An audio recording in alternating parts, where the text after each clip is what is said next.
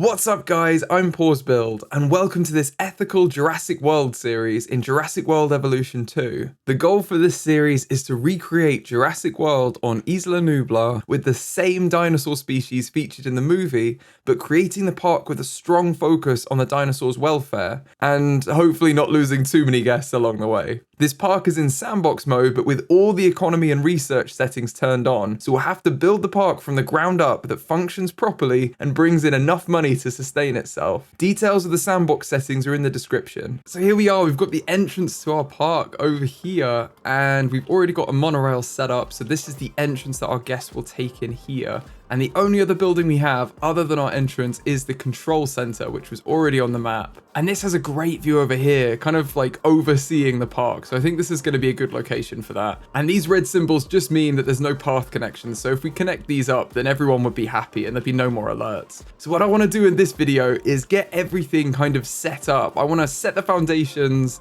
get the staff up and running, get some guest facilities in there, and also get our first dinosaurs for the park. And we can continue to expand it in this series. And the aim of this is going to be to try and do everything as ethically as possible for the dinosaurs, because, you know, it's really cool we have dinosaurs, but we want to make sure we're treating them well. Now, I'm using the standard path here to connect up where we want it. I think I'm going to have it come forward, and then it will come off at a right angle. We can have a bit of a T-junction, and I want this to basically turn into the facilities area over here for our staff, because they can just use a facilities path. They don't need the standard path at all. But we do have to be mindful of the terrain over here. I think it's quite a change. Yeah, there's a bit of a level change. If you go into the environment tab, on the bottom option, you can see the lines for the terrain. So this is all somewhat flat, but it does get more elevated around here. I'm not going to change the terrain. I'm going to leave it how it is, but I am going to curve this round here. And if you hit the shift button, you can change it from kind of straight angles into these curvy, bendy ones that we like over here. So I'm going to have bendy angle coming around like that, and then it will probably join up around here.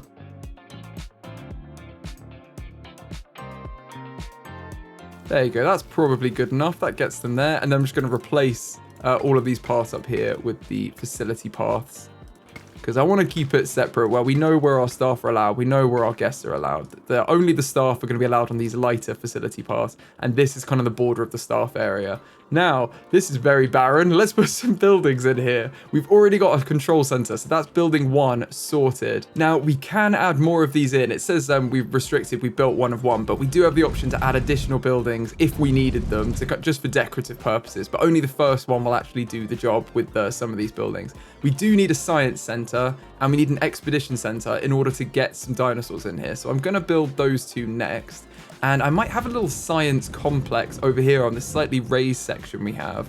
So if you press the Z and the X key, you can rotate the buildings and kind of set up something over here I think we're going to like. I'm going to build a little science area down here. Now, the other thing I'm going to do is I'm going to hit shift to make sure that everything goes on angle snap, because I want it to align to our paths perfectly. And at the minute, everything on this path is on a 90-degree angle. Obviously, this curvy bit isn't, but we're not going to put too much on there. That's fine. That's just for walking. But I would like the buildings to kind of snap neatly, because I like having a little grid, to be honest.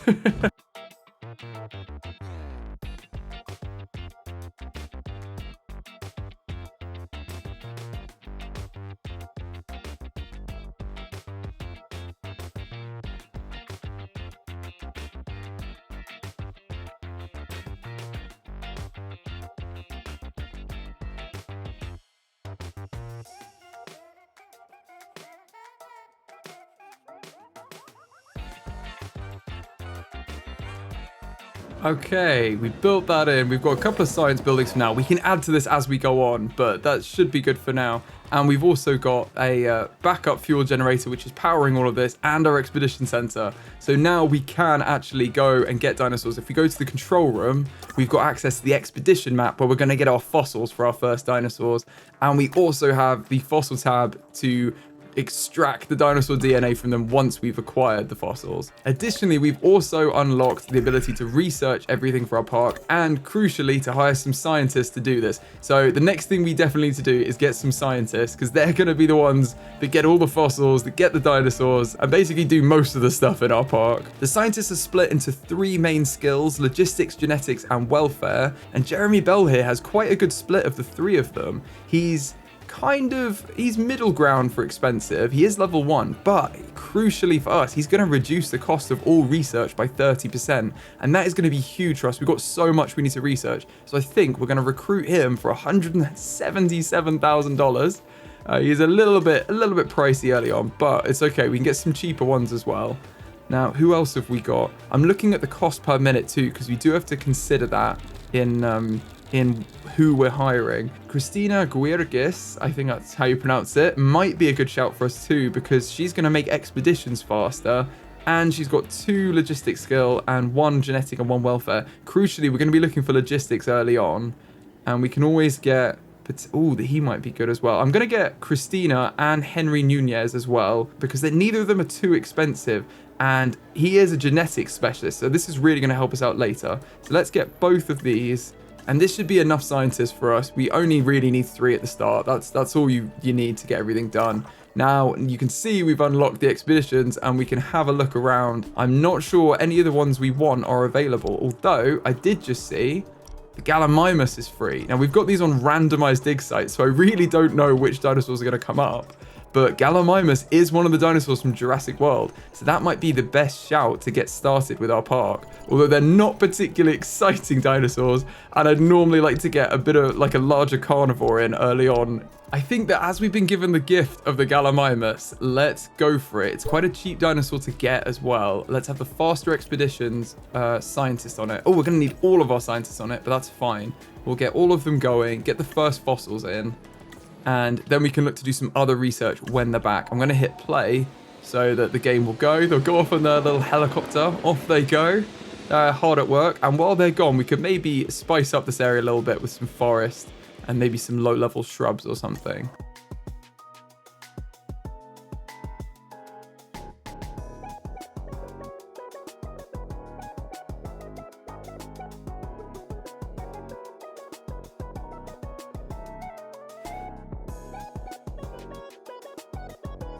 That looks a bit better, doesn't it? With all these trees everywhere. I think that's a bit nicer. And we've got a bit of a pond for them to look at when they're working. They can gaze out the window, and unless they're looking directly at this tree, they'll see the pond that we've made for them. I think that's a bit of employee welfare right there. And our expedition has just completed. So let's go to our fossil screen. Wow, we found some platinum. Okay, wow, that's incredible. It's going to give us a massive money hit. She's got 450,000 from getting that. And then 40,000 from this one. We're doing very well. I think we should set this up to try and get as much out of this as we can. That's going to be the maximum. 10 of 10 slots filled. Let's assign our genetics specialist to this, because he'll do that on his own. We can start that. And then we could have a look and see if there's any other research we could do. I would like to get the staff center so our scientists can recover. And it looks like these 2 scientists together can achieve that. And it's going to be a little bit cheaper because we've got Bell working on it. Is it Jeremy Bell, I think? Working on it. So let's start that task at 70,000. And everyone is cracking on with something. Now, while they're doing that, we can have a look at building in our first environment. And we've got to decide where we want it to be. I think in the park, we're going to want our big Mosasaurus tank quite near the entrance, I think. I think we have this around here, actually, and I'll leave this whole space free, and then we'll build our guest kind of services around that and have a central hub like they do in the actual Jurassic World. So we're going to want some smaller habitats elsewhere. This wouldn't be a bad shout for a habitat in here, as long as it's not too small. And, maybe the other side is better because we can spill out this way slightly. I think we might just build in a bit of a path and carve out an area that can be used for a bit of a long habitat along here. I think that's going to be a good shout.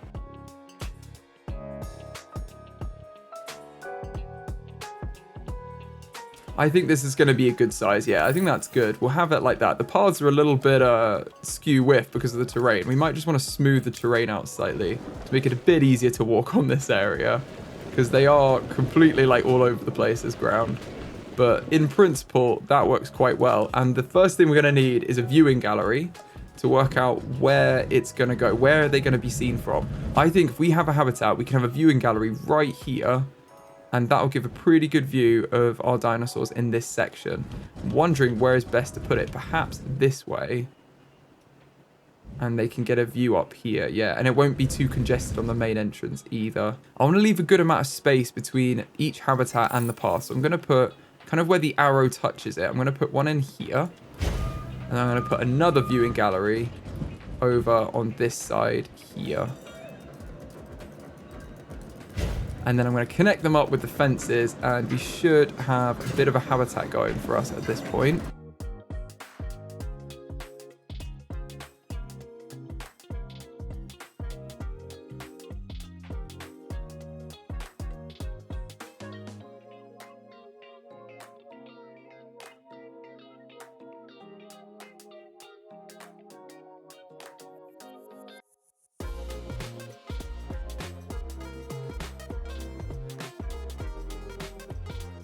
Okay, that's better. I'm going to go with curved fencing, I think, in this this park, because we did straight fencing in the other park we made, the Jurassic Park.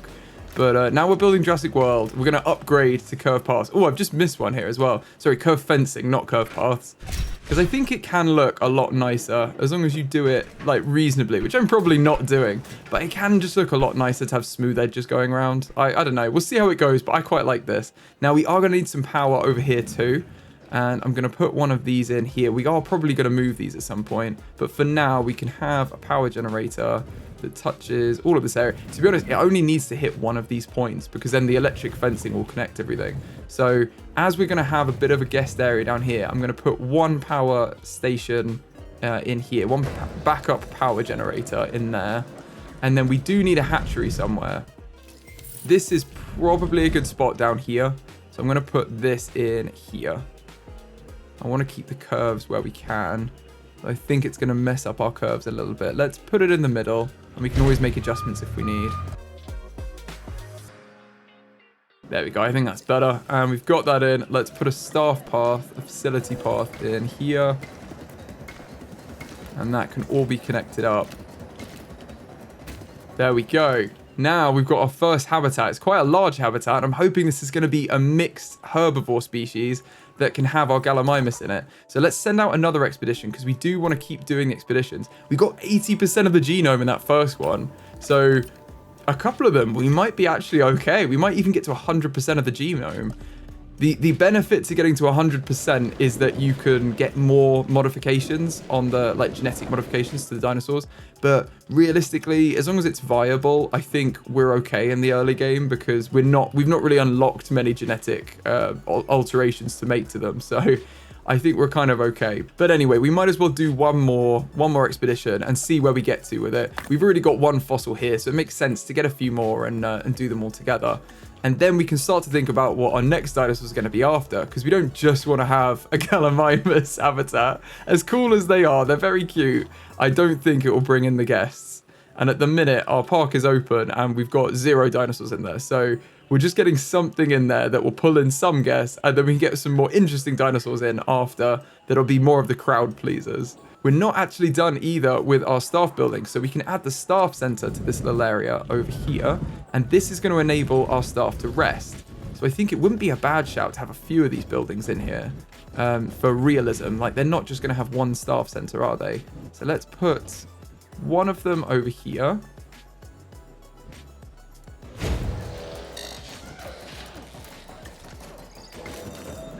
You can research, right? Okay, you can have more if you research it, so it's not letting us just place a decorative one. That's fine. We can always add another one in the future, and it'll have a better efficiency, basically. But for now, let's put a response center in. This is what's going to look after our dinosaurs. So I'm going to have this be over here, more in the park. Perhaps even here. I don't think our guests would mind looking at them. I think it's quite cool. I always love seeing the maintenance buildings and, like, you know, the management buildings of a zoo in the real world. So I don't think it's going to be weird to see our response facility in the park. And to be honest, I think When you're on a dinosaur park, I'd rather see that there are ranger teams nearby that are going to look after you. We are going to need a third power station, though, putting it here, unless I move this one. Oh, it's a bit of a tough choice. I should have thought of that before. I can always move it just to be touching this. Perhaps we should do that just for now and have that in. Let's have it over here, and we can have some guest facilities along this curve there. Let's have it be here. And that will service all of this area now. Now, it looks like they're back from the expedition. So let's do... Oh, we got some fossils. That's good. We can sell those. And then we got some actual Gallimimus fossils. And it's going to take us to 100%. Perfect. That is 50 grand worth spending. Let's get them on that. And then see if there's any other research again that our other staff can do to kind of improve the park. We could get more... We could get guest attractions. That could be reasonable. We don't quite have the skill for that just with these two. Is there anything else? I would like to get this one actually, efficiency upgrades for our buildings, but we're going to need all of our scientists to do that. I think we're going to have to just wait until they're done with this fossil extraction and then get all of our scientists working on a bit of research for our park. Oh, one thing we need to do before we do that is just check out the skins on our ranger teams. Now, we can change these to be different skins from the game, but I'm going to leave them as the Jurassic World ones, which is the default on here, because we're recreating Jurassic World, aren't we? So we're going to have the capture team be the blue helicopter as well, and that should be fine. One thing we could maybe do is rename some of our buildings, like having this science center, which is our first one. Maybe this should be the Hammond Science Center. And all our staff buildings can be like named after, you know, famous people from Jurassic Park. Because that's what they do in real life, wouldn't they? They call it like the Hammond Science Center or something like that. It could be named after them. So maybe suggest some names in the comments of what we could do with the other ones. I'll leave the others for now and we can go back and change them. But yeah, suggest some names and we can go through and rename our buildings to kind of fit in a bit more within the Jurassic World universe and make it a bit more realistic. Also, look how cool this is. The entrance. That would be so cool to come in on here. I would absolutely love it. I'm just going to wait now for this fossil to be done, and then we can crack on with getting our first Gallimimus in the park. Okay, we've got the Gallimimus. Now, if we go into our hatchery, we can synthesize dinosaurs. We modify the genome if we want at this point. Now, one thing I think it might be cool to do, actually, is instead of just doing the skins, like we did in the last series, we had just the 1993 skins for everyone. I think it might be cool to mix them up and see some different variants, because this is our version of Jurassic World. So I'm just going to do a random color per egg, and then we can hopefully get a bit of a difference in here. And the same with the pattern. I'll put, some will have pattern, some will just be blank. We'll do random for everything, and we can see what we get, because we can get some really interesting results doing that. And the only other thing is I might change this so they're long-lived, because it's not much more expensive, and we can increase the chance of their living. There's a 100% chance they're all going to live longer. I think that's worth doing. Let's assign some scientists to it. I think it's only going to take a couple of them here. Yeah, we can get both of them working on it. And in 30 seconds, they will be ready to release. Okay, let's select the eggs. We've got 6 eggs out of 10. That's not bad. We've got long-lived there. They've got the we've got the Yukon River, the mangrove forest skin. Skittish isn't an issue really. Like it's not that big a deal. It just means they're more nervous generally, but that's not an issue really. We've got 3 different skins. We've got 4 different skins here. 5 and 6. They're all different skins. Oh no, we've got 2 Amazon rainforest ones. Okay, that's fine. We've got 2 of them. Other than that, we can have 6 Gallimimus. And let's just check what group size they live in. If we go just into the hatchery, you can see in the comfort tab over here that the minimum population is 6. So we want to make sure we're putting 6 in at the same time. And then we can have a look at some of their other needs as we go. They're also going to need some ground leaf, some forest, and some water. Let's make these 6 now. Let's assign scientists. And oh no, okay. One of our scientists is a bit worn out, so he's going to need some time to rest up. So if we go to our staff area, we can give our scientists a bit of time to rest up. Let's have a look at our scientists. Let's rest them so they'll be ready. We don't want to exhaust them, and we could just rest Jeremy Bell as well. Might as well rest at the same time. But for now, we do know that we're going to need some forest, we're going to need some ground leaf, and we're going to need some water. So let's get this habitat ready for our Gallimimus. Going to put some water up there on that hill, have some more water around here. And then perhaps we put some ground leaf in, just scattered around. They've already got some forest in here, so this may be enough for them. Just want to make sure they have enough ground leaf around that they're happy. And that may be it. That may be all they need, is just a little smattering like that. Just around. Generally, I think that's going to be good, and you'll be able to see them hopefully from the viewing galleries quite well. So let's let our scientists rest up, and then we can start to incubate our Gallimimus eggs. Okay, we've recovered. Everyone's recovered. So let's select eggs, assign scientists, and we can assign all 3 of our scientists here to incubate this batch. Ideally, we would have a scientist with like more of the welfare stat. We're kind of weak on that. But we can see if we need it for the dinosaurs. And it may be something that we can quite easily train in the team when we do a bit more research. So for now, we're incubating this batch of Gallimimus. And then perhaps we should set our scientists to work on getting some staff improvements for the buildings, to get them working a bit more efficiently for the future. But I just really wanted to get some dinosaurs in here so we can start getting some money, because our bank account is going down quite quickly. So let's get some ticket sales when we get these guys in there. Okay, they're ready to release. I'm going to set our scientists to research the efficiency upgrades for our buildings, because that is going to require all 3 of them to work on. So let's get that done. And then let's release our Gallimimus.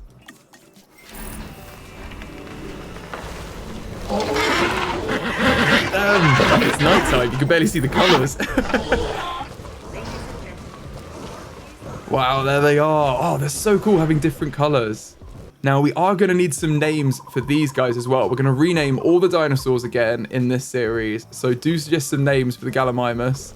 But for now, they're just having a little wander around. They're exploring, seeing what's good in the habitat. It looks like they've got everything they need, though, because they're almost there on the ground leaf, just in this section. So as they expand, as they walk around, they'll expand this territory, and eventually they'll discover all of this area and see that they've got enough stuff. But for now, I think we're definitely fine. What we're going to aim to do is make sure that all of our dinosaurs are at 100% comfort, and ideally get all of their environmental needs to be 100%. That's what I'd like to do, to have all of them be 100%, so it's the perfect environment for them. And that's how we're going to make this park as ethical as possible for them. Now, I'm going to let them carry on, because they're going to adjust to their habitat as we go on. But it looks like we've unlocked loads of research items whilst we've been looking at this. Look at all that. Just by having our first dinosaurs in the park, we've unlocked quite a lot. And one of those things is quite an essential building, which is the emergency shelter. So I am going to add an emergency shelter. I think it would probably be a good idea to have one opposite this section here. We're going to need these scattered around our park, just to make sure that our guests, if we did have an incident, could get in there safely. So let's put another one here. And we've got a couple in there. Now we can see our guests are arriving to have a look at our Gallimimus. So that's definitely a good thing. It looks like we finished our research too. So I'm going to have a look in the expedition center. And this is the main one I wanted, is improved yield. Now this is going to cost £70,000 for this efficiency upgrade. But you can see it increases the returned fossils by up to 50%. So we're going to get loads more back. I'm definitely going to get that for the expedition center. And I do think our science center, we could look at getting increased capacity or extraction. But these are quite expensive right now, so I'm not going to worry about that too much. I do think it would be worth decreasing the scientist rest time by 10% though. So I'm going to get that, because that just makes the game much nicer to play, to be honest. And look at our little staff center. They've got a cute little courtyard as well. And they've got this area if they want to go for a walk. But it is raining, so perhaps not. They can stay inside and look through the window. Where are our Gallimimus? I think, are they exploring? If you hit the M key, you can have a look on the map and see where they are. Oh yeah, they're doing good exploring actually. And they're getting up there. They've almost got to 100% ground leaf, so I think that is fine. I'm just a little concerned about the water. I think they might want a bit more water. And maybe when they discover all this forest, that'll be okay. Let's see where they are. And hopefully we can get to 100%. We can always push this habitat out if we need to. But for now, that seems okay. I would like to have a look at what research we have available to us now. looks like we've got quite a lot in here. We've got the paleo medical facility is a good one in case we get any injuries. Staff improvements would be good too, so we can start improving the skills of each of our scientists. We've also got some cost upgrades and efficiency upgrades, so that's a good infrastructure one. Then we've got different viewing platforms. Guest attraction is probably a good one for us to get. But we do have one of our scientists needs to rest. Before we do anything else, let's rest our scientists. And this is why I wanted to get the upgrade, because you end up resting your scientists quite a lot. And maybe we should have a look at researching another species that can go in there. It looks like we've already unlocked the Parasaurolophus, which I've learned how to say it now, which can actually go in the same habitat as the Gallimimus. So perhaps we should do that and have them together. The other bit of research I'm thinking that might be good to get is to get the Pachycephalosaurus, because this is another dinosaur from Jurassic World and it's not very expensive. And we do have the skills with just these two scientists to do it. So let's get it. It's only 70,000. Let's get that. Let's start cracking on. And then we've got 2 more dinosaurs that we can add into the park if we go and get fossils for them. I'm not sure they can all go in this herbivore habitat, but we can very easily set up another one. And it looks like our backup generator is almost out. I'm just going to put 50 fuel in. This is super expensive. And is actually the next thing I want to research after we get these done, is to get some different power, because the fuel and the backup generators is, yeah, it's so costly. You really don't want to be running your park on that, or you'll go bankrupt very quickly. Speaking of, let's have a look at our park. Our peel is only 2%. They don't like the Gallimimus. We have no amenities. Perhaps that's a reasonable thing to get. So what I think I'll do is I'll let everyone recover and I'll let this research go, and then we will research some more power so we've got a bit of a more stable source of electricity for the park. Perfect. Okay, they've all recovered. Everyone's finished. Let's have a look at getting some power. This is going to be what we want. Let's get this. It's going to require all of our scientists, but we're going to get it done quite quickly and for not too much money. So I don't mind that. I know they're going to want some shops too. The guests are going to want some shops. I'm just wondering whether they're going to use them enough. Oh, there's a storm warning. Okay. For our first storm, let's open all of our shelters and let our guests get to safety. And maybe, oh, we've already got a broken fence. Let's get in our ranger team and start making sure that everyone's safe. Oh, there's a bit of a hill there. I love that you can get in the ranger cars in this game. It's so cool. Let's fix the fences as a priority. We do not want anyone coming out of the habitat. We actually can't get into this habitat. We're going to need a gate. Let's install a gate too. And this is probably, down here isn't a bad shout for where we want this gate. Though it is very foresty around here. Perhaps we should put the gate in here at this kind of midpoint for the habitat. That's not too bad. Oh, they're a bit stressed. Oh, we've got a broken fence. Oh no, okay. We're going to get there. Oh, repair the hatchery. Oh, it's very expensive whenever there's a storm. Oh, we're being blown off. We're being blown off. I'm trying to turn left. Okay. Let's get to this hole in the fence. I'm going to go on the inside, actually, because then it's going to be easier for us to get around this habitat. And let's hit F.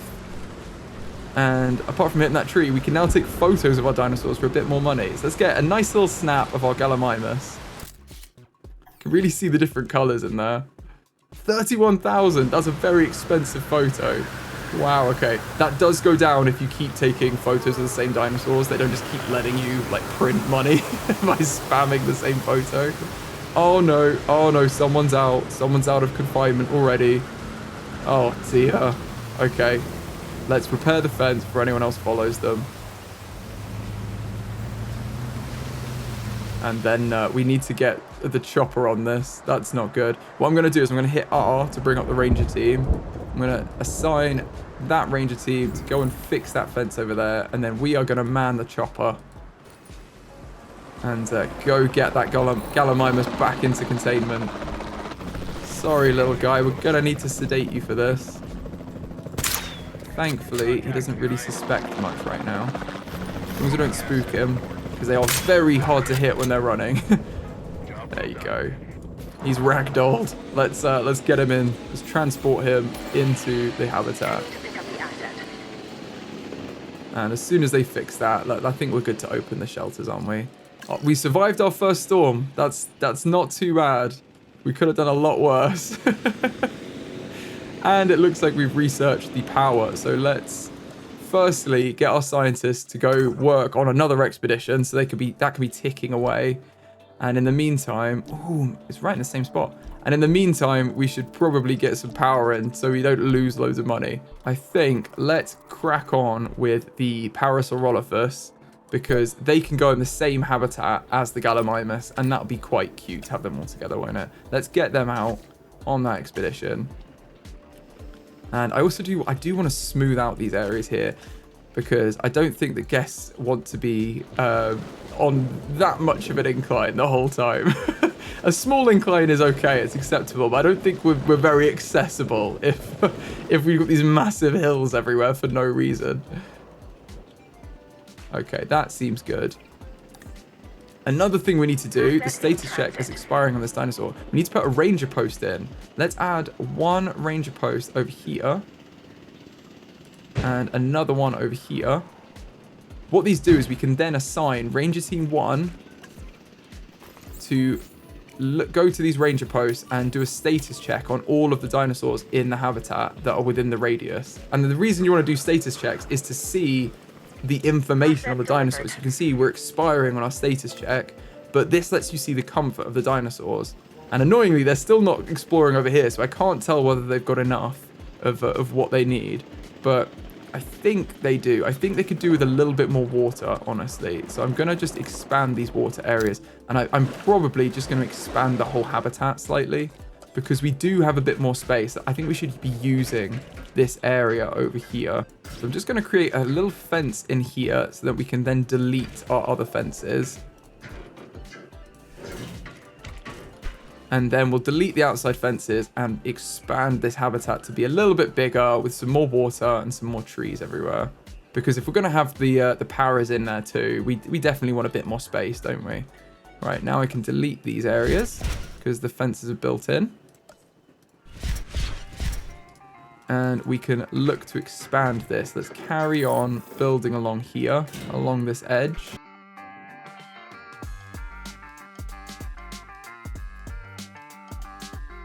That's not too bad. Okay, I can live with that. Once that's built in, we'll delete this fence and they've got loads more space at that point.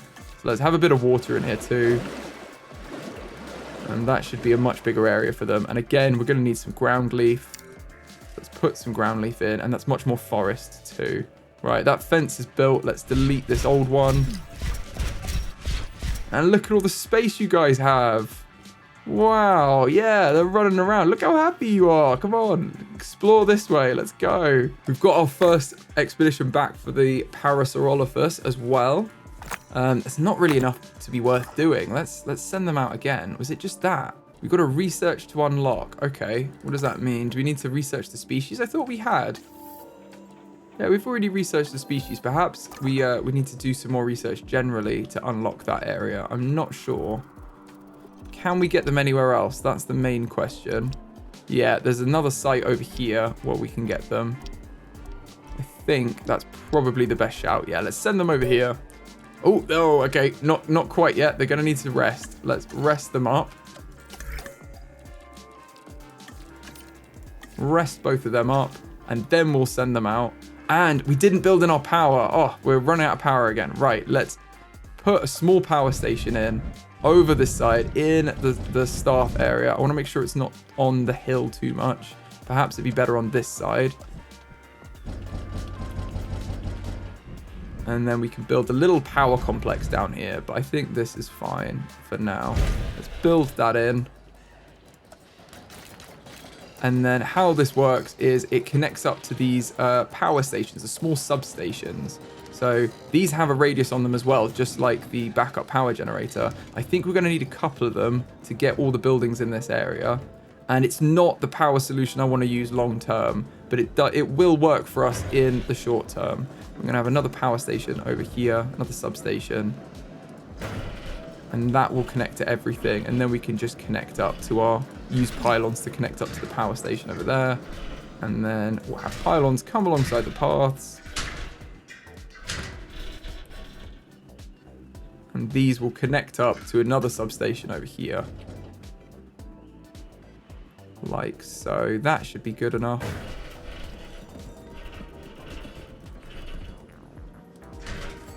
Have something like that. And once these are built, we'll have power that goes for free, and we don't need to keep refueling this. But for now, let's do another 77,000 to refuel that. We can leave the backup generators in there, because if we have a storm and our power's knocked out, they will work. So we don't want to get rid of them altogether. But for now, we'll leave them.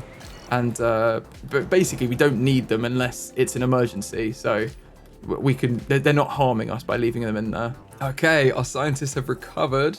So let's send them out on that expedition for the Paras.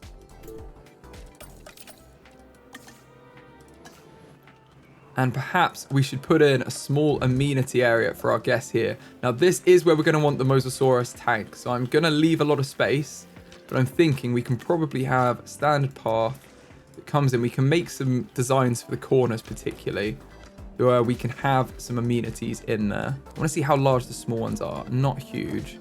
Perhaps a hotel would even be good on the corner. Yeah, I wonder whether we have a hotel here. Let's put a hotel in this area like that. I like that. Okay, cool. And then we can cut this corner and have some amenities along here as well. Okay, perfect. There's not enough for one there, but there is enough for a shop here. So let's have some shopping along here, and then we can have some food and drink on the other side. I might actually move the backup power generator. Now we don't need it over here. Let's just have it next to the key buildings down here. It's a bit more of a staff building, isn't it? And then we've got some more space to put some guest attractions along here. So let's have some food, some drink, and some shopping. Okay, our first shopping building is in. Let's have a look at what we want to do it. Now, we can configure this to be selling different things.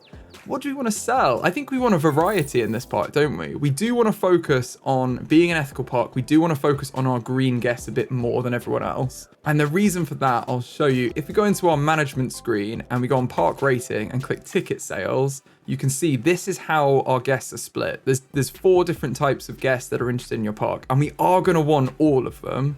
But I do want to push things a little bit towards the nature guests, because these are the ones that care about dinosaur comfort. They're caring about getting a good view of the dinosaurs and about kind of learning about dinosaurs, which is what we're pushing for, rather than like dinosaur infamy, which is how many guests it's eaten or how many other dinosaurs it killed in a fight, which we're not focusing on here, obviously trying to be ethical with our dinosaurs. So let's try and lean everything towards nature if we can, but I do want to still have a spread. We're not just focusing on our nature guests.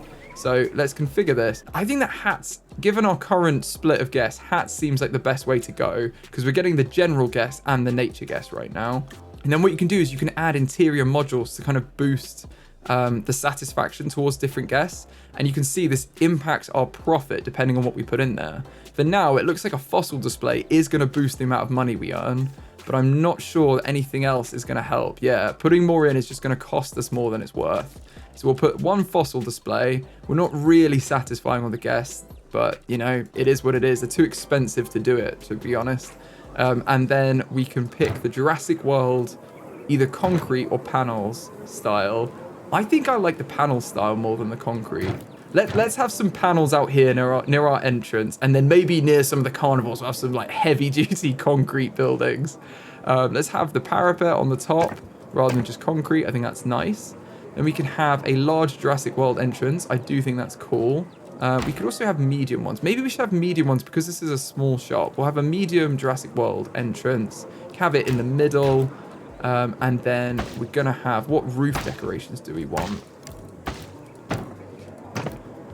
Now, this is a shop, so we don't really want people like eating or drinking there. I'm wondering whether the balustrades with plants is a good shout. Maybe that's fine. And then outside, we can just have, let's have some large planters and trees and a leisure wear sign. I don't think they've got a hat sign, so let's just go with leisure wear. We're not selling like formal hats. Now, we can change all of the colors for our park. And I think we should do this. Let's jump in, make a different color scheme, and then we can save it as the default color scheme and use it for all of our guest amenities. So I'm going to play around with the colors now and come up with something that I like. And then hopefully we can use that going forward for all of our buildings. Okay, I think this is good. We've gone for like a green main color scheme because we are focusing on the nature in this park. And then we've got some blue and some orange, which should be fairly complementary with these colors, I think. And yeah, the lights will be orange and the decorations are all in this like bright green. So I think that's going to be quite cool. I'm going to save this as the default color scheme for all of our buildings. And I'm going to rename this. What are we going to call this? A hat stand. This is just for now. This is going to be herbivore hats. Let me know if you've got any funnier suggestions that we can put in. But I think herbivore hats should be good. I'm going to hit play too because we've got one guest amenity building in, but we've finished our expedition and we've got a lot of fossils to work through. So let's sell these fossils. And then we're going to want to get some of our fossil extraction done. I do wonder whether it's worth getting the extra scientist efficiency upgrade. It would be helpful. I'm wondering, it's 1 million though. It is a lot. I think we're gonna struggle through for now and we'll get it later. I don't think it's going to be worth it. It's only 50,000 every time we do it. It's not too crazy. So let's get this done. This will get us to 65% of the genome. And we don't even need all of them working on it. Let's just set them working on it, our genetic specialists. They can extract the fossils as we make the other guest amenities. And I do want to kind of level out the terrain here so it looks a bit more natural. And let's continue adding some guest amenities. So let's have some food and some drink. I'm going to put them all next to each other in a little section, because it creates kind of this like joined concrete or tarmac area, which I just think it looks a little bit better. And then what do we want? Let's have donuts. Yeah, that's absolutely fine. I don't think they want any modules. No, they're not bothered. And let's put a similar style as we've already got. But you can see it's already pulled the color style across. So it's already the same. So it makes it much quicker when you're making buildings to do this. Okay, I think that's good. That should be fine in there. It looks like we're out of power, so we may need to move this power station, but that's fine. We can do that. And then let's add another amenity. Let's add some drink on this side. And again, we just want to make sure that it's touching. Oh, it's got a little bit of clash with our power, with our emergency shelter. Let's perhaps just have the drinks on this side, and we can put something else in here later. I'm going to put the drink over here. And then what we're going to be selling, let's sell some ginger beer, sure. We're not going to have any extra modules, I don't think. We're just going to decorate it up as we wish. And I'm going to have this be on the left angled, and I'm going to change the other one to be on the right. And we can get some similar buildings in here. We get the same signs out the front. Now, non-alcoholic beer is probably a good sign for that. And let's change this to be right angled shop. And now they kind of like lean into each other. It looks a little bit better. Or perhaps we should even have this one be right angled, and then this one should be in the middle. I think that looks a little bit better. It's like a little section along here. They are out of power though, so let's move this substation. It just has to get everyone. I don't think it's going to get everyone. Instead, I think we need to add another substation over here. So it's going to take this slot here. And that should work. Okay, cool. Let's get our scientists working on this fossil extraction again.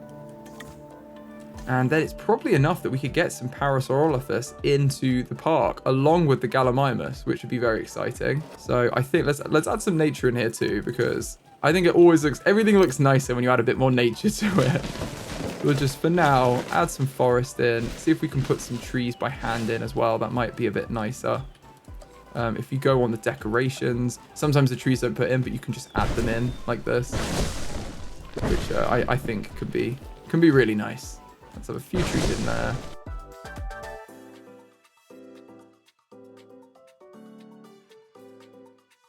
There we go. I think that's a bit nicer. Okay, cool. We'll just wait for this fossil extraction to be done then, and we can start getting some more dinosaurs.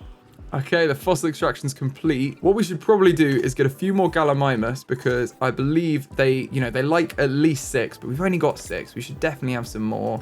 Let's have these 2 scientists work on them. We can synthesize some more and then add them to this habitat we've built. Let's see how they're getting on too. Are they at 100%? No, they haven't explored everything. I think that is sufficient. There's loads of forest, there's loads of water. I don't think they need any more, but if they have another 6 maybe or something like that, then we can improve the herd size a bit more. I think they're about as happy as they could possibly be. And it looks like we synthesized some more. So let's have a look at the eggs. Oh wow, we've got loads. Okay. Have we got any different skin patterns that we haven't had before? I don't think so. No. I think let's just get all of these and we can have 13. And that's probably good, isn't it? 420,000. Let's assign scientists. We're going to need all 3 of them and they can crack on with that. And then we'll release them. Okay, they've been incubated. Let's release our Gallimimus and have another little look at them. It's again at night time. We always like to release dinosaurs at night. Only the guests that stay the latest get to see the new dinosaurs. Perfect. We've got a load more have just entered the herd now. I think we've got loads of them in here now. The herds should join when they meet each other. Let's learn a little bit about the Gallimimus. The Gallimimus is a genus of theropod from the Ornithomimidae family, and although its name translates to chicken mimic, Gallimimus is the biggest of the ornithomimid dinosaurs, weighing around 450 kilos and measuring around 3 meters in height and 4 meters in length. The name instead refers to its neck vertebrae, which are similar to those of chickens. The Gallimimus genus was discovered in the Gobi Desert in 1964 by Polish paleobotanist Zofia Jarorowska when she excavated a partial skeleton in the sands of the Nemegt Basin. Further exploration of the area in the next few years unearthed more Gallimimus bones, giving researchers a more rounded understanding of the genus. The remains of Gallimimus have been found across Mongolia, with fossils dating the genus to the late Cretaceous period, approximately 70 million years ago. It lived alongside a wide variety of dinosaurs near rivers, lakes, and streams, feeding on ground-level plants and shrubs. So now we've got our herd of Gallimimus in here, and they look pretty settled. I think they're getting to about 100% on all of these items, but they haven't explored most of the habitat, so I'm pretty confident their needs are all going to be met within this area. But we can give them some friends. We're basically there, I think, on getting the Parasaurolophus. They're 89%.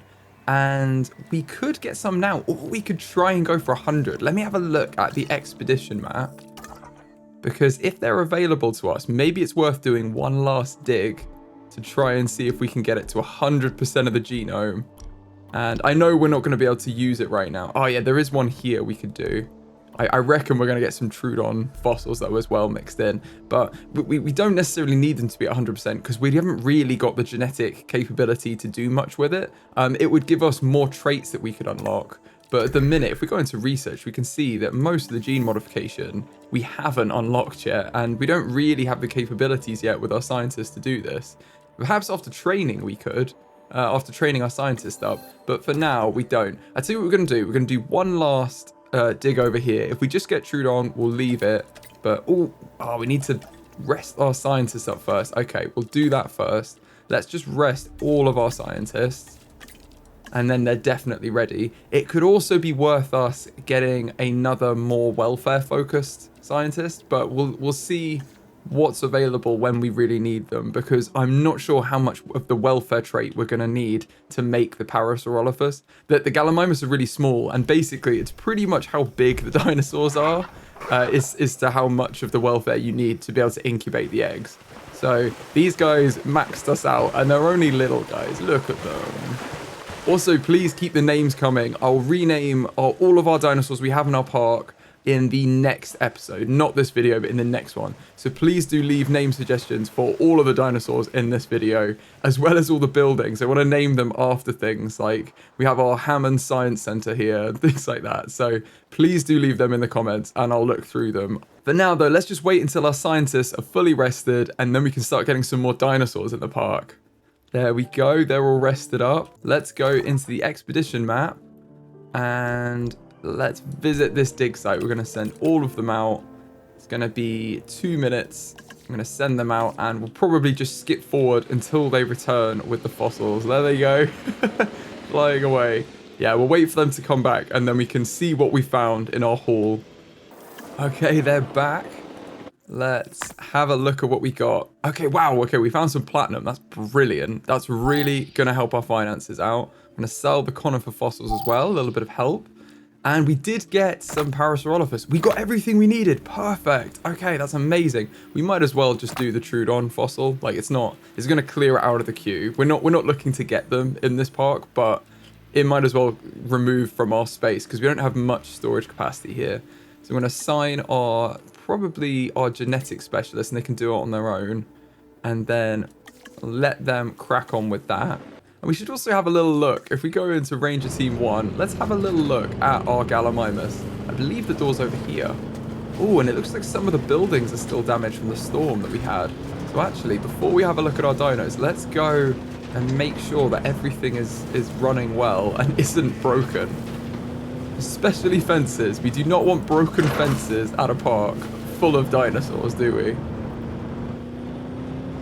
I also love that you can hit the horn with the H key, and you can also do handbrake turns with space. There's plenty of fun to be had just doing like donuts in these Ranger vehicles. Whoa, okay. Sorry, everyone. I did not plan out the paths very well. We might need to smooth off some of these plants because that's pretty rough to walk on. Gonna have all of our staff rolling their ankles if we're not careful. Look at these. Okay, yeah, we'll smooth out the terrain everywhere. We've got a bit of money from that platinum, so let's spend it on some welfare for everyone. I'm gonna go into the terrain, smooth terrain, and this is probably good. I just want to make sure that everything's nice and smooth. If there's inclines, that's fine, but we want them to be gradual inclines. We don't want it to be a sudden thing that makes all our paths really uneven. Over here as well. Okay, I think that's a bit better. I mean, ideally, really, I'll tell you what we need. We really need it to be flattened. So what I'm going to do is I'm going to flatten where we can. And then just smooth out some of the inclines. That's not too bad there. Same here, that's not too bad. Okay, I think that's probably done the job. A little bit of smoothing and a little bit of flattening the paths. And I think we're getting there. I think that's pretty good. Okay, cool. It looks like we're almost done with the fossil extraction as well. And now we've got complete genome for Parasaurolophus. Perfect. Let's go in and synthesize. Now let's modify this genome and see what we can do. I'm going to set, again, look at all of these different types. I'm going to put this on random. And the same with this. We'll have everything on random. So the skin cosmetics of each dinosaur will be different in each egg, potentially. It would be good to get rid of this negative trait as well. But I don't think we have the scientists capable of doing it. We're not far off. We could do this. Maybe we should. Okay, let's have a look at our scientists. I believe we need to get some training done. Okay, right. Before we get these dinosaurs, let's do a little bit of training. Because we do need to do this anyway. Let's grab this, this staff improvements 1. If we get everyone working on it, it'll be done quickly and it's not too expensive. And then we can train up our scientists. They're going to have higher skill levels, which will also make all of everything else basically go faster. Like any task we assign them to, because even if they've met the criteria, if you have more skill points than you need, you just do everything quicker. Like it's kind of, you just get a bonus for being really good at it. I'm also wondering what we do here. We could have kind of a small habitat here. It's not a huge area though. So I'm kind of wondering what to do with it, because we could also turn it into a bit of a park or something and then have more habitats around here. We've got quite a large area, I believe. If I go on the terrain tab, it will show me the boundary. There is quite a large build area, but we do have a lot of dinosaurs to go in here. So we do have to be mindful of that. I think what we'll do is we may put some dinosaurs in here later, but for now, let's just build our guest a little windy path through this section.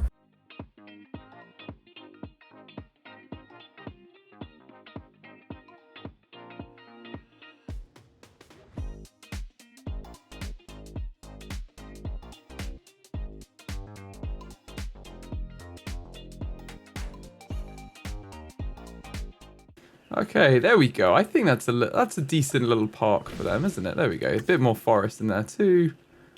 I think that's quite cute. You can walk through. It's just a little bit of interest, and we can always improve it in the future. I've also kind of forested off this area, although this is going to be where the big tank is later for the Mosasaurus. But this is quite a nice little entrance park area, so they can go, you know, if you bring kids, you can sit down with them. I do want to decorate up this park with maybe some benches and stuff, but first, let's train up our scientists. We've just done the training research, so let's train up our genetics specialist, and we want them to be even better at genetics. I'm kind of going to push everyone to be better at the thing that they are kind of better at. I'm going to have the Faster Expeditions one be better at logistics. And I think to get that research, didn't we need 2 more genetic points? Yes, we're 1 away. So I'm going to get our other Jeremy Bell to be better at genetics. And then he's kind of completing what we need here. So now we should have enough. Yeah, we do. We can get the drought tolerance. So let's improve this. I'd like it if we didn't have any dinosaurs with negative traits. I know some of the Gallimimus have skittish, but that's not really like a... you know, a really bad trait. It's just they're a little bit skittish. You know, it's not like, oh, being really thirsty and needing to drink lots of water because they've kind of got a negative gene for it. You know, it's not going to make them uncomfortable or anything. So we'll go for that. And we'll try and eventually have it so that none of our dinosaurs have any negative traits. It's just we really needed to get some Gallimimus in there at the start. And the skittish gene is quite prevalent, so couldn't really avoid that at the start. Now, though, while they synthesize these dinosaurs, let's add in some decorations. And we're going to get some benches. We could even get a John Hammond statue somewhere. Perhaps that would be cute to have over here somewhere.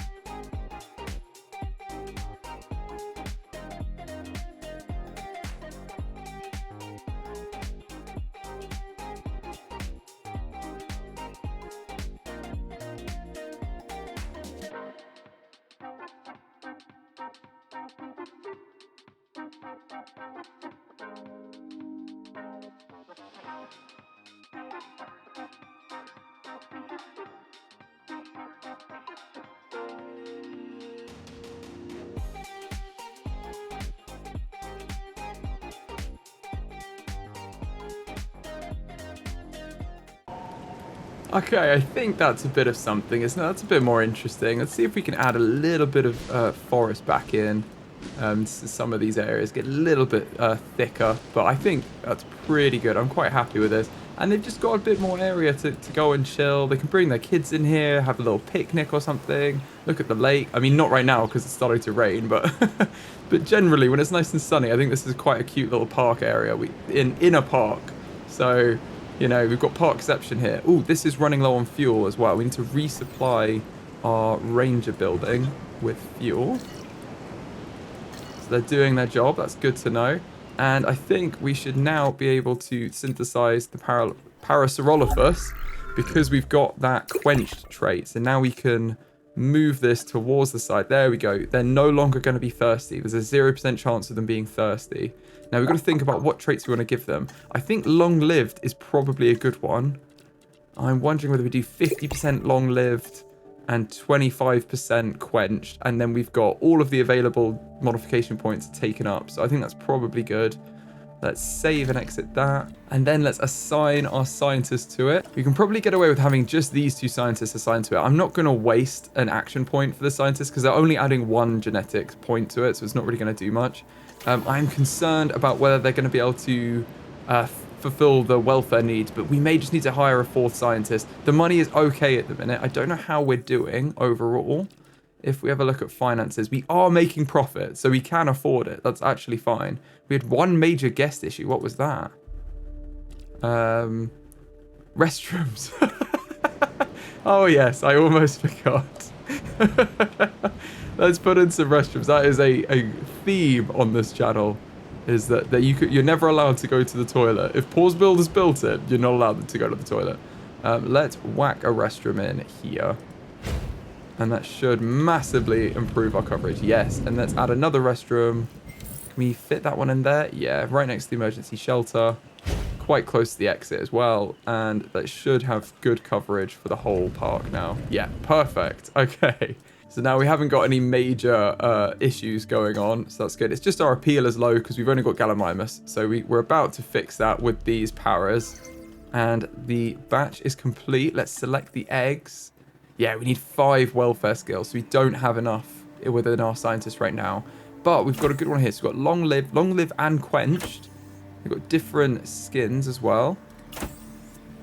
I think these are a great 4 to have. Wow, okay. Let's have a look at them as well on the comfort screen to see. So they have a minimum population of 4. I didn't want to release a group smaller than 4 on their own, but seeing as there are 4 viable eggs there, I think we should go with those 4. And they're also going to need some ground nut.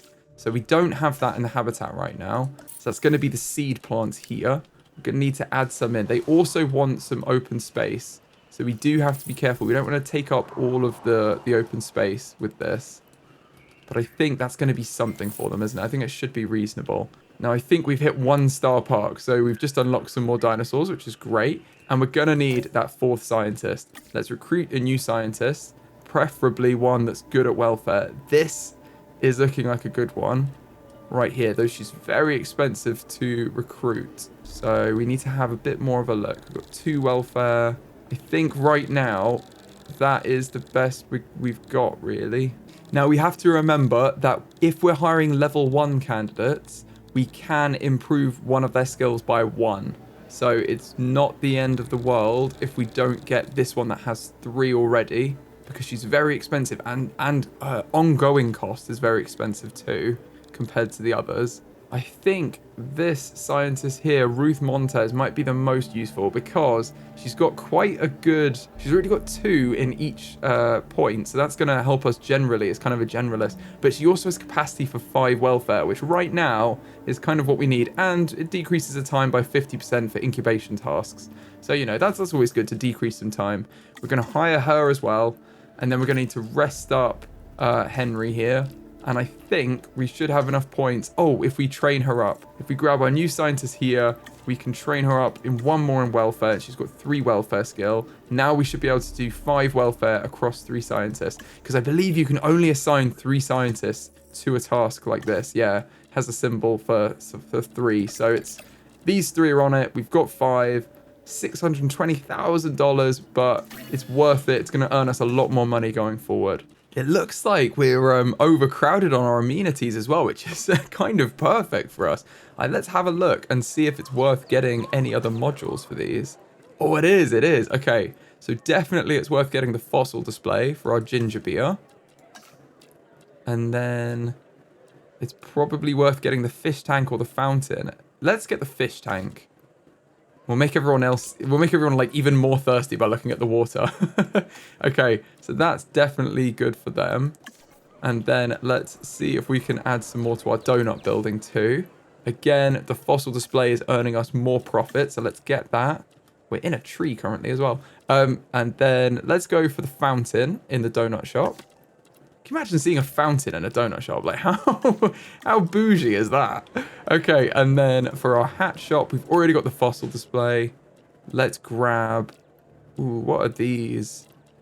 Let's grab the fish tank on this side as well. A nice fish tank in our hat shop. It'd be really cool if you could see them as you make the changes. You could actually see them inside the buildings. But that's not a feature in the game. It's just something that's on my wish list. Okay, our dinosaurs are ready. Let's release our first paras into the park. Look at them. We've got a few different colors as well.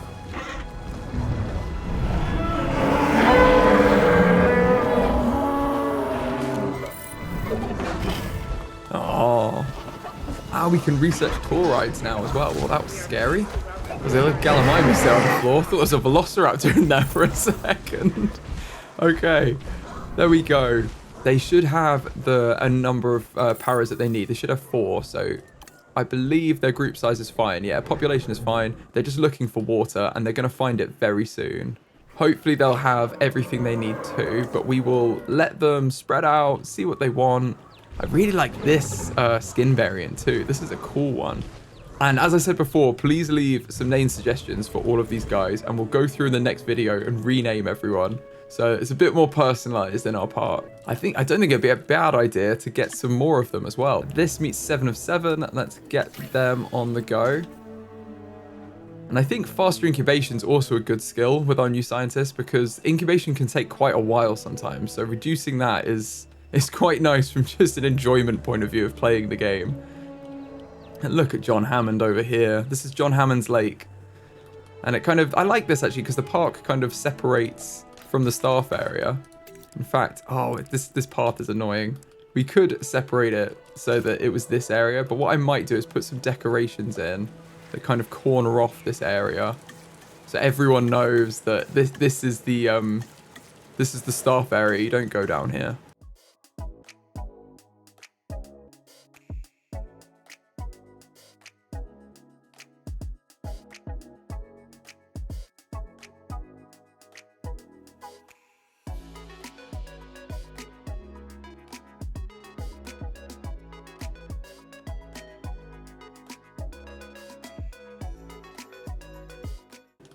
There we go. I think this is quite clear. This is now the staff point here, so they don't cross this area, and it's quite visual. When we've got some wider paths as well, I'm going to add some construction like blocks, the concrete blocks here, to block the middle of the path, because that's what you normally do as well, to stop like vehicles coming through. You can have them on either side, and then you leave a little gap for people to get through, and then have them in the middle there.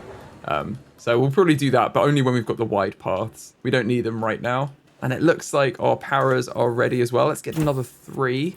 Got lots of the 1997 skin, but that's fine. And the 2001 ones as well. That's great. Okay, let's get these 3. Let's get our 3 scientists on it again, and we can rest up our other scientist who is exhausted.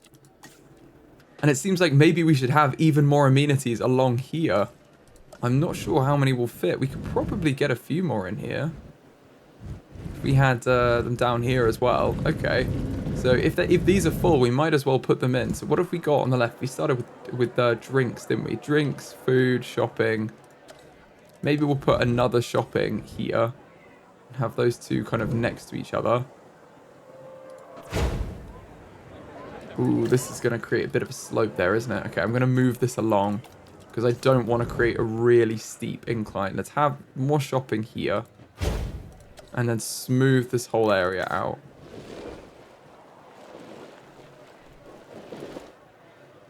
And yeah, that's already got reasonable fulfillment. Like, it's going to be earning money. And then we're going to need some drinks and some food.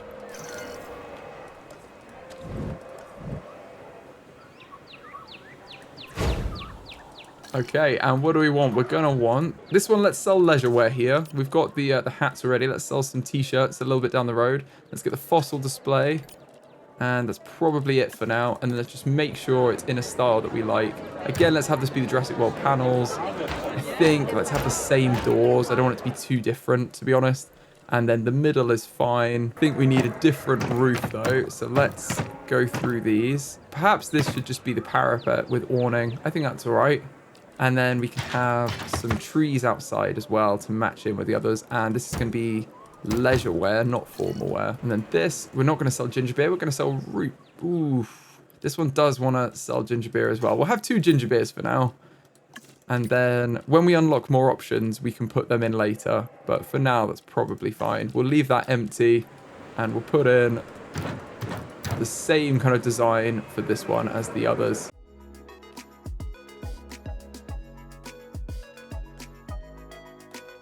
There we go, that looks all right. And the same one for this. Let's put in a fossil display. We want this to probably be donuts as well. Well, again, when we have more options, we can mix these up more. But for now, we haven't got many options. So we'll make sure we make researching more options a priority. And then we won't be stuck with the same options everywhere.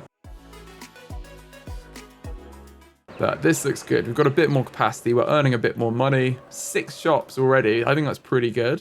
And our paras are ready to be released, so let's release them.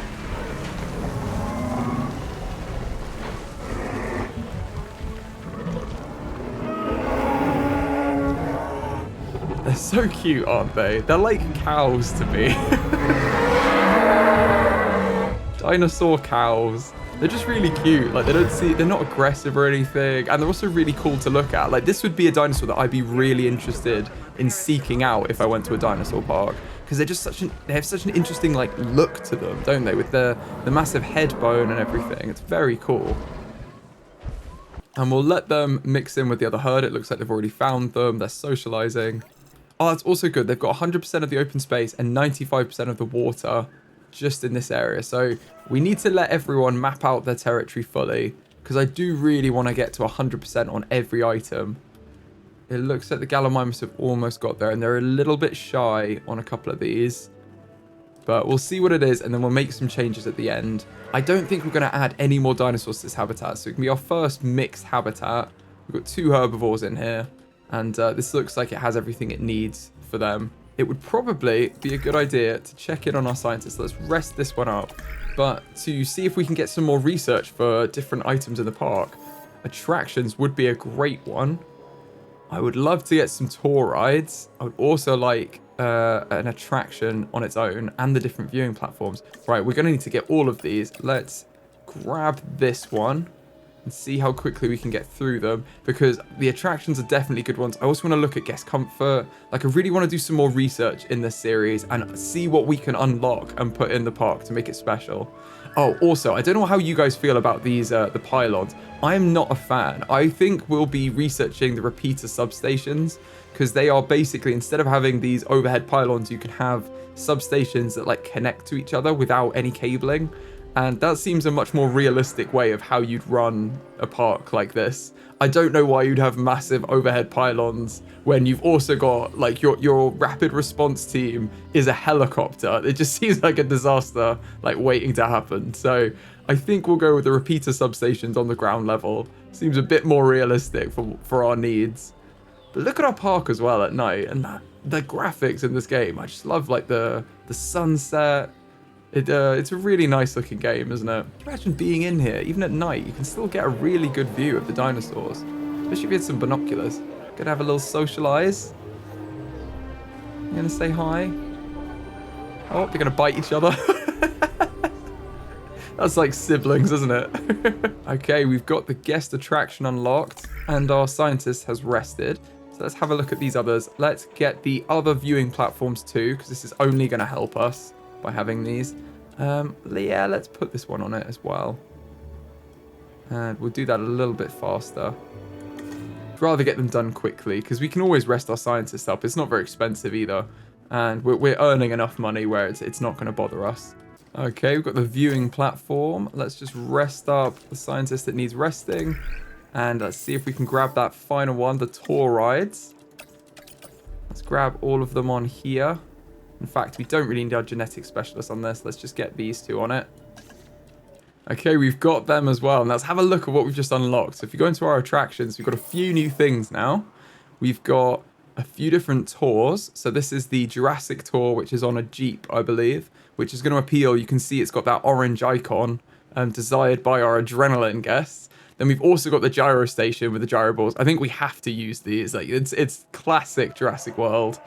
We've also got the guest attractions, so I think it'll be a cinema right now, which is very cool. Bring in a bit more appeal, which we need. We've got the viewing platforms. This is going to be perfect for our nature guests, because it's going to give them a better view of the dinosaurs. And we've also got the innovation center, which I don't know if we had that already or not, but we should really put this in, because that's where we can teach our guests about our dinosaurs. I think this would be a really good building to have maybe right here as you come into the park. We might need to move some of our facilities, but I do think it's a good spot for it right there by the lake.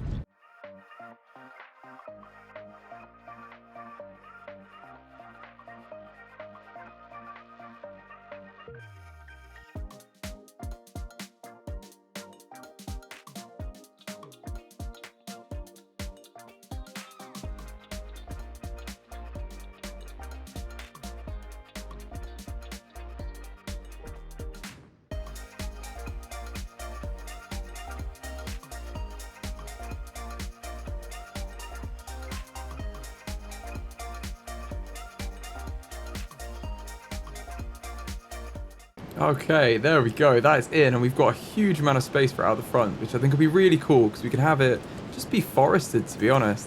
And kind of be, yeah, this like isolated building. It's got quite a dramatic entrance, so you can see it when you walk in. Oh, I've realized I've used the wrong paths. I need to replace these with the standard paths, not the facility paths.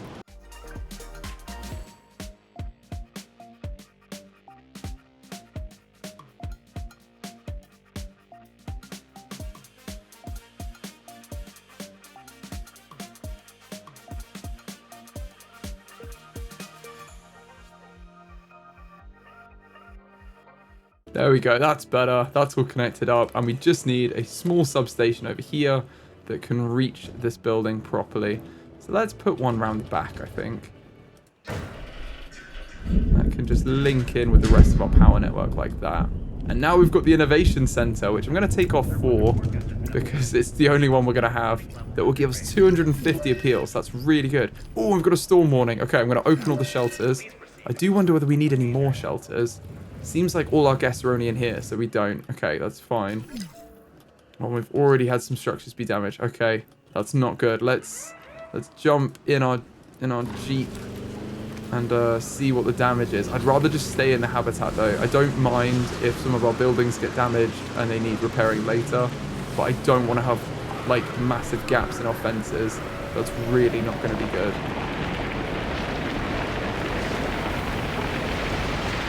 Whoa, okay, it's like a massive twist though. That's not good. Okay, that's crazy. Got a tornado in it. Okay, I'm gonna get out of the way. Look at that. Got a new building we've just built. Hope it doesn't sweep through here. This can all be rebuilt. Just remember that. Look at that. That's crazy. Oh, we've got the monorail. That's good. And we've reached 2 stars. So we've got the monorail, but at what cost? Okay, this is not good. Where's our Jeep? We need to sharply handbrake turn and go and fix our fences over here before everyone gets out.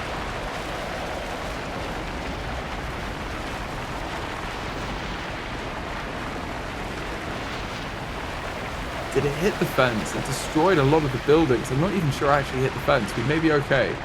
No, we're okay. We're okay. Okay, now we've got a fence broken. I'm going to get Ranger Team 2 on that. In fact, let's actually drive Ranger Team 2 because I think we'll be faster. Ugh, I can't turn. I can't turn. The winds are so strong. Oh, there's a dinosaur threat. No. Okay, let's get there. Let's get there. Let's get there.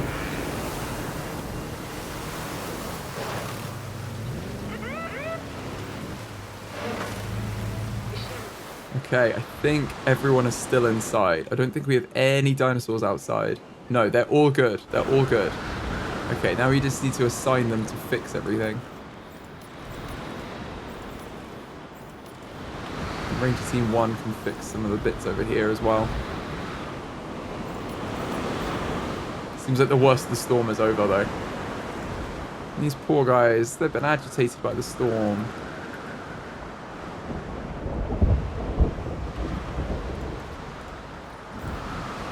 Full task slots. Come on, repair whatever we sent you to repair. If you repair this, then I could sell you to the last one. Okay, I think the storm is okay. Right, everything is set to be repaired. I'm going to close all the shelters and let our guests out. What an experience for them. My goodness. We've only got 1 star in our park now, so that's not good. We do need to get everything back up and running. One of the other attractions we didn't look at is the viewing platform. I think this is a good shout to put in. So you can see we can't view our dinosaurs over here. If we can fit this building in here though, which it looks like we can now get like longer range viewing on our habitat. So that's perfect. We could do it over here as well. We might as well whack one of these in. Get a bit of extra viewing. And then this habitat is very viewable now. And I think we should put in our guest attraction as well, our cinema. And in fact, maybe we should have that on one of these arms by the Innovation Center. Let's whack that in over here. Bring a bit more interest this way as well in the park. There it is. Let's edit the attraction. It's going to be a cinema. I'm just going to call it cinema because we're only going to have one. We're going to have it the Jurassic World panel construction. Let's have a wooden roof with the medium Jurassic World entrance in the middle. And then I want to see what the other ones look like. They're kind of like some of our standard ones we've been using, but I want to see what we want outside. I'm going to let that build in. It's also going to need power. So we may just need to turn one of these into a substation. There we go. That's upgraded to a substation. And I think we should have a look at some more of our research. Let's try and get wider paths if we can. Yes, we can research wider paths. Let's get cheaper research and have them start that. Is there anything else we can research with our remaining scientists at the same time? I don't think we have enough points to do any of this. Oh, we could get the desert skins. Okay, maybe we should try for that as well. We might as well get some extra skins. Bit of variety in our dinosaurs. And now we've got 2 different research tasks going off at the same time, so that's good. Oh, look, our cinema's built again. Very cool. We've got a new cinema. So I don't really like the wooden columns. I think metallic columns are a bit better, actually. That might be cool. Yeah, let's have the metallic columns. And then maybe the large planters and trees out front. Kind of keeping it in this theme. And maybe we should have some more forest of both types around it. I think that's better, isn't it? Ties it in a bit more. Yeah, I think that's good. And it's just off the park, so they can come in and go to the cinema too. So we just added 350 appeal without putting any more dinosaurs in. What does our appeal look like now? Okay, it's not too bad. Not too bad. Could be worse. 971 out of 7,000. We're at 13% appeal. Could be, yeah.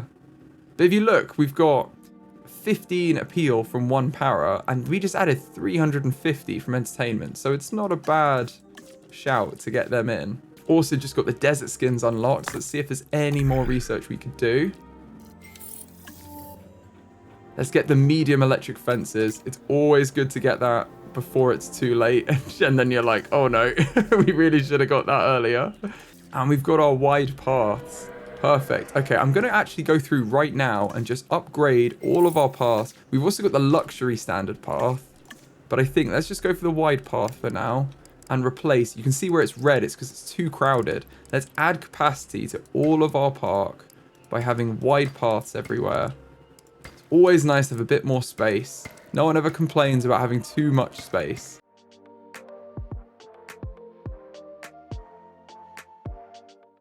Cool, we've got the medium electric fences. Now these are 1 grade stronger. They're grade 3 fencing. And what you want to try and do is match it to the dinosaurs you've got in here. So we've got grade 1 fencing is required for Gallimimus. I believe this is grade 2, what we have now. And unfortunately the paras are grade 3. So we probably should upgrade this to be medium electric fencing rather than the small. But it is going to cost us more power. So we need to also have a look at our power station and see how we're doing. It looks like we're using 46 out of 60. This may be a little too much power if we upgrade. I think it's probably worth just getting another power station to help avoid this going wrong. And I think I'm going to put these 2 together. I don't want to put all of our power in the same spot in case we get another tornado like we just had. And then we're really stuck, aren't we? But let's put a little facility path on. Connect that all up, and I've left the park as small paths because that's just like a relaxed walk around, isn't it? But everywhere else we've got these wide paths. I don't know if we have wide facility paths. We don't. Okay, that's fine. I think I'm not sure the facility paths are ever wide actually. Let's have a little look in our research. No, we get the main thoroughfare in luxury wide paths. I think facility paths are always quite small.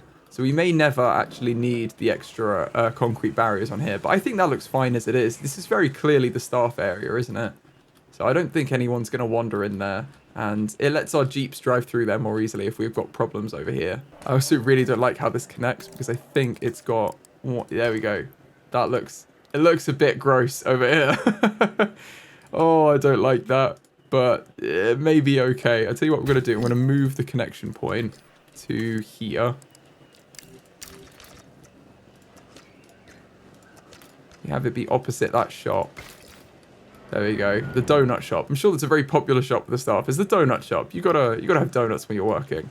So they'll be straight opposite. That's the entrance to the staff area here. And we should really look at going on another expedition as well, because I believe we've already got the Pachycephalosaurus fossils unlocked, and this is another dinosaur that we're going to need in our Jurassic World. So let's send out a few of these guys. So we've got faster expeditions, and then let's put both of these on actually and just get it to be even faster. 160, and we can rest up our scientist that's exhausted as well. And while we're waiting for that, let's add in our medium electric fences along here. Let's do a bit of an upgrade all the way along. Now, I don't know how best to do this. I think, realistically, you'd add in another layer of fencing, wouldn't you, before you put the new fences in? So I think we may have to do that. We're going to have to add in another set of fencing just along the inside.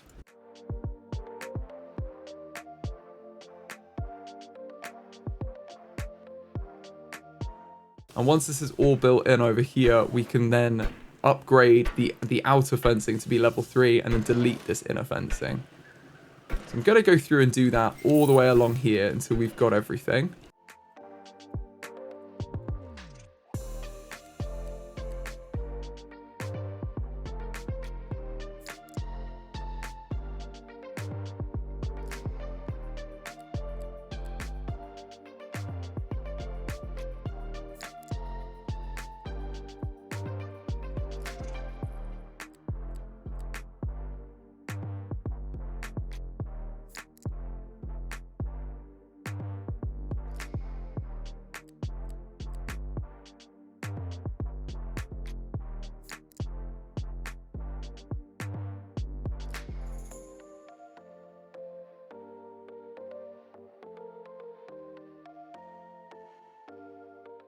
There we go. We've got level 3 fencing the whole way around, which is much more heavy duty when you look at it. It looks a lot stronger.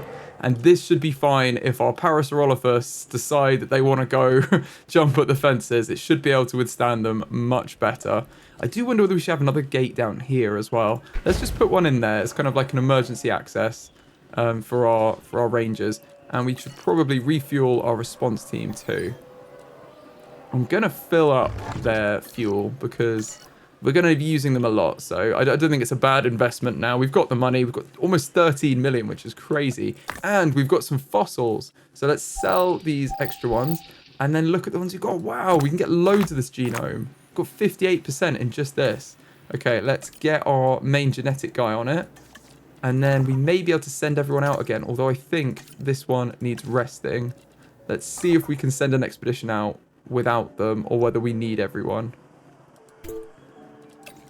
Oh no, we can. Okay, let's send these two out, get some more fossils, and then we'll be ready to have our next dinosaur. I think we could probably put them in over here and have a bit of like a herbivore section, and then maybe we could link them up with a tour ride or something. I think that would be really cool. But I do want to have our Mosasaurus lake in here, and then also have some more carnivores. I want to get some carnivores. We should really get some carnivores too. Let's have a look at what we need, actually. We're going to need... where's the Velociraptor is probably the first one we get, isn't it? It looks like we've already unlocked them, actually. So we could also get the Velociraptor, which I believe are over here in Asia somewhere. Yes, there we go. Mongolia, Velociraptor. We do have the requirements for Velociraptors. So that's also a very interesting thing that maybe we should look into. That might be a bit more appealing to our guests. It might spice up our park somewhat. For now, though, it looks like our Parasaurolophus are enjoying joining the herd and taking part in our ethical Jurassic World. So let's learn a little bit more about them as our newest guests. The Parasaurolophus is a herbivorous hadrosaurid native to North America and is famed for its unique head crest, which extends out from the back of its head. This distinctive crest gave the dinosaur its name, which translates to near-crested lizard. The Parasaurolophus weighed about 2.6 tons and measured around 3 meters in height and 7.5 meters in length. And while it usually walks on 4 legs, it can rear up onto 2 legs if it needs to run or to reach food in high places. The first Parasaurolophus discovery came in 1920 when a team of paleontologists led by William Parkes discovered a skull and an incomplete skeleton in Alberta, Canada. Another partial skull was unearthed in New Mexico the following year, and over the next 100 years, many more specimens have been unearthed and attributed to the Parasaurolophus.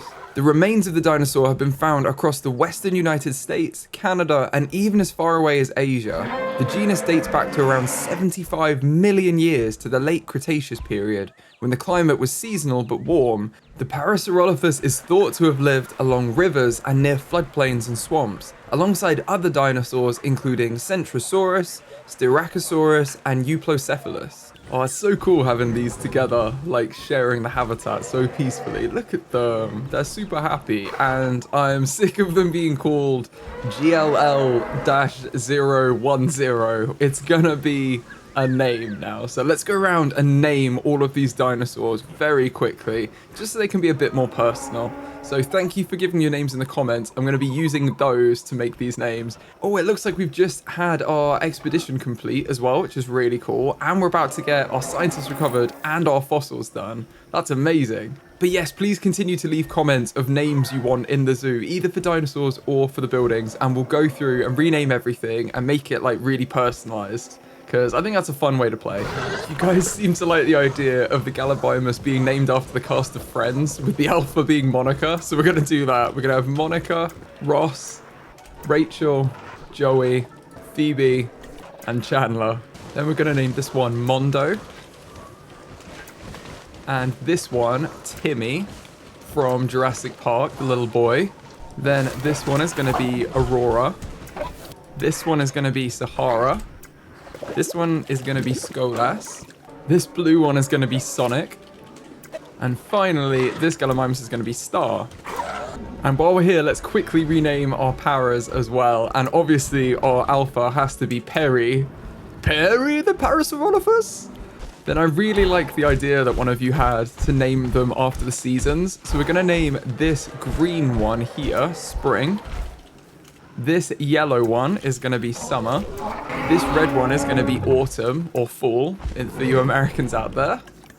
And the last one is going to be Winter, the nice blue one. So we've got the 4 seasons kind of matching the skin color we've got. And then as we did in the previous one, we've got to have one called Ducky. And then we're going to have Mallard for the last one.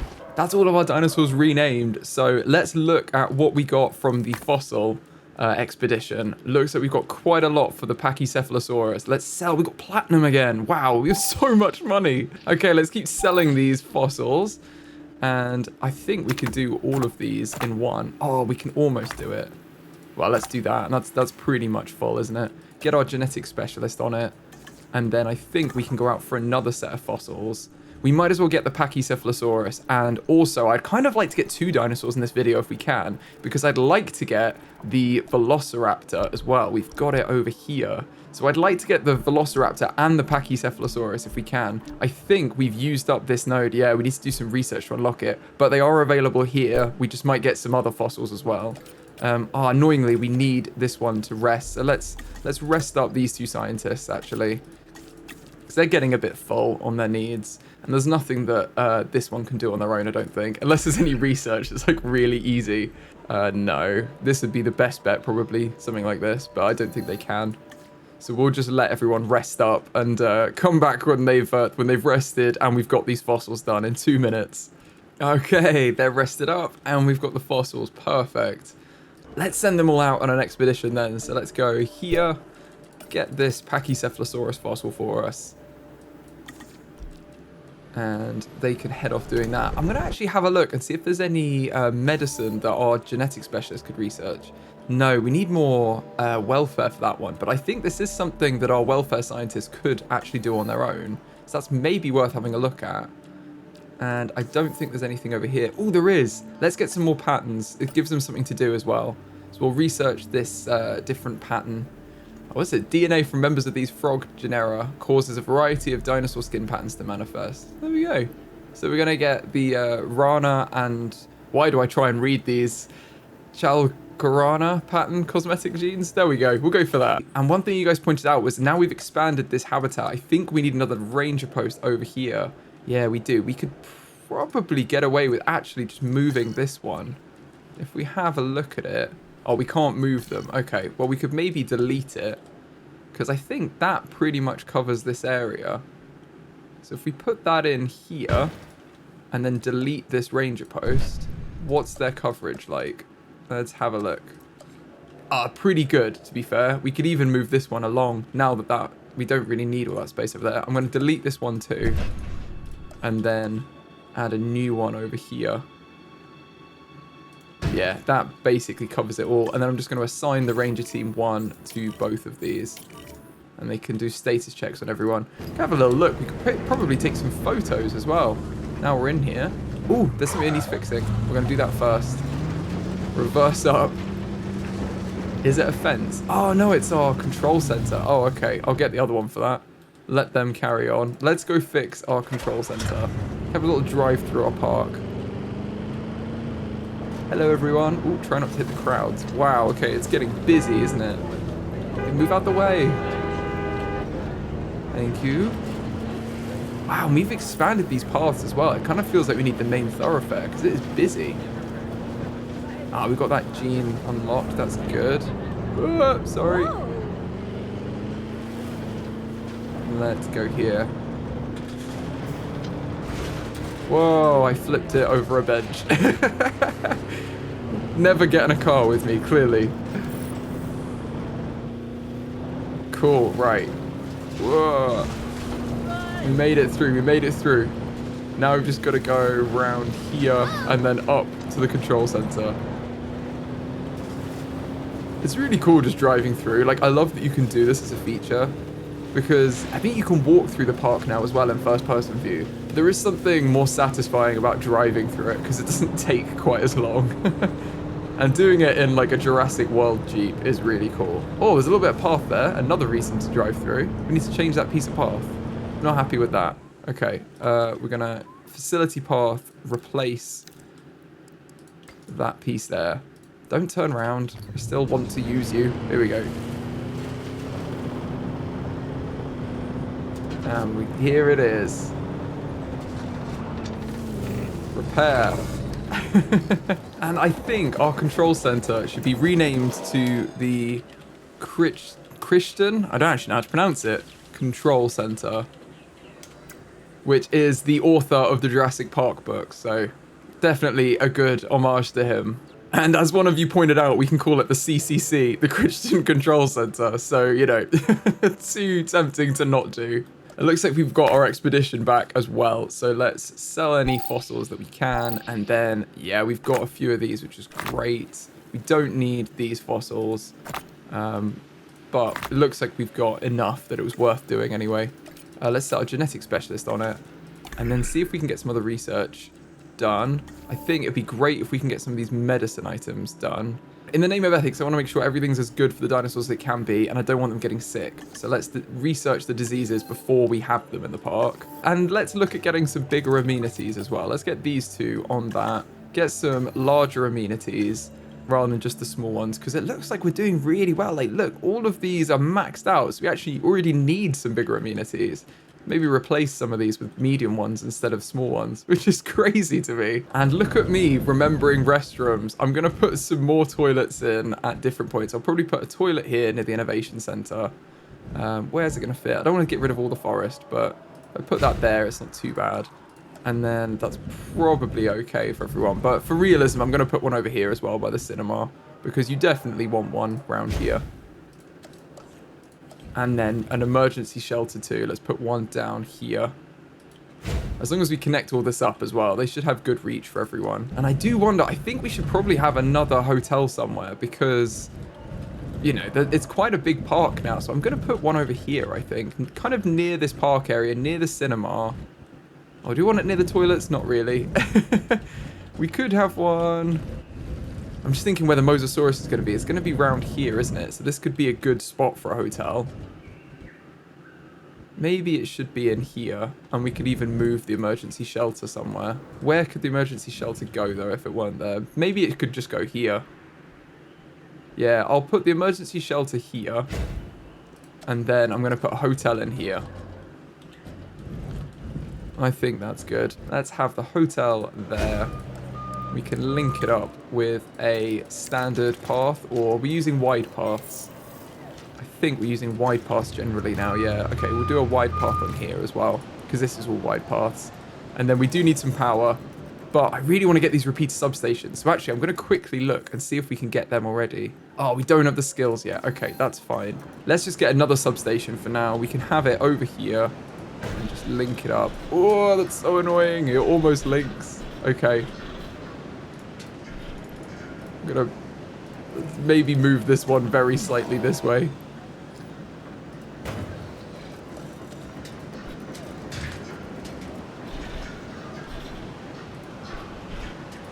We could do something like that. That works, that works. Okay, that's not too bad. Plus, we really need to be careful with these pylons around these helicopters, because, yeah, they're kind of like tripwires. We just need to make sure it's okay. And we've got all of our stuff done. I'm very tempted just to... I'm going to put our scientists on this as well to get rid of these fossils, because we don't want them in the storeroom. You know, in the storage capacity, it's just going to take up space. But generally that's fine. I'm just enjoying how much research we're getting done as well. Like, we're unlocking loads of stuff. And one of the things we just unlocked is the tour rides. So I'm thinking we could either get the Jeep tour or the gyro station. There's not really any difference. This appeals to a few more types of guests, actually. And it's pretty cool, the gyrosphere, isn't it?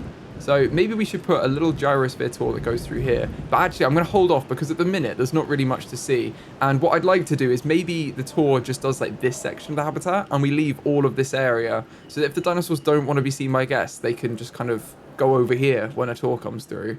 And then they can go through here. And they don't have to be that frequent. You know, we can have them set however we want. So it's not a constant stream of guests. It's like one every so often that goes through. That would be... I think that's probably better for the actual dinosaurs in there. Also, you guys thought it'd be really cute to have a Hammond statue outside the Hammond Research Center, and I completely agree. Let's have a little statue of him just over here, being his cheeky self. There you go. Now you know when you come in here, you walk past the Hammond statue to get to the Hammond Science Center. I think that's really cool. I'm also going to research the Paleo Medical Facility just in case we get any sick dinos.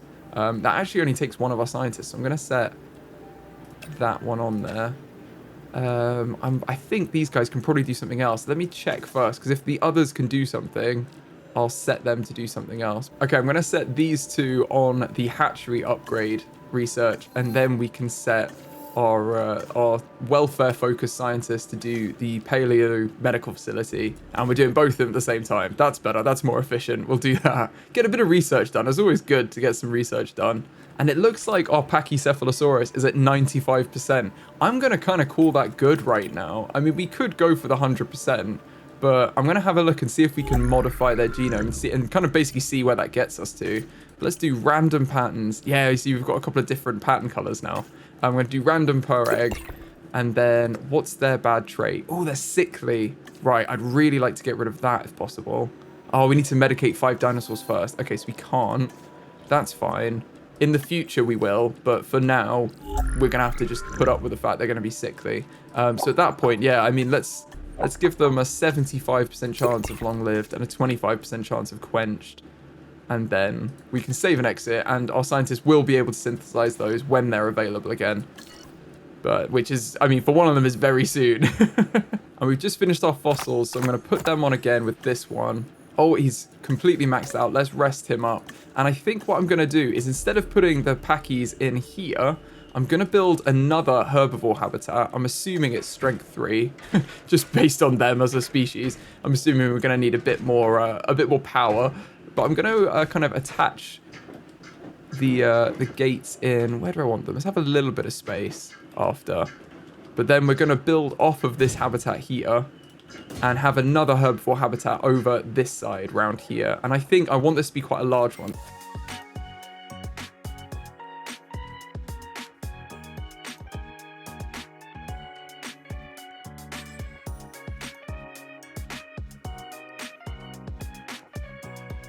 Okay, I think that's pretty good size. It's much bigger than this one, and it's going to have more dinosaurs in it. So that's how we want it. And then we can put a little gate in here as well. So it's nice and easy for the range teams to access. So I have one gate here. probably remove these trees that are going to be in the way. So they can actually drive through. But then this seems good. And we can have another gate, maybe an escape gate down here for our ranger teams, just so they've got two ways in and out. Cool, and we've just finished our research too, which means we have the paleomedical facility, so we should probably get that in, actually. Here it is. Let's put this in somewhere. Where do we want this? This is a little staff area, actually, so I'm tempted to put it in here. Where are we going to want this? We could put it over here, or we could have it down here. We've kind of got a little staff area down here, but this is very small. I think if we put the hatchery for this side over here as well, that would make a bit of sense, wouldn't it? Let's move this backup generator out of the way. Let's just put it here for now. It's not going to live here, but let's put it there. And then we want to leave enough space, actually. I think if we expand this gate, that would make a bit more sense. Let's expand the fence line along here, put this in.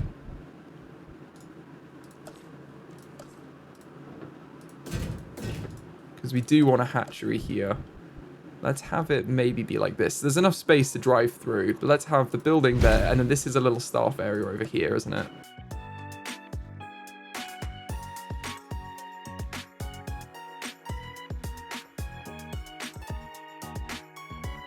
I think there's space here for the paleomedical facility as well. If we move this to like a reasonable place, I mean, over here connects everything. So let's put that kind of tucked in near this building. And that should be good. And then we can have our paleomedical facility just in here. Kind of fits perfectly. Let's whack that in there.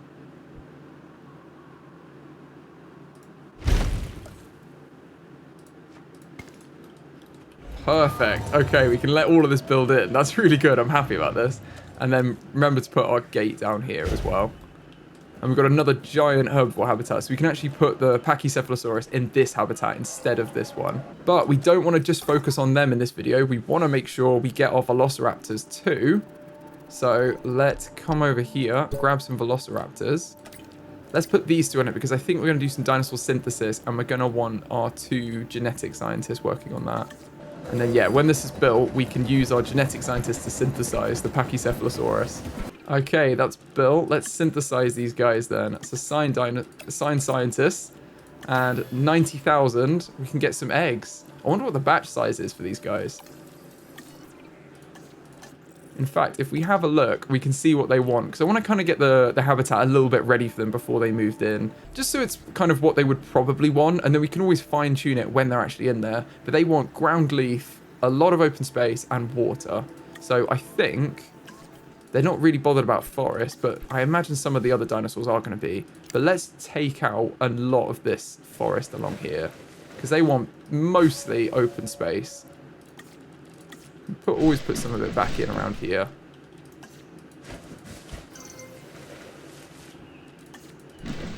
That's probably good. And then they want ground leaf over in a number of areas. That's probably a good amount of ground leaf for them. And they've got quite a lot of water over there.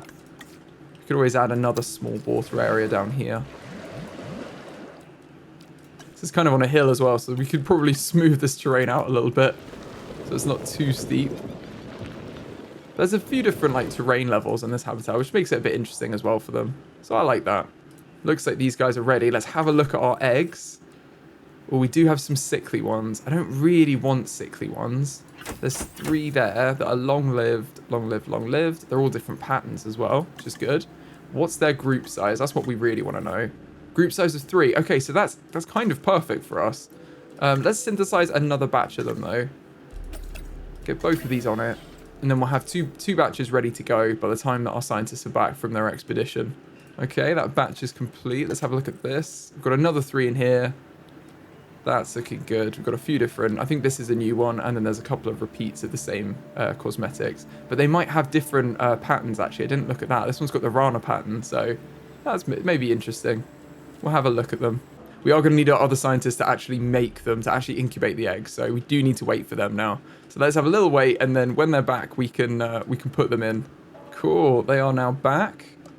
Let's firstly have a look at these getting these dinosaurs in here. So let's incubate these eggs. We're going to need... We probably don't need the genetic specialists because they could work on the fossils instead. So let's get these guys on it. 450,000. One of our scientists needs to rest because they are completely maxed out. And then our genetic specialist can do the fossils of wherever we found. We found quite a lot of Velociraptors. Oh, we've still got these. We didn't assign them. Oh, no. Okay, well, I'll assign them now to get rid of these fossils. And we can sell this one too. And then when they've done that, we can get the Velociraptor fossils extracted as well. Okay, the incubation's complete. Let's release these guys and have a little look at them. Oh, look at them. The little mounds on their head. Oh, amazing. They're so interesting looking, aren't they? I love having the different pattern colors as well. Like the different skin variants and patterns. It makes them really interesting. This is the Pachycephalosaurus, or thick-headed lizard in Greek, which is where it gets its name. Claire has accused me of being this dinosaur more than a few times. It's also an herbivore, so obviously she couldn't be more wrong. About me, I mean. There we go. Little corny joke. But yeah, I think these are really cool. Look at them. I love this green one as well. I think that's really interesting, the green and blue. Perfect. Cool. Well, I think our scientists need to rest before they do that again. Yeah, they do. Let's rest these two up. And then we can get the other three in there. But let's let them map out their territory. They're looking for water and they're looking for ground leaf. They're going to find that here. But the water is quite far away. They just need to walk this way. So maybe I should encourage them actually with the Jeep. Not the capture team. Let's get Ranger Team 2. See if I can suggest that they move over to that side. By being a bit of a nuisance. Hello, dinosaurs. Just gonna blare the horn at you until you run away or try and hit me. I'm not sure which type you are. You're a runaway dinosaur. Okay, I'm gonna chase you over here. That's it, guys. I'm like a sheepdog for dinosaurs.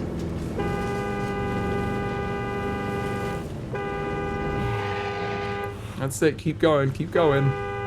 Oh no, they're gonna ram us. They're gonna ram us. They were not happy.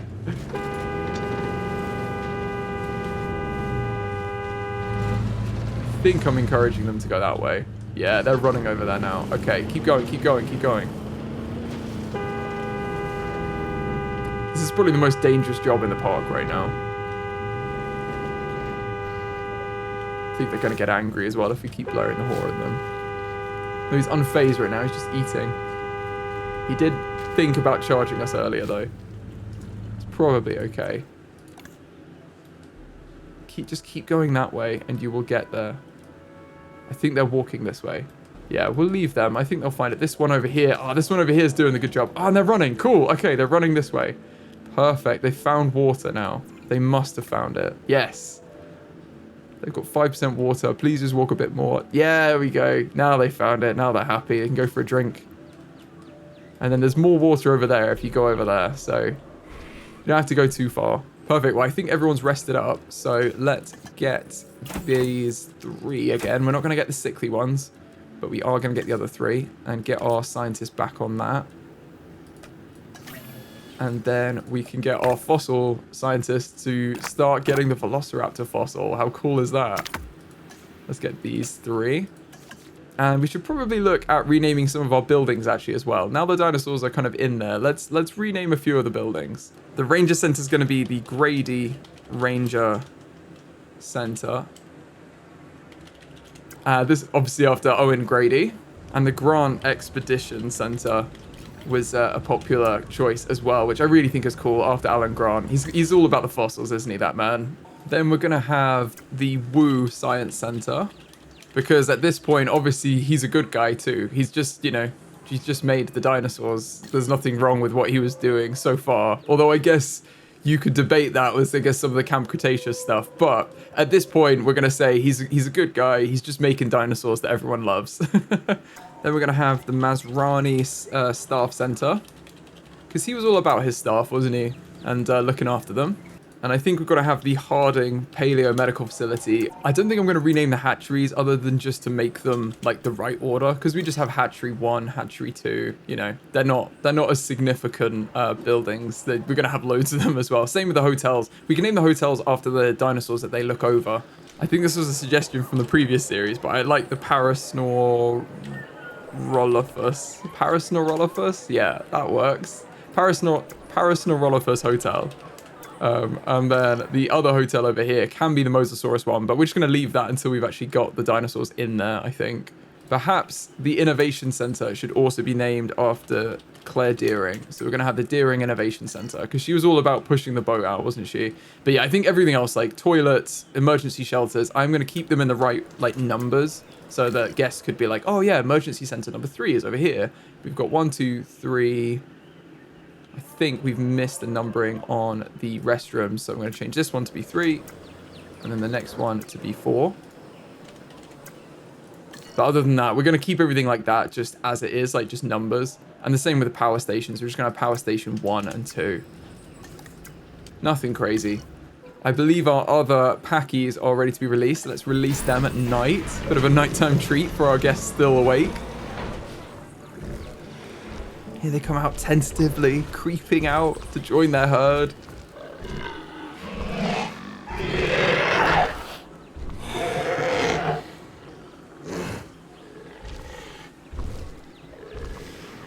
There they are. Very cute. And they should have everything they need. Let's actually check in on the others and see where they are with their comfort needs. Oh, they're at literally 100%. They need more water, but that's definitely enough for them over here. So they love this place. This is perfect for them. I believe the other dinosaurs over here are also at 100%. Oh, they still haven't explored. Okay. The Paras still need to go over here, so I'm going to reserve judgment until they've been over here. I do want to get all of our dinosaurs to be 100% on every metric, and I think the Gallimimus are a little bit short on some ground leaf and some water. So I'm just going to add a little bit more in. I'll probably make like this one just a bit bigger. And then smooth out the terrain down here, so it's not quite so steep everywhere.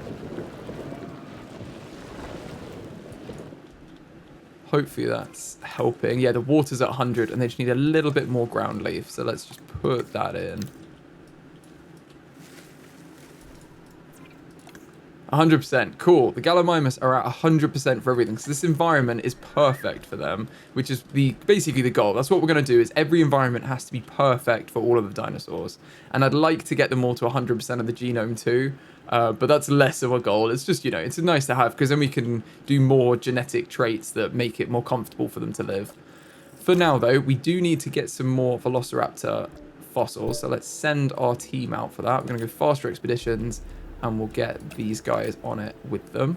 Well, actually, we don't need both of them, so let's do these two.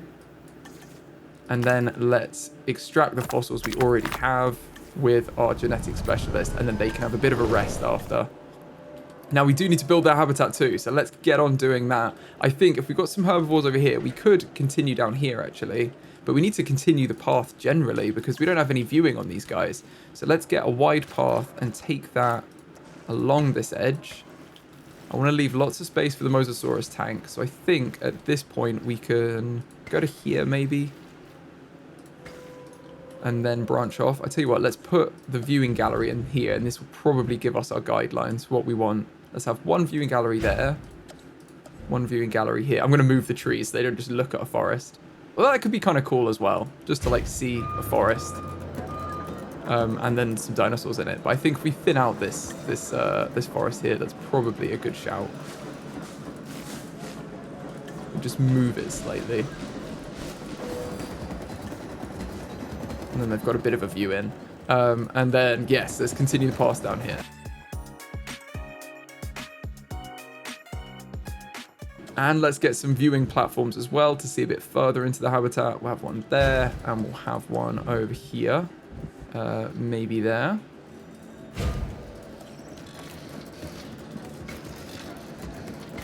And we're going to need some ranger posts to keep our status checks going. So let's have one here and one here. I'm going to assign Ranger Team 1 to do this as well, I think. No, I'll tell you what, I'm going to do Ranger Team 2. We're going to keep our ranger teams kind of non-exhausted. They can have their own habitats that they look after. And maybe we should put a gate that joins both of these as well. I'm going to put a gate over here. And then I've got a gate that can go between the habitats if they need to. There shouldn't be any obstructions at all. So I don't know why they're struggling. Let's just take them through and make sure that they can see. Look at all the space you have to drive. And then you come through here. And look, you're in the habitat. Let's see if they can find it now. It's starting to rain, which is never a good sign. Let's make sure we build the emergency shelters down here too. Let's have one over here.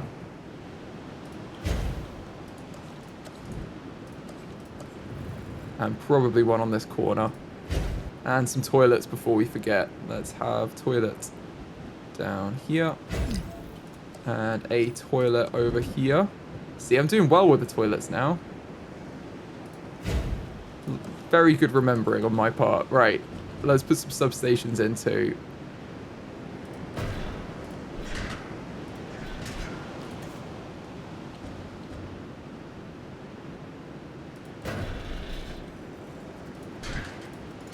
There you go, linked up, awesome. They just need to build in and everything will be good. Now, where are we going to put our Velociraptors? We could have them over here. I think this might draw guests this way too, which would be quite nice. So let's build in this, and it's near the staff center, so you know at least the staff will go first if we do have a breakout. So let's have this building. Let's have this hatchery join onto the staff area. This I think is on a different terrain height. It is. Okay, so we're going to flatten this area out to be the same level across here. And then build in our hatchery here.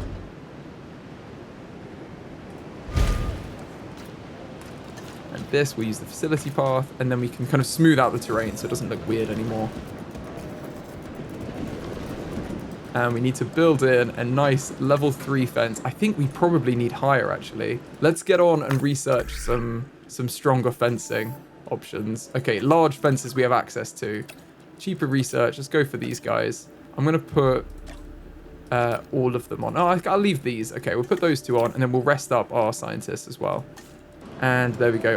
Our remaining scientist doesn't actually have the capabilities to do these, but it's fine. We've only got 2 fossils anyway, so it wouldn't be as worth doing it. So let's wait until we get these large electrified fences, and then we can build them in. We're probably going to need some more power. We can see how we go, but we may need some more power to sustain these large fences. Okay, we've got our large fences. Let's put them in. Large electrified fences.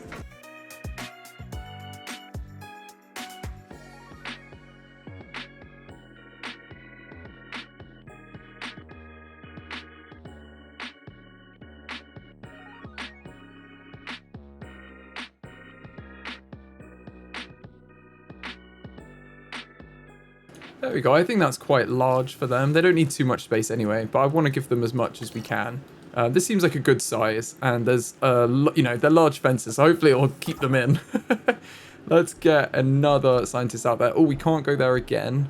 We can go to this one, though. Right, let's send enough scientists. We can send all 3 of these out to do that, and I think our genetic specialist is available now. So let's just get them doing this one in the meantime while they're out. And again, let's have a look at what their needs are. We can see they need forest, open space, and prey, and a bit of water. Okay. So that's not too bad. Let's have forest, open space. The other thing is we could get the Indominous Rex in here if we expanded this habitat a little bit. So that's something we could think about for the future, potentially. But for now, we just need to make sure we've got some forest, we've got mostly open space, and then some prey and water in there. Okay, we can definitely do that. I'm going to learn my lesson and put some water nearby to the where they're released. Let's have some water there and have a little pool over here. That's probably good for them. And then they need about 30% forest, 60% open space. So this isn't actually too bad, but let's just build in a bit of forest around here. And then they're probably quite happy with that as it is, so I don't need to change very much. And we do need to put some prey in for them, so let's put the attractions in, because we want to have our viewing galleries in here. Let's have one over here. Could even have it here. If we adjust where this fence is, I think we could have one nicely in here.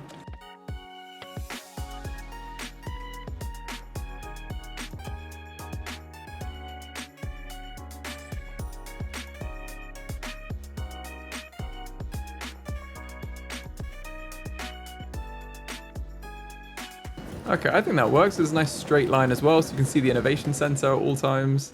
I think this works along here. We could even adjust this fence to kind of hug the path a little bit more, but I'm not too unhappy with that. I think this is going to change anyway over time. This is all in, which means we just need these fences to build in and our fossils to come back, and then we could actually get them in here. Perfect. We've got some fossils back. Wow, we've got lots to sell. Let's sell all that. This is going to get us loads of the genome, isn't it? Let's have both of these done. I'm just going to do back to back, get these fossils done. And while we extract those fossils, let's just learn a little bit about these Pachycephalosaurus we've moved in over here.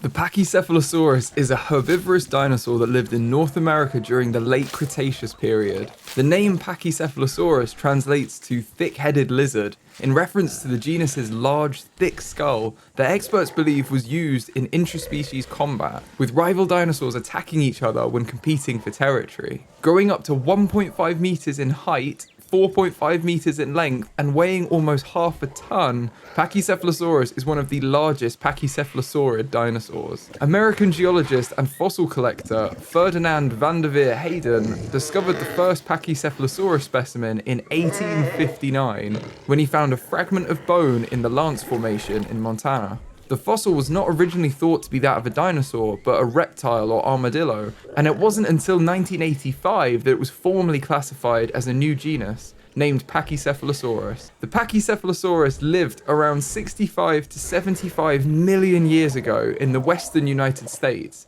coexisting with many other dinosaurs including Edmontosaurus, Triceratops, and the fearsome apex predator Tyrannosaurus. It is believed that Pachycephalosaurus lived in wooded areas, feeding on soft plants, fruits, and seeds. They're very cute. I'm happy we have them in the park. They're a very cute little dinosaur over here. And at some point we can get our Jeep to do the full run, or the gyro spheres to go through and do all this habitat as well. It looks like our backup power needs to resupply, which is not good. I'm actually going to fill it up because we want backup power. But this means that we don't have enough power, which is probably because we've got the large fences over here. Now I kind of want power in a different place. I'm going to do 3 stations over here. And I keep saying I'm just going to do this many and then I'm going to move it. But I think I'm going to do 3 power stations over here. And then we'll build the 4th one somewhere else, and any others after we'll build elsewhere. But this way we've got a bit of power over here, because I don't want it all in one place in case we get some kind of storm or a dinosaur that manages to get out and break all of our power. It would be a bit annoying anyway, and a bit unsafe for everyone. So I think it's good to have it over here as like a small unit, and then have one maybe on the other side of the park as a small unit, and kind of spread out our power where we can. This hotel now could also be the Velociraptor Hotel as well. The Velociraptor Hotel will go for as well. The Velociraptor Hotel. Which again was a suggestion from one of you in the previous series, which I really like. And it looks like we've extracted those fossils, which is great. We've got loads more to extract. So let's carry on doing that. Set our scientist on this. And hopefully we get those fossils done soon. Perfect. Okay, what is our genome at now for the Velociraptors? 92. Wow, okay. Well, let's see if this last one takes it the final 7%, because that would be great. It's going to do 4. That's close enough for me. 96% is basically done. And I know we're only doing 1 fossil, but I just think otherwise we're wasting time sending all the others out for an expedition. So let's look at a bit of research we can put everyone else on. Maybe we should get this upgrade to the injury treatments as well, because if we put all of our scientists on that, we can get that. Let's do that. And we didn't actually put the hatchery upgrades on, so I'm going to do that too, because we unlocked those with some research. So I think we will do advanced equipment, which guarantees like a full batch of eggs, which is what you want. I might just put that on all of the habitats, honestly. Even this one, which we've got everyone right now, because we are going to replace everyone at some point. You know, if dinosaurs die, we're going to have to replace them with other ones. So we've got advanced synthesis, and now we'll guarantee the full egg batch size every time we synthesize dinosaurs, which is really good. Ideally, you'd have more. We do have an upgrade slot, so let's get... I don't really think we need the additional bays because we're not having too many dinosaurs in each habitat at once. We could maybe use it over in this one if we're doing more dinosaurs over here, but I'll add that later, kind of if and when we need it. Also, we've got our van here, our paleo medical facility van, which I think is really cool. I think that's a storm. Oh no, it was. I stopped talking because I was like, I think that was the announcement of a storm on the radio. Oh, here we go. Let's open the shelters. maybe we won't be getting Velociraptors right now because we want to wait until they're done, definitely, before we do that. So let's send Ranger Team 2 to start fixing things. Really, we don't have anyone in there yet, so we just need to prioritize these habitats. I'll tell you what, let's actually get Ranger Team 2 repairing this as well when they've done the restroom. We're gonna have to divide and conquer their tasks. I hope it's not a big storm. Oh my goodness. That's a big storm. Okay, I was... What is with the weather here? Why did we pick this island? If this can happen. And this is exactly what I was saying with power. We're going to lose all of our power at the same time. No. Why? Okay, I'm going to jump in a Jeep and start doing some of these fixes ourselves. Because we're going to have so much damage over here. Thankfully, it's over this side of the park, which isn't where our dinosaurs are. It's where our Velociraptors would be. Oh no, there's a fence broken. How? Where? Okay, let's see. Fence broken. The gate is broken. Let's fix the hatchery as well. This isn't the worst one because they'll just go into another habitat, but it's not ideal. Oh no, there's really a lot of damage. Okay.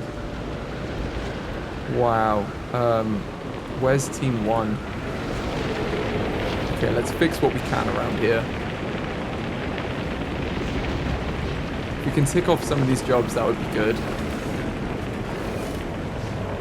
I don't want to get too close to the actual tornado, though. Tornadoes! Why do we have tornadoes on an island full of dinosaurs? Seems like bad planning to me.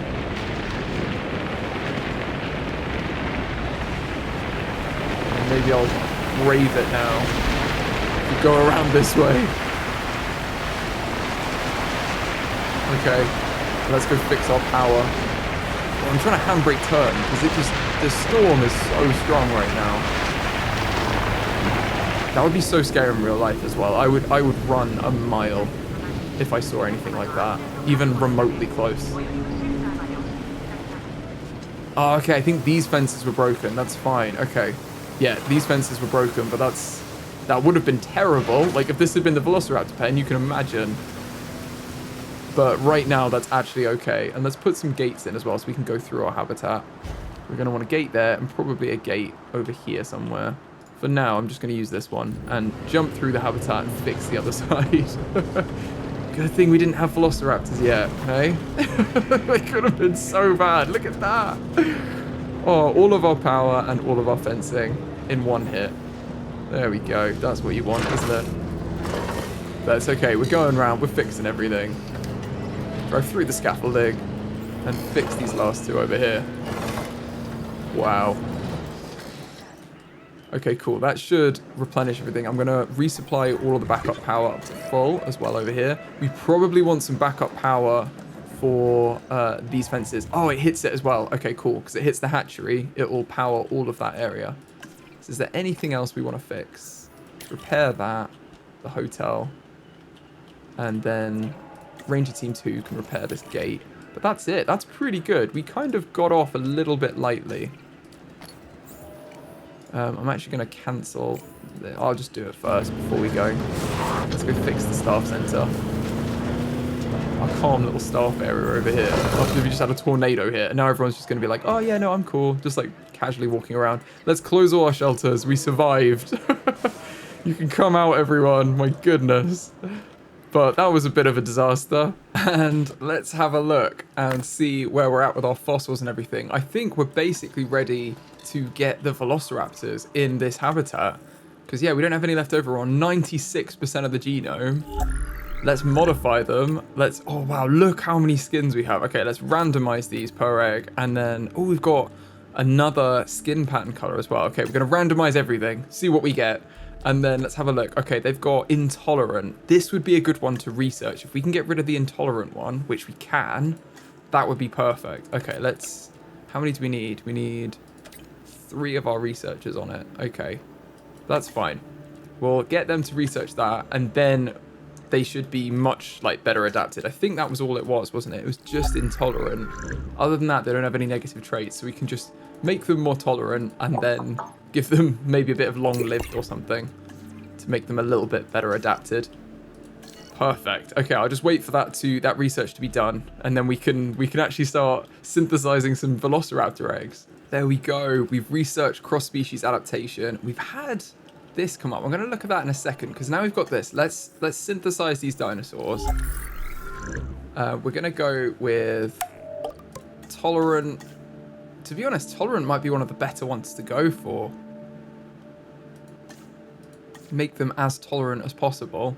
50% chance of tolerance. Let's do that. Unfortunately, there's a 75% chance that they're going to be intelligent, and that is going to be a problem for us because there's no way, like, this is way too close to the path.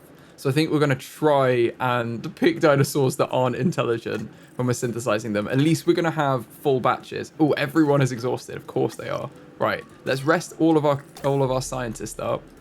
And I think I'm just going to do all of them as well, even though this one's not quite as exhausted. Rest everyone up. And let's have a look at why this ranger team couldn't reach the work zone. Because I don't understand why. They've got easy access through here. It's really strange. You just have to turn left, come in here. Or if they really wanted, they could come down here and go in through this way. So I don't know why that is. I think it can get to them because they've all got status checks on them. So I don't think they're actually failing to do it. Should be fine. It's probably just an alert that was wrong. But look at these guys. Pachycephalosaurus. Oh no, their status check is expiring soon. Okay.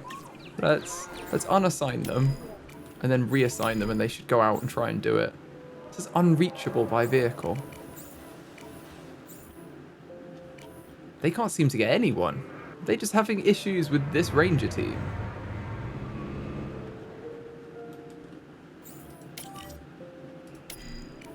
Okay, it seems to... Oh, I think it's because they were being blocked by the other ranger team. Right, okay. That was the issue. So they were blocking them in because they're coming round this way. Ranger Team 1. And then Ranger Team 2 tries to go, but they're being blocked by Ranger Team 1. That's really silly. Okay, well, hopefully that resolves itself. Because I don't want them doing that every time. That would just be ridiculous. If they're just like, oh, I'm sorry, can't do my job. The other one's pulled in front of me. It's like, okay, all right. You're really working hard there.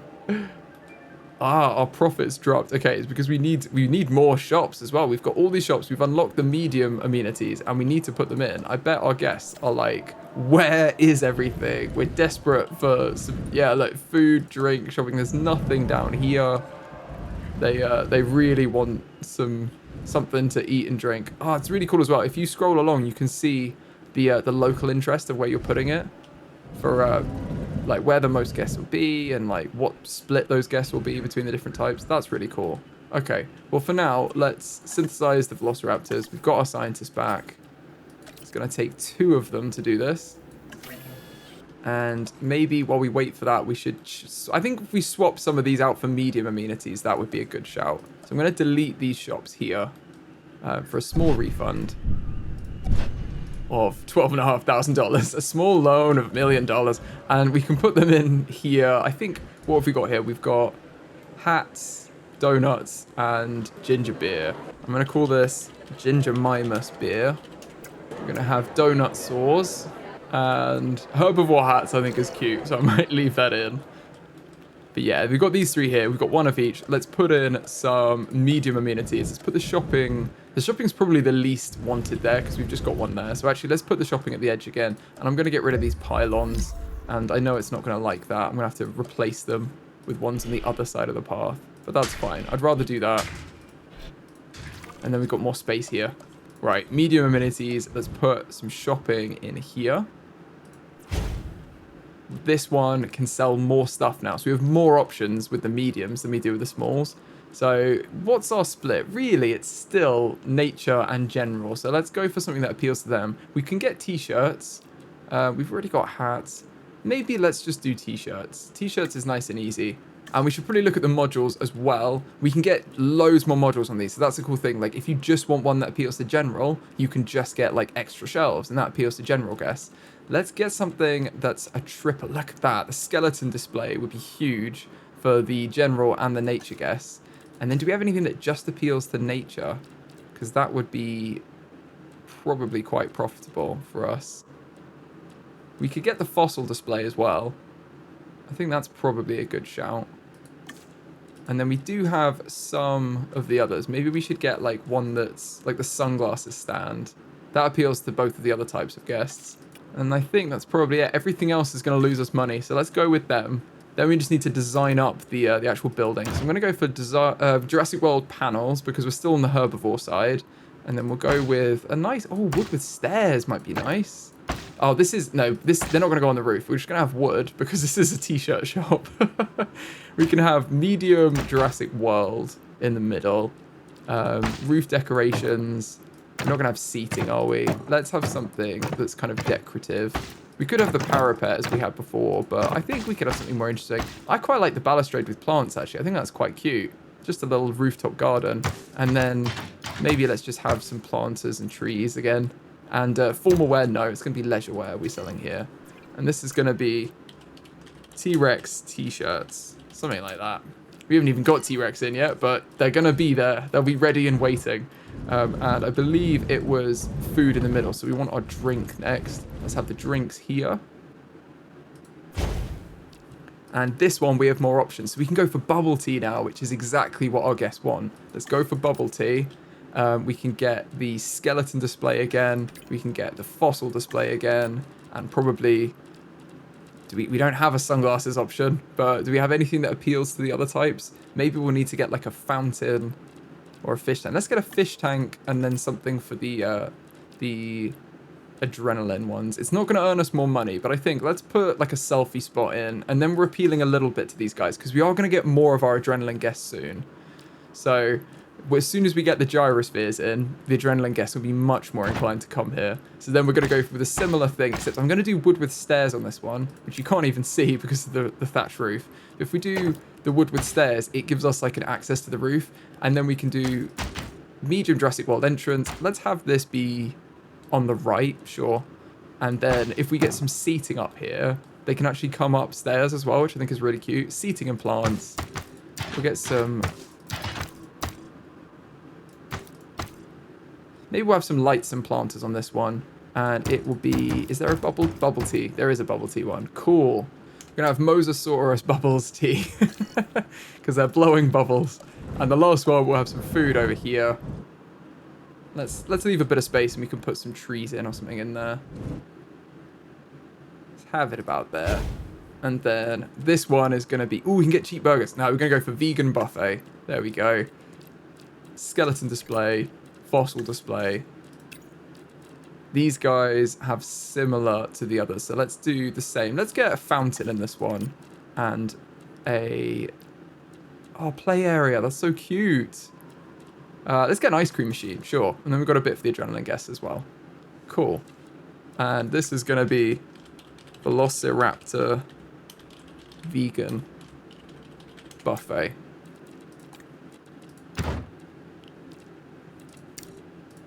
We're going to have, again, wood with stairs. We're going to have medium Jurassic World. On the left is fine, actually. Let's just have it on the left. And then ground decorations, we can have the lights and planters. And let's have the same seating with plants. And it can be the vegan sign. Yeah, cool. I think that's pretty cool. And then we just get a few decorations in here, and I think it'll look a little bit better.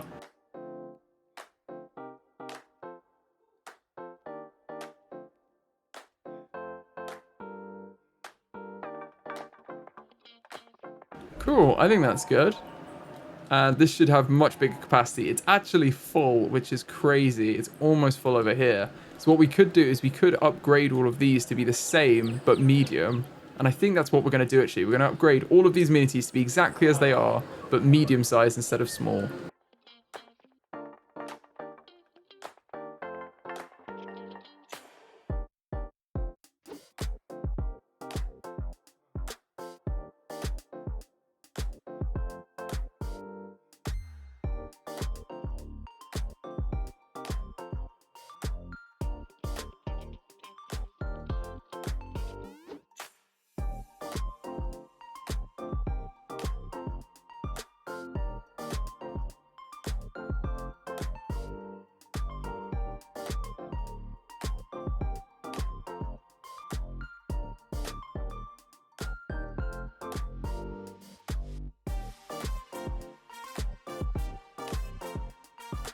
There we go. Cool. We've got them in. Some of them aren't making money, but they will do as soon as we get some more dinosaurs over here. And like these are making like 30 grand. So if that one loses 180, I'm not too worried. This one's already making 30 grand. I'm sure that will go up as we pull more guests around here with some more dinosaurs.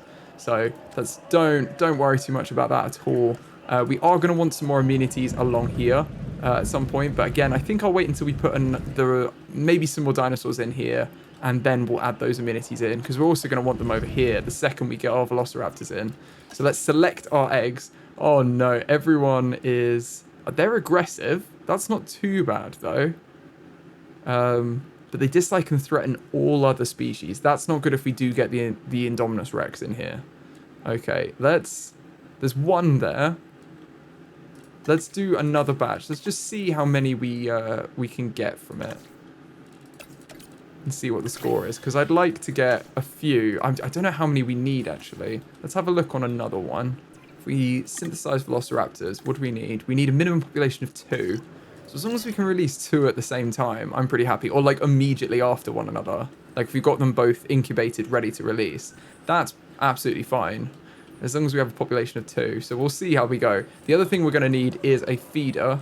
And we haven't unlocked the live feeder, actually. So we should maybe have a look at that on the research in case we do want that. We went back and forth with this in the other series and basically decided we're going to get live feeders because they are... Oh, we need to put a carnivore in first. Okay. It's a toss-up in the ethics side of it, of like, oh, is it more ethical to have them feed, you know, like hunt their prey and stuff, but then it's not really ethical for the goats. But we decided we're going to prioritize the dinosaurs here and give them live prey so they can at least do a bit of hunting, which is more what they would do in the wild if they existed now. Plus, we might have a goat escape again, and we can have another Free Willy running around the park. Okay, cool. We've got a fit one here and a tolerant one. Okay, this is perfect. We're going to get these two for sure. Right, let's get these scientists, I think. Oh, let's do these, actually. Let's do these scientists, and then we can swap over these two for the other one. It's going to be £900,000, but it's going to be worth it. 450 grand per Velociraptor. How crazy is that? The other thing we might want to think about is transport at some point, because we do want to get people around our park, and we do have the monorail. I love the monorail in Jurassic World. I think it's really cool, and it doesn't disrupt anything you've got because it just goes above everything. So keeps everything nice and neat, nice and uniform, which I'm a big fan of. There we go. We've just raised them to maturity. Let's set them off on the other one, because I think we'll get this one. We might as well. They're social as well, so they seem a nice one to get. And yeah, we'll select this scientist this time. And we can start them off. But there's 2 of them here, so we can release them and have some Velociraptors in the park. Moment of truth. Oh, the iconic sounds. Very cool. They're scary at night.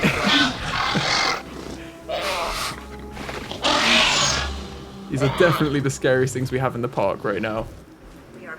Cool, and we should have just unlocked our feeder. Yes, we have the live prey feeder. So let's put one of them over here, I think. It doesn't really matter where they are, but let's have it so guests can kind of see it. So have one there, and then we can always have another one over here as well. For now, they're probably fine with just one. So let's see how they go. But they're expanding their territory, and they'll find it very soon. And then they'll be happy. They want a little bit more forest, which they're also finding. This is going to be our Velociraptor. And they found it. Cool. Okay, cool. They found it. They found the open forest, the open space. They found the forest. This is all going well. They're at 92% comfort already. And I think we just unlocked the heavy-duty fencing as well to research. Oh, yeah, because they're level 5, and these are only level 4 fences. So we should probably have a look at those as well. They're level 5. Wow. Okay. I mean, it makes sense. They are absolute menace, aren't they? The other thing we might want to do is get another ranger team over here, which is response facility over here. Probably a good idea to put it on this side around here by the power, so they can get in nice and easily. I think I'm going to do that. I'm going to put it right here. Link it in. And then we can put a gate on this side here. And we should probably have a gate on this side. Oh, we've already got one there. Okay, cool. So we've got 2 gates. Let's release this other Velociraptor 2. Can't remember what pattern they were. Oh, okay. You can't really tell as much at night. I'm sure when it's daytime, we'll see the full effect. Terrifying. And if we look on the map, we can see where they are. Oh, there we go. Okay, they've already got an alpha. So the 3 of them are in one pack now. And 3 is probably enough for us right now. We can have a look and see if we want more. I can't remember what their group size is. Oh, population, they're happy with a lot more, actually. So maybe we should carry on. See if we can get some more. Let's go for another batch and see. This is where, like, hubris takes us away. And we have a massive herd of, like, a massive, I guess, are they a pack or a herd? I guess they're a pack. Pack of 10 Velociraptors that then eat everyone in our park and we close down. I'd also like to start with this gyrostation. So I do want to get this to go through the herbivore habitats, and ideally we'd have another herbivore habitat on this side here. Oh, we've already got a fight. Okay, that's all right. You duke it out for dominance. As long as you don't hurt each other too badly, it's okay. Oh, look at them go. Whoa. You're supposed to be brother and sister. Come on, guys. What are you doing? There we go. Someone's won. And who was it? There we go. Velociraptor 1 is now alpha. They've won one fight. These guys are probably going to help us get the one of the dinosaurs at the end, because I've had a look, and the T-Rex in this, because we've randomized all the dig sites and everything, the T-Rex doesn't require you to win fights. It's up here. The Tyrannosaurus Rex requires you to have 4A. This is large carnivores 2A. We need medium carnivores 4A. And this one requires you have 3A, which is this one. And this one requires you have medium carnivores 2, which we can get. So you literally just need to research along the chain and you can get T-Rex. But the Indominous Rex, if we go for the Indominous Rex, requires a Gigantosaurus genome. And this is here. And that does require you have a dinosaur with at least 3 fights won. It also requires us to have the strong trait, which I think means we need to have a dinosaur that has 3 fights lost. So it may be a slightly more tricky thing to get. Let's have a look at the gene modification. I believe strong as this one. Yeah, 2 lost fights. Okay, so we've already got one that's lost twice. We've already got 1 lost fight. If the same dinosaur loses again, we're absolutely fine. We've already unlocked the strong trait. But yeah, we need to have a look at this. We could probably actually set off some of our research to get these. Let's just start our scientists off. They've got some space. You guys go do that. It's cheaper as well with you. And see if the other ones can do anything. Can we get any more? What are the skills left? We've got 5 logistics, 4 welfare, and 3 genetics. I'm not sure we're going to be able to get anything. Oh, we can get the monorail. Let's get the monorail. Okay, cool. Then we're doing a couple of bits of research at the same time. That's good. And these guys they've finished the batch. There is another one here that's fit, that's not intelligent. That would be good. And maybe we'll do another batch. See if we get 5 or something. I think that would be good. This is hatchery 3 as well, not hatchery 7. Hatchery 2, hatchery 1. Cool. Okay, cool. We've got medium carnivores 2 and the monorail done. I think our scientists need a rest. Let's give these guys a rest. And, yes, we could maybe even send out the others on an expedition. I don't know if we can get the rest of the Velociraptor fossil. We don't have enough people for that. What about the Pachycephalosaurus? I would like to get them eventually, you know, like get all of them. No, we need more skill. Okay, that's fine. That's fine. And we're not able to incubate them either. We just need to wait for our scientists to rest up. Ah, damn. But that's okay. Let's put in a ranger post over here. We'll have 1 here and 1 over here. And then ranger team 3 can be assigned to check both of these. It's not unreachable by vehicle. Why do you keep saying this? You don't have any obstructions. There's a gate right there. Look. You can drive straight there. There they are. Do it ourselves.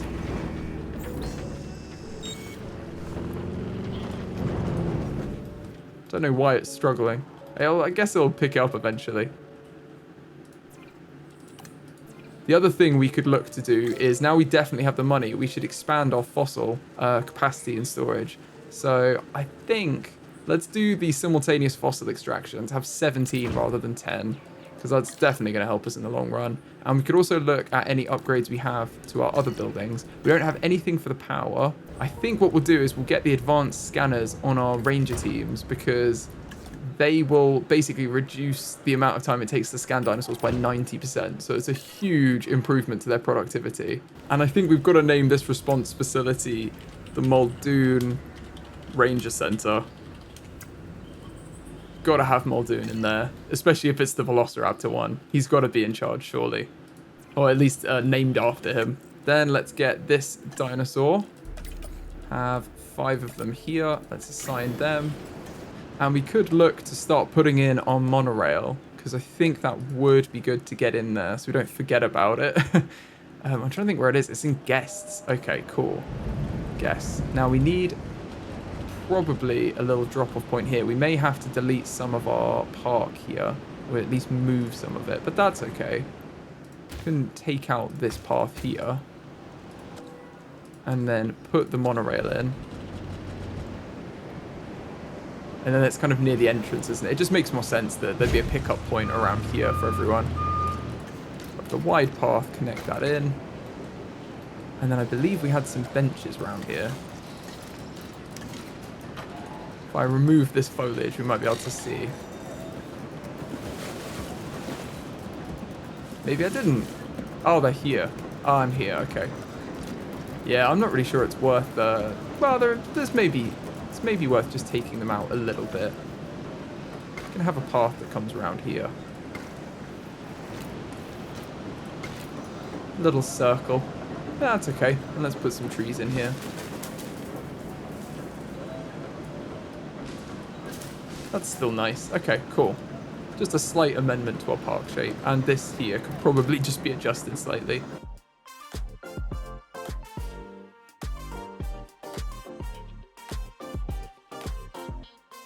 Okay, I think our Velociraptor is ready to be released as well. Let's release them in the daylight this time. We can actually see them. There they are. Cool green one. Very cool. And let's have a look at the others actually, but now we're here. They're over here. Oh, they've just killed a goat. They're looking pretty cool. Another one running over. They've all got quite similar skin patterns. Let's see what genetics they have. This one's Charlie from Jurassic World. This one's Echo. Oh wow, that's cool. Got another Charlie. And then the Rana. Oh, the Sala del Huasco. With the Rana pattern on it. It's still saying that the Ranger teams can't get in here, which is a bit strange to me. I'm wondering if I put a thing there, can they do it now? Let's unassign them and then reassign them. See if that works. Because now they have to turn right as well. No, it still says they can't get in. Okay, very odd. Not sure about that. I don't know whether this is just like the pylons maybe in the way. Could have a look at that and see if that's the case. I'd like to get some repeater substations actually. So let's have a look at that in our research and see what we need. We need 9 skill. It's probably about time that we get either some better trained staff, which we can't do because we need 9 skill, or some more staff. So let's get another scientist that's better at logistics and they can kind of carry us to more training. I'd like to get oh, here we go. There's a welfare specialist and a logistics specialist. I know these are more expensive. And there's another genetics specialist. Oh, wow. I really think we need to just invest in these because these are the ideal ones to get. Like, ideally, we just have all of the specialists together. I'm going to hire the welfare and the logistics specialists. I don't think we need everyone working anymore. We could probably get rid of... Who have we got here? We've got faster incubation. That's kind of useful. Faster expeditions is kind of useful. I think we might end up getting rid of cheaper research here. I think Jeremy Bell, you may have to be fired. Sorry. I don't like to fire anyone, but you're not super useful anymore. There's much more useful people here. And then we've got another specialist here. And these are much more expensive staff, but we have a lot of money.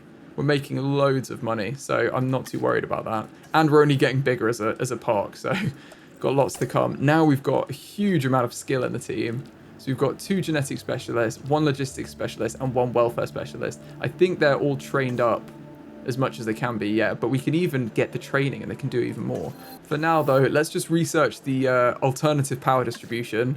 We need logistics specialists can almost do it on their own. Let's get the faster expeditions one, and they're absolutely fine doing that. And we could probably do some other research while we're here. So what other ones do we need? We want to get the Apatosaurus at some point, so we're going to need this Sauropods 2 in order to get Sauropods 3. So let's research that. Our genetic specialists, can either of them do it on their own? Yeah, they can both do it. Okay, let's get this one doing it. And then we also want to get the Stegosaurus at some point, so let's have this scientist research Stegosaurids 1. Wow, we're doing so many of these. And maybe some medicine. That's normally welfare focused. Yeah, let's get tuberculosis medicine. Let's get the welfare specialist on that. Look how much we're doing at the same time. This is crazy. I think also maybe our last scientists should rest up because they're almost exhausted. And we've got 4 research on the go at once. This is crazy. We've got such a good team now. And let's continue our monorail as well. If we want another station, we want to put it in probably over here. Because this is going to be another point that guests can get off and move around. I think I'm going to do it here because our Mosasaurus tank is going to be here. So I don't want to get in the way of that too much. Let's put it close enough to the path. And then attach it here with a wide path. And then we can join it up with, if we build the monorail track.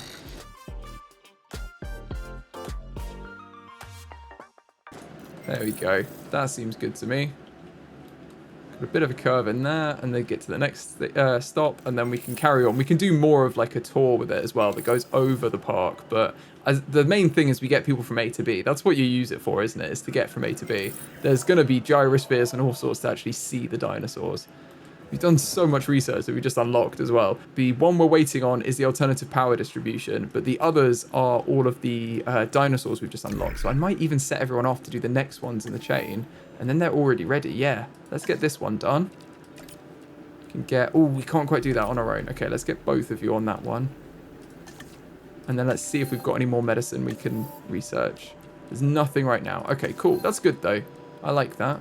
Cool, we've just got our alternative power distribution. Let's get that in. So now, instead of doing all these substations and pylons, we can place these repeater stations that basically just have to be far enough, like they just have to be close enough to another repeater station to channel power between them. And then you don't need any power pylons or substations. So, seeing as we have a good backup power network, I think I might just yank our current energy supply out and then put this in its place, because all of the dinosaur paddocks have backup power, so I'm not too worried about anything else.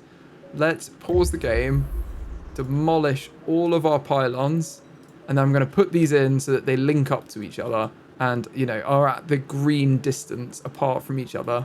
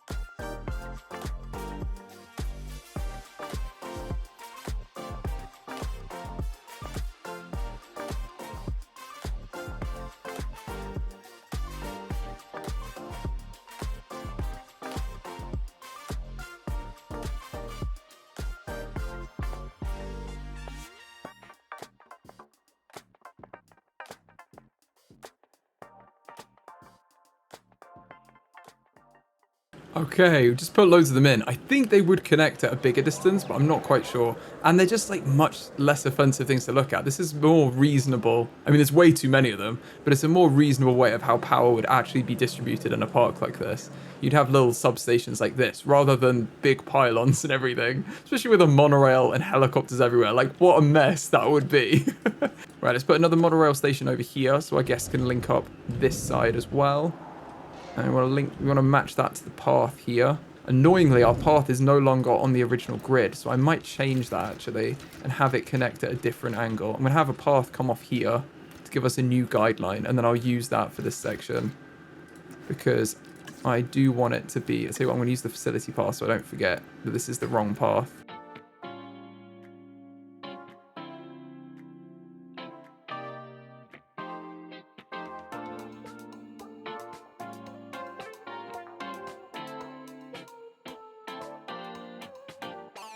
Okay, that's where our grid line is going to be. This is fine that it connects at this angle, but this is the path that we need to kind of hook onto with everything. So I'm going to put, because basically this, if we hit shift, it will snap to the same grid and it looks really nice. So let's have the monorail hook on over here. And that will just join up like that, very nicely. And then this can be attached to the rest of our track. And the same over here. We probably want a little station down here. So let's hook this on as well.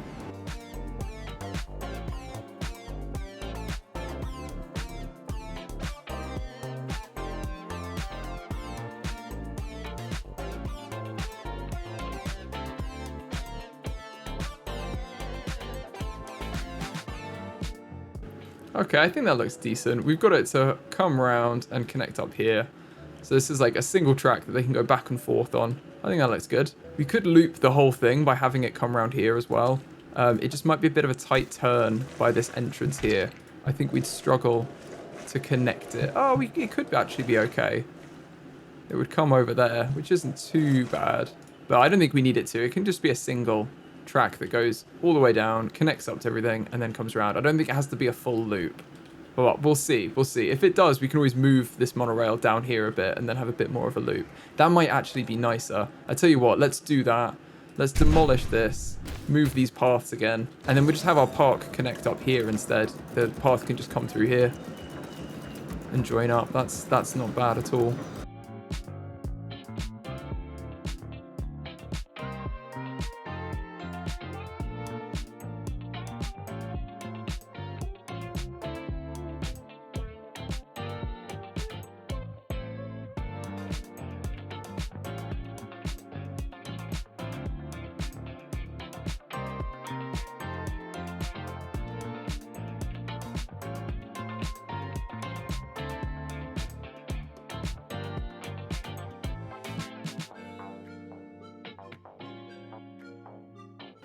Okay, I think that looks a bit better. We've got a bit of a track going around now. That seems good. Okay, I'm happy with that. And we do need to connect up our path here before it screams at me. And I don't know why. It still seems like Ranger Team 3 can't get in. I'm going to see if Ranger Team 4 can do this task.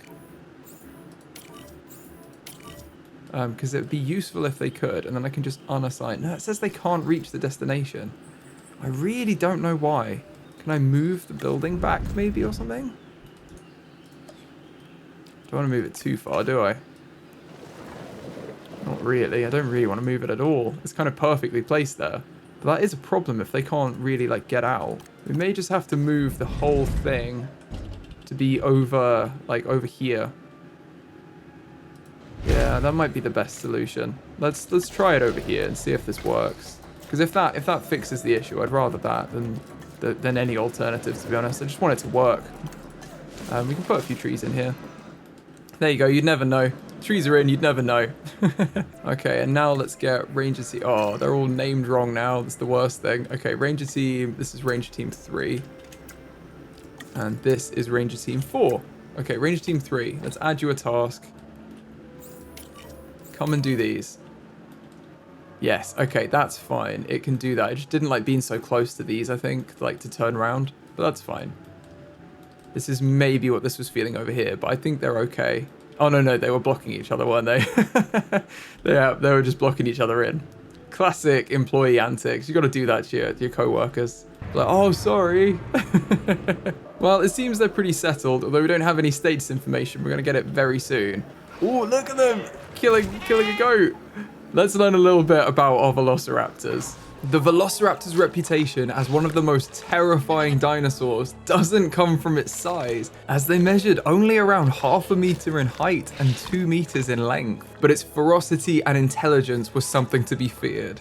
With its large, sharp teeth and sickle-shaped claws, Velociraptor is a highly efficient predator, preying upon plant-eating dinosaurs such as Protoceratops. Although its relative lack of power meant that it was unlikely to attack large or armored dinosaurs. The first Velociraptor fossil was found in 1923 by Peter Kaysen when he unearthed a complete skull and a toe claw while on an expedition to the Gobi Desert in Outer Mongolia with the American Museum of Natural History. The specimen was referred back to Henry Fairfield Osborn at the museum in New York and named Velociraptor, Swift Plunderer, in reference to its speedy and predatory behavior. Velociraptor remains have only been found in the Zhdokta Formation in Mongolia, suggesting that the genus lived in this area around 70 to 74 million years ago during the late Cretaceous period. The climate at this time was desert-like, with velociraptors gravitating towards streams and rivers where prey would congregate in search of vegetation. The velociraptors depicted in the Jurassic Park franchise are not very accurate to real life, and there are many known differences, including them being much too large and not having any feathers. However, this version of the Velociraptor was chosen for the films because they thought it would help them tell the story they wanted to tell, and I think it does the job perfectly in being a terrifying dinosaur. Look at our little killing machines, they've settled in so nicely. They're just snacking away on a little piece of goat with another one running by that's just seen its friend. Oh, and then they're gonna go for that one, okay. You literally just had one here, this is just for sport. There we go. Well, are you even going to eat it? That's the real question. No, you're not. Oh, okay, you are. He's going to have a little snack. It wasn't fresh enough, the other one. There you go. That's better. He's a lot happy with that. Where did you come from? This is a scary thing about the raptors. You just literally, they'll just appear. I'd never want to be in here, like even remotely close. The ranger team here have some serious bravery coming in here, and at least they're actually working now that they can go this way. So the Muldoon Ranger Center is up and running properly. I think the issues in the other one have been resolved. You guys kind of said that it seemed like a few of you had this issue, and it was just maybe random with one of the updates or something. Perhaps it's because this building, if it were a little bit further back or something, and make it a bit easier for them to go through. I don't know, but it seems like it's been resolved. We've got a power issue somewhere. Ah, the monorail. Yeah, okay. I do want to sort out the monorail. I realized there was a bit of a flaw. Somewhat of a design issue. This is the little roller coaster section where you do a little jump to get to the other section of the track. So that's why it's not working properly. That's why I didn't think you had to connect it at both ends in a full circle. So I think if we just connect this up, it will be absolutely fine. It will connect. Where is it? Guests, monorail, then the track. Connect track, connect track. There we go. That is now complete, which means I think we don't need to have a full loop. So what I'm very tempted to do is maybe, I mean, we can do a full loop at the end, and I quite like that it goes over these habitats because you can see them all. But maybe we don't need this bit at the minute that like joins everything up around here. I'm gonna delete because then it just goes through once, doesn't it? Like goes through the park once, and then this will go all the way around the outside. Like it'll look a lot nicer. Okay, and now it's kind of a one-way system. So it will go all the way through to here, and then it will go back. There's no power source here. Ah, that's a problem. Oh yeah, there isn't. It's not lying. Okay, well, we'll put that in.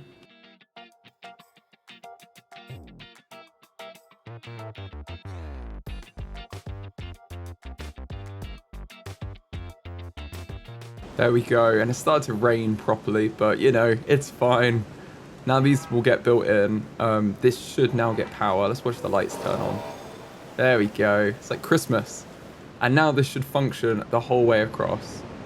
It should just do a single loop all the way around. And people can get on wherever they want, but they know that it works the whole way around.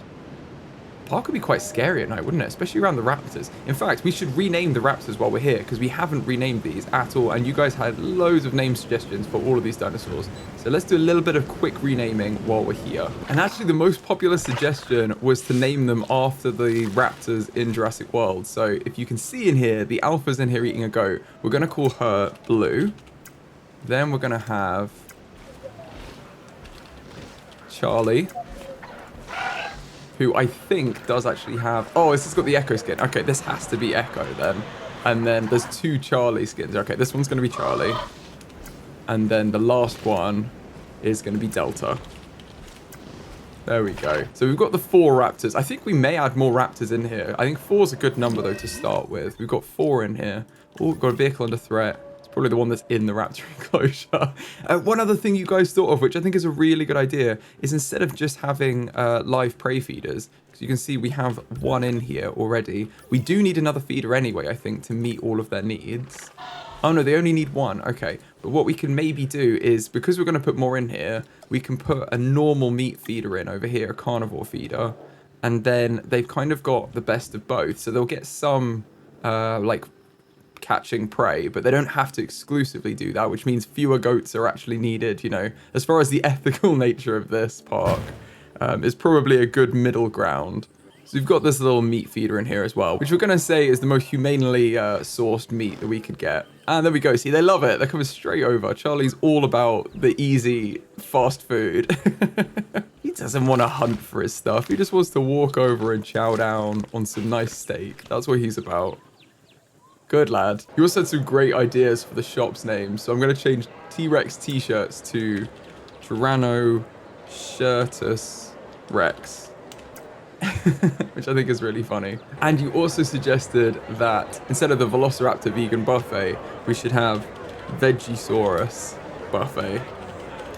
Which is a really cute reference to Jurassic Park, and I love it. Seems like the shops are doing quite well as well. They're pulling in a lot of guests, so we maybe... I don't think we put many of the things in, the modules, what they called interior modules.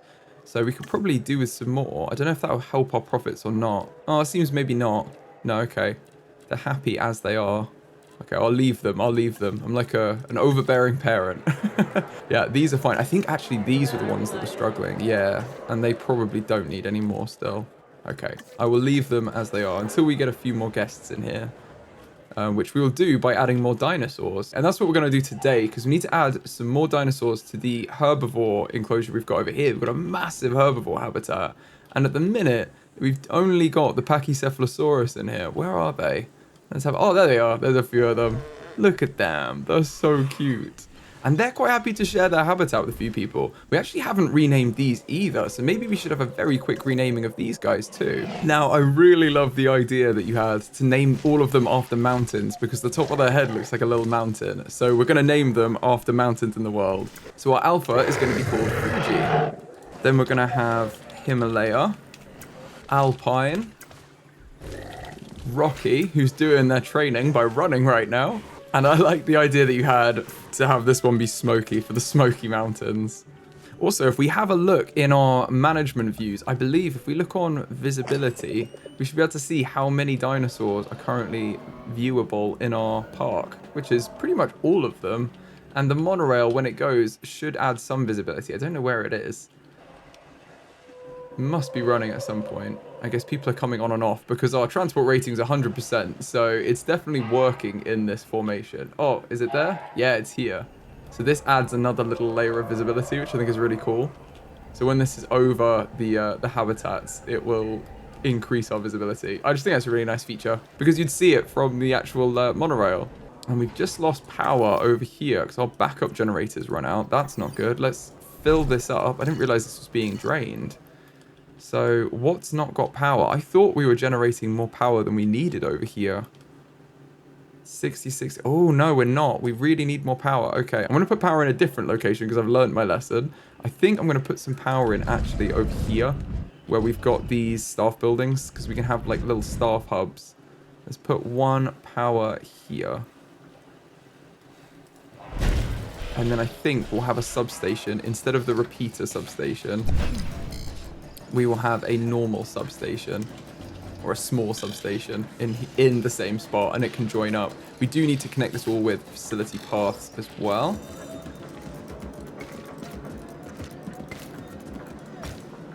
Okay, and then we just need to put in a small substation in here. And connect it up. Oh, look, and our monorail is going around. Let's pause the game and see what it looks like. Let's enter the, show the view. That's it. Look at this. This is what you'll see from the monorail. Like, how cute is that? I mean, I guess if you're literally in front of it, like Spider-Man trying to stop the train. But, you know, this is roughly what the view is like. They'd be looking out one window like this. How cute. See our little dinosaurs running around. It's a little added bonus, isn't it? It's better than nothing. Better than like an underground rail network. This is much cooler. And we do need to make sure this is all still connected. I think when this comes online, this power station, all of this will be reconnected over here. Because the repeater substation should still be powered by the, like, normal substation. So this is finishing up. There we go. Okay, this is powered. Is this powered? It doesn't look like it is. I think we might just need another one in somewhere. Can always just have one, like, here. Just to make sure everything is all connected up. Ranger 2 can't find its destination. Right, okay. What I'm going to do is I'm going to move this building slightly back and have this be here instead. And I believe that will sort out our Ranger problems, because then they've got loads more space. If not, we can always move the hatchery slightly to the right. But I think that is the main issue, is that they didn't have enough room, or they didn't think they had enough room. We can also move the backup power generator a little bit closer to the fence over here. Which sounds like a bad idea when you say it like that, but it gives them more space to go through there. I think both of these are going to be good changes that will make this work. And I would like to get the Apatosaurus today, which I believe we've already unlocked through our research. Yes, here, Apatosaurus. Right, so that we do have the fossils available on the expedition map. Let's go find them. There's some here, but that's a very busy one to go to. So's this one, but it's not quite as bad. Oh, I think we may just have to suck it up and go for one of these. Yeah, none of them are on their own. Let's go for this one first. We can send out our logistics specialist and our faster expeditions person, and they are more than capable of doing that. Let's send them out. Let's also see if we've got any more research we want to get. Now, the main ones we do want to build towards, we're going to want our T-Rex, aren't we, at some point? And they need all of these research nodes, I think, on 4A. It's like the top ones going back. So let's get this one with our... It's going to need, I think, both of our genetics people on this. Let's get them working. And then see if we've got any welfare research we can do, like medicine. No. We can get these, though. The additional, the lagoon and the aviary. So what should we get? Let's get the aviary first. Let's get both of our researchers on this. 500,000 to unlock it. Wow. Okay. But then we do have the aviaries unlocked, and we can build them, which are so cool to have. There's so much going on now. I'm going to wait till our expedition gets back and we've got some fossils from them, and then we can start extracting them. Okay, the expedition is back, and it looks like we've done some of our research as well. We're going to go into fossils and sell off these unwanted fossils here, and then see if we can get some Apatosaurus done. Okay, this is good extraction right there. Okay, let's get one of the Camarasaurus. We'll get these and we'll clear them out basically, because we don't want them clogging up our queue, do we? So let's get our main genetic specialist working on this. We'll do it nice and quickly. And it looks like some of our scientists could do with the rest. So let's just rest up these guys. Oh no, we've got a storm warning. I'm going to open all the shelters. Please proceed to cover and remain there until the storm subsides. This isn't good. I don't like this. We've already had a building damaged. Where? Let's get our ranger teams up. Oh, that's not good. Okay. Oh no, oh no. Okay, this is really not good. Prioritize the fencing. Let's repair that, because that's attached. Get ranger team 4. Fix these staff buildings. Any damage over here, ranger team 1 can go fix that. fence is broken. Please don't say it's the raptor paddock. No, it's not. Okay. Ranger Team 2 can go get that. Oh my goodness, I don't like this. But we've done our research, that's good. At least it's not like a full-on tornado. It's just a bit of a hurricane this time, which is kind of tame for this island. But we have got dinosaur threat because of this. Don't leave. No, don't walk out, please. I know you can see the gap. The ranger is on the way. You do not need to leave. Let's take control. Whoa, okay. This is a lot harder to drive than I thought. This storm is crazy.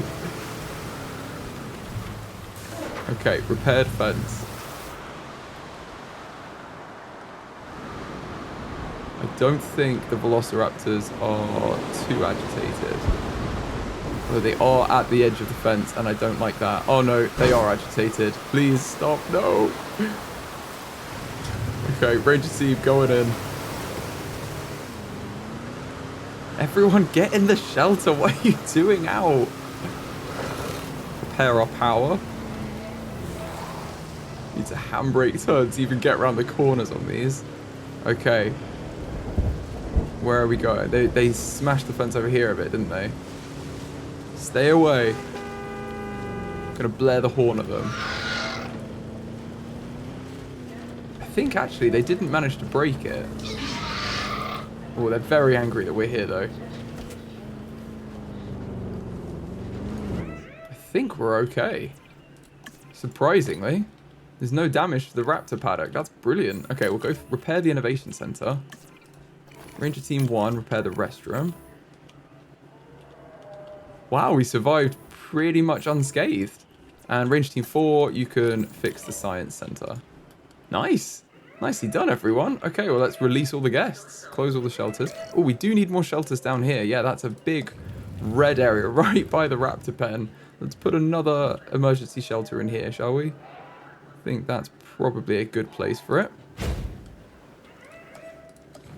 There we go. And we're going to have some more stuff around here, I imagine. So that's fine. But yeah, we definitely want some defense for our guests over here. Okay, let's send them out on another set of expeditions. Go back to the same place. We got to 75% with that. Wow, okay. Going again. That was a great place to go. Now it's going to be a long slog, I bet, to get to 100. Because there's 2 different locations to go to. So I don't think it's going to be easy.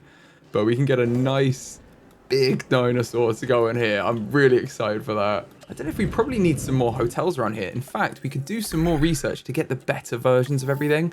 Like, I think it's in guest comfort or amenities. I'm not sure. Guest comfort. We want the large hotels, really. Ah, we need logistics for these. Okay.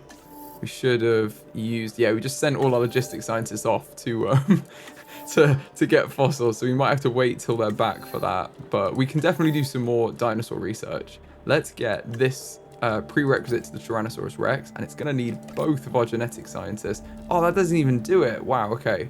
It's going to need 3 of them, but that's achieved everything. Okay, cool. Let's get these guys on it. And they might as well get cracking. Okay, the expedition is back. I can also see that the Ranger Center, the Muldoon Ranger Center, is running out of fuel. So I'm just going to fill it up with fuel. And because this is doing carnivore stuff, I'm going to fill this up with feeders as well. Because they are going to be replacing the meat feeder. It's not just like plants that we've got everywhere. And look at them coming back, the expeditions. Very cool. So we've got fossils. Let's have a look at them. Apatosaurus, perfect. Okay. Oh, that's all we have. Okay. Right, we'll sell these off. That's going to take us to, what, 84%. We might as well do all of these. Clear the whole, like, bench. Oh, our scientists aren't ready yet, are they? Because they're doing this. That's fine. In fact, let's just send out the same logistics scientists for another expedition then. I think there was another one here, wasn't there? Yeah, because we've exhausted the other one. The place we were digging in. So let's send everyone here. Won't take them long. And by the time that these guys are finished, it's about the same time anyway. So that's going to work out well. Okay, we've got that research completed and our expedition is back. Now let's see what fossils we got. Wow, we got loads. Okay, let's sell the osmium. Wow, look at all these we can sell. This is so much money. It basically funds the whole trip. And then let's see what we've got for Apatosaurus. maybe nothing. We're just going to get loads of Dryosaurus, apparently. Oh, I've still got that one. That was literally it. Wow, okay. Well, we'll fill it up. Can we get more in here? Yes, let's do that. Kind of Tetris it in. Set them up to do that. We can rest our other genetic scientists and then send our expedition guys back out because we really need some more fossils. Technically, I think after this, we'll have a viable genome because I think you need 80%. I'm not 100% sure. We may even have one now. Yeah, no, I think they're viable now, actually. Yeah, okay. But we'd rather have more points because you can change their genetic traits more with more of the genome complete. And also, it just feels like that's something you would do. You know, you'd make sure you had as much as possible. We're not worried about money in this park. We're earning quite a lot. So I don't think we're going to have too many issues with that. Okay, our fossils are extracted, which means I think it opened up space. And now all of the new fossils from the expedition have gone in here. They were holding them back until we had it. So we've got another Apatosaurus. That's good. So that's 92%. Some more to sell. Oh, even more. Okay, perfect. Wow. Okay, we're really close. Is that it? That's so mean. Okay, so we're going to have 97% complete. That is so mean. Wow. All right. Well, we'll do it. Let's get rid of some of these. The ones that take up space would be good. Oh, no, we haven't got this one selected. Oh, plus 16. Perfect. We've got the whole genome. Yes. Nice. Okay, let's get rid of these. Genetic specialist on it. We need to rest one of our logistics specialists, but that's fine. We can do that. And then I wonder if we have enough for some research. I'm not sure because we did just rest one of our logistics people. Yeah. Let's look at power because I'd like the large substations too. Everything needs 9 logistics. Okay, that's fine. That's fine. We also can get some more training and then we can train up our people even more. And we should probably refill the fuel on this because it keeps running out. One other thing I've missed over here is we don't have any toilets. So I'm going to try and put some toilets in over here. I'll better service this area. There you go. This area is a bit better to go to now. There's a little bit of a dead zone, but we can always put some stuff in here. And we are going to have the Mosasaurus tank in here.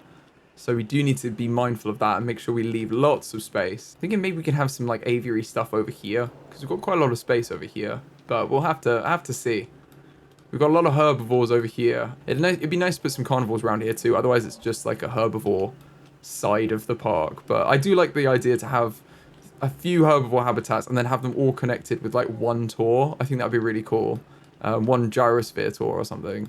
Because then, yeah, it feels like you're paying for a bit more with your ticket if you're going to go through multiple habitats rather than just like one habitat with it. There we go. Our fossils have been extracted and our scientist is rested up. Now let's do a little bit of research because I do want to get a few things. I want to get power before I forget. So I'm going to do the large substation right here. And our 2 logistics people should be able to do that on their own. In fact, before we do this, let's go back. Let's go into training and get the level 3 training, because then, although they'll be a little bit more expensive, our scientists will be able to improve their skills and make all of the rest of the research much, much easier. Let's go dinosaur creation and have a look at what we're missing. We don't have the points for this yet. We do want that. Ideally, let's get the lagoon right now so we can get both of those later as well. And I think pairing up a genetic and a welfare specialist is covering this off very nicely. And we are going to want the Triceratops at some point in the zoo as well. So let's get the prerequisite to that research with the remaining 2 scientists we have. Let's start them off and let them grab that for us. We've got 3 sets of research going on right now. I think we're doing well. We're getting lots and lots of stuff to improve this park. There are new animals you can create. Species diversity benefits everyone. The scientists, the guests, and yes, even the dinosaurs. Thanks, Claire. That's good to know. We're doing it anyway. We've just unlocked the lagoons and we've got, more importantly, some more training for our staff. So our staff can be improved even further. And I'm going to do that to all of them. Let's upgrade all of them to kind of spec into their specialism. So we want genetic specialist. It's going to get another point to genetics. Our logistics, another point to the logistics. I'm going to do this for all of them as we go through the list. There we go. That's a much stronger team of scientists right there. I really like that. And I've noticed we've actually got one expedition for the Pachycephalosaurus that we haven't got. So I am tempted to send them out on that soon. But right now, I do just want to get a little bit more research. Let's get this power done. You can see this is much better now. We've got 12 of 9 rather than just meeting the requirements. Let's set them on that and see what else we need. Have we got any gene modifications? We're going to want to do these as well. Let's do positive temperament. That sounds like a good one to get. They can almost do it on their own, to be honest. But let's see what the other requirements are. So they both have quite a high genetic component. So let's have one of our genetic specialists and one of our welfare specialists on each of these. And I think we'll be able to do both of them at the same time. Oh, no, we can't quite make it. Oh, that's annoying. Okay, we'll find something else that requires both. Pretty much all of the research requires those things. So it's not a bad thing. We do need this to get the Stegosaurus as well. So let's carry on down the line. We'll set both of them on that one. And then we've got basically as much research as can be done. We've got all our scientists working, earning their keep. And we're getting lots of new stuff I really like. I'd really like to get some more attractions as well. Look how cool the cinema looks. I'd really like to get some more of this stuff in the park because it adds a bit more variety than just dinosaurs. And I do want bigger hotels too. I think these are cool, but they are tiny compared to the large hotels when you get them in. So we've definitely got the space. Let's get some large hotels, massively increase our capacity. I don't actually know what the worst thing is on our park. What are we lacking? Okay, we do actually have capacity for them, it seems. Oh no, accommodation rating 72. That's the thing that's holding us back mostly. And other than that, that's basically it. Then we can just improve our appeal. So yeah, we need a few more hotels. And if we can improve the path capacity as well, we can have even more guests. But the minute we're almost at capacity for the wide paths. When we get the main thoroughfares, it's going to get even bigger. So lots to be done with the research. Okay, we've got all of those bits of research done. Let's sort out getting the Apatosaurus because I really want to do that next. Let's synthesize the Apatosaurus and we need to modify the genome to see what they have. We've just got a few more traits, haven't we? We haven't actually sorted out the appetite one. That's interesting. What do we need to be able to do that? Oh, we need to release a dinosaur with the large appetite trait. Okay, fair enough. That's not the worst trait anyway. But let's modify them and see what else we can improve. We're going to put all of their skin color on random. And the same with the pattern color is going to be random as well. We can't change the hunger, but we can make them more long-lived, which we do like. Maybe make it 75% chance of long-lived. And then maybe tolerant. Oh, they're not really that intolerant, though. Maybe it should be accommodating.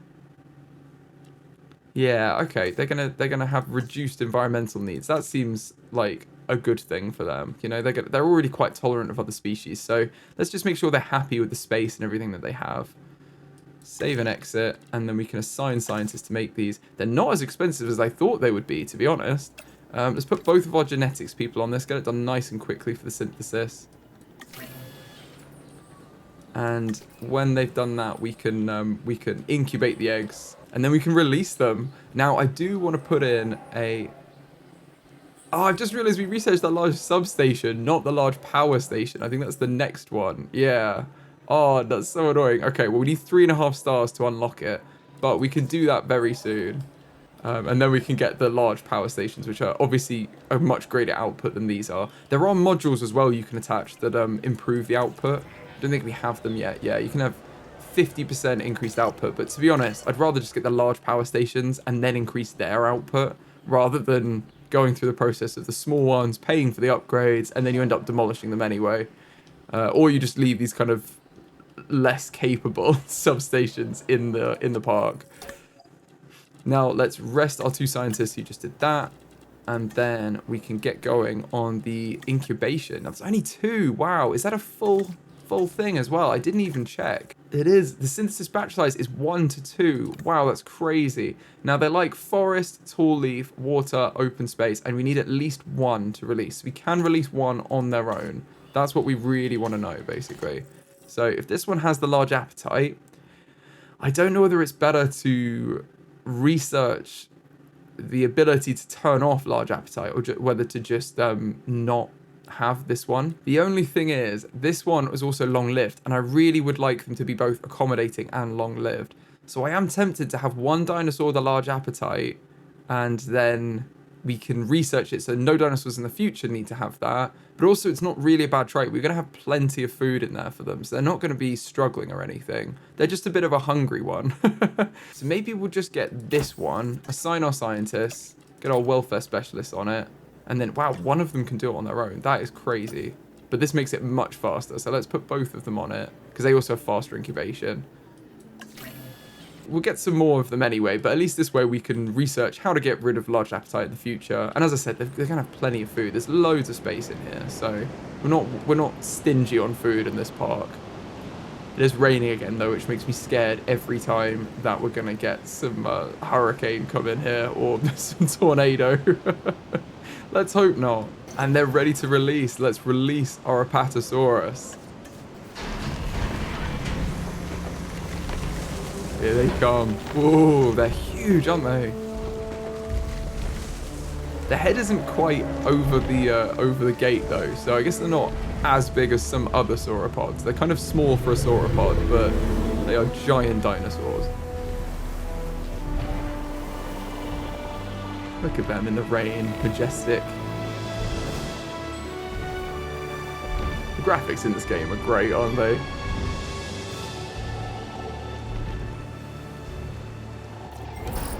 There we go. And we've just unlocked the ability to research efficient metabolism. So they're going to map out their territory. I don't think we have any tall leaf for them, though. That's the only thing we do want to add. So let's go into our environment. Tall leaf, ground leaf. What have we got here? Can't remember what you guys needed. Let's have a look at our Pachycephalosaurus. Here they are, some here. They wanted ground leaf. Oh no, so we may have tall leaf and ground leaf because we just went ground leaf. Okay, well we'll have instead of the leafy climbers, we'll have some temp seeker. I don't know how you say that as well. We'll just add some of this in, and then there's some tall leaf and some ground leaf. So I'm going to go through and add a bunch of this in here. There we go. That should be a good amount for them. They've almost got all of it in this size territory, so they definitely will have enough when they walk forward a little bit more. So I think it's definitely a good idea to synthesize a few more. Let's synthesize the next one. We are going to have to rest our scientists that just incubated them because they're both exhausted. But thankfully, the genetic scientists have given them a bit of time because they're synthesizing new eggs anyway. Oh, look, they're going to meet. So these guys should get on very nicely with each other. If we look at, which tab is it? This tab here. They like sauropods. So the Apatosaurus is a friend. They don't mind them at all. And the same with the Apatosaurus in the territory tab, I guess it is, they shared with the Pachycephalosaurus and they like them because they like Pachycephalosaurid dinosaurs. We can't put them in with other sauropods, the Indominous Rex or the Scorpius Rex. Shockingly, they don't like those dinosaurs. I don't know why, but they're not big fans. It looks like we've got another long-lived one here. I'm not going to have the ones that aren't long-lived, I don't think. Although it's not the end of the world. They'll still live a good life. When they're docile as well, that's kind of a bonus. I think we might end up just going with both of these actually, because although this one isn't long-lived, they are docile and they'll still have a good life. And it means we'll get some variety in how long all of them live. We do need to wait for our welfare specialist to rest up though. And we need to rest this genetic specialist that got a bit too tired in that. So when these scientists are rested up, we'll come back and incubate these Apatosaurus. There we go. Ranger Team 2 is still obstructed. I think that's ridiculous. There's no way. There's literally no way. What I'm going to do is I'm going to pause. I'm going to delete these paths. I'm just going to move the facility. And have it be like here. And see if just by moving it we can improve that. Because I bet that will fix it for some reason. I'm sure it will. Something like that would just be like, oh, I don't know, it works in this position. Let's incubate these dinosaurs though. We've got both of these on it. And I think that our logistics scientists are free. So let's get them doing something. Let's get the large hotels. I really want them. So both of our logistics experts can go for that one. Just have that going in the background so we're ready when our dinosaurs are in there and everything. Oh yeah, we can put some large hotels in. That's the idea. This repeater substation is kind of in a weird place now as well. I might move that. Is it going to attach still? Yes, it is. Let's put that there then. And I think we'll probably need to... This is going to be Ranger Team 1 still. And Ranger Team 2. But I think they're going to need to be reassigned to their posts, yeah. 1 and 2. And then Ranger Team 2 is working. Okay, so it sounds like we can assign them without issues. So, yeah, they're both going. Everything's fixed, it seems. Cool, that's what we like. Everything's fixed. Nice one. And our incubation's complete. Let's release the other 2 Apatosaurus.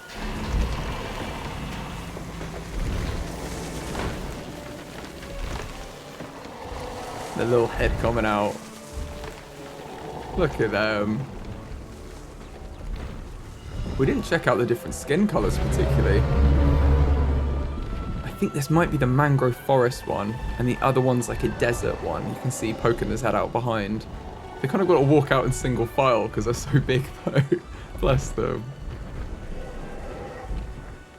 They're slow, aren't they? But they don't really need to be fast if you look at the size of them. There's not too much that's going to want to take them on. Yeah, there we go. Yeah, that's the mangrove forest skin. And I think this... I can't remember what it's called, but it's like a more desert skin. You can go find your friend. That'll be nice, won't it? Now, their population will be 3 when the third one pops out, and it looks like they're getting everything they need. They do need to continue mapping out this area because they will have a lot more space. But if we need to make the habitat bigger, we will do that. That's obviously something we want to do to make it perfect for them. At the minute, the Pachycephalosaurus are 100% happy, except they still haven't explored all this water area over here. So I'm thinking that when they do, they'll be 100% happy. Right now, they're almost happy. They're just quibbling a little bit about their water supply. But they're definitely content anyway. I just want to get all these environmental needs up to 100 to make it as ethical as possible. Give them exactly the habitat that they need. And I don't know what group size they're in. Should have looked at that too. They live in minimum population of 1. But I suppose it will tell me if I click on one of the Apatosaurus, won't it? They have populations 3. Oh, wow, they could have a lot then. They could probably be in a group size of like 7 or something to be in the middle here. Wow, okay. Bigger herds. Well, in that case, let's get a couple more going. We've got the scientists, haven't we? We've got the money. Let's get a few more eggs going, and then we can just continue the train of them. But now they look quite happy. I think let's learn a little bit about the Apatosaurus. The Apatosaurus was discovered in 1877 when Othniel Charles Marsh unearthed a near-complete skeleton in the Rocky Mountains, Colorado. Its name translates to deceptive lizard and stems from Marsh's initial misconception that its bone structure was that of an aquatic reptile. Measuring over 20 meters in length and weighing around 20 tons, the Apatosaurus is one of the largest dinosaurs to have ever existed. This herbivorous sauropod has a long neck which allows it to feed on the leaves of tall trees as well as lower hanging plants, and the Apatosaurus would whip its tail round to produce a loud bang that would scare off predators. Fossils of the Apatosaurus date back to the late Jurassic period, approximately 150 million years ago, and have been found across the western United States and parts of Europe. The location of these findings have led researchers to believe that Apatosaurus lived near rivers and coexisted with Camarasaurus, Ceratosaurus, and the feared Allosaurus. And in our new habitat, it looks like we've just got another batch of Apatosaurus eggs, so we can incubate these straight away and see if we can increase our herd size. Now, this one's long-lived. This one is it's a new skin. You know what? Let's get both of them. I was going to say, it's not long-lived. It doesn't have docile or anything, but we'll take it at this point. Let's just take the first ones that come up. We'll go for them, as long as there's nothing bad with them, you know? There's a few that are long-lived and a few that aren't, so they will have similar lifespans to at least someone else in the herd. So we've got both of our welfare scientists are now working on that, incubating those eggs, which is going to take this herd size to 5. I think they can probably have more, and I also think that this terrain needs leveling out very slightly across here. Let's smooth that out because that looks a bit steep. As soon as they come out of the section there. It's like an immediate hill, but that's not too bad. That's not too bad. Okay, cool. Let's also check up on them and see whether all of their environment needs are being met. There's another one here. I think this is the alpha. They've got most of them, I think. Yeah, I mean, they're comfortable, but we do want them to be 100% if possible. So I'm going to let them continue to map out the territory. Well, they haven't explored anything over here yet. So hopefully they'll have a lot more stuff. There's a lot more forest and tall leaf and water over here. So, and open space to be fair. So hopefully there's more of everything. Hopefully they'll be happy with that. It looks like we've already got these raised to maturity. So let's release these guys. Oh, and we're behind a leaf or something. That was weird. Okay, that's not happened before. Maybe it's because they were here or something. I don't know. You normally get that little cinematic, but we're just stuck behind a leaf. There they are. And zoom in. That's the stuff. That's what we want. They're very cool. And I think we've got different skin patterns on all of them. Like, they're all different colors, which is cool. They're forming a little conga line. It's going to be a little conga line of Apatosaurus up to the alpha over there. But cool. That is very cool. We've got 5 of them now. Do leave name suggestions for these guys in the comments as well. I will rename them all at some point as we carry on in this series. But I think these guys have got to a good herd size now as well. I think 5 is good for them. And they seem very happy. They just need to integrate into the herd. And this one is doing all the work over here, the alpha. They're actually exploring everything. And they get on nicely with the Pachycephalosaurus. So can't complain with that. In fact, I don't think we completed their genome, the Pachycephalosaurus. I think there's one left. There is, yeah. Let's go get this because I don't like leaving that kind of open-ended. Let's get a team out of scientists, get the final fossils, and then we can get them to 100%. And we'll maybe do another batch of them just to have a slightly larger herd of them too, because 6 isn't huge, I don't think, for these guys. No, there's only... Yeah, they could definitely have more. 6 definitely isn't huge for them, so yeah. We'll get some more in there, and they'll be much happier, I'm sure. Now, the other thing I want to do, I want to have a look at a little bit of research to see what else we can get. I think we've just used our logistics scientists. We're not going to be able to get much over in structures, but we can probably get some stuff in species and welfare. And I would like to get the Stegosaurus in the park, because this can also go in the same habitat as the Pachycephalosaurus and the Apatosaurus. So we can have all 3 of them in here as like one mixed herbivore habitat, which I really like the idea of, and it's massive. I don't know if we need to make it any bigger, but it seems like it's a good size. We've got the Gallimimus and the Parasaurolophus in here, and they seem pretty happy. And this is a much smaller habitat, so I think this is going to have 3 species in it, but it's definitely much larger. So we'll see how they get on. We want to make sure that all of them are as comfortable as they can be. It's kind of the point of this series, and thankfully, no drama with the Velociraptors. They're all pretty chill. Oh, our backup generators are running out. I think that means that we need more power. These are maxed out. I thought we put a new power station in, but yeah, no, that's not maxed out. Oh, maybe it was an old thing or something, or maybe they're not all completely being reached by the repeater substations. No, they're not. Look. These guys don't get these buildings back here. We need another one over here. So let's have it around here, and then we've got another repeater substation, and all of these will be powered. And it looks like we've got our fossils in as well, so let's have a look at those. We've got some osmium, that's valuable. Oh, we've got 2 lots, nice. Okay, what are we looking for? We're looking for the Pachycephalosaurus. There they are. That's what we need to take it to 100%. We might as well just get some of these other fossils that'll fill up the tank. And get... Oh, no, our genetic scientists aren't doing it. That's fine. I'll tell you what, we'll wait for them to finish that research. And instead, we'll put our logistics scientists onto something else, like guest comfort. I think I want the wider paths. And both of our scientists can cover this off, so that seems good. And I believe we just got the large hotels recently. We did, the large hotel. So I'm definitely going to put some of these in. And I want to make sure that this... overlooks some habitats that we have. Let's put one in here, and then that will have good coverage on both sides of because we want to put another habitat over here as well. So let's put this in near the monorail station, but not right next to it.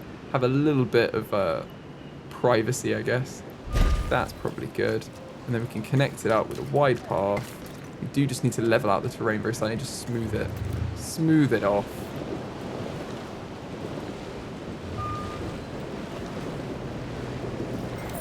We've unlocked the Stegosaurus. How cool is that? We can get some of our logistics scientists out there to get some fossils as soon as they're done on the main thoroughfare research.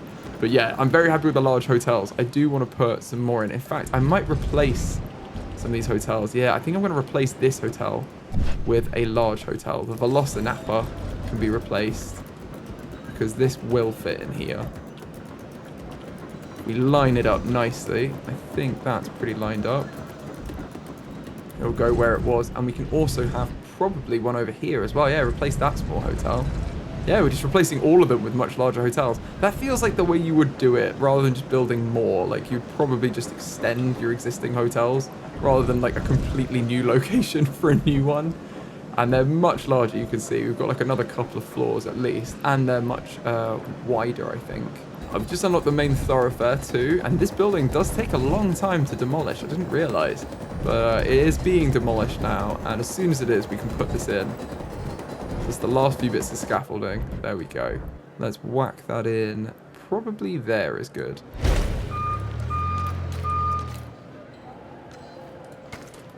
Nicely and joined up. Cool. See if we can fit any forest anywhere, but I doubt it. We might have to put some trees in individually. Let's put a couple of big trees in.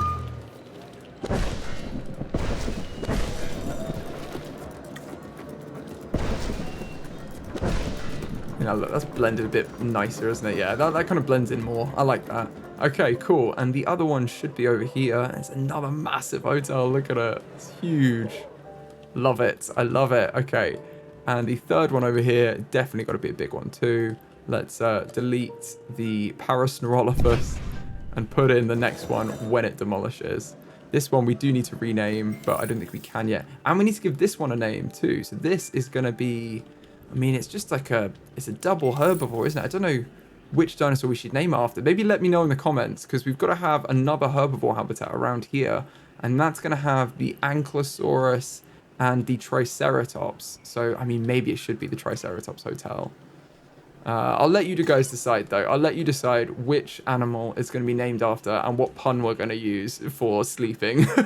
So let me know in the comments and we'll rename this one. Now, I'm very keen, now that we've done our research as well, to get the Stegosaurus. And I think they're in North America. So let's have a look at our expeditions and see where they are.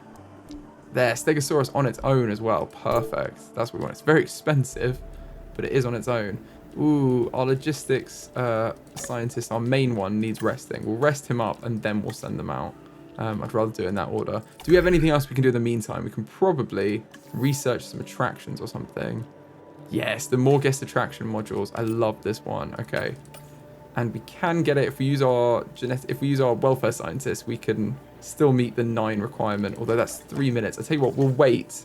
Is there anything else in here we could get with our other scientists? Yes, it looks like there is. We've got cheaper genetics and accelerated growth. We've also got additional hatchery bays. Oh, this is really cool. Okay, let's go for... I think we'll go for the lagoon stuff first. These are very expensive bits of research, but I think they are worth it. So we've got... What do we need? We need more welfare, actually. It's not genetics at all, really. Oh, we can't quite get that. Oh, you can have 4 scientists. Okay, wow. We can get there. Let's use these guys, though, and leave the logistics scientist. That's crazy. Okay, well, we'll set them off to do that. It's going to take them almost 5 minutes to do that. Wow. That's a big bit of research. But as soon as these guys have rested up, this one, we will we'll send them out for an expedition and get some Stegosaurus fossils. There they are. They've recovered. And look, our monorails shooting through. Range Team 2 still being a bit annoying, but I think it is generally fine. We'll leave it because we've not had any issues arise from it yet. If we really do have problems as well, we can just assign Ranger Team 1 to do all this stuff and see if it has the same problems.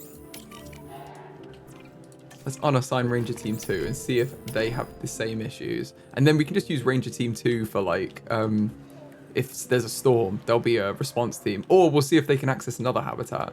It may just be like the gates are too close or something. I don't know. We can always move this one over to here. That's much further apart. And then their paths shouldn't cross as much. I don't know. In fact, yeah, let's try that. I'll unassign Ranger Team 1. And we'll give Ranger Team 2 another shot at doing this.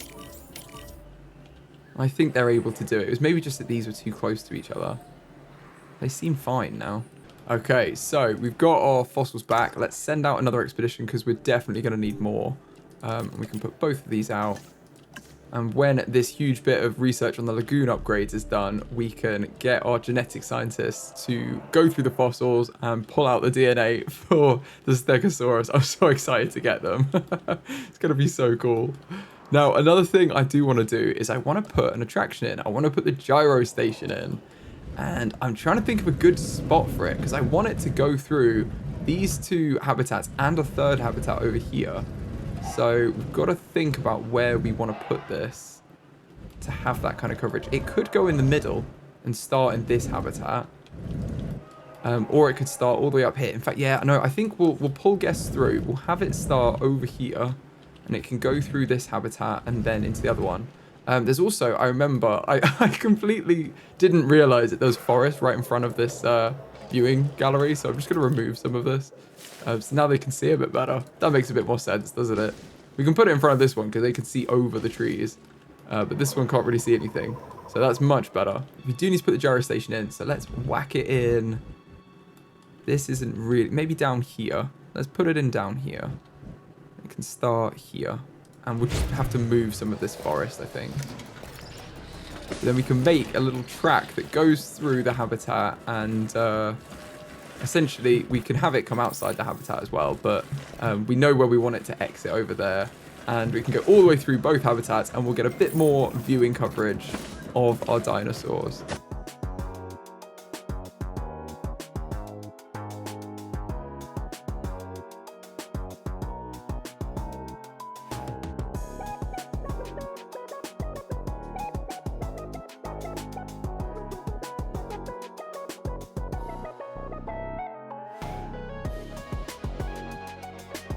Okay, that track is completed. It looks like we have an ailment which has been discovered. That's interesting. Oh, our keeper hasn't sorted this out. That's really annoying. Okay, so range team 3, disinfect the feeder. Let's get our mobile vet unit to come over because these guys need healing. And let's medical scan both of our Velociraptors over here because they're feeling a bit sickly because they've just eaten from the disinfected feeder. Okay, they've disinfected it though. That's good. That's what we like.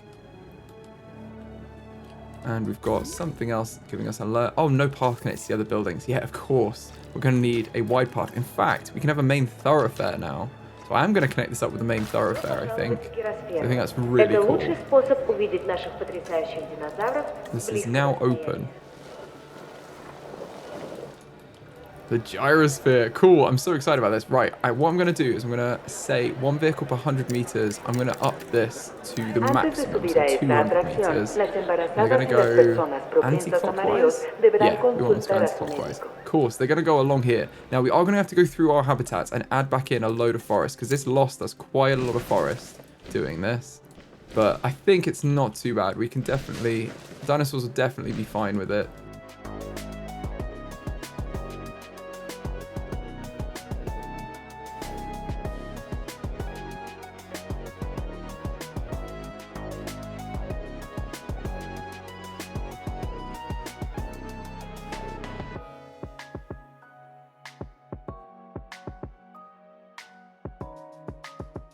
Now, it does look like their habitat isn't quite 100% for everything anymore because they're on 64%.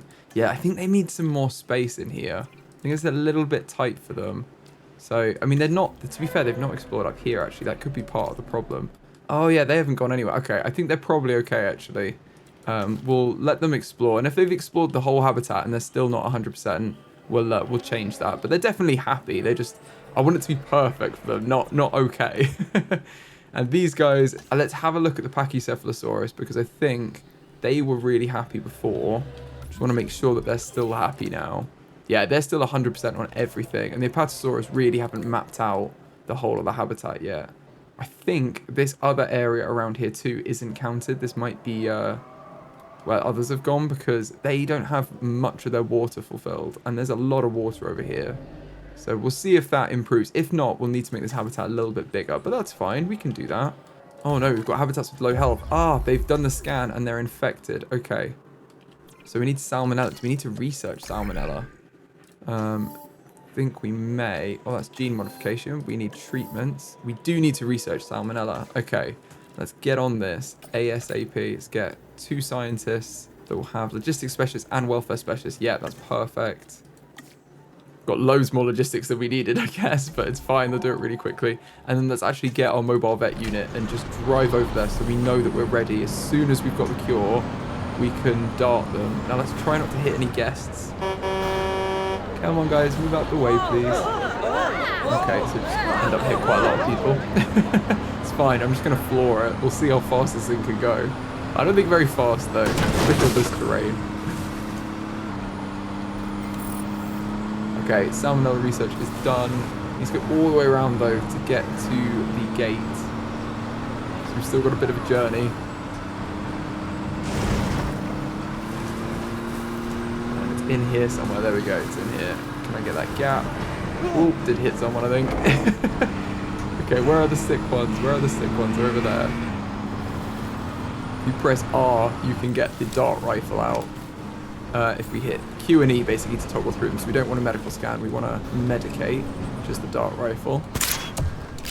Salmonella. There we go. Is one enough?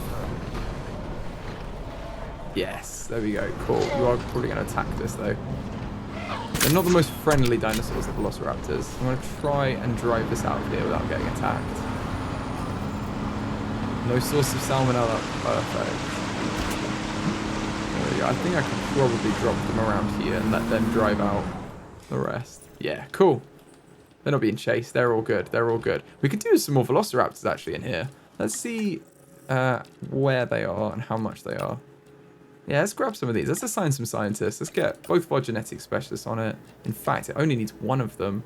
So let's use that one and then we can... We don't have to rest up the other one quite as quickly. Or we can do 2 batches. That's even better. We're going to do 2 batches. There we go. Yeah, we might as well go for it. I think they will need to rest before they do the Stegosaurus, but I'm happy to have some more raptors in here. And our gyrosphere, we didn't properly look to that. So basically, you can either ride the gyrosphere or you can drive it. If we ride it, it just puts us into one of the gyrosphere vehicles. Oh look, we got a friend. And we can switch vehicles with Q and E. So there's some other ones that are going. Oh, this is cool. This is where like the door is into the other habitat. How cool is that? Although our gyroscopic technology greatly minimizes the impact of turbulent terrain, I love like the voiceover. It is still important that you keep your seatbelts fastened at all times. Make sure your seatbelts are fastened. Yep. Yeah, he's checking. We've got ours done. Yeah, don't worry. We're belted up. We're all good. That's a bit of a route there. I don't know how we're going to navigate that terrain. Look at that. Well, let's see how it does it. I think we'll probably just turn slightly. It's a bit of a ride. That's the whole thing. I can't see any of our dinosaurs, though. It's not the best. Oh, there we go. These guys are having a good time. Yeah, she's terrified. Look at her. To be fair, if you've never seen them before, it's pretty scary to be this close. You're like, is this glass gonna hold, or are we in like mortal danger? Prehistoric plant life. Look at this though. How cool is that to be that close?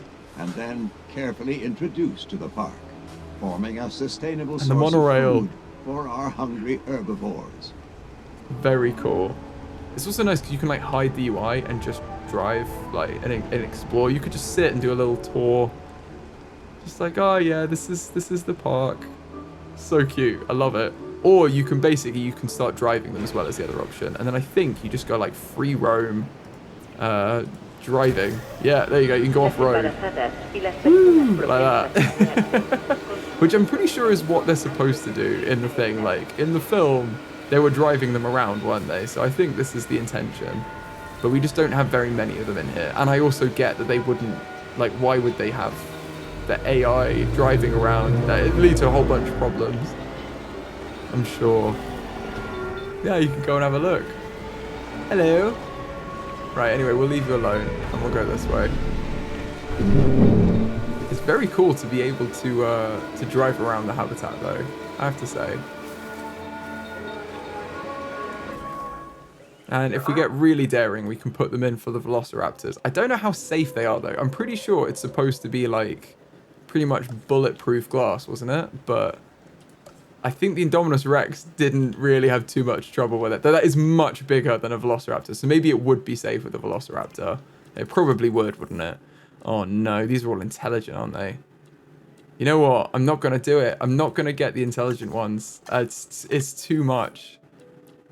But there are a couple here that aren't intelligent, so we like those. Let's go with these. And one of them's got the skin of blue. That's cool. We'll see if they become the alpha. We could rename them to be blue. Let's get... I don't even think we need both of these. Yeah, let's get one of our welfare scientists. And it's the one with faster incubation. Working on that. And I think the other set, we will just discard the eggs. Because we don't want... Yeah. We don't want the intelligent ones. It's too much hassle. I can't do it. I think we need to rest up our scientist as well, don't we? A genetic one. Yeah. And I think we've got a bunch of fossils we need to do with the other genetic scientist. Yes. Let's sell these. Oh, we didn't actually assign them the last time when we were over here getting the Parasaurolophus ones. Right, okay. Well, let's get our genetic specialist going. We'll set them on that, and then when they're done, they've got a few more batches to do. We can rotate between them so that they get the fossils too, because we want to get the Stegosaurus in as soon as we can into this habitat and kind of complete this multi-species herbivore habitat we have over here. Attention all personnel. Oh no, that's a storm. That's a storm. I'm going to open the shelters. As a precautionary measure. Yeah, there we go. Storm warning. Attention Oh, all. here we go. That's what you want, isn't it? Nice big storm. At least there's more shelters around here. And there's no one stuck in this little dead zone we have here. Okay, that's alright.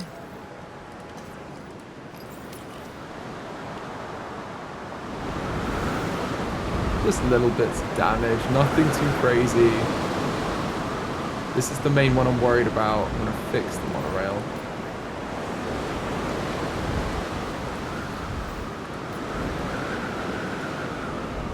Just going to basically assign the ranger teams. Whenever something's broken, I'm going to assign them out to fix stuff. But, oh, we're going to focus on doing the important stuff first. So Ranger Team 1 is going to go straight to fix that gate because this is linked to a habitat. So we don't like that at all. In fact, I'm going to drive them because they're taking ages to turn around.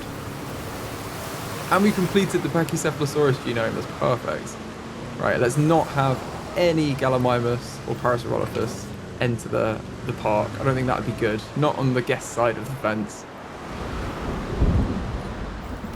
And you can repair that building. We just really need to be careful around here. There's nothing damaged. Let's repair our power stations as well. I don't think it's too bad though. The storms we've had haven't been too bad for a while now. So I think we're okay.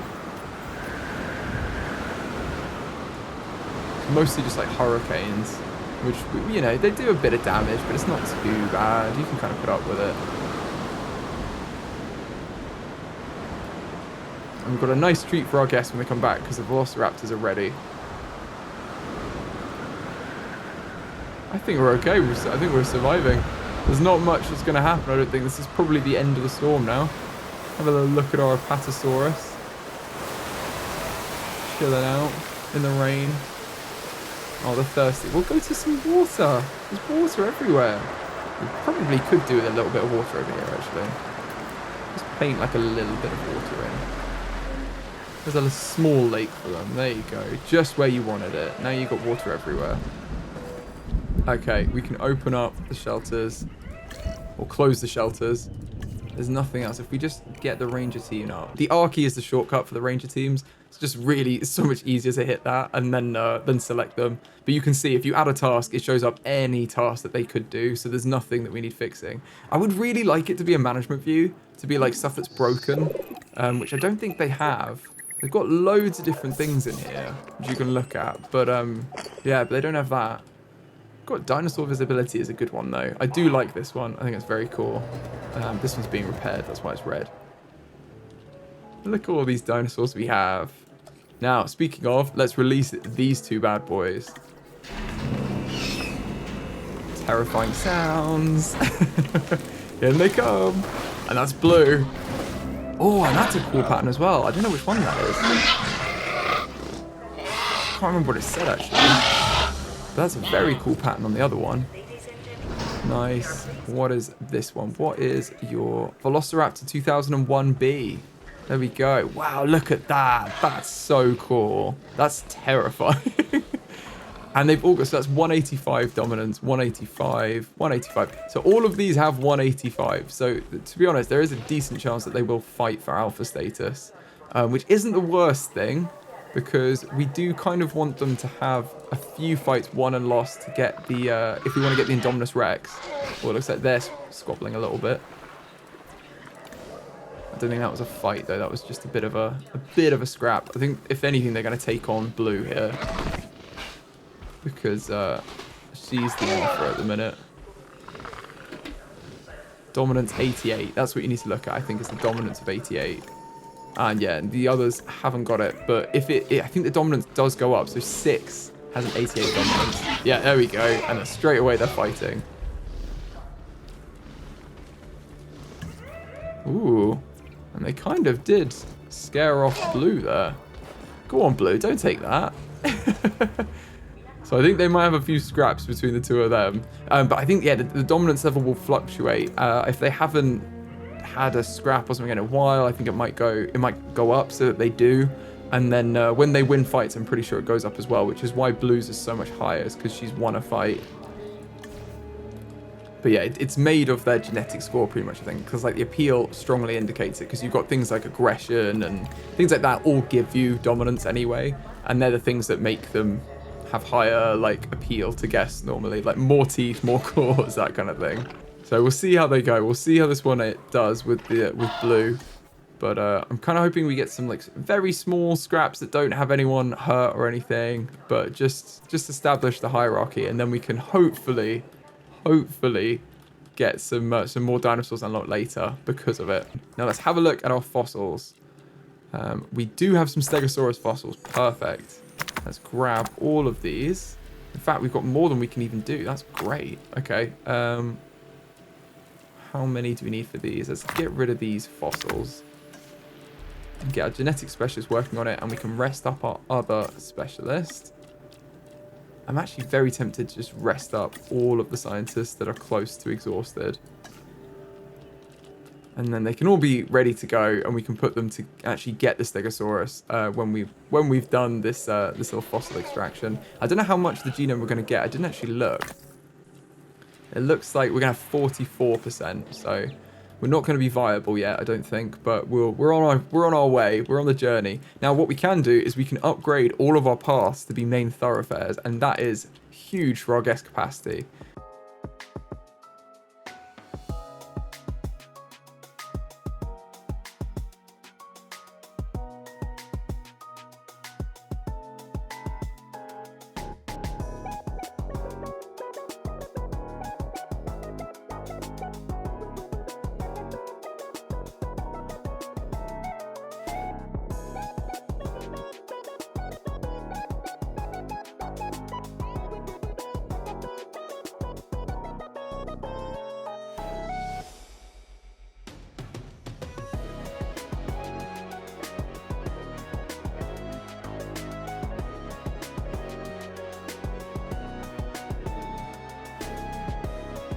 There we go, that's much better. I like that. I just shifted these buildings along a little bit, and now we've got a main thoroughfare right through here.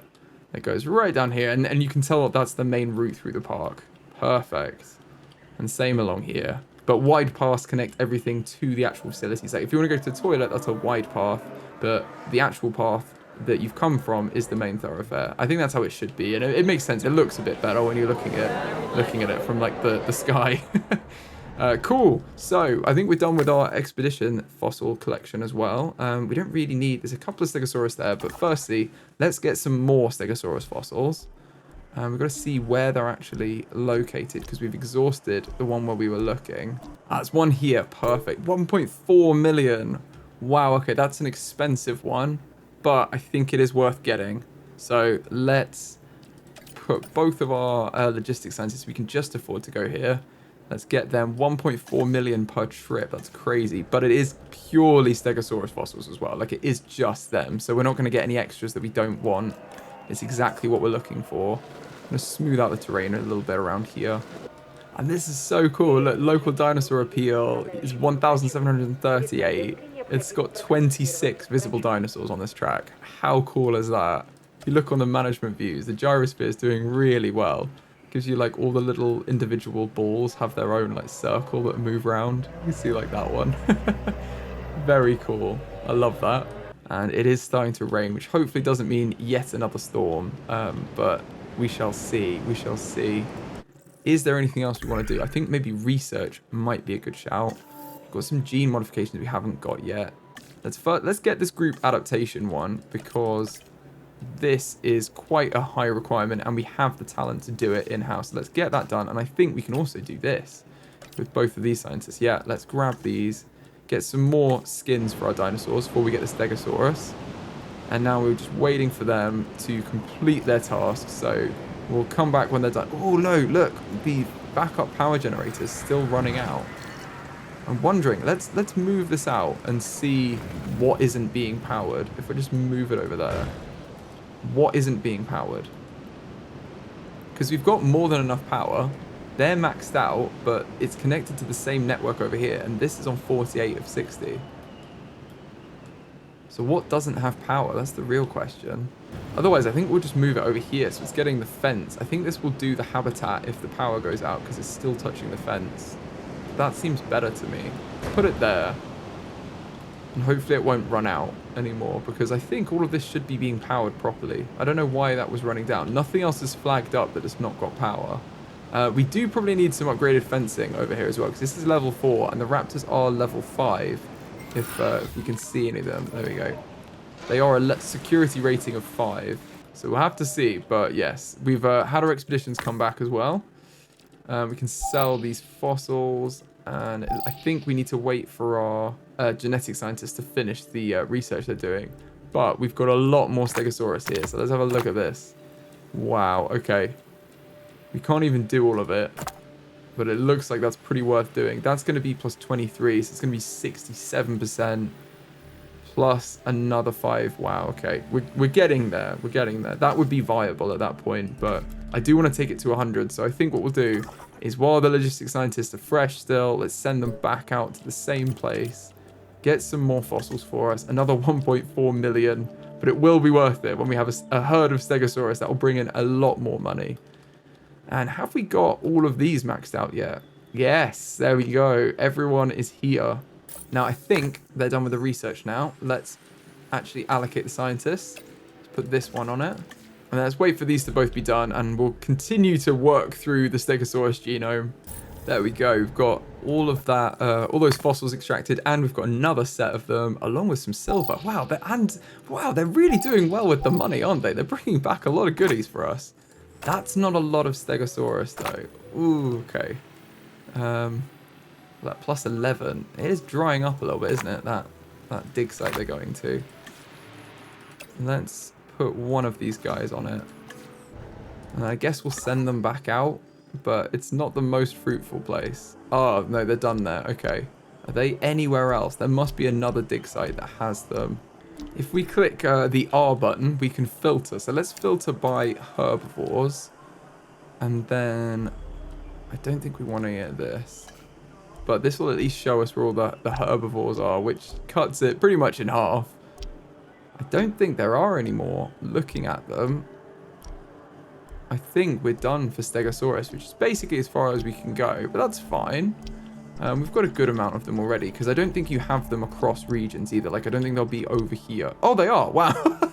Wow, that was ironic. Okay, well, they're over here. That's what they are. There must be it. There must be no more fossils anywhere else. Let's just check that. Yeah, okay. Wow, so the rest of them are in Portugal. So let's send another expedition out there. It's way cheaper. Let's do that one. We should have looked at that one first. Look at this hotel as well. It's so cool. Let's rename this hotel the Velociraptor.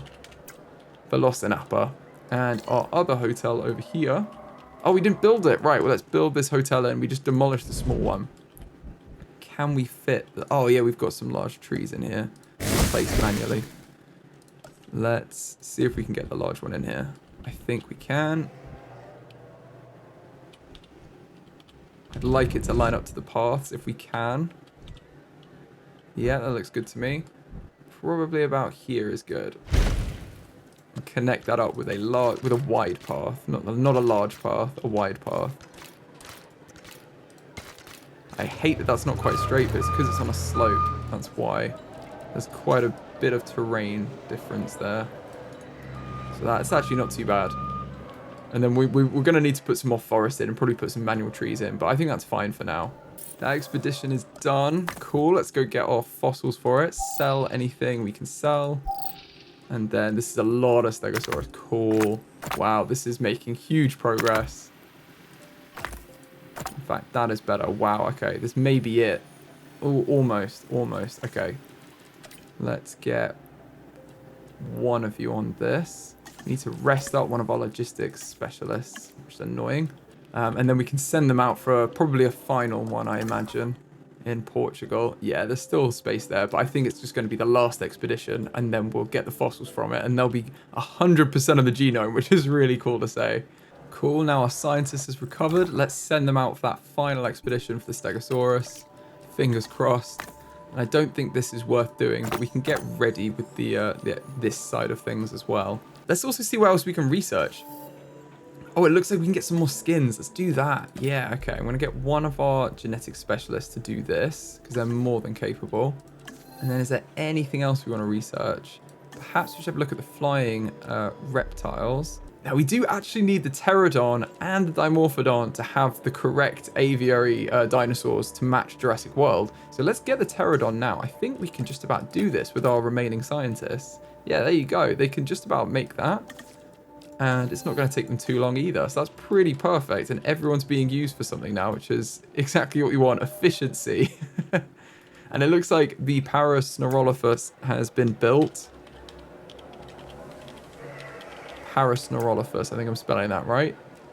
So there we go. That hotel is up and running along with the Velociraptor. Now we will need some more guest amenities as well sometime. I'm wondering whether we get the large amenities or whether the mediums are quite good. Because I do like the medium-sized ones. But we could do with some more down here, especially if we have another habitat over here. That would be key. And we probably want some along the edge here where the Mosasaurus tank is going to go. So it might be worth putting some of them in too. In fact, let's do that because we don't really have anything along this area. You see, this area is really kind of crying out for some. Let's get some food, drink, and shopping then. This shopping, it needs to be first, it looks like, because it's more of a demand here. Let's put the shopping here. What are we going to sell here? Now, I believe we've already got t-shirts and hats. So what else do we want? Let's appeal to a few more of the guests that we have. We've got quite a lot of general guests too. So maybe we get some stuffed toys because we've got a small amount of Daredevil guests now. Let's go for these guys. I know it's not our main market, but we do need to appeal to everyone. I would like this to be a general park, not just a park that's geared towards one type of guest. So, and then we can always add little modules that appeal to the rest of the people more generally. So let's add in a nice aquarium to the stuffed toys. I find it insane to think there'll be like a massive aquarium in a shop. I've never seen that. But I love the idea, so let's go for it. And it does seem like a skeleton display would also help us out there. So let's add in a skeleton display, and I think that's everything they're going to need. They're going to make lots of money, it looks like. And then we can set up what we want this side to be. Now, this is on the carnivore side, so we said we were going to go for the Jurassic World concrete buildings over here. And we can have, we don't really need a roof with stairs, do we? Let's just have a wooden roof. And then what type of door do we want? We don't want that one, probably. Let's get a nice Jurassic World concrete entrance. Medium Jurassic World. What was the large one? That's quite large. No, let's have it. We'll be bold. We're going for the large Jurassic World entrance in the middle. And I do quite like the metallic columns. I think they do add something. Perhaps we should have them. Let's have the metallic columns because they're nice and in your face, aren't they? And then dinosaur adoption. No, we're going to have toys. This has got to be a huge, you know, bright lights area. This is the one we're really trying to draw the kids in for, especially. All toys. Let's go for it. We can even have the amber feature outside. Let's do that. And then we need some names for stuffed toys. Let me know in the comments what you want for this shop. And for now, I'm just going to put T-Rex toys as a placeholder, and we will edit this in the future. Now, we've completed quite a few things while we were doing that. Let's get our fossils done. Wow. Okay, palladium. That's 500,000. Wow. Okay, and ginkgo fossils is 90,000. We'll take that too. This is the last fossil we needed. Let's take our Stegosaurus to 100% with one of our genetic specialists. In fact, we don't even really need to. I'm going to use one of these guys. And the reason is, we then don't have to wait for them to reset. I'm going to use 2 of them to make it a bit faster. And then we can get our genetic specialist straight on synthesizing eggs as soon as they're done. Now, we're going to need another medium immunity. Let's have some drink and some food. Okay, drink next then. Let's put some drink in next door. And what I'd like to do is see if we can have like quite a few medium shops along here, if we can sustain it, kind of like we've done over here. We've got quite a few of them in a small area. It would be cool if we can have another like 6 along here or something. But for now, let's put these in. So what we're going to have, we've already had bubble tea. We've already had ginger beer. Let's go for some, yeah, let's have ice slushies. Let's do that. We're going to want probably the skeleton display, yep, and the aquarium as well. That's just going to be a theme over here. Because, I see what, instead of the aquarium, let's have the water feature. And that mixes it up a little bit, doesn't it? I don't think anything else is going to earn us more money. I think all of these are going to, yeah, they're going to lose us money. So let's go into the edit mode for the aesthetics of it. And we're going to have, again, Jurassic World concrete. This one we can have wood with stairs because they can go on the roof. Let's have this one be medium Jurassic World because you don't all need to be massive, do they? And we can have this on the right. And then we're going to have probably seating. Seating with canopy is quite nice. What else have we got? Let's go for the seating with canopy because we haven't got that anywhere else. We'll go with that. And then we're going to have ground decorations. Let's probably put in some lights and planters. And what is it going to be? Fruity. I don't know. We're selling slushies, aren't we? What's the closest thing? Unless they've got slushy. No. Slushy, I guess it's kind of...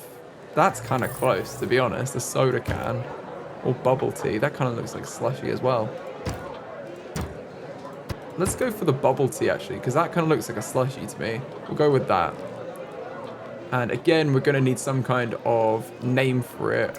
What can we have? Stegosaurus slushies. Please come up with something better than that for me. And we'll put it in.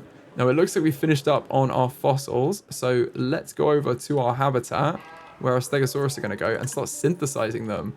Now, where are they? Here, Stegosaurus 100%. Now, we can modify the genome, and wow, look at this, wait, body variant. Wow, there's 2 different body variants. Okay, we're going to random per egg, and everything's going to be randomized. That's what we like. It's so cool to have this all be randomized. I haven't seen that before. That's really awesome. Okay, now we do need to make these more tolerant. We want everyone to be as good as we can. And we don't have the unfit or fit research. Why is that? Oh, we need to release 2 with the unfit trait. Now, unfit is one that I'm a bit torn then, because we have to release unfit dinosaurs in order to get it. But it does mean that we can make our dinosaurs more fit in the future, which is a really good thing and probably something we do want to do. So we may do this just to unlock the genes, and then we can make all of our dinosaurs more fit in the future. We'll see what we get anyway.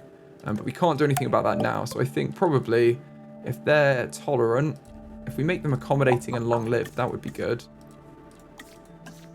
How much can they do? They can do 1 more. Let's go for 75% long-lived and 50% accommodating. I think this is probably good. Let's save and exit. They're quite expensive now. But I think we have the capability in the team. It costs 11, so it will take both of our genetic specialists to do this. That's absolutely fine, because it's going to be 100%, and we're going to get 6 eggs from it. So as long as they're not all unfit, it will be worth it. Now, while that loads, let's put in the medium amenity, and this is going to be our food one over here. The last one over here. Let's add this in here. And what are we going to sell here? Cheap burgers is probably actually a good shout. We're appealing more to our general guests, or we could do steaks. Let's do steaks over here. Go on, we'll do that. And we'll make it skeleton display and probably aquarium again, so we earn some more money. Nothing else is going to help us. Let's go to the aesthetics. We've got Jurassic World concrete, wood with stairs. We'll have the same as next door, so they can have it left, just on the left-hand side probably. We want it to be medium Jurassic World. And then we're going to have the seating with the canopy, and ground decorations probably the same. Lights and planters would be nice.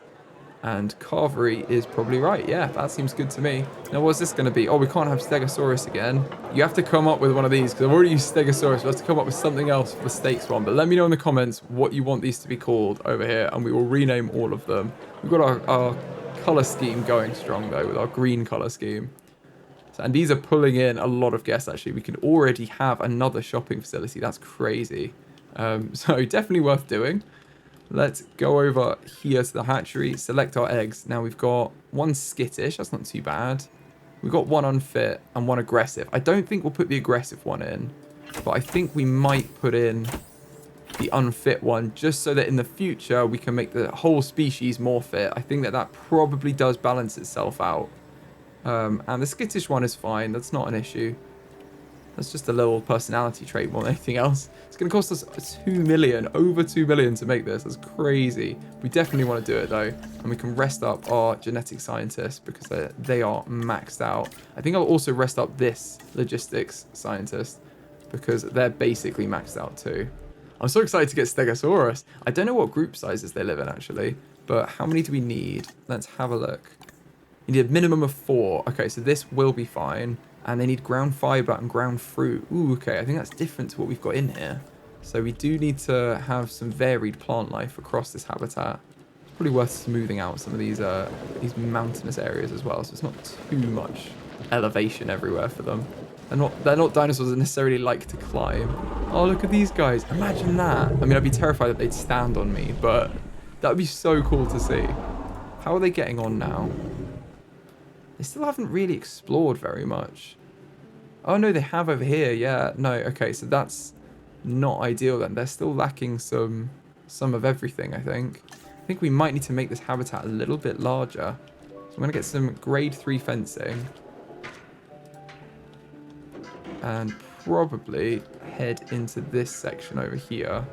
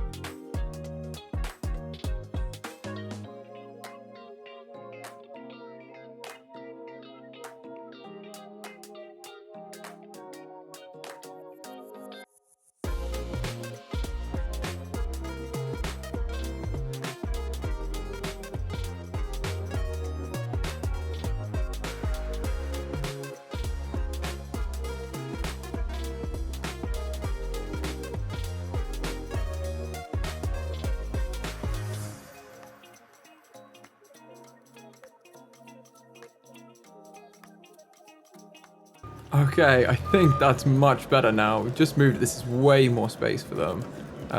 So I think this is going to be a lot better. And we can make this whole area over here water as well. That's still being deleted. And then we can have a bit more forest elsewhere. Like, we don't necessarily need as much water over here. This could just be a massive forest area, which is probably what we want. So we'll see how they do with that. They've got a lot more area to explore. That should give them a lot more space. And it can even continue down here if we want it to. But we won't do that now. We'll leave that for a bit and see how they do. See how they get on. And if we want to add that in a bit, we can always do that. Now let's release the Stegosaurus that have been patiently waiting for us. We've got 5 of them. Let's go. This is quite the herd already. Wow, look at them. I think this is already 2 different body types, if I'm not mistaken, of them. But I love that they're all random. This is so cool. And they're all completely different colours. Wow. Love it. I love it. That's so cool. Look at the patterns even on like the spikes that they've got. Before I got into the paleo-curation game, even I knew of the Stegosaurus. Those plates running along its length from head to tail make it one of the most iconic dinosaurs. Our guests are gonna want to see it, so make sure you do right by this animal. I'm straight away gonna do another batch of them because we're gonna want probably a larger herd than 5. And then we do need to put in what they need as well. So this is why I'm thinking we may have to expand this habitat even more than we had before and have it be a much larger area, even like that, and just move everything out. Because they're going to need ground fruit and ground fiber, and we don't have any of that in here right now. We've got tall leaf and short leaf, and I just didn't expect these guys to be quite so demanding. We'll see how we go, but I think we may need to make some more changes. For now, though, let's put in some ground fiber and some ground fruit. But yeah, this is going to take away a lot of the food sources for the others. So I think we are going to need some more space. In fact, this does ground fiber and ground fruit. So I'm going to use this one instead, this plant here. I think it blends in a little bit better as well with the other stuff we've got. We'll let them explore and find their way anyway, and then we'll make adjustments as we go. If we need to, we'll just take this whole habitat back and have a much larger area, which I think we may need to do to get them to be, 100% on everything. I think these guys are a lot happier now, though. These guys are pretty much there, and they barely explored their habitat, and there's loads more stuff up there. So I think we're meeting our goal so far with them. Now, this one's skittish, that's fine. This one is unfit. Okay, we're going to have an unfit one. I don't think we've had one yet, have we? Let me check on the others we just released. This one, so we've got long-lived, docile. None of them are unfit so far. Oh, one of them is unfit. Okay, so we only want one more unfit one to hit the 2 threshold. So which one is better? To be honest, probably the social one than long-lived. We don't want the aggressive one. Let's go for these guys, because then, yeah, I think that's a good idea. Yeah, they're more happy, aren't they? The social ones. So let's go for them. We'll have 4 more, and that'll take us to a herd of 9, which I think is pretty good. Let's get our 2 welfare scientists on this. Let's incubate these dinosaurs and release them. And while we do that, I think I am... Oh, there's already a fight between them. Wow, okay, well, maybe these guys will give us our wins and losses. I'm going to pause the game before they do too much fighting. I think I am just once again going to rejig this whole section to just give this whole space to them. And yeah, I think we need that to this habitat. So I'm just going to shift this stuff around.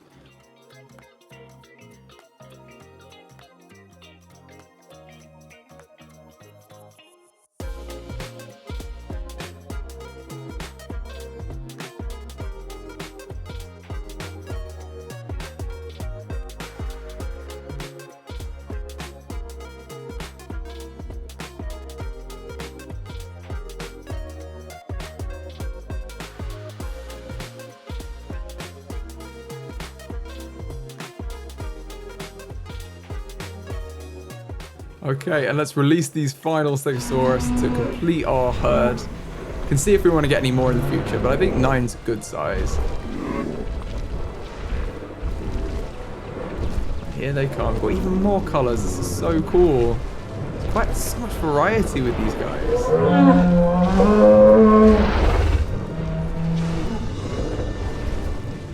Wow, look at them.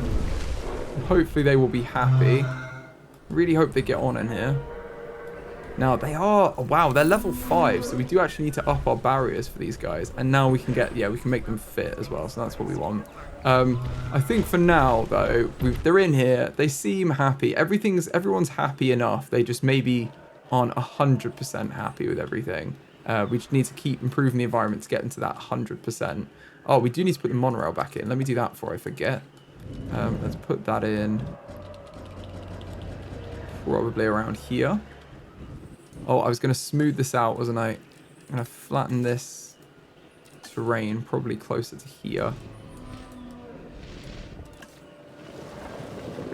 More gradual slopes rather than one massive one. And then let's put in a nice monorail station in here. There. And then we can delete this. In fact, it doesn't even need to be here.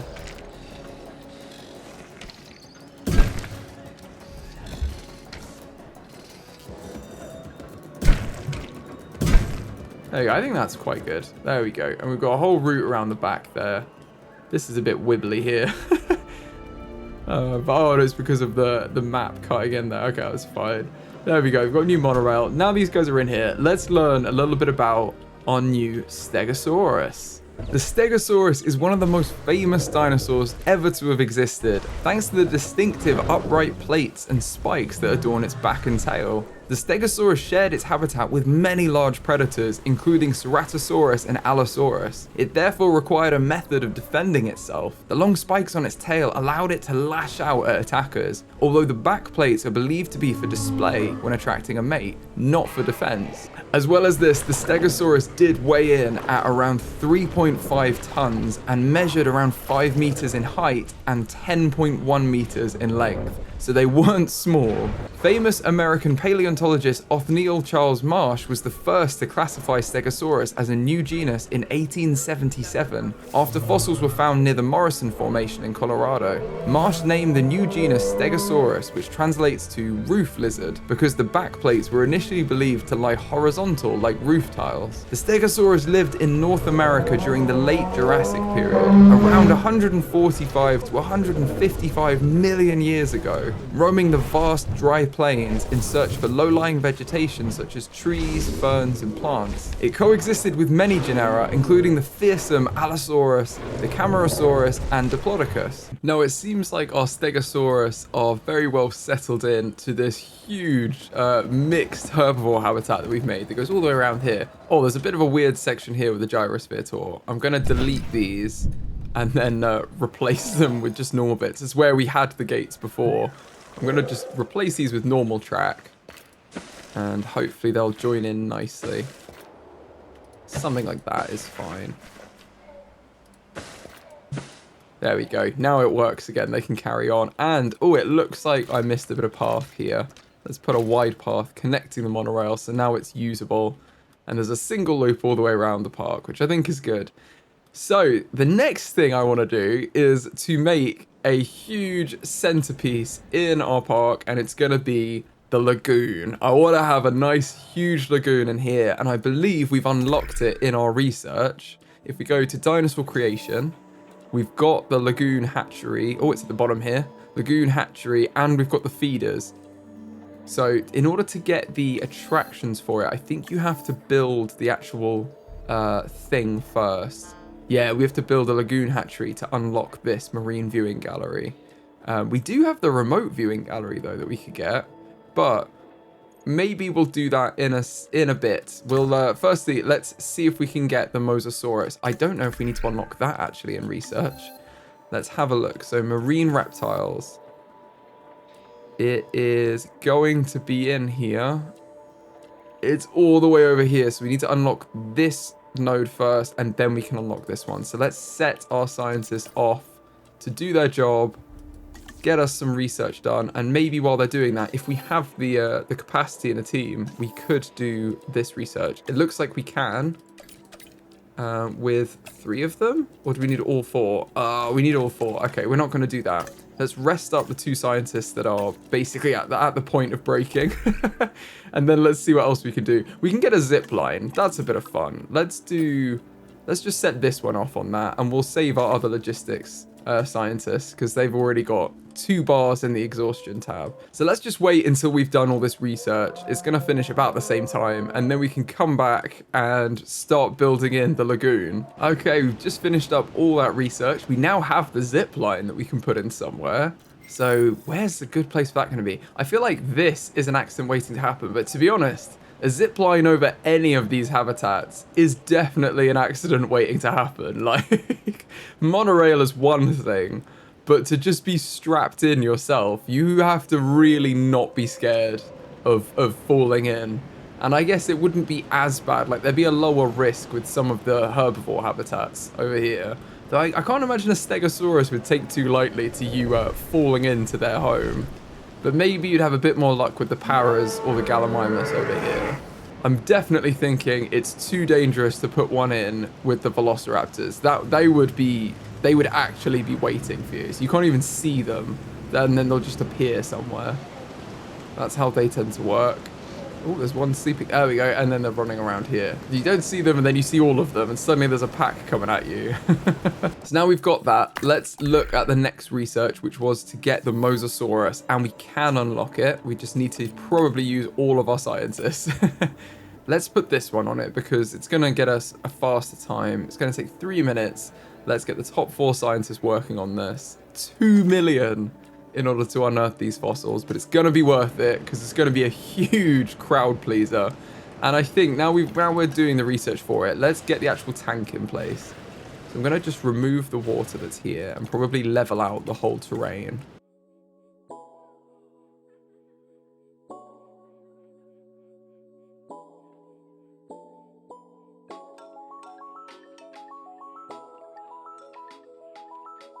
Okay, we'll see how we can do with this. Let's put in the first enclosure. Where is it?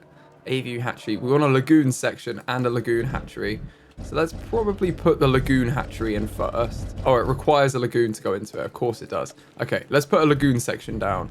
Now, we want to position this in a way that we're going to be able to get as many of these circles in as possible. I'd like to have a couple of viewing areas here, so I feel like that might be a good shout here, and then we can build out from here. I don't want to have it too close to any of the paths, but I would like it to be fairly central. Let's have something like this to start, and then we know we can build out here like that. This is going to be a very expensive building as well. We are going to have to be prepared for that. And it looks like if we move T-Rex toys, we're going to have space. What I'm going to do is I'm just going to shuffle... Actually, there's a power generator here as well. I'm going to shuffle all of these buildings slightly further down. And I think we'll be able to fit all of them in. There we go. Now we've got much more room. We can put that in there. This is a pretty big lagoon. I'm hoping it's big enough, but we can see. We can always expand it. So let's put our lagoon, oh, that's the aviary hatchery. Let's put the lagoon hatchery on. And where do we want this? We want this near where our staff are going to be. I'm kind of wondering, I think we should use the same staff around here maybe and tag it on here somewhere. Can we expand the lagoon over here? It might be worth doing that slightly. And having a bit of a section over here. For all creatures. Oh no! But we lose more with a dinosaur. In science, and in our investment. Oh. The loss is incalculable. Joey's died, the Gallimimus, bless them. One of our first dinosaurs in here. It's gonna happen. It looks like the fuel needs to be refilled on our ranger teams as well. I'm thinking let's move this rail station along a little bit to around here. We can continue the path. This can be main thoroughfare along here. And then connect up the wide path. And then all we need to do is just connect up the monorail. In fact, I'm going to delete that so we get a nicer curve on it. There we go. And that should be good. Now, we will want some path along here. I'm wondering whether we want it at exactly this angle. Maybe we do. And we can always have it then... Oh, no, we're going to expand this way. Okay. Let's build in the lagoon before I forget. Let's have a couple of bits there. It would be good to have... No, that's fine. That's fine as it is. We can always go back a bit more if we need to. Now, we are building this ethically, so we want it to be very large if possible. Let's have another layer up here. And maybe another section like that. I think that's good. That's a pretty huge lagoon, isn't it? We'll see how many we need when they're in there. But I think this is probably good.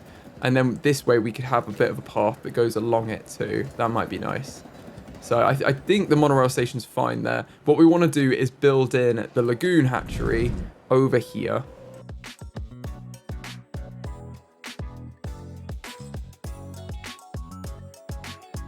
There we go. That's all joined up. And the lagoon hatchery is in. Hopefully it's going to be within a power. No, it's not. That's okay. We can put a power station here.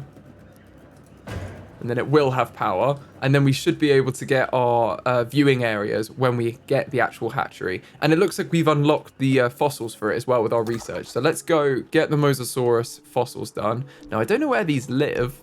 It'd be good to know that. Let's just have a little look around. Now, you can filter.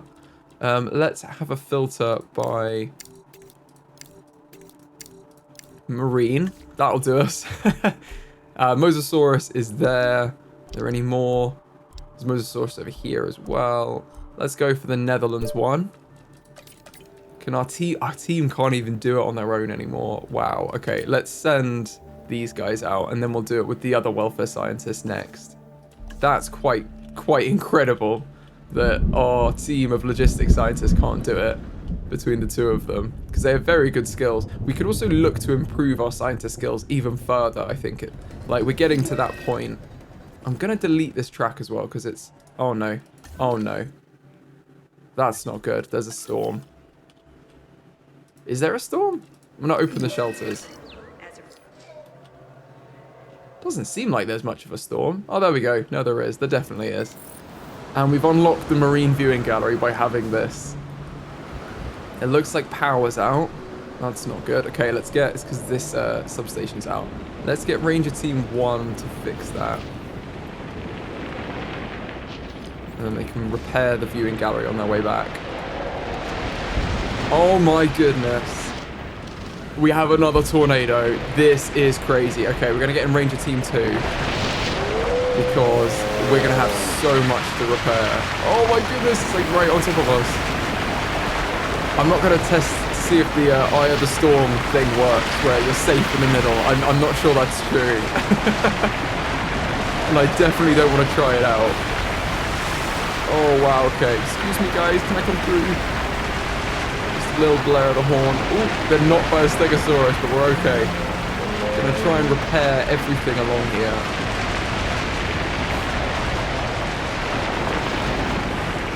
What is broken? Oh yeah, some fencing along there, okay. We really don't want our Stegosaurus breaking out. There'll be a massive danger to guests. Oh no, okay. Let's go through, repair these fences. These are gaping holes in the fences.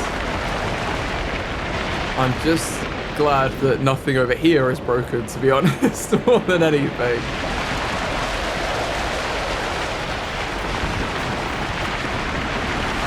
I'm going to do a few repair actions with both of these ranger teams over here. I think our ranger teams over here don't have too much to do. Let's repair the hotel. And Ranger Team 3 can repair the ranger post. Other than that, we're okay. Oh, it is moving. Oh, please stop, Storm. Please. we can't take too much more of this. I don't want to keep moving left. It's very expensive as well to repair all this stuff. Like, just repairing a shop costs 40,000. So it is a lot. Oh no, we've got a disease as well. Well, firstly, let's remove... We've got another... The cast of friends are being removed. There's a sick dinosaur, so I'm going to hit T, and then we can... Oh, we can't do it because the building's been damaged. We're going to have to do it manually ourselves. So let's drive over in the medic truck and see what's gone wrong with the Velociraptors. At least there's no one on the streets now. I mean, we could reopen the park, but I'm going to wait until I get there. Otherwise, I'm going to drive into about 50 people along the way. It's nice and quiet, isn't it? When everyone's sheltering from the storm. And this lagoon looks awesome. This is going to be so cool. Okay, I think the door is further along here. There we go. And they're right there. So we're going to get the medical scan out with R. So we're ready. What's wrong with you? Oh, they just had a sprain. I think we can medicate that. There we go. We don't need anything special. I'm going to double hit him just so we make sure he gets the full treatment. I think he's good. There you go. All sorted. Now, we definitely need to do a bit of repairing over here. What's gone wrong? Well, we can repair the control center. Another team can repair that, repair this. Just trying to divide the job so it's not all sitting on one team. And I think, other than, we got backup power, so I think it is safe to release the guests, actually. Let's open the shelters, or close all the shelters. Let all the guests out. And they can start giving us money again. We can probably also put the main thoroughfare to go along the edge of this path. In fact, though, I'll tell you what, let's wait until we know that this lagoon is correct before we edit the path too much. I am just going to link this path up here because I think that makes sense. But other than that, we'll leave things for now.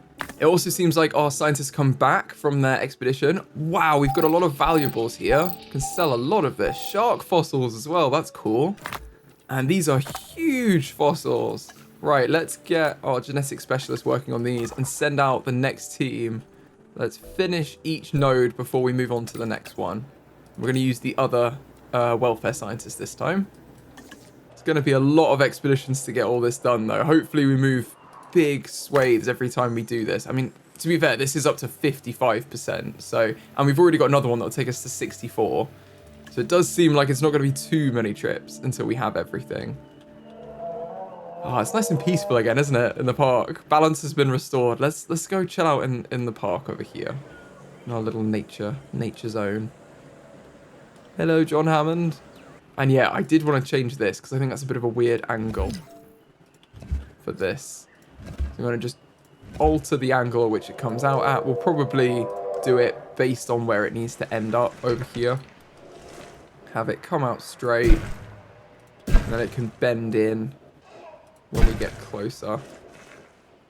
Could always have a slightly shallower angle on it, so it's not too much of a turn for them.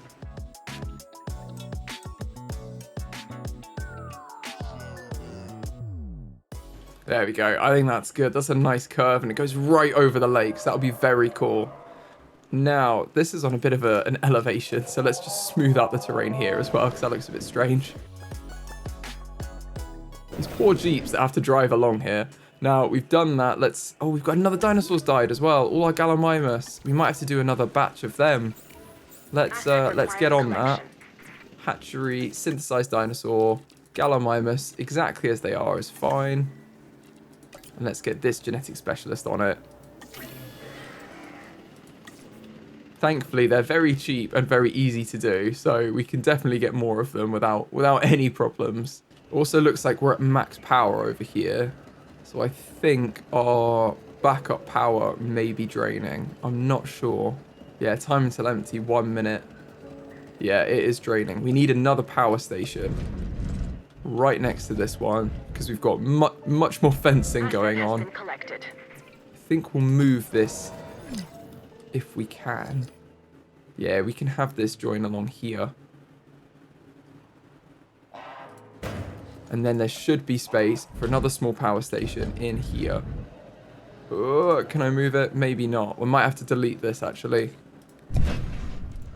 And then we can put in another power station. It'd also be good, actually, to get the extra power. Can we get this now? We can, but we need 16 logistics, so we need to wait for our Mosasaurus team to get back. I tell you what, that's what we'll do. When they get back, we'll set them on researching power, and then we can get some large power stations in here, and we can just get rid of all our small ones, because they are a bit annoying. For now, I'll just refill the backup power generator. And all of this is going to need another repeater substation. So I'm just going to put that in along here. And then it's connecting these up. Oh, we've got a bit of a scrap going on between our Pachycephalosaurus. Might be fighting for dominance, it looks like. 70. Oh, and what's this one? 69. Oh, I think they may have lost. Although it does say that they are the dominant one. Let's see. Fight record. No, they've lost one. They're not the dominant anymore. Alpine is now our dominant Pachycephalosaurus. There we go. Okay. Bit of a scrap. If we get another one have 2 fights and losses, I think we get that strong trait that we can... I can't remember what it was now. Or defensive. It was something that lets us get the Indominous Rex at some point. I can't remember the name of the skill now. Let's get these as well. They're long-lived. We'll go with skittish as well. That's fine. In fact, I'm tempted just to get all of these. Let's just get all of them. One welfare scientist can do all of this. Do we want to get this one or faster incubation, actually? Let's go for this one for the faster incubation. And they'll be out in like 30 seconds. Now, we've got our logistics scientists free. Let's do this power research. Oh, but they need to rest. Okay, okay. Let's rest up our scientists then. I don't want to push them beyond where they're capable. Let's everyone rest up, and when they're all rested, we'll come back and do that power research. There we go. All of them have rested up. We've also finished our hatchery, our Gallimimus. Let's release them. There's 10 more Gallimimus. Look at them go. They are funny, aren't they? So they should all be happy. They'll mingle in. Everyone's going to be good. And we were getting some issues here. You guys were saying the Ranger Team 2, probably it's because the hatchery is right here. So I think if we move this hatchery just along a little bit, or we move where the Ranger Team is facing, perhaps, it's because they're getting in the way. That's why they can't reach the zone, because they're driving into this building first, which is really annoying, but it seems to be what's happening. So I'm just wondering where's best to put them. It might be worth having a little mix around. So we have our paleo medical facility here and the ranger team down here somewhere. I'm just going to put them here for now. And I think we'll delete this path and then move it all around so that they're kind of in the opposite positions.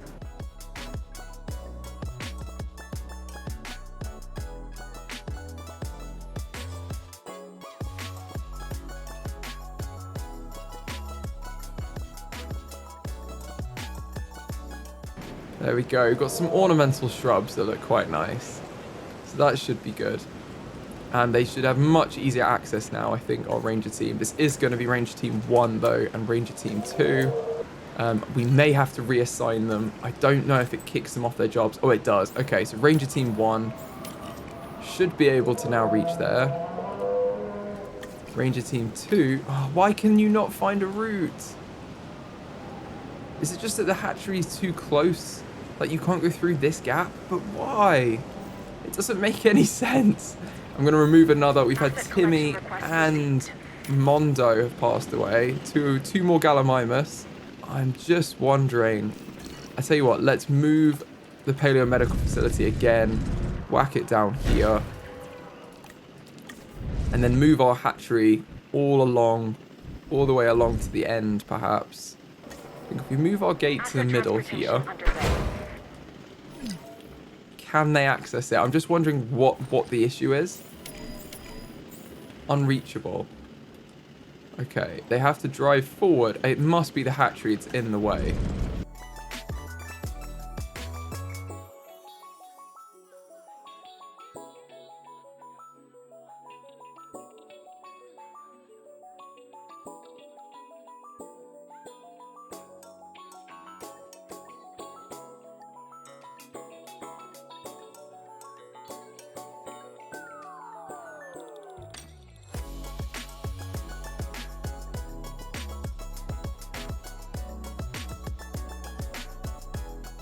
Okay, let's try this now. It still says unreachable. I'm going to see if it just works, because to me, there's literally nothing wrong with that. I can't understand why they wouldn't be able to access it.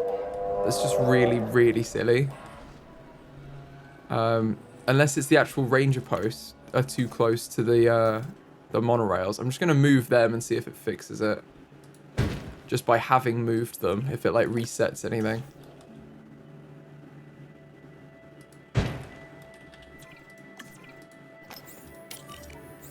That seems to have worked. Okay, well that's annoying. Alright, well at least it works now. I'm going to call this Ranger Team 1 and Ranger Team 2. Oh, not 3, 2. There we go. Now, I think, we didn't get the power research done. So let's do the power research now. Get the large power station. It's going to require a few of our scientists there. And 2 million. $2 million, but it's going to be well spent. It's going to be worth it. Additionally, we may as well assign Ranger Team 4 over here to the lagoon. That's all they've got to do is that job. And we can start adding the attractions in. We do have to research those actually as well, I think. And we're going to need logistics probably for that. We are. Marine viewing galleries. We need both of our logistics scientists back to do that. So we'll just wait until they've done this research, and then hopefully we can get on that and get some more fossils for them too. Do we have any of those waiting? Ah, we do. Okay, let's get all of these fossils. That's going to take us a fair way along. Let's get our genetic scientists on it and see. Yeah, what are we talking?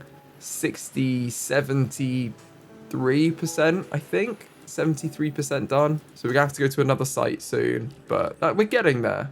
Oh, Alpine's fighting again.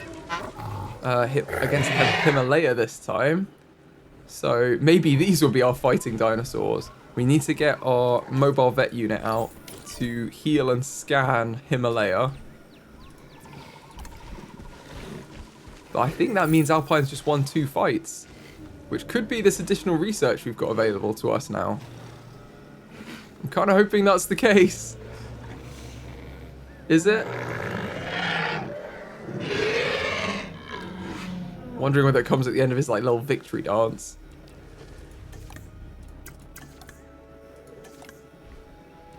Doesn't say that Himalaya lost though, so I don't think they did have a full-on fight in the end. So perhaps not, perhaps not. Okay, we've just got power, and I've just moved these trees in case that helps the ranger teams get there as well. Now, let's get our large power station. I'm just going to destroy the small power station that we have, because we have backup power anyway, so I'm sure it's going to be fine. We're not that precarious, and I'm going to do the same over here, I think, with this power station. We're just going to go on to reserve power for a very short time, which is a bit scary. And hopefully it'll all build in very quickly and we can get our main power stations going ASAP.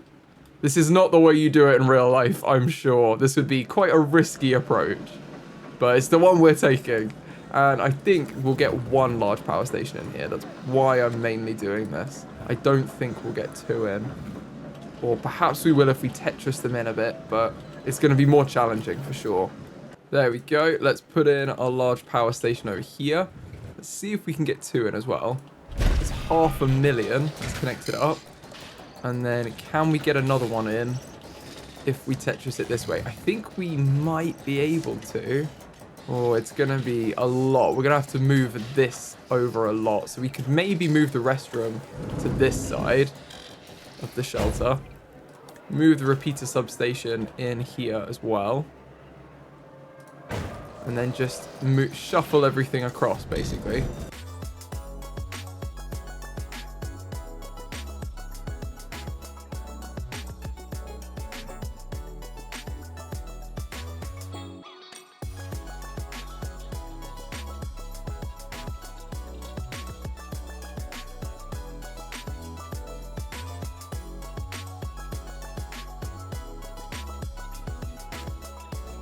And hopefully they will all build in very soon. When they do, we'll get power back and we'll be able to do our expeditions again. In the meantime, we've had another...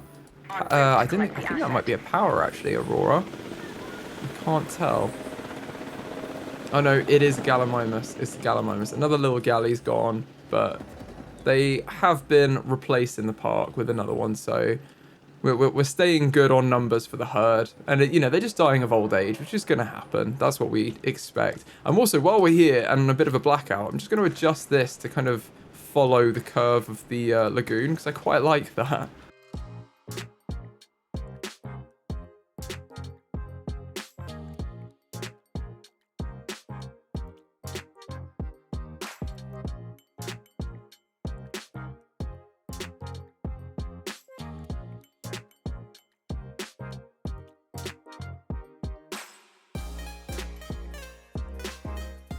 Had 2 more dinosaurs pass away. I think it's our Gallimimus. Oh no! Oh yeah, it is. That's Summer. Okay, yeah, it's Monica and Star. 2 more Gallimimus. And our power is coming in. These power stations just take ages to build. So we do need to connect them up as well. But that looks much better. And these have a lot more power in them. They have twice as much power as the small ones. So we've definitely kind of future-proofed ourselves a little bit here. We just need to connect everything up so it's all functional. And now everything has power, and we've got, like, loads. So, to be fair, over here we had 3 stations, so we don't have loads here. We can put in another one probably along here. I don't think we'll get all 3 in, though, annoyingly. But 1 will definitely work. Oh, we don't want to block the door, though. Okay. Maybe it's worth having 2 blocks and having another one on this side somewhere. Because we don't want to group all of it together either. As we learned from the storm incident.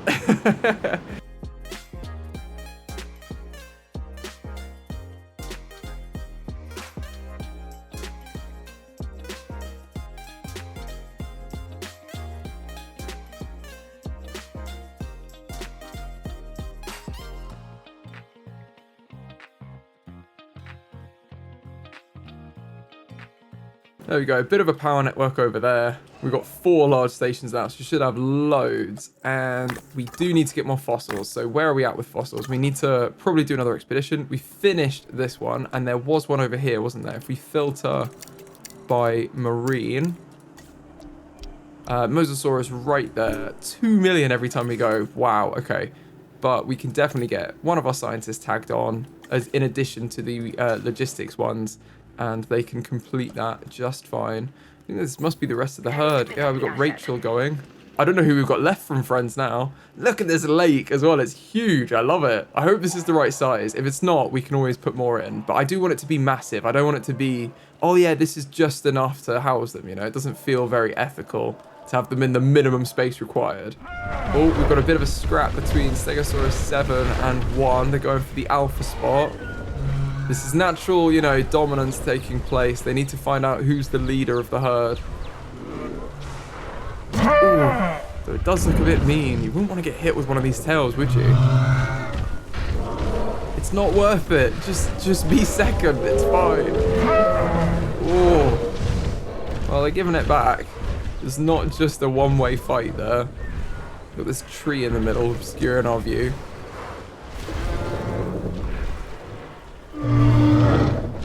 Oh, and I think that's a new alpha. It looks like Stegosaurus 1 ran away. We do need to rename them. Yep. They've now got a new alpha. Is he alright? What's he doing? Missing ground fiber. Go find some. Dead dinosaur. No. Another Gallimimus. I bet. Yeah, Ross. There we go. Another one from friends. And our fossils are back. So let's sell whatever we can sell. Oh, localized fossils. That's cool. Where are we at now? Oh, we're almost there. We're 87 with this. Let's get them cracking on that and then go out for another, hopefully our final expedition. We'll go with the welfare specialist. And we're getting very close to actually putting them in the park, which I love. Let's wait until they get back, and then we can start them off on the next fossil extraction. There they are. They're back. The heroes return. Do they have the goods? There's another fossil we can sell. That's it. That'll do it. 100%. Let's get this on the burner with one of our genetic scientists. They're more than capable of knocking this out of the park. And then we can actually get our Mosasaurus in here. And it looks like we've had another dinosaur death. Sonic has... Oh, I accidentally clicked on the gyro station. Sonic has passed away. I think we're not really left with many of the original herd of Gallimimus, but we do have a nice fresh herd that are enjoying their time squabbling over here. And our guests are probably enjoying seeing them. Look at that. You know, they're walking right in front of the path. They have no fear whatsoever. Yeah, exactly. Oh, it's you again. The one that's scared. These guys are having a good time. Yeah, she's terrified. Look at her. Yeah, she still looks a bit scared. Definitely a regular in this ride. Where are our feet? We've got our feet on the seat, I guess, in anticipation. We've paid for the whole seat, but we're only using the edge. It's now Ranger Team 1 that can't get anywhere, so that's a nice change of pace. I think it's maybe that it's because they have to do an immediate right turn for some reason on the path thing, that they just don't do it. Maybe if it was left. I'll tell you what, if I delete this gate here, let's see if they can figure it out from just going left instead. Although it's less convenient, like, it is what it is. Can always put another gate over here. Have a gate over here, there. That might be better. Then hopefully they'll be able to access it with fewer problems. But for now, let's have a look at the Mosasaurus. So, let's modify this genome. Let's go for random everything on the skin color and pattern. And it's got a large appetite and it's needy. So we can definitely make it humble, because that reduces its the environmental needs. This would probably be huge for it because it's going to be space and stuff like that, I think. The other thing is appetite. Can we make it have a normal size appetite? Yes, we can. What do we want to do to it after that? Let's give it maybe 50% chance of long-lived and then a 50% of something else. We don't want it to tolerate other species.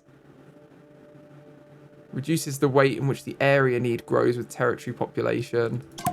I'm wondering, it's probably better to make it humble, actually, and then it'll be more happy in their environment. The other thing we could do is make it fit. That might actually be more appropriate. Let's have it try and get a fit, long-lived one. That's surely the most ethical way to approach that. And let's assign the scientist to the dinosaur. Should have 2 of our genetic scientists should be able to do this. They can't. Wow, okay. Let's throw one of our logistics scientists on it then. This is a very demanding one that we're making here. Can you imagine what it'd be like as well to like incubate the eggs and everything, and then when you release it, you finally see it leave the hatchery, and like how cool that would be. We also need to get the lagoon viewing stands though, so we need to get our research on that. I think now that we've used one of our logistics scientists for that, we don't have the capacity in the team. So when this synthesis is done, we'll make sure we get the viewing attractions ready for the release of the Mosasaurus. We can also probably put in some feeding though. We do have a marine shark feeder, so that's what we want. So if we're having... I tell you what, let's position this when we know where all the viewing attractions are, because then we can pick the best spots to put the sharks in. It is so cool, though, that they eat sharks. Got to chow down on a great white, because they're that huge. Okay, since this is complete, let's get that attraction going. Lagoon, marine viewing gallery, that's what it's called. We do need someone else to help, though. We need 2 people. Right, so let's get our genetics. Oh, we're going to need to just use them. Okay, let's use these 2. And then we can incubate it after, hopefully. Because no one's going to be exhausted, so it should still be fine. Oh, no, blue has an unidentified element. Let's send our MVU team over here to see what the issue is. These fences also aren't level 5. We do need to upgrade that, which we still haven't done. This is just the gate, so we do need to get some stronger fencing actually over here. But we seem okay right now. They're okay. They're just enjoying the food that we've laid on for them. You know, we're taking good care of them. They don't want to escape and eat everyone. I don't think. It looks like we're here, so let's take control. Let's do a little medical scan on them. Scan complete. They've got a disease. Is it something we can treat? Yes, it is. I don't think I'll get them again, so hopefully that's enough. Yeah, I think it is. There's another dinosaur. Yeah, they're fine now. Another Stegosaurus, I think, has gotten sick or injured. Ah, they need to be medicated. I think they've just got an infection. Oh, it's the same thing. Okay, okay. And we've unlocked our viewing areas. Awesome. So let's put some viewing stands in. I do want some along here. So let's put one here. And one here. Ooh, that's kind of central to the main area, isn't it? Yeah, we'll do it like that, so they're along here. We could even put 3 along, actually. Have them like this. I think we'll do that. And then we can connect them up with wide paths.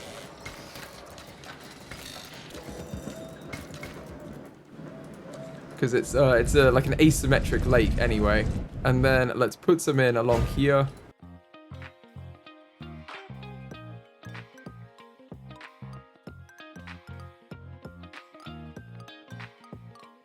Okay, I think that's a good amount of them. And then we can kind of put the sharks between them in certain locations where they can all see, hopefully. I think that's a good spot for one. I think maybe over here is a good spot for another one. I'm just trying to think, because I'd like it to be somewhat symmetrical if we can.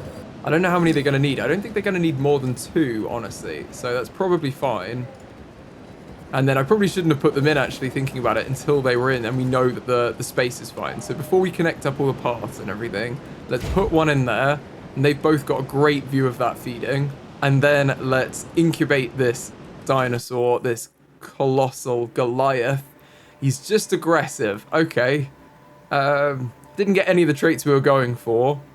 I think we just go for him, though. He's gonna be a fun one for the guests, isn't he? And our welfare people can do this on their own. That's perfect. Everyone else can just rest up. All our other scientists have definitely earned a rest. And it looks like we've had another Gallimimus has died from old age. En route to collect the asset. And our vets need to medicate a couple of dinosaurs. They've just got a few diseases, as they do. Other than that, we've got some power issues over here. What's not being powered?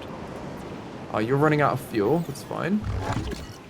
I think this is all fine, actually, over here. I don't think there are power issues. Oh, these are the power issues. Oh, okay, yeah. It's just that this isn't connected, so that's absolutely fine. We didn't expect it to be. We're going to wait until we know what the territory's like. Then we'll build the path around and finalize all of this. So let's wait for our scientists to rest up, but crucially for the Mosasaurus to finish incubating, and then we can release them.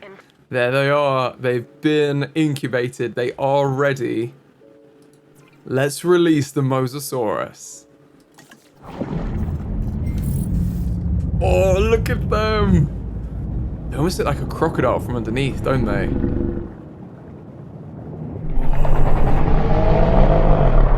That's a terrifying monster, isn't it? This is definitely the coolest dinosaur in our park. They want to learn something, sure, but they also want to be entertained. And this marine reptile, the Mosasaurus, is just that, a showstopper. If the T-Rex is the ruler of the dinosaurs on land, then the Mosasaurus holds that title below the waves. Make sure this animal is a premium attraction. It definitely will be a premium attraction. Don't worry about that. So it's looking for area.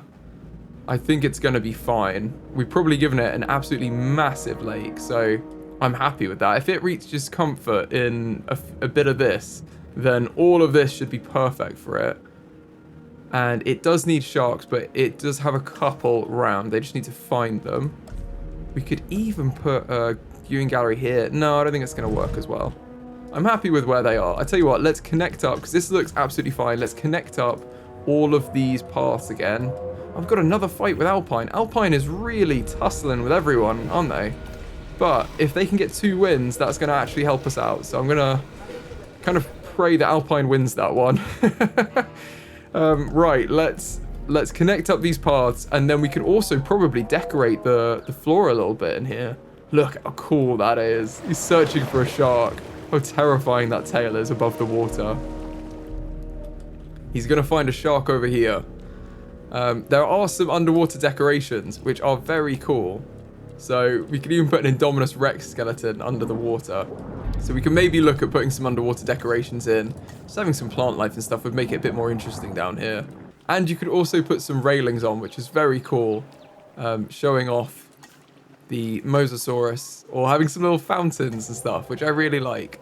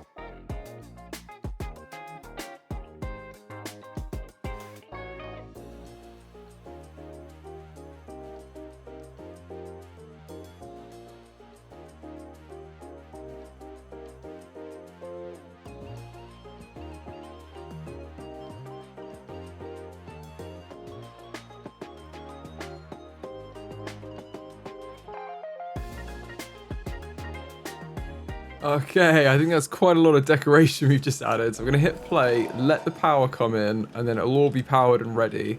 I don't know if he's just eaten. I think he may have eaten.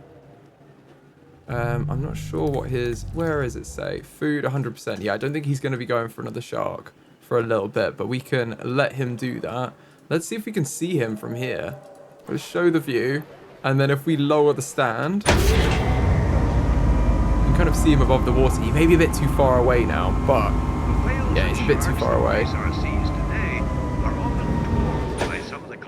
Aquatic species that held dominion over the oceans millions of years ago. Well, it looks like I missed putting some decorations in here for this one as well. So let's just add in another. Let's put another lagoon boat in over here. And a few rocks. And then at least when you look, it's a bit more interesting. There's some stuff down there you can see. And hopefully at some point they will see the Mosasaurus. Let's see if it's close. It's currently just swimming around in the middle of the tank, but I think it's enjoying itself a lot. It hasn't even mapped out all this area, and you can see it's got loads of area. So it's 100% satisfied, and it's not done all of this. And can you see it from our monorail, if I can do it quickly enough? There it is. You can see it from the monorail. Wow. That's very cool. So I think this is definitely a big enough habitat for this guy. We're going to need a name for him as well. So do let me know in the comments what you want our Mosasaurus to be named. I don't know what group sizes they can live in. Dislikes everything due to aggressive trait. Probably nothing with this one. Yeah, his population 1 may be okay with 2. We can see. To be fair, yeah, it says population 1 there. What does it say on the actual section for them? So it says that they can have 1. Minimum population of 1. It doesn't say maximum though, but it does dislike large marine animals. So I do wonder whether it's too much to have 2 of them. Let me know in the comments what you think, and maybe we'll get another Mosasaurus in a future video as well. But for now, I think 1 is probably good for this tank. And look at him just swimming around. Well, now he's nice and settled in here. Let's learn a little bit about the Mosasaurus. The carnivorous Mosasaurus is one of the largest marine reptiles in history, growing up to nearly 18 meters in length, 2 meters in height, and weighing around 30 tons. Mosasaurus's rows of sharp teeth, powerful paddle-like limbs, and excellent vision make it an efficient predator, feeding on fish, cephalopods, and other marine reptiles. Its name translates to Lizard of the Meuse River in reference to the location of its discovery. Mosasaurus was first discovered as far back as 1764 when skull fragments were excavated from Mount St. Peter near the Meuse River in the Netherlands. The findings were initially classified as a type of fish, while a second similar skull unearthed in 1780 led experts to believe it was a crocodile. And it wasn't until 1822 that it was officially classified as a new genus named Mosasaurus by English paleontologist William Daniel Conybeare. Although the first Mosasaurus remains were found in Europe, further fossils have been found across the world, from North America to parts of Africa and even Antarctica. As the apex predator of its habitat in the late Cretaceous period, around 65 to 80 million years ago, it would not have been attacked by other reptiles. However, researchers believe that it may have fought with its own genus. Looks like our Mosasaurus is very happy and well settled in here. Look at him, absolutely terrifying. Oh, do you think he's gonna go for a shark? I think he might be going for a shark. Let's see if he does. A little bit of a feeding. He's gonna jump out and grab it. I think he is. Oh my goodness, look at that. Bit the shark in half. Don't mess with the Mosasaurus. Let's see what he'll look like as well from one of the viewing galleries. I think he's coming this way, so let's have a show the view. Look at that! You can see him under the water. You can imagine being sat here with other people. It looks like we've got a private viewing at the minute, but imagine with other people as well. There's a little fish by the wreck of the ship. Very cool. Oh no. Okay, storm warning it is. Let's open all the emergency shelters and see what's about to happen. We should probably put some more in actually, because we just built loads of land down here. Yeah. Okay, let's put one in down here, and that will probably cover this area, honestly. They could do with another one over here. This is by the raptor area as well, so I do want to put one in here. And then that's a bit more covered. And other than that, I think we're okay. No one is really anywhere. Oh my goodness, look at it. Another tornado immediately. And it's going to go right through our raptor section, I bet. So that's going to be good. Let's refuel the ranger station. Let's fill them up. I'm a bit nervous about this, actually. That is getting very close to the raptor fence. Let's jump into Ranger Team 3 and see what we can do. Wow. Not the best location for a tornado to hit. And I'm stuck on a little bit of pavement. Okay, let's fix what we can. It looks like it's kind of moving away from the raptor area. I don't think it's hitting the fences. Oh, we've got an injury. Oh, they're agitated and they're trying to break out. Right. Let's assign our vets to come get them. And then I think we should go through and just make sure everything's okay on the inside. These are the ones that I care about most. Like, if they break out, that'll be a massive problem. And they are trying to. At least we have quite strong fences in here. I think we're actually okay. Everything seems to be broken on the outside. So let's turn ourselves around if we can. And yeah, I think we're okay. I think we're okay. Whoa. Trying to handbrake turn. It is very difficult to drive in a storm. Oh no.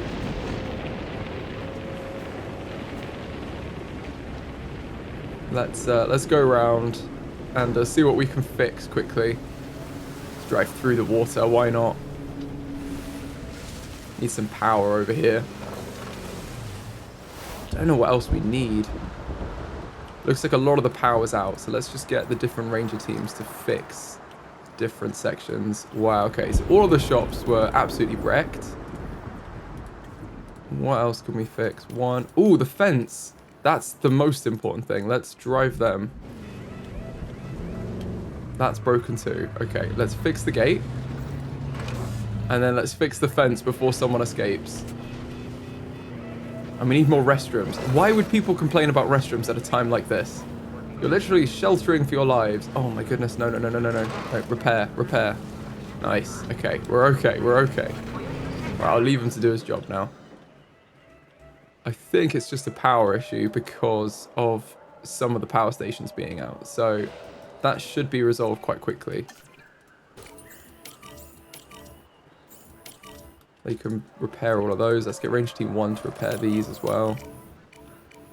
It's looking a lot more peaceful, which is good. Okay. We can probably let our guests out. Let's close all the shelters. Put in some toilets, as I always forget them. There they are. Oh yeah, there is quite a lot of space without toilets. Is this far enough to bridge that gap? Yeah, that's okay. We could honestly put more in though. They're very, very cheap. Let's just whack some more toilets in everywhere. I'll move this one along and then put another one in. So let's move building. Let's put it over here. And then we can put another set of toilets in over here. And it's kind of spread out that way, isn't it?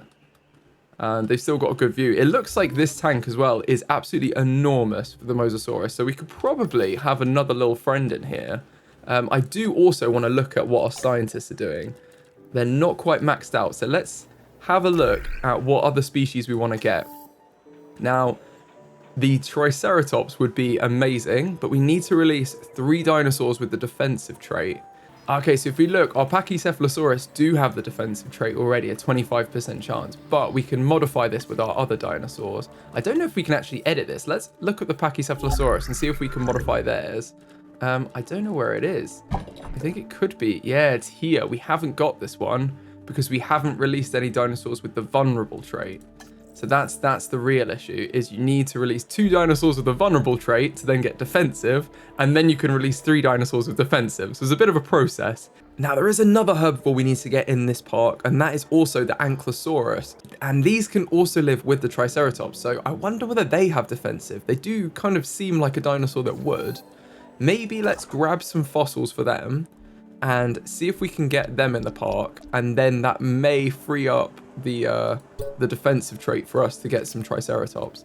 This is quite a costly adventure to go on this one. Let's maybe see whether we can train up our scientists, because if we can get them more training, we can. This is going to make everything else easier for the rest of the park's life. Annoyingly, we are going to have to use one of our welfare scientists, which is going to max them out. So I'm going to start them there. I'm probably just going to rest up the other welfare scientist that's busy. And then when we've got this research done in 5 minutes, we can probably send some more expeditions out and make some progress. Oh no, make some progress in getting our Triceratops and our Ankylosaurus. It looks like they've got a sprain. Let's get our mobile vet unit. In fact, let's drive them over. Well, it looks like a couple of people have injuries or ailments. I don't even know where we are. Where are we? Are we near the Velociraptor paddock? This ground is insanely uneven. Okay, I cannot stand for that. Oh, it's over here. Right, okay, let's even this out. This is ridiculous. How are you supposed to drive on here? Oh, it's because it's all smoothed. This is annoying. The buildings are at the wrong heights, really. We need to just delete them and replace them to get the height down.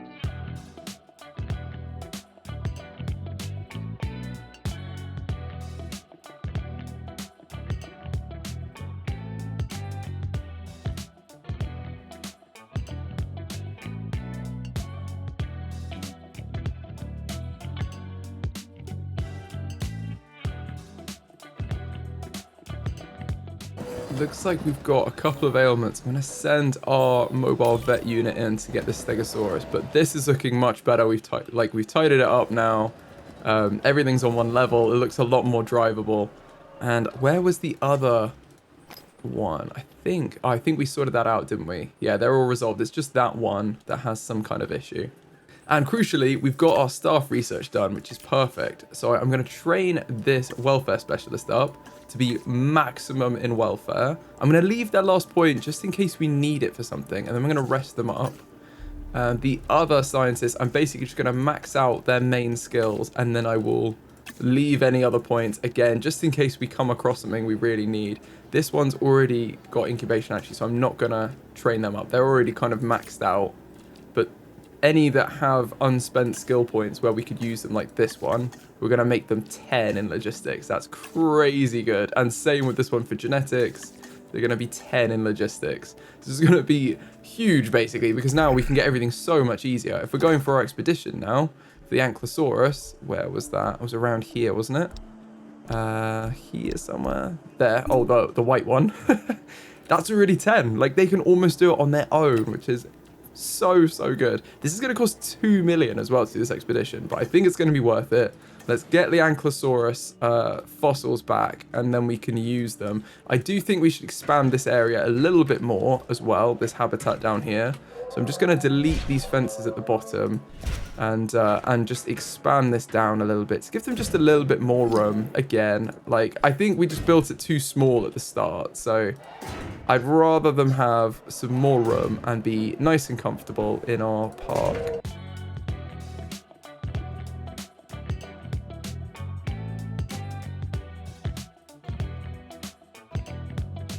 Look how much extra room they got. That's brilliant. And we should still have a good amount of space here for the next herbivore habitat, which we can again just join up as we did over here. Join it up to this one and build a nice big herbivore habitat over here too for the Triceratops and the Ankylosaurus.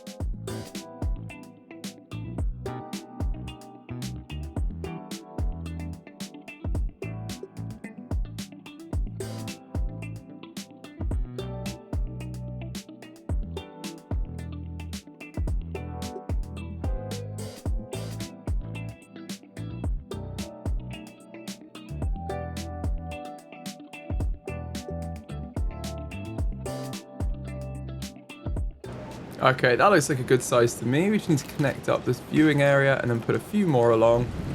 And that will kind of give good coverage of this area.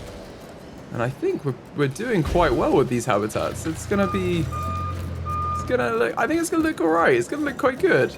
Okay, let's see. Have they got back from their expedition? They have. Ankylosaurus. Wow, this is a lot of fossils. We can definitely get our genetic scientists on this. They'll do it in like 2 seconds probably. And then we can get another expedition out to do exactly the same thing. Let's send them both out. Do a nice quick expeditions for us, and we'll have these fossils in no time. I think this is a reasonable size area as well. We can always take some space away from this habitat if we need to, if there's too much. Ooh, what's the common cold? Unmet needs. See, we need more ground fiber. Okay, that's absolutely fine. We have the space. Now, wasn't there a fruit and fiber? Yeah, this one is what we need. We need more of this all along this area. Probably some more of everything else. I just really want to make sure all of their needs are being met generally. So they need more forest. Oh my goodness, are they fighting? No, they think they're okay. Are these guys okay? They want tall leaf and forest. Okay, they could do with a bit more forest and tall leaf. I think they do just need to explore this area though now. Now we've made this. Let's get some tall leaf in here too.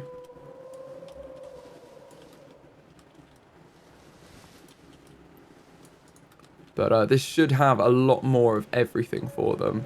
And if we put some water down here too, then they've got a bit of that as well.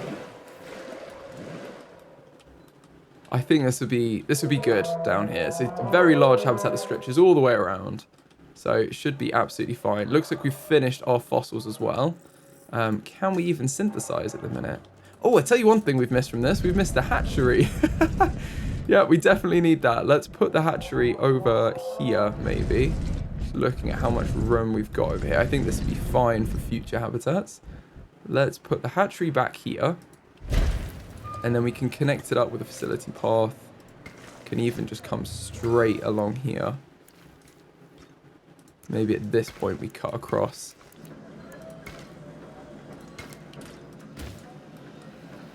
And there's a little facility area down here. I think that'll be good. Now we probably do need power over here. Oh no, it'll be connected because it's touching the fences. So it's all connected up, which is good. And then we can have a look in this hatchery and basically see what the defensive trait, if the Ankylosaurus has it or not, because that would be good if it does. Oh, we haven't quite reached the viable genome, so we can't look yet. When we have our next fossils in, we can do that. So let's wait for our next fossils to be finished, our expedition. And then when we've done those fossils, we should be able to look at the Ankylosaurus properly and see if it has the trait that we want it to have. Okay, they're back from their expedition. Let's look at these fossils and get them in. 1, 2, 3. Only 3. That's still okay. Let's put our genetic scientist on it. See how they go. In fact, we could probably get our other genetic scientist on this instead to not wear one of them out. And then let's send them back out. Is this exhausted? No, there's still loads left. Okay, go again. Keep going. Let's just get all of them from here. And it looks like they've had another feeding over here. We've got half a shark, so we just missed one. I do love that. One thing I might do as well is just put more of the fiber and everything over here, the Stegosaurus. And then they might be inclined, the other dinosaurs might be inclined to move along. This is a bit weird as well, but I kind of like it. It's like a walkway through the water. Oh, it's where we've got this. Oh, okay, now that's quite cool. It's so the gyrosphere can go through the lake. That's quite good. Okay, I'm happy with that. I just want to make sure that they're getting everything they need, because that is kind of the point of this park, is that it's all built around the dinosaurs and their needs. So if we're not meeting their needs, that's pretty bad for us. But this should give them a lot more of the... Yeah, no, they have got everything. Okay, they're happy. They just need to move along to the other area. Oh, it'll be fixed in 7 seconds. They will be cured of their cold. Perfect. That's what we like. And it seems like our fossils have been done. So let's have a look at the Ankylosaurus now. It does have defensive. It's got 25% chance of defensive. That's not massive. So we do need to release 3 dinosaurs with a defensive trait. So if we're going to do it through Ankylosaurus, we need to just play the numbers game, I think. But we can do that. Let's modify these. And we want to make sure they've got random and random. And then let's make sure they don't have any negative traits. Ooh, that's not good. Okay, we need to unlock more of their DNA strand to be able to do all of this. But we can definitely make them more social. And then hopefully, because they're defensive, it will be fine. You know, if we can get a few of them to be defensive, that would be perfect. And we can get our Triceratops in. Looks like we've got our fossils back, so let's do them. Sell off this one. And then get the same genetic scientist to do that. Send the expedition out again. Have we exhausted it now? No. Okay, keep going. Plow away, my friends. They might as well just stay there at this point. Like, they're so well known in the local area. They've been there for so long. Dig after dig. Okay, now they've extracted the fossils, our genetic scientists are free. I don't really want to leave them in here on their own when they do like friends as well. Oh, look, another feeding. Let's get this little one a friend. This little one is massive and terrifying, but let's get them a friend because they can have someone to play with. Now for names, I think the most popular suggestion for the Mosasaurus was Njord, which I think I'm probably pronouncing incorrectly, but it's the Norse god of the sea, and it's very fitting for this colossal beast we have here. Now let's get them a friend. Let's go to the Lagoon Hatchery. Now we're going to make this one exactly the same as the last. Let's put both of our... See, now our genetic scientists can just do it on their own. Let's put both of them on this. They can synthesize another Mosasaurus. And hopefully it'll be a good one, and they can live with our little buddy in here. Now, he dislikes all other species, which is fine, because we can put him in with one of his own species, and he should be good. Our expedition is also back, so let's see. Oh, we can't send them out to the same one now. Let's filter by herbivore, and this should massively reduce the amount we can see.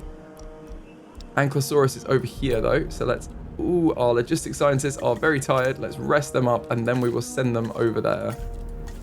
We also have some fossils in. Oh, we just got one. That's not worth it. Okay, well, it's a good thing our genetic scientists are busy anyway with the Mosasaurus. So when they've synthesized this, hopefully our scientists will be rested as well, and we can carry on with the Ankylosaurus expeditions too.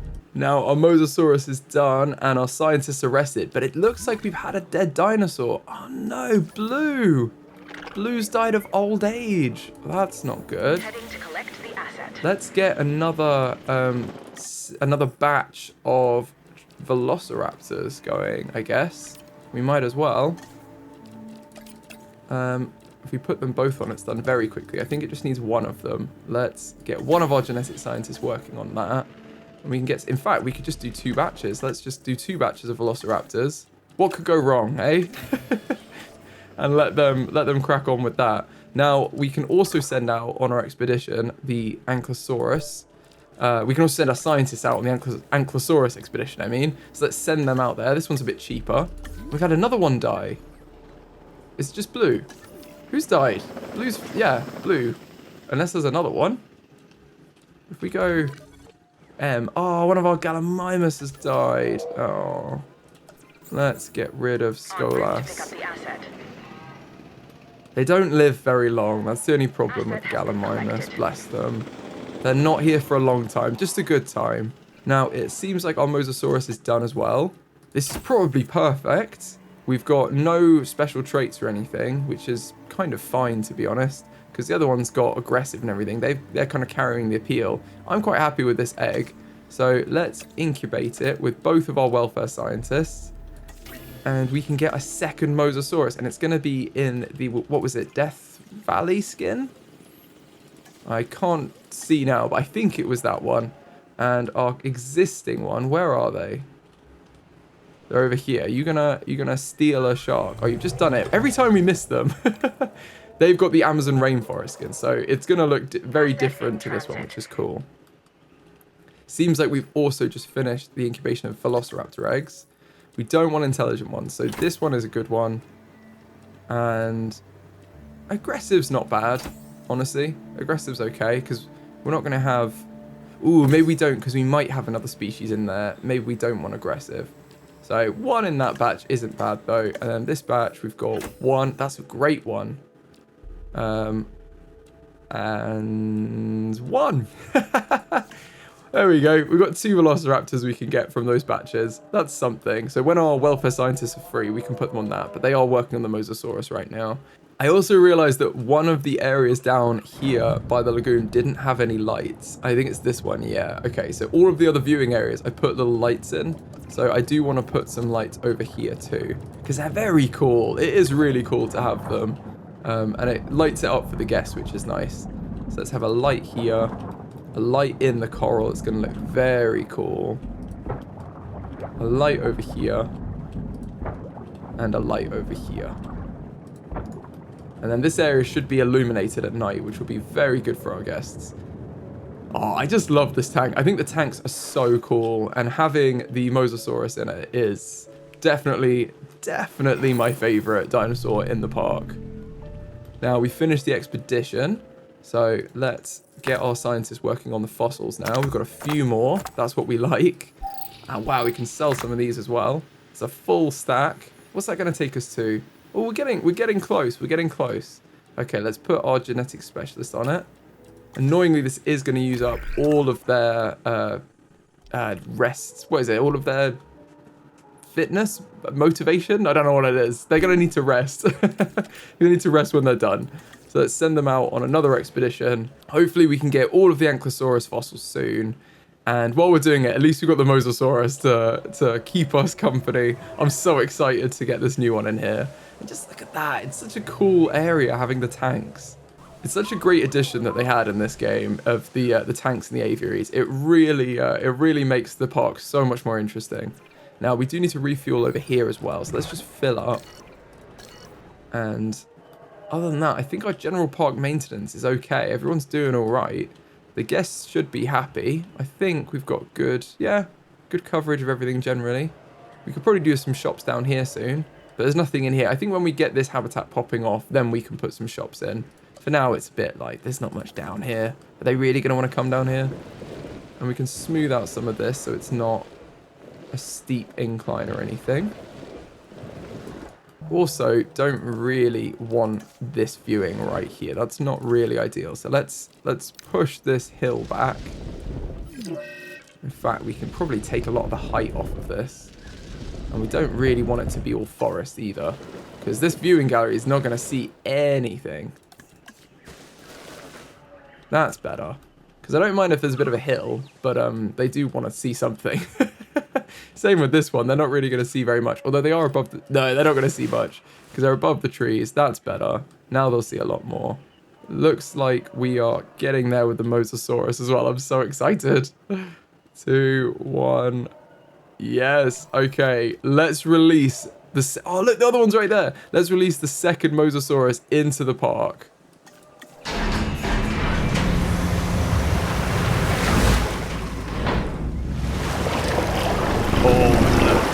That's terrifying.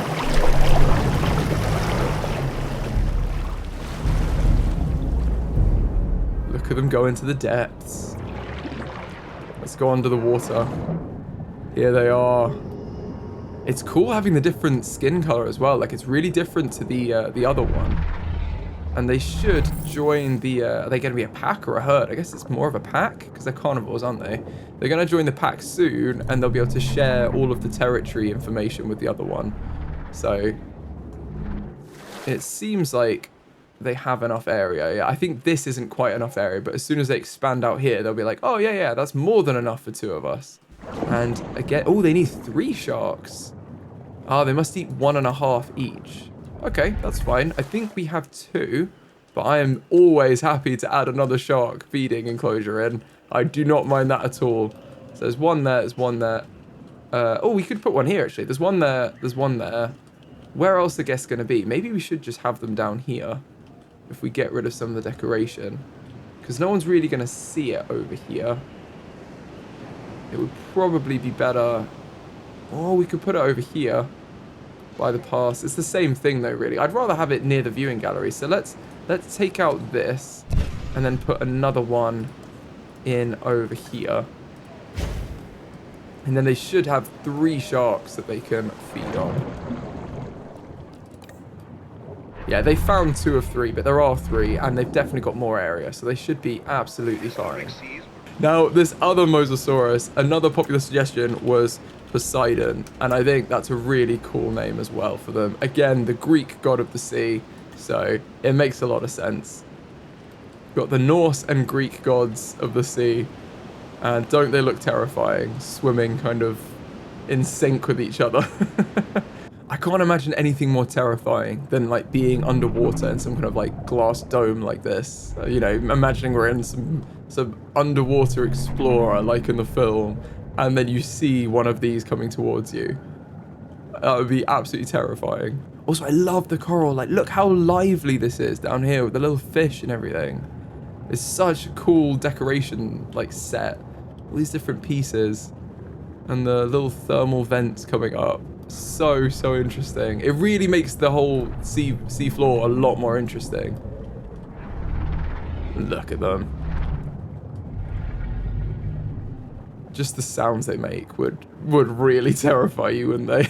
Oh no, we've got another dead dinosaur. Oh, it's one of our other Velociraptors. Echo. Okay, well let's select these 2 and release them in. They should be done very quickly. And I think we could probably do with getting some more going as well. What upgrades have we got here? We could do with the additional bays. Let's get the additional bays, and then we can set our other scientists to synthesize more of them. Oh, there's just one of them that's not maxed out, but that's fine.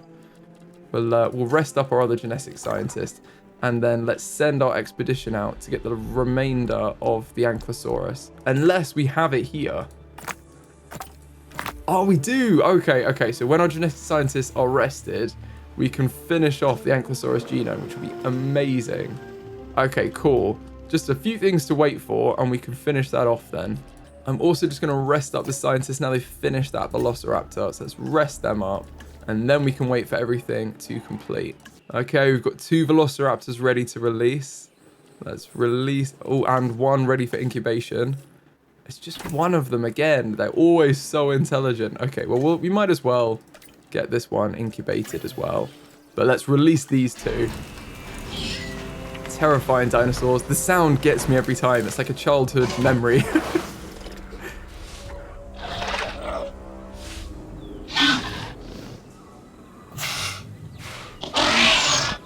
Very cool. And I think this is the one with... Oh no, it wasn't the one with the blue skin. That's fine. I thought one of them had the blue skin. But having another couple of raptors is always very cool. We can make that herd as big as we want. Oh, I think this is the blue skin. It's hard to see in the dark, but I'm pretty sure this is. Do suggest more names for all of these dinosaurs as well. We can and will rename all of them. Yeah, this has got the blue skin. Hopefully they'll join the pack in a friendly way. Or the Velociraptor way, either one. And now would probably be a very cool time to look at our dinosaurs underwater. Where are they? Let's click on M and we'll see them on the map. Oh, this one. Where are you swimming? Around here. Let's go down.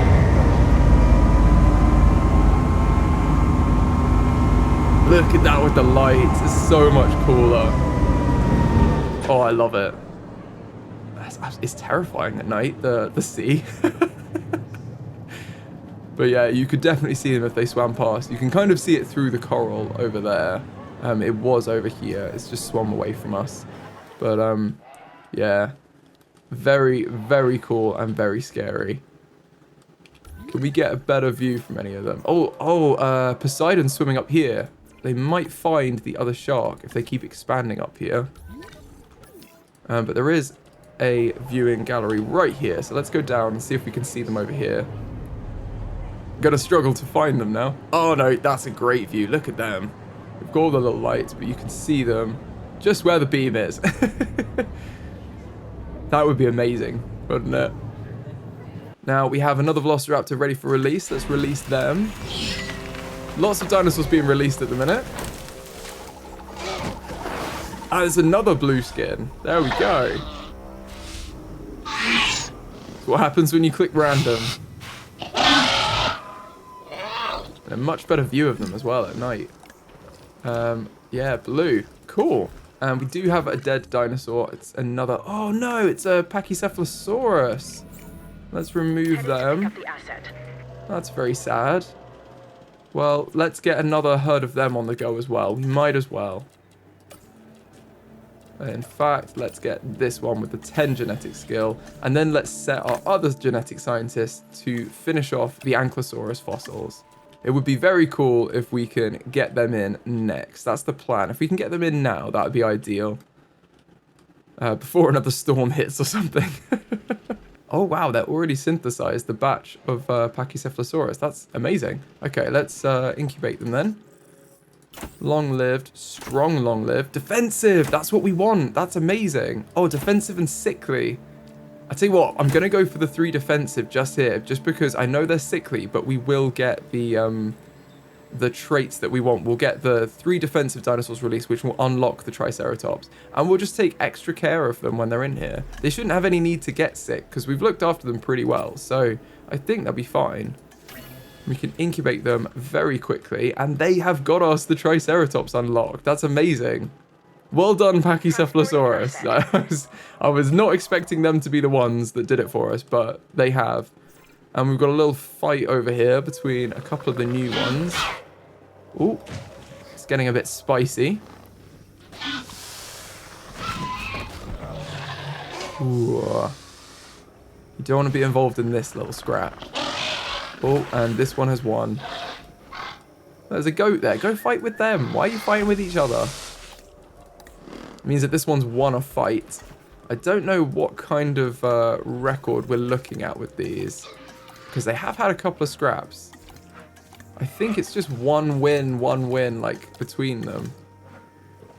Oh, it looks like the dinosaurs that had won the fights were blue. Yeah, and they've died now, so we haven't got any dinosaur with 2. And I think that's what we needed. Let's look at our carnivore research. In order to get the Indominus, we can get the Tyrannosaurus Rex now, but in order to get the, was it the Gigantosaurus? Yeah.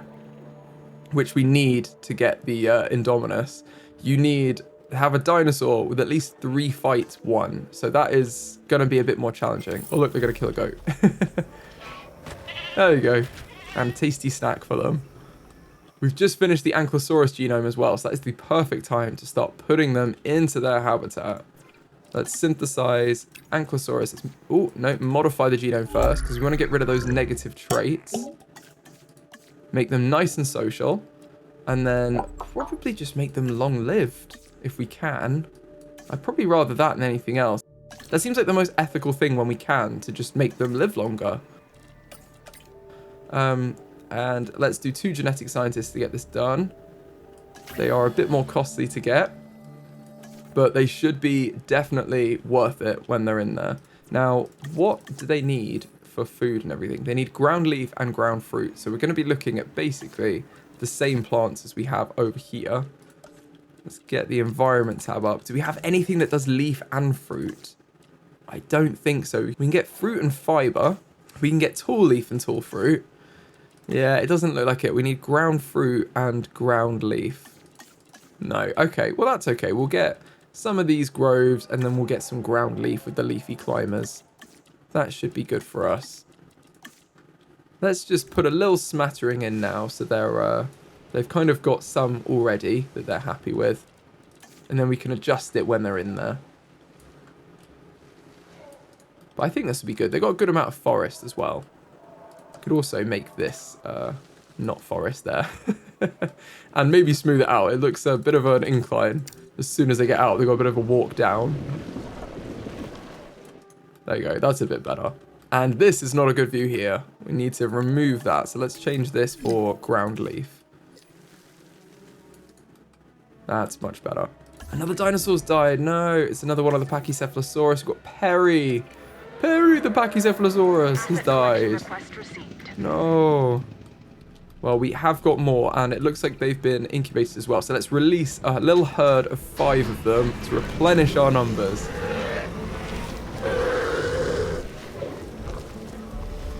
Look at them. The 2 at the back, very tentative. The 3 at the front, just running out. This little one at the back. Please look after him. He seems shy. We've just unlocked our ceratopsid research now. Perfect. We can get the Triceratops because we've done that. And it's only 1. What? Oh, I didn't put the upgrades on the hatchery. We want advanced equipment to guarantee the egg synthesis, and we might as well have additional bays because we have quite a lot of money. Okay, well, there's 1 there. I don't think that's a good group size for them, though. So let's synthesize another batch, and then we'll release both of them. In fact, what is their group size? Minimum population is 1. Oh, okay, so they are happy in a group of 1. In that case, we might as well incubate this one anyway, but we could release it on its own. Let's get this scientist on it. Which one will do it quicker? Ooh, this one's much quicker. Let's put them together, and they can incubate it in about as much time as the others will synthesize it. I'm sorry, but that is a very cool sight. If you were just here, even sat where they are, like on the top view. Oh my goodness! Whoa, that would have been scary. But look at that! That's crazy. They're right at the top. Mosasaurus signs. Yeah, exactly. Look at them. That tail was very close to the edge. At least they're swimming together. That should mean that they're friends. And a fight has begun. Oh, because we've just released new ones in here. They're deciding to fight for alpha status. Well, if Alpine wins, that gets us 2 wins. 2 fights 1. Guess that's something. Come on, Alpine. Not that I want you guys to fight, but if you're going to, I'd rather Alpine wins. I don't even know which one he is. I think it's this one on the left. And Rocky's the white one.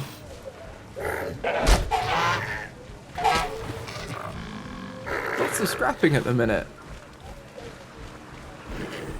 Oh, it looks like Alpine's won. There we go, 2 fights 1. If you could just have one more fight, then the Pachycephalosaurus will be the saviors of this park. Now, we've synthesized them. Let's incubate. There we go, 3. And we've got 1 defensive. Got lots of different skins through these. And we don't have anyone free because they're doing this one, aren't they? Okay, well, when they've finished incubating them, we'll get them to do this batch of Ankylosaurus as well. Okay, let's assign them here. And we could release the other one. Seeing as they like group sizes of 1, let's release them and see how happy they are.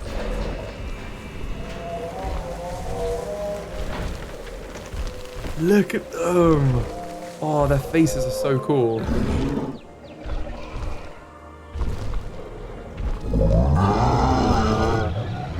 They are heavily armored, aren't they? You would not mess with them.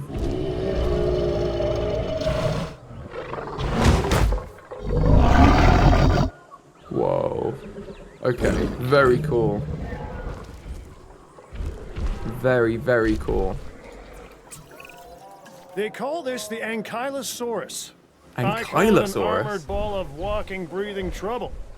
Still, some might call it charming, amusing, delightful. Each to their own. It could be that, but I'm not one to take Cabot Finch's pronunciations of words. He's an interesting character, but perhaps that is the correct pronunciation. Right, you should find everything you need. If you just walk the other way, not the way you just came out of, if you walk into the habitat, you should find it all. Oh, please do leave name suggestions for these guys as well. We do need to rename a number of dinosaurs. I think we need to rename the Stegosaurus over here as well. And the Apatosaurus. We've got lots of renaming to do, but we'll go through and rename all of them. very soon, and then we can have a nice little customized park with loads of renamed dinosaurs, which I think is really cool.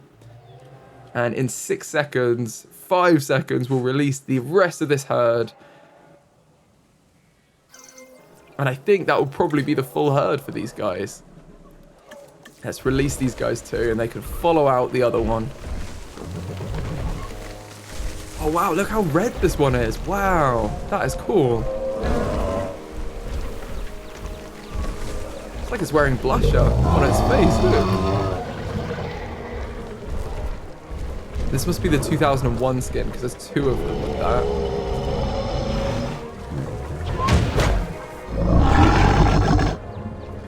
Wow, look at them. They're so cool. Really, really beautiful. Very happy we have them as well. I'm sure that'll have massively improved our rating. It looks like we have a 5-star rating as well. Almost. We need to earn a little bit more money. But I think that's probably because we barely have any amenities. So I'm sure we could do that very soon and hit that milestone of 5 stars. Look at them. They're meeting. Hello. He's like, oh, come on, follow me. I found some leaves. Very cute. Very cute. And now our Ankylosaurus are in here, or Ankylosaurus, let's learn a little bit more about them. The Ankylosaurus is famed for its club tail and the armor plates that cover its back. It lived in the late Cretaceous period, around 70 million years ago. The average Ankylosaurus weighed around 8 tons and measured around 9.6 meters in length and 3.6 meters in height. Its robust build helped defend it from predators such as Tyrannosaurus Rex, while its large stomach digested up to 60 kilos of ferns and shrubs every day. Ankylosaurus was first discovered in the Hell Creek Formation, Montana, by Barnum Brown, 4 years after the famous paleontologist known as Mr. Bones had discovered Tyrannosaurus Rex. The first fossils found were a collection of bones including 2 teeth and a skull fragment, although Brown actually unearthed numerous osteoderms in 1900, but incorrectly attributed them to the Tyrannosaurus. Further, Ankylosaurus fossils were found in Canada in 1910, including a complete skull. The Ankylosaurus lived in Canada and the western United States, which had a warm, humid climate at that time, and they preferred to stay close to rivers, forests, and wetlands, allowing them to cool off during the hotter periods. These guys look like they've settled in nicely. They're just finding their bearings, trying to find all the plants that we put in for them, and they should find everything they need. They're just expanding their territory, and you can see they're already at 80% comfort now. They're just finding everything they need. They've got quite a large area here, so hopefully, I mean, the area side's already been met with this, so this is definitely enough space for them. But they are going to have some friends, and they are who we really want to get next. So I'm going to look in our research, and we should have now unlocked the Triceratops, because we had 3 Pachycephalosaurus with high defensive traits, or with the defensive trait. So we've unlocked them. Now we can kind of do it with 1 actually, but we might as well take the time buff, use both our scientists. We need to rest them up at the same time anyway, usually. And we can rest up our 2 welfare scientists. Our logistics scientists are probably all right. We can leave them for now. And maybe we should even look at some other research that we want to get. Now, what have we got in attractions? We've got the remote viewing galleries. We can't quite get this at the minute. We need 16. Does no one have any logistics skills? Because I think we reached 15. Oh, we've just rested them. Oh, of course. Yeah, okay. We can very easily do that. We just need 1 other scientist in addition to our logistics one. So we're absolutely fine. Oh, look at that. You can see through. You can see the seabed right there through the viewing stand. That's really cool. And where are they? Oh, Mosasaurus. Oh, there's one here. Just had a snack. Every time I go to them, they've just eaten. And this is Poseidon, our new one. Probably trying to see where their friend is. Yeah, there's definitely enough space in this tank for both of them. Oh. Nice. We managed to view it. There we go. Hungry little boy or girl. I don't really know. I think they're all female actually, aren't they? If we're carrying on the Jurassic Park theme, I guess they would have been. I don't know what they did in Jurassic World. We've done that research now as well, so let's look at the expedition map. Where can we go? There must be in North America. Let's filter by herbivores, because that'll reduce the list. And then I bet there's going to be a combined one they have to go to. Oh, no, there's one on their own. Okay, cool. Let's go here. Right, get both of them out. That's a very quick expedition for the Triceratops. Wow. 45 seconds. That's crazy short. Well, that's not a problem. Not a problem at all. We could probably do with putting some amenities down here as well. Now we're drawing guests down this way. I don't know if we'll fit any small ones along here. He says, as we really can. That's fine. I like that we can fit them down here. We can even just get the mediums in, which is perfect. And we do need some along here too. So let's put in some amenities that will give us what we need. If we move this across... Oh, we can't. Okay, that needs to stay there. Right, let's add in a few amenities. We're going to need some food, some drink, and some shopping. Shopping is the closest thing over here, then food, then drink, sorry, and then food.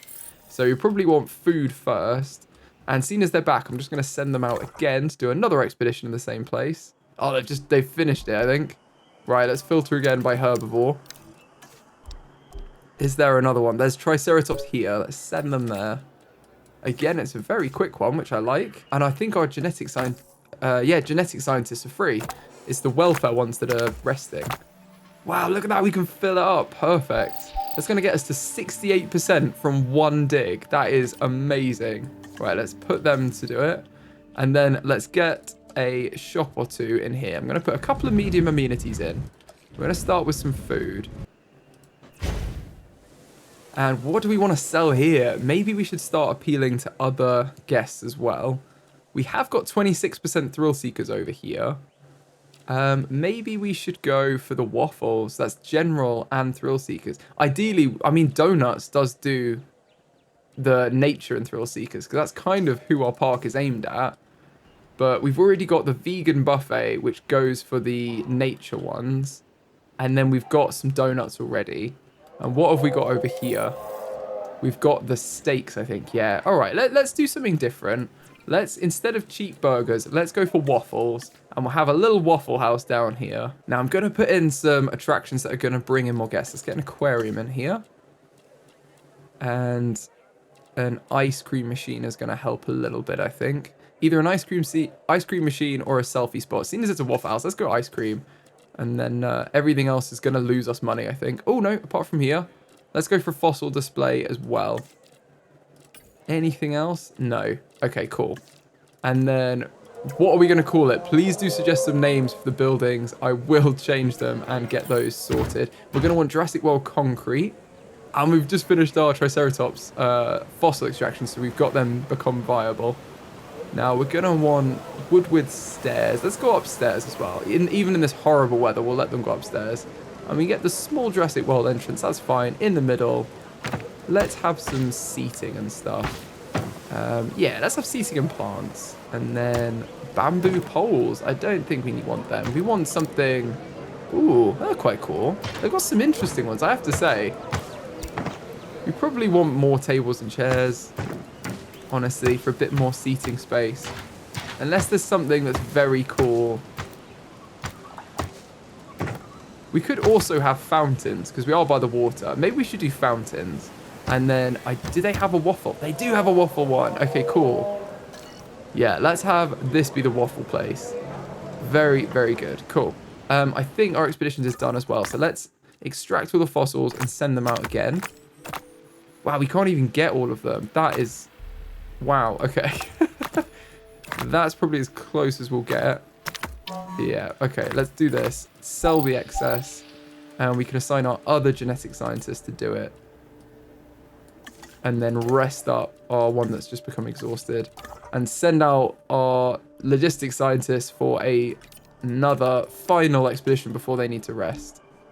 Now, where else can we find the Triceratops? It may be that that's all of it. I didn't actually check that. That would be amazing. If we did it in 2 or 3, that would be really cool.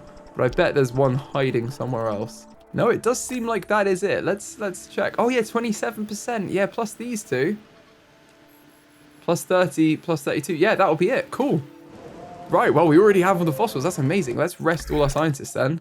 the logistics scientists can be rested.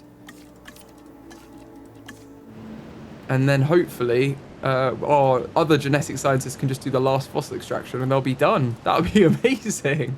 Okay, let's get a medium unity for drinks over here. We can probably get drinks and shopping in this space.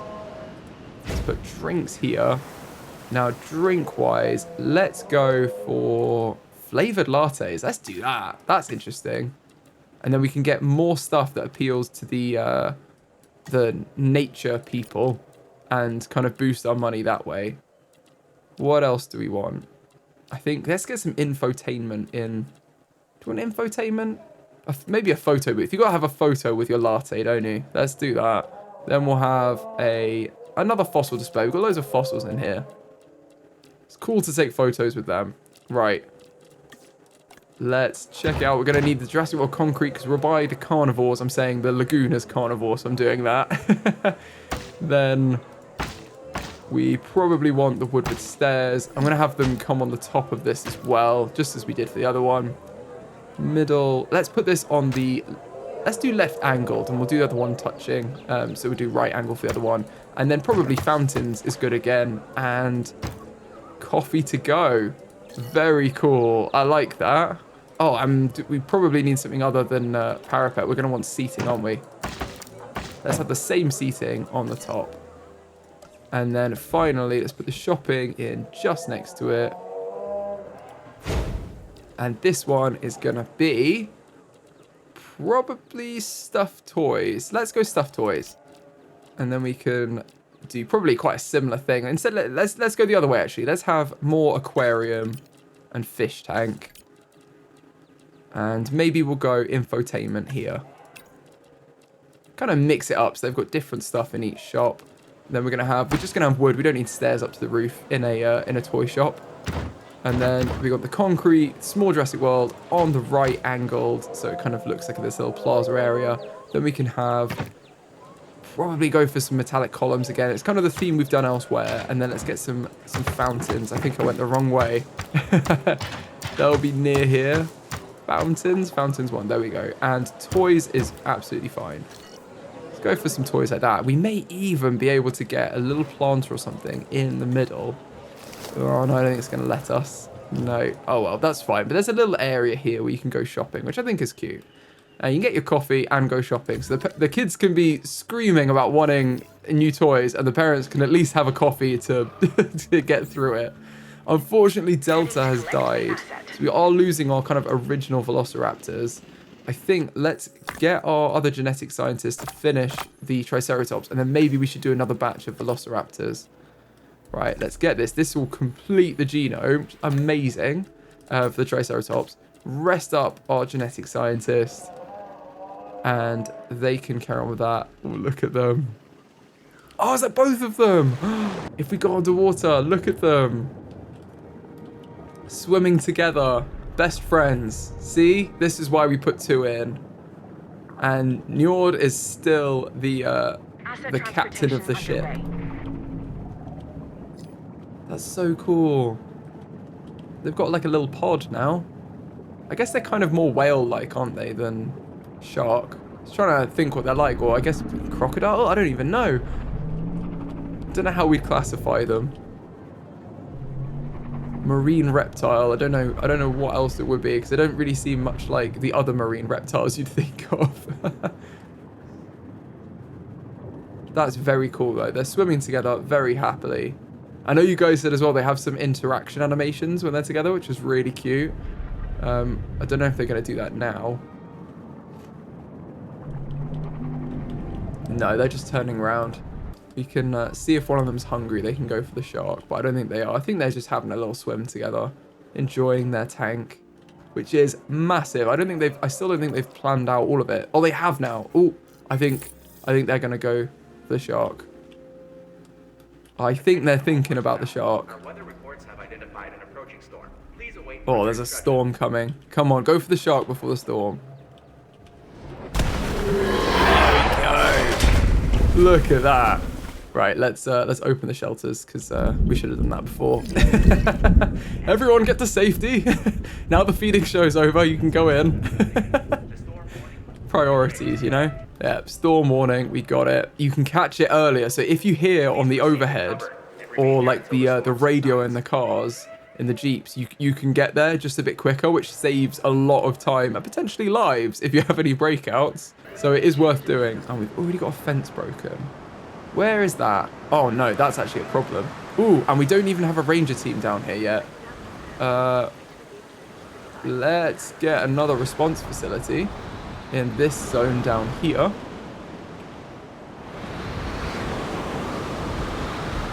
And then we're going to need to build in a repeater substation.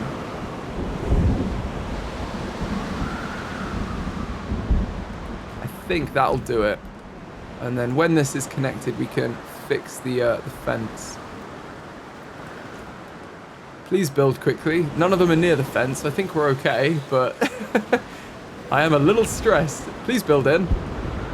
What else have we got broken? Everyone else okay? Let's just fix some little bits around here. Power's good to have. We do like having power. Let's divide and conquer a little bit. And I think these guys are ready now. Yeah, let's drive you. Oh, this is uneven there. That's fine. We'll sort that out. We can smooth the path out there. Whoa. Okay, bit of Tokyo drifting around. And we're there. Let's fix our little shops. It just seems like it's a hurricane this time, not a full-on tornado. So I think we're okay. Not that a hurricane is anything to be calm about. That is definitely a serious thing. Let's flatten this, smooth out this terrain though, because that was a bit ridiculous, wasn't it? What you kind of want is for it to be the same level on the path, or at least to come across a flat angle, because this isn't too bad to drive on. But if it's got really steep incline on like an angle, like a side angle, it's really hard to drive over. And even this is like a little bit more challenging, but it's not too bad on the ground. Anything else to be fixed? Yeah, we've got a couple of fences over here need fixing. Naughty raptors. And then it seems like they've had an injury because they tried to break out during the storm. And they didn't quite do it. So let's medicate them. Then we can probably let our guests out. Close the shelters. Welcome out. Come on out and enjoy the sun. Look at them. Look at these guys. Loving life. Chilling. Oh, they do require a status check. Well, let's put a ranger post in here. We could probably get 2 and cover this whole place. Let's do one there. And then one over here. I think that's going to do everyone, really. And then ranger team 15 can get to these. Now, they won't be able to access it because we don't even have a gate into the habitats. Let's put one there and one there. And then they should be able to get through. I'm also just going to take out the trees along here because we don't need them here right now and it is going to obstruct everything. Ooh, Alpine's in another fight. I think if Alpine wins this, they've got 3 fights won. Not that I want them to fight again, but come on, Alpine, you can do this. If you win, we get the Indominous Rex. No pressure. Please win, please win. Okay, you can beat this one. You can beat them. You beat everyone else. You are the strongest. I have faith. Don't run away. Don't run away. No, no! Why are you running? No! Oh, Alpine. Who's this? We haven't even named this one and they've taken top dog. Come on, Alpine. You can't let them win. You have to go back and win your crown back. 2 fights won. Please, you're so close. And you're old as well. The closest to 3 fights won that we have in this whole park. Oh, we've got a dinosaur that's died. Let's transport you out. Now, I believe we can get the Triceratops as well. So let's have a look at synthesizing those. We can indeed. Let's modify these genomes. Can we change weak? Ooh, okay. I don't like weak. Have a dinosaur with 2 fights lost. Oh, we're almost there. I'm tempted to leave everyone and see how they get on. in the Pachycephalosaurus and the Velociraptor habitats. We've got a few different fights. So let's just get another few Velociraptors in there, because that will probably change the dynamic. Oh, it looks like we're at 96% as well. I don't think we were able to finish it before, but maybe we've unlocked it on the map. Where are you? Let's go filter by carnivore. Pretty sure they're not. Yeah, they're over here. Right, let's get this expedition done and we can finish the genome for the Velociraptors. And then hopefully they'll status check these soon. Let's just actually drive range of 15 into the habitat. And we can do a little status check on everyone with the binoculars.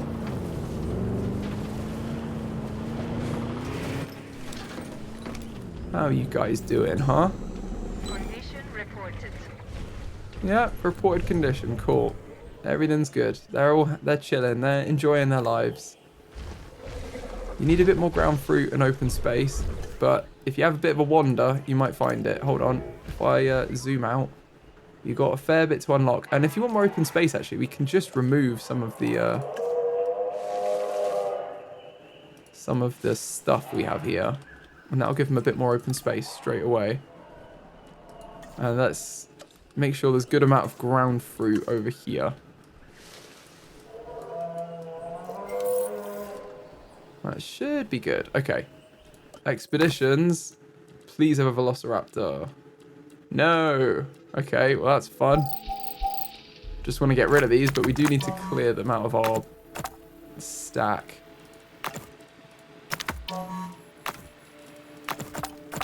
Let's do this.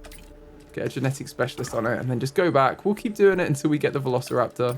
It's okay. We have the money and the time. We can do this. The other thing we need to do is we need to extend our Gyrosphere Tour to include the rest of this habitat and the new herbivore habitat. So I'm going to do that by removing these.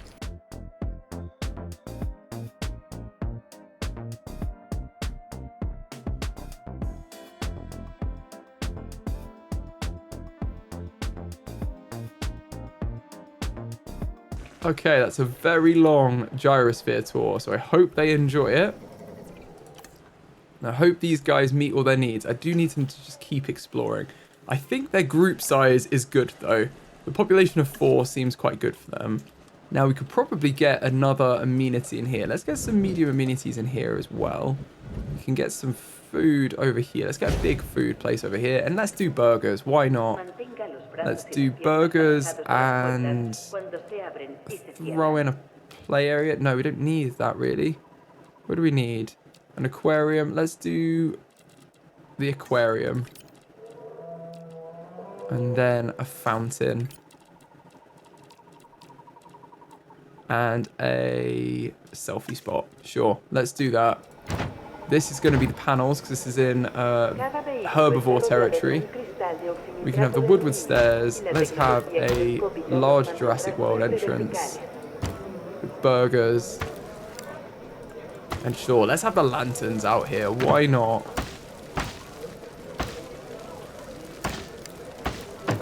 We can have the other seating up here instead. The seating with canopy. Then we can probably have some small amenities that will fit in here as well. If we piece them in well enough. Yeah, we can get some drinks in there. Let's put a drink spot right here. Gonna go for kefir here. I think that's a bit of a weird choice, but you know, gotta mix it up. Let's have a fossil. Let's skeleton display in here.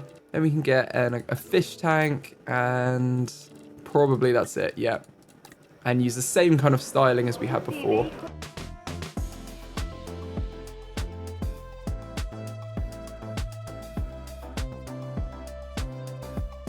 I think that's kind of the closest we can get as well. I'm going to change because I quite like the panels as well, the entrance style. Let's get the large Jurassic World panel. They're a bit strange though. There's no like kefir, which I always find really odd. Like why do they have the option without the matching visible trait of the building? I don't really understand, but that's absolutely fine. Let's just whack a shop over here. This can be sure. Let's sell designer goods here. Why not? Designer goods. with some infotainment inside. And sure, an aquarium as well. They are spoiled in this place. Let's go for that. Then let's get the panels. Let's get the large Jurassic World panel. Concrete with parapet. Let's have some more plants and balustrades. And the lanterns. And formal wear. What do we think? Leisure wear? Let's go formal wear because it is designer goods. Go on, and look a bit fancier. Got a few shops down here now, which looks nice. And I think we could probably put some forest in to just liven up the place a little bit with some plants. It does make it look nicer, and we may need to go in manually to add some plants in with decorations because it doesn't always, they don't always fit in perfectly like this. So it is sometimes easier just to go in, add a few trees. We should have random rotation turned on, I believe. Let's put two things next to each other. Yeah, they're randomly rotated. Okay, cool. I'm going to get rid of this tree as well. And then we can put in some other trees as well.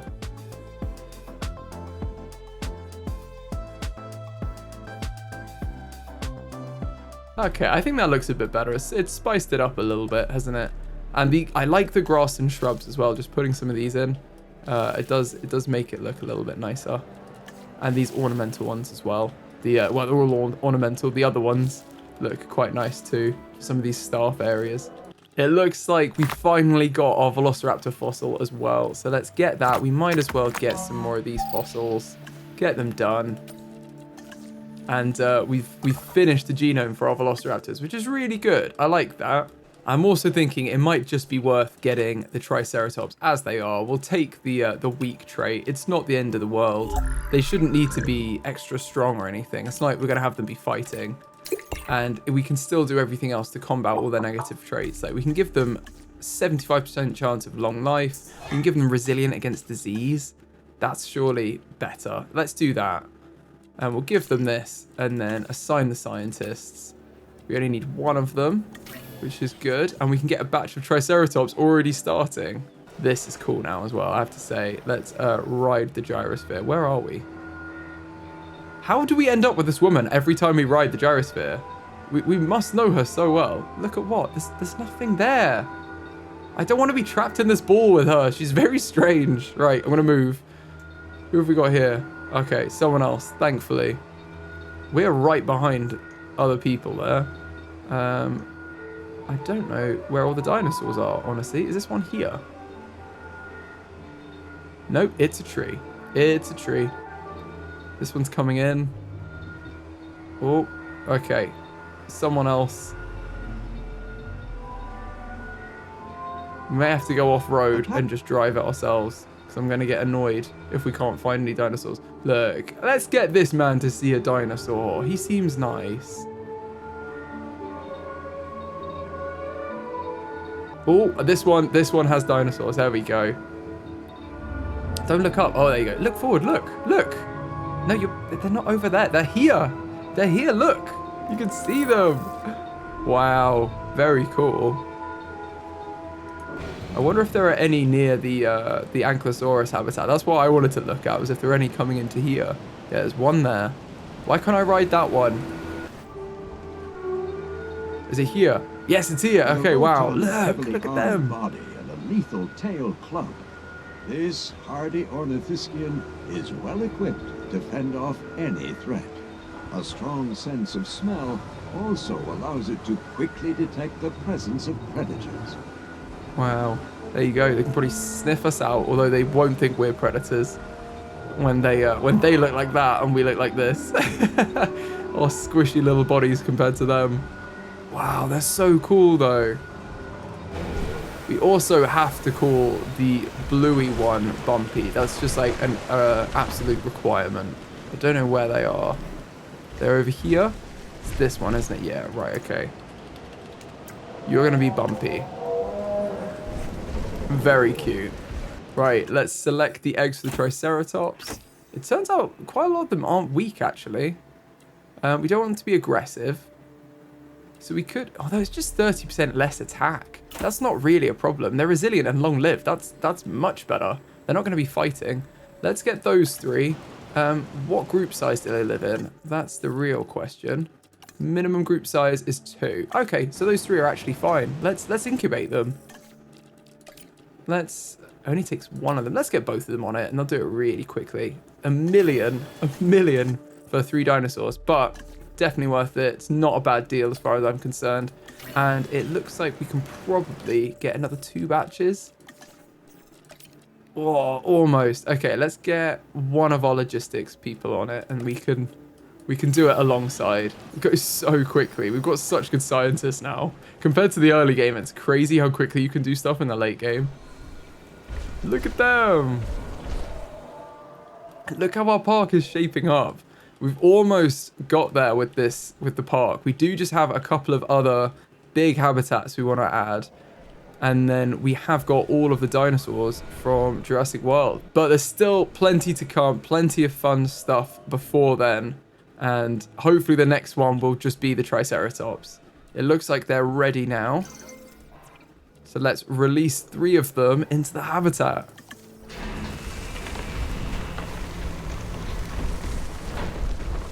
Look at them. They're such a classic dinosaur. Like, when you think of dinosaurs, I think everyone thinks of Tyrannosaurus Rex, Triceratops, Stegosaurus, and Brachiosaurus. I'm probably going to get loads of people say, no, I think of different ones, but they're the 4 for me that's just like classic. And Velociraptor, I suppose. Basically Jurassic Park. That's what I think of, is the dinosaurs from Jurassic Park. Look at them. I love the pattern as well and how it looks on them. Very cool. And they need ground fiber, so we don't have this, I don't think. Do we? Oh, we do have this. Ground fiber and ground fiber. Okay, perfect. So they do go very well with the Ankylosaurus because they both eat... they don't eat the same things, but the same plants grow together. So the ground fruit for these guys grows with the ground fiber for these guys. So that works quite well. Hopefully they will find what they're looking for. And let's see how many others we have. We've got 1 there. We've actually got quite a few. We've got loads. Okay, so there's a good 5 good ones there. And then I'll say that's just weak. I'd rather they have the positive traits. And then 3 there. What group size do they want? That's a good question to ask. 3. They probably want loads. Go on, let's give them big groups. So we're going to go for 6 from here. And we'll just use both of them because they'll incubate them really quickly if they're together. And then we can set them on the other one. And we'll release them as well. Have a nice big herd of Triceratops with a few Ankylosaurus. Ankylosaurus. I don't know which way to say it. But you know what I mean. Look at that. That would be crazy. You can see them swimming past. Wow. That was worth buying a ticket for those people. Now, we don't really have any access with monorail down here. It is getting to be a bit further away down this side. I think when we put some more habitats in, we can curve the monorail back round because they can still walk from here. So it's not too far, in my opinion. Do we need more restrooms? Yes, we didn't replace the restroom up here. Okay, that's fine. There is plenty of room for a restroom. I will find somewhere. Oh, the trees are in the way. Okay, that's fine. Restroom right there, all sorted. What about the rest of the park? For once, I've actually put toilets in properly. Everyone has toilets. And we do need another emergency shelter up here as well. Yeah. That I didn't really plan for. Maybe that should go there. Let's move the toilets to somewhere else. We can just get rid of the trees. In fact, the toilets can just go there. There's no need for them to be... Or maybe they do need to be a bit further on. Sorry, I'm trying to look at the red. Let's put some toilets there. Let's put some more toilets over here. We just have ample toilets right by the monorail. And then there's an emergency shelter in here, which will go in if we get rid of this tree. And there we go. Everyone has everything. So there should be no complaints. I wonder what our park rating is, actually. 5 stars. We've nailed it. We've absolutely nailed it. 5-star park rating. Everyone loves the Mosasaurus more than anything else. Perfect. 51 out of 54 dinosaurs visible is pretty cool. And we've got 9 out of 10 species target. Is that we have 9 out of 10 species? Like, they want 10 species, I think. Oh, let's incubate these guys with the same scientists. And then let's release these. Ooh, more Triceratops.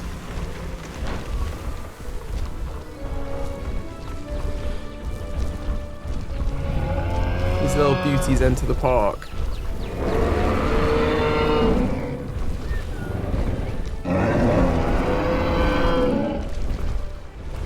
Look at them. They're already a little herd together, and they've joined them. And these guys are content, which means they found everything. They just need to keep exploring to get to like 100%. They need to keep exploring, but we'll give them time. We can always expand this area if we need to. I actually think we could probably reclaim some from around here. This is probably too large for these guys now, but we've given them the space. We'll see what everyone needs, and if they need it, we'll give it to them. And the last Triceratops coming in. Look at them.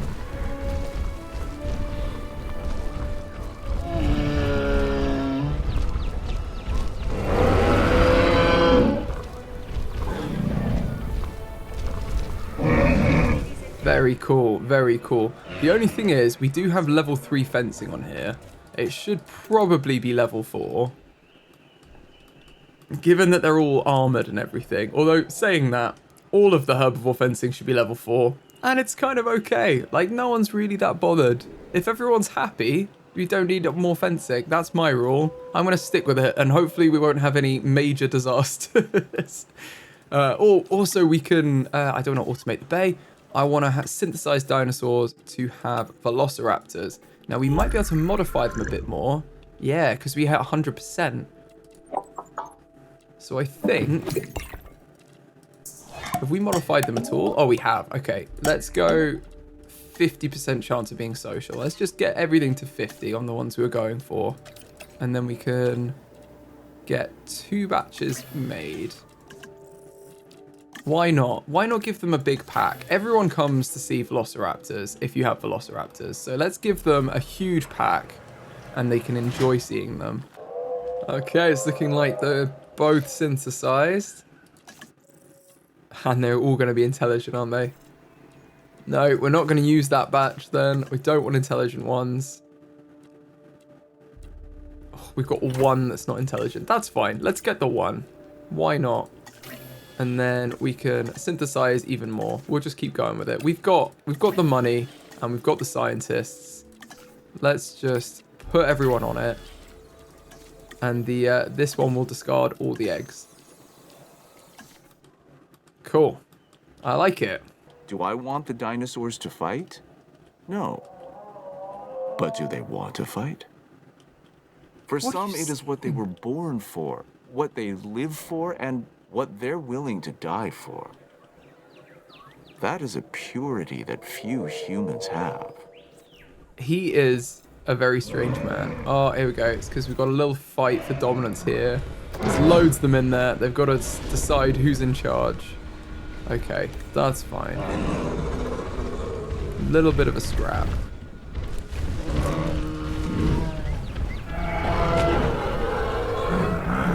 Locking horns. Oof. I have to say, as much as I don't want all the dinosaurs to fight, the fight animations are very cool that they've done. Like, they're very good. Look at this one. So this is going to be the alpha then, presumably. Wow. Very cool. Have they got... Yeah, they've got a good herd size there. 11. 11 Triceratops. Wow. Well, hopefully everyone will see them when they go. This hill is also very strange. I'm just going to flatten this down a little bit. That's a bit more of a normal hill. Okay, and our Velociraptor's ready to be released. Let's release them. Come on, one more friend thrown in. There they are. Look at them. Terrifying.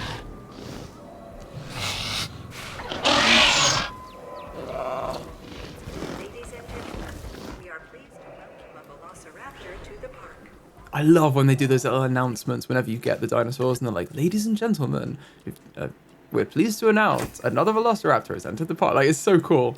Also, this is cool. We've got Svalbard is a skin tone. That's cool.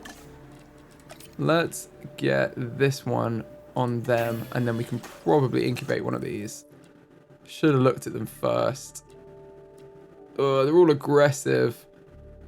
I don't really want aggressive because I might want to put another... I might want to put the Indominus in with them, and I think that'll count as another species. So that's fine. We'll put 2 more in there anyway. We've done 1, and we'll do 1 more, and there's probably a good group size for them. Look at our park. Everyone's chilling out, having a good time. Now, we could probably, looking at the research, see where the Tyrannosaurus Rex is. I think we have unlocked them. We do need to get the Gigantosaurus as well. But it seems we have the scientists available. Oh, we don't have the scientists available. Okay, let's rest up the ones that are tired. Then let's see what we can get. We can't get this one, but we can get this. Let's do the prerequisites to the Gigantosaurus and see if we can get them. And then we'll eventually be able to get the Indominus because you need the Gigantosaurus and the Tyrannosaurus Rex. So... Lots of like working through the tree there to get what you want, but it is a bit of a process to get the Indominus. But it will probably take over from the Mosasaurus as the coolest dinosaur in our park, and I think this is quite a big area for them to be in. We can always expand it if we want back here as well, and have a larger area. Just move this power because the power doesn't need to live there. In fact, I might do that anyway. Let's move the power because I don't want it all grouped together. Anyway, I don't think that's a very good idea. Let's move the power down here because we've got a little bit of space over here. And then we can put this in along this road.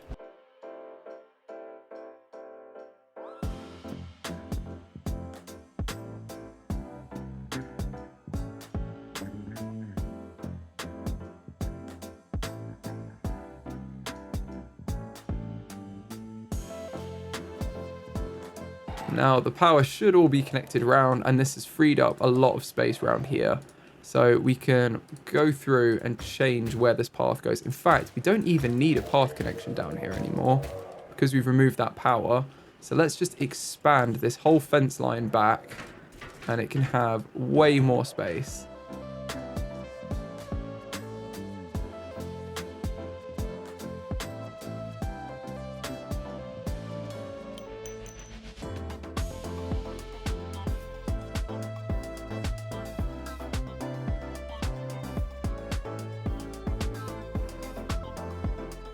There we go. That's probably good when that builds in, and we can open this up and give them even more room around here. So that's pretty cool. Let's release this Velociraptor as well.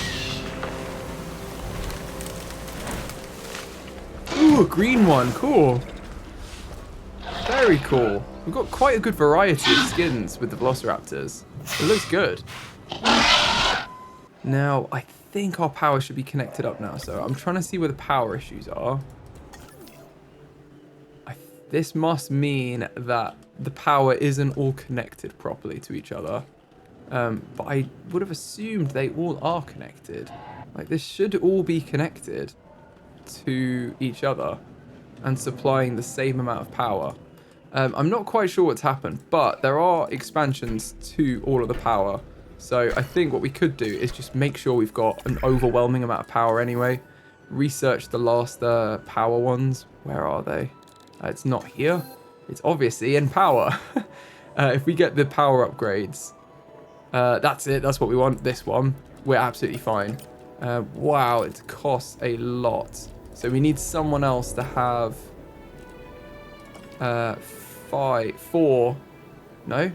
15 out of 9. Oh, we're fine. I was reading that wrong. I was reading it as like 19, and I was like, oh, wow. But no, this is fine. We can just use our genetic specialist for this. It looks like someone's exhausted as well, so let's rest them up. Let's also rest up our other tired scientists. And we'll have done that research to get one of the prerequisites to the Gigantosaurus, so we can carry on doing that as well. Make sure we get that eventually. This is such a huge habitat now. It's almost all built in, and then we'll knock the fence through so we can use it. But it should be good. I don't really think we need any more emergency shelters either. The only thing these guys need is a little path, and honestly, we can reduce where that is. This needs to be modified too, because that's very strange.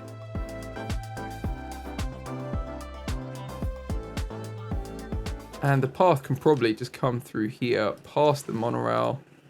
Where are we allowed to build? There. Let's go here. and then just curve in. Like that. There we go. We don't need this anymore. That should be good. Let's delete this little end bit. In fact, yeah, we don't need to take the path any further than this anyway. Let's put another viewing platform in there to catch this little section. So we do need to take it a little bit further for that.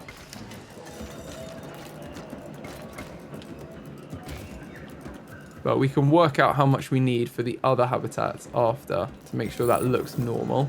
It looks like we've unlocked the rest of the power as well. So let's do that. Upgrade slot, increased output by 50%. Let's just get that on all of our power stations because it costs £250,000 and $1,000, and we have so many millions. I'm not really bothered about storm defense either. I'm just going to go for increased power, and then we don't have to worry about power.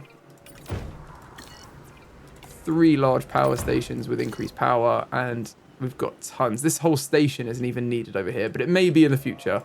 So don't worry about that. We will connect it to other things. Let's delete this old fencing. And look, they've got a massive new habitat area. How cool is that? The things we do for our dinosaurs. We probably do need to get another ranger post in here now, though. That's the only thing, because this is a massively increased area. So let's get Ranger Team 3 working on that one as well. And these guys have probably got what they need. Now let's look at the other research we needed to get. There was one more prerequisite to Gigantosaurus. Wasn't there? Yeah, this one. We need 3 dinosaurs with the strong trait to be released. Oh, that's annoying. Okay. So how do we get that again? So to get strong, we need someone to lose at least 2 fights. Well, we are kind of on the way with that. And there's also some medicine we could do. Yeah, let's research this vaccine. We might as well. While we have the people for it. That is annoying. We do want to get that. We can probably get the T-Rex though at this point. Yeah, we probably just want our logistics specialist and we'd be fine. So let's rest them up and then they're ready to get the T-Rex genome as soon as we're done there. So hopefully some of our dinosaurs will have a little bit of a, just a little scrap for dominance and we'll be fine. They can give us that 2 fights lost thing that we need. Where's Alpine? They're the real winner for us. Just have another scrap with them. You know you want to. You've got 2 fights won and 1 fight lost. Regardless of what happens, you will give us the unlock of something. So please do it. I think they do it based on their dominance though as well. So this is 45. Yeah, some of the others have much higher dominance. Yeah, they've only got 43. So I think it's because they're genetically engineered to be, like they're probably fitter and stuff because we've given them better traits. They're more dominant than the originals were. Well, it's also a good thing that everyone's settling in nicely together. So I don't dislike that. It has to be said. Why are you guys all bunched together? There must have been some massive pile-up where they all got delayed. Oh, there's another fight over here. Have you had one before? No, I want 1 and 8. No, you've won 1. Okay. Well, you know, if you win this one, then that's 2. It's looking like they're going to. And we got that vaccine. Awesome. That's what we like.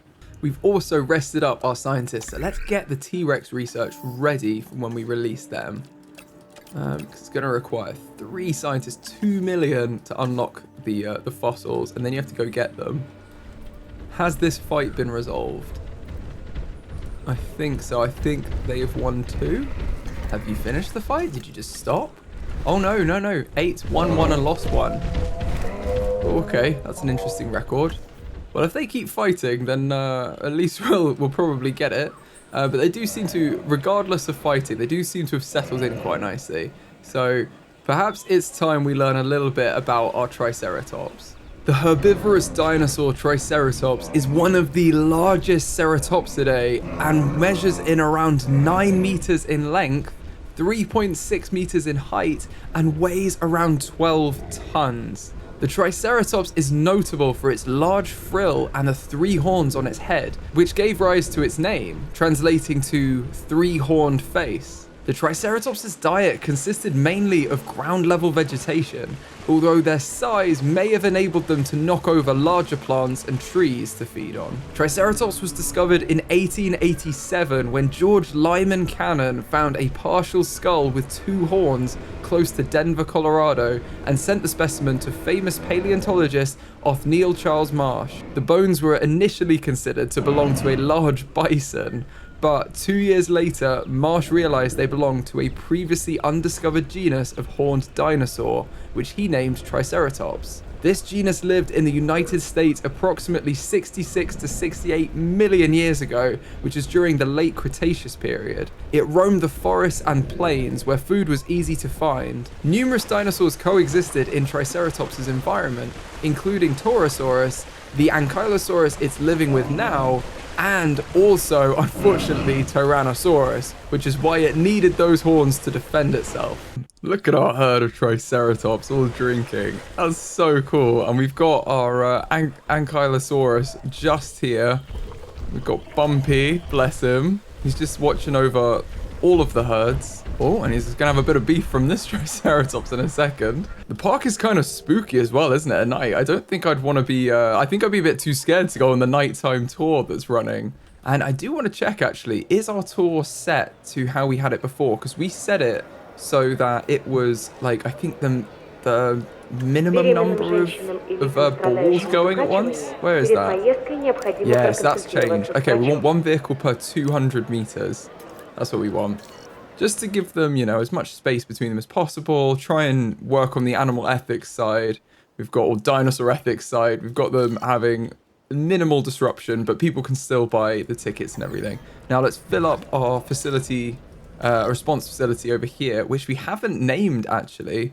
So maybe suggest some name suggestions for this ranger facility. We've already got the Owen Grady facility and the Muldoon facility, I believe. We've just finished some research. So let's have a look at that. So let me know in the comments though what you think we should name the 3rd ranger facility, because we should have something along the same theme, I think. Now, I think we finished this, which gets us to the large carnivores in the quest to get the Indominous Rex. So to do that, we need to get the Gigantosaurus, basically. We've already got the Tyrannosaurus Rex. We need the Gigantosaurus, and for that, we need this prerequisite here, which is the large carnivores 1 to get large carnivores 2B.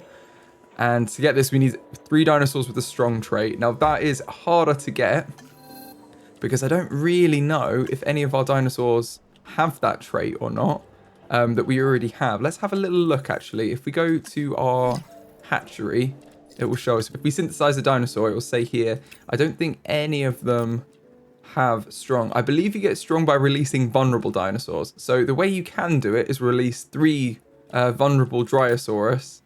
Well, that could even be defense. No, I think that's defense, not attack. I think that gets you defensive. Okay, so the Pachycephalosaurus can be strong. They've got a 25% chance of being strong. Or you've got Parasaurolophus. You know what I'm thinking we might do? Let's just try and get 3 Pachycephalosaurus with a strong trait, because we've got loads of money and we've got them in the park over here. Were there any others? Hold on, let's see, because the Stegosaurus seems like another dinosaur that could have it. No, they don't. From the dinosaurs we have anyway, it is just the Pachycephalosaurus. So I'm gonna just make a bunch of batches of those, because we can't influence it in any way. Let's just make a number of batches. Let's add the additional bays on here.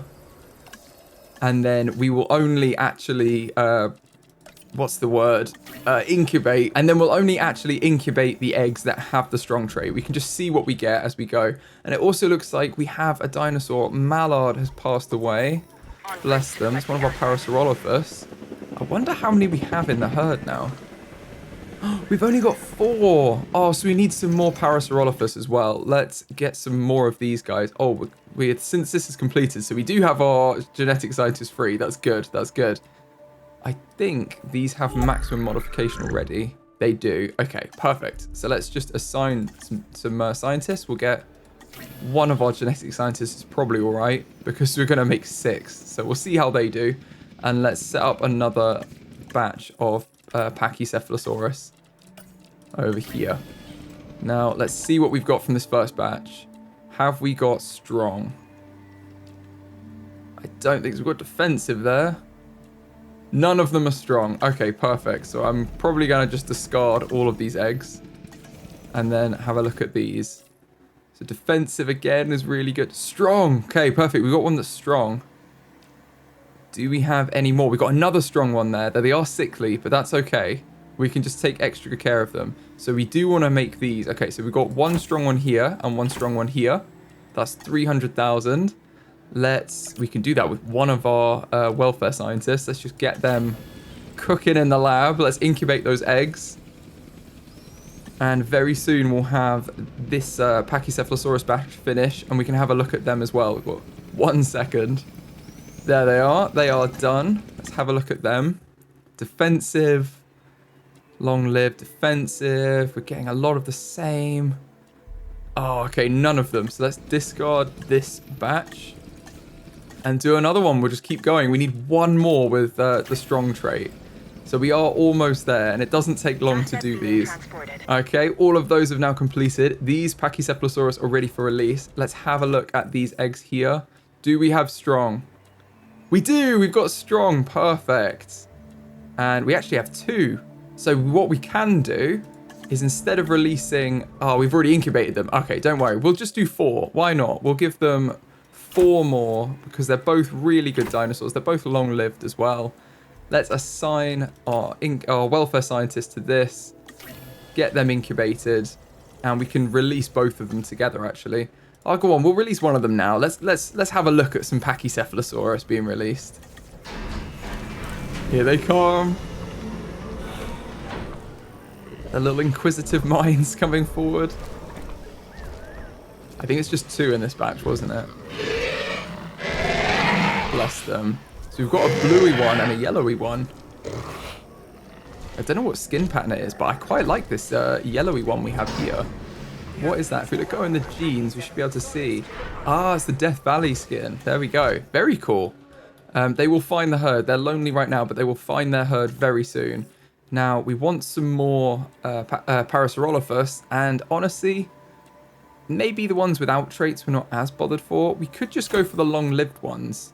That might be a good idea. Although tolerant is a good trait. I'm going to put in... Oh, and it's a Lux one. Oh, okay. Let's see what we've got.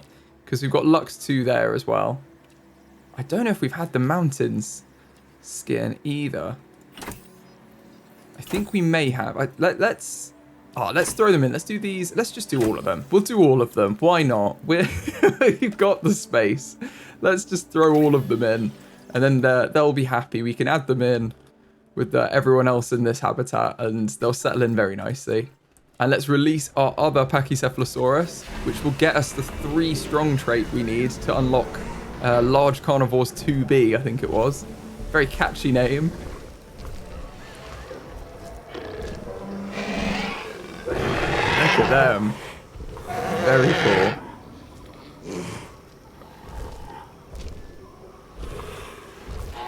I like this skin pattern as well. There we go, we've unlocked it. Oh, that's the mountains one. Very cool. Well, we've now unlocked the research we wanted, so let's have a look at it. It's in here. We can get large carnivores. What was it? Oh, maybe it's large carnivores 1. I thought it was 2B. I swear that said 2B before. But maybe it's not. Okay, well, that's strange. Large carnivores 1. Maybe I got confused because this one said 3B or something. But large carnivores 1 is what we want. That's the prerequisite. Oh, this is large carnivores 2B. Okay, yes. Large carnivores 1 is what we want to get now.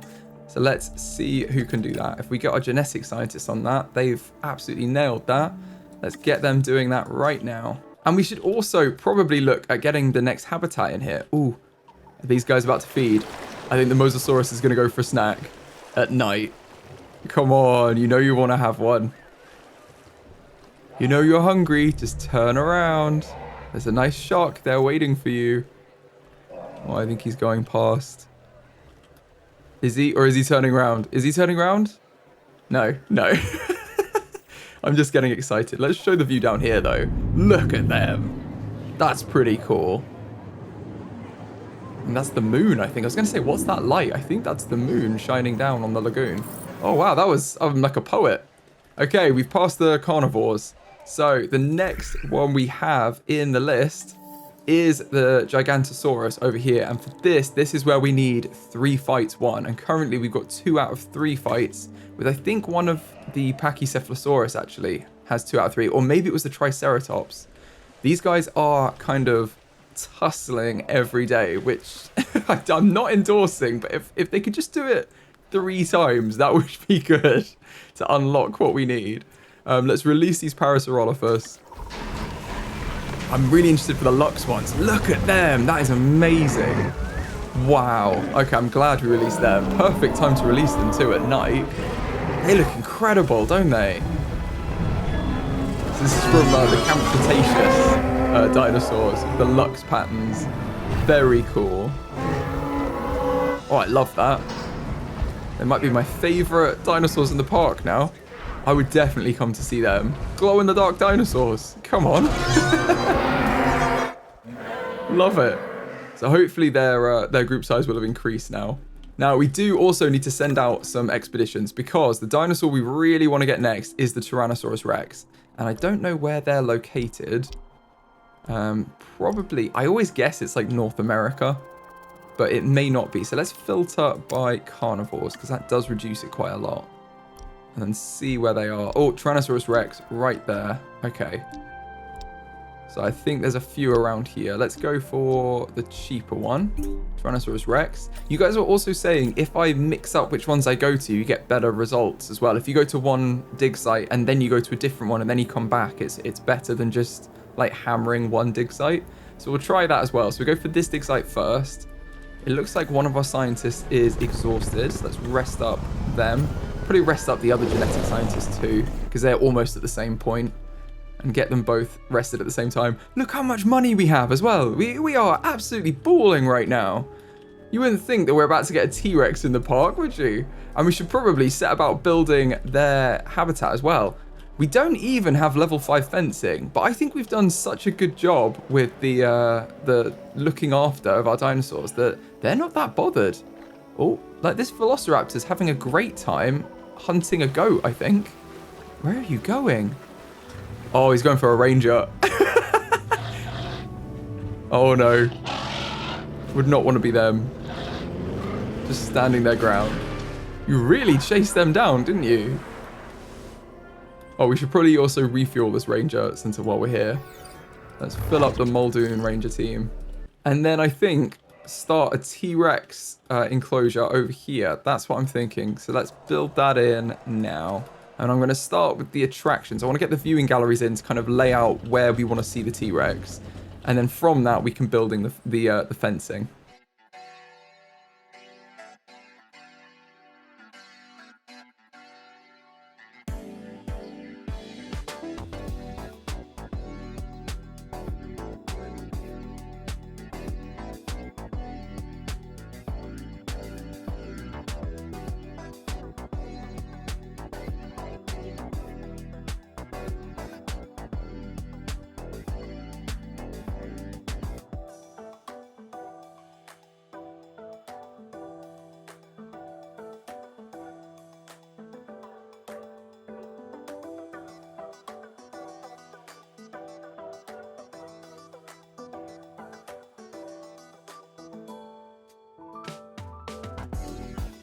There we go. I think that's a good basis to build out from. This should be big enough, I believe, for the T-Rex. I don't actually really like this curve here, so I might take that out and do something a bit more similar to this.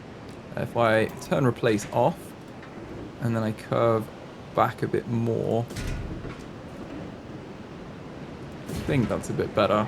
Very minor change, but I do think that's a bit of a better curve. Doesn't look quite as ugly. I don't know. I don't really like that corner, but it's fine. So we're building in this. These will all get powered when they're connected by the electric fence. Look at all the people in here as well watching the Mosasaurus. So this is the power issues we're getting, is this. But that should all be connected up nicely when these fences build in. And I think, yeah, I think it's a good area. I think it's a good size habitat for the T-Rex. It seems our expedition has come back, so I'm going to send them out to the next site. And again, if we filter by carnivores, it will... Oh, we finished that one. Okay, so we can't go back there anyway. Where else have we got? This is a very cheap one because we've already done the Ankylosaurus from here. So let's get these guys out again, send them here, and then we can go to the more expensive one after as well. And let's also see what fossils we got back. So see, hopefully some. Yeah, we've got some extra additional fossils. Oh, we've got quite a few for this dinosaur. Maybe that was previously though. No, it must have been together because I think they come in order, like left to right.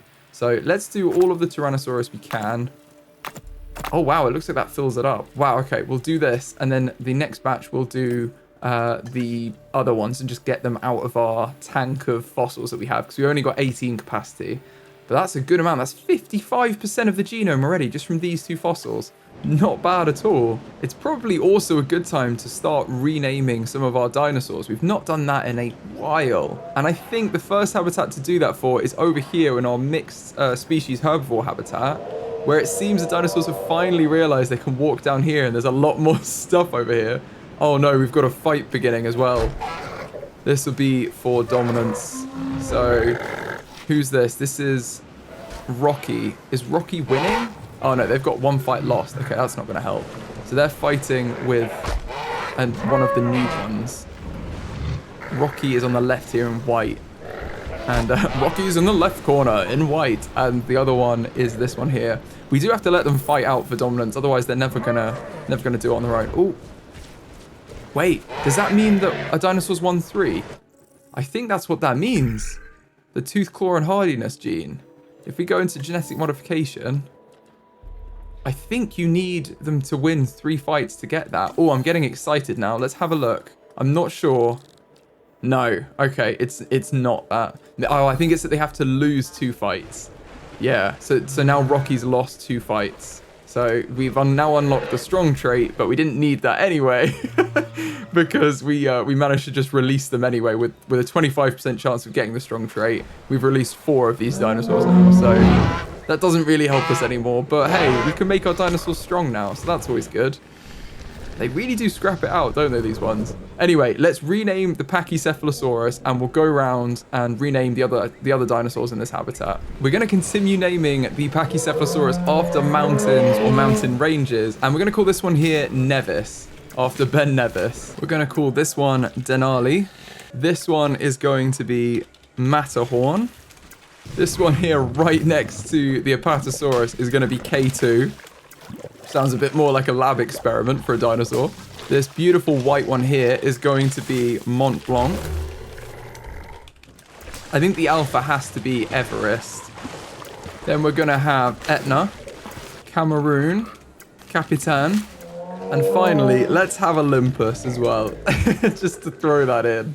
Now that is all of the Pachycephalosaurus renamed. Now let's rename the Stegosaurus sharing the habitat with them. My favorite idea for this that was in the comments was the blue and white Stegosaurus here to be called either Gummy or Shark, because they look like the gummy sharks, which I love. The sweets or candies, I guess, depending on where you're from. So we're gonna rename this one Gummy, and then there's another one. If we go to Stegosaurus 8, sorry about zipping around there, and Stegosaurus 8 is the same, so we're gonna call this one Shark. I love that. I think we also just had a weather warning as well, so I'm going to open the emergency shelter. Yeah, you can hear the thunder. I thought I heard something on the radio when I was just doing that. Yeah, storm warning. Okay, well that's not good. Well, we may have to put a pause on the renaming until after the storm, because I feel like that's going to take priority. Everyone run! Get to shelter! We've already had a building damage. Brilliant. Okay, let's get our ranger team over here. They are not 15 and 16. So they should be 5 and 6. I'm going to rename these to be 5 and 6. Ranger team 5, let's go. Oh my goodness. Oh no, that's a disaster. There's already a tornado. Oh no, here we go. Well, I'm gonna, oops, sorry. I'm gonna fix this over here. The viewing stand, although we kind of need to think priority-wise. I think these are okay. These fences are gonna be absolutely wrecked. Okay, let's jump in the Jeep and see what we can do. I think we're gonna struggle to keep all the dinosaurs in this though. Here we go. Is anyone escaped? No one's escaped yet. Okay, let's repair everything as we go along. There's quite a few holes in the fences. We've just got the gate open here. So let's repair the gate. Please don't come out, anyone. And then it says that there's... Oh no, who's injured? Who's injured? Where's the injury? If I hit T, it should show us. Oh no, it's the raptors trying to break out. They've hurt themselves. Okay, I'm going to set the mobile vet unit to medicate them. They probably sprained their ankle or something. And then we're going to carry on with the other ranger teams. I want ranger team 5. That's what I was using. Turn around. Handbrake turn. No, we can't. Okay, let's go back. Let's go back. In reverse. We can do this. I think the storm's passing a little bit. It's not too bad anymore, but we do need to repair everything. And it seemed like that I'm going to go through the habitat because I think the gates on that side are broken. Let's back it up. Back it up. Please open the gate. They only open the gate when you're like driving towards it, so you never reverse in properly. Don't know why they think that we wouldn't just be reversing around the park. Obviously, we're going to be doing that. And let's try not to get rammed by any of these guys. Whoa, okay, a bit of a steep incline there. These fences are just gone. I didn't even realize the fence was there. Okay, is anyone jumped through? If we go on M, yes. Okay, so you should not be there. Let's grab the chopper. Oh my goodness, and someone's out. Why are you guys just roaming the park? Oh no. Oh. Okay, so that gate is busted as well. Let's get Ranger Team 1 to fix this fence and then repair everything around here. Why not? Ranger Team 2, just do the same. Just fix everything. I think Ranger Team 3 work on these fences, and then we need to sort out all the dinosaurs that have broken out. And Ranger Team 6, let's use you for the stuff over here. I think everyone else is okay. Like, no one's been hurt. But we do actually need to get a handle on the situation. So, firstly, I'm going to go for these dinosaurs that have escaped the actual enclosures and are just roaming around the park. I think we should probably tranquilize these. Oh no, here we go. Let's turn around. Haven't had to do any darting in this part. I think this is the first breakout we've had, which is quite impressive. I'm quite proud of that. Given our last park was not so successful. These guys do really run though. They're so quick. Right. Let's try and shoot the aim ahead. Yeah, there we go. Okay, we've got one. Oh, I need to stay in the chopper. There's definitely more than one. Let's go this way. There's at least one more over here. And I think a Gallimimus got out as well. Unless they've run back in. I'm pretty sure I saw one of them just roaming the park. Okay. And reload. I need to shoot quickly. Oh, I missed. They turn around though. They're very, yeah, see, they know what they're doing. They're bobbing and weaving to avoid the darts. Where are you going? There we go. That one got him. Okay. There's a fight between the Stegosaurus. I don't think I can deal with that right now. I'm concerned about the dinosaurs over here because we've got 2 Triceratops that wandered into the Stegosaurus enclosure. So I'm more concerned about them fighting with the Stegosaurus, really. Yeah, I know the shelters are open, but it's still a bit dangerous out there. Okay, 2 darts in these, I imagine, as well. They're a bit slower, though. Is it going to be 2? Is that going to be enough? Yeah, okay. They're down. Where is the other one? Can't see another symbol. So if we click M, we can look at the map. Oh, there is another one there. I am just going to tell them to... Oh, no, we can do it. We can do it ourselves. Let's turn around. They're in here. There they are. Okay. I love, like, the tree animation as well, because we're above the trees. All the leaves are flying away. Oh, I missed. There we go. And I'm not going to hit them. No! Come on, we'll get them eventually. There we go. This is a good way to herd them, actually. Just, like, partially sedate them, and they'll run away. Okay, so transport this one into here. Not the most ethical way to do it, though, so probably won't be doing that. And then this dinosaur into here, and this one in the same place. I believe that is all of them. I don't think there's any more running around the park. If we look at the map, I think the Gallimimus must have gone back in, because otherwise they'd be showing up as red, like outside of their enclosure. Oh no, oh yeah, they're on the inside. Okay, cool. That is what we want. Let's exit this map and open the shelters, let everyone out, or close the shelters and make everyone leave. The shelter is closing, please leave. We were partway through the Stegosaurus renaming before that happened, so let's finish that off. Let's rename our other Stegosaurus. I like the idea that one of you had as well, to name one of the Stegosaurus Hungry because it has plates on its back, which I think is a great, like, dad joke. There is, this one is missing forest, strangely enough. Yeah, well, if you just expand your territory a little bit, my friend, you will find there's a lot of forest everywhere. You just need to look for it. Right, I'm going to put a bit more forest in here, and hopefully that'll satisfy them a little. But you just need to walk around a little bit. Same with the ground fiber. I'm sorry, but I can't make everything your territory. This is the problem with having massive habitats, is they wander outside of them and then get annoyed that they don't have everything they need. It's like, well, don't leave then. The only thing feeling stress if you don't get them calm and back under control. In case I'm not clear, I am referring to you. My goodness, he's very aggressive, isn't he? And then I also think we should rename some of the other Stegosaurus after the Dilophosaurus we had previously. So in our previous Ethical Jurassic Park series, oh my goodness, look at them. We had Loki and Set, I can't remember how to pronounce this one, AIT, that one, Mercury, and Susanu. And they were the Dilophosaurus that kept breaking out and causing problems. So seeing as these guys are being a little bit annoying and causing some problems, I think it's a fitting name for them.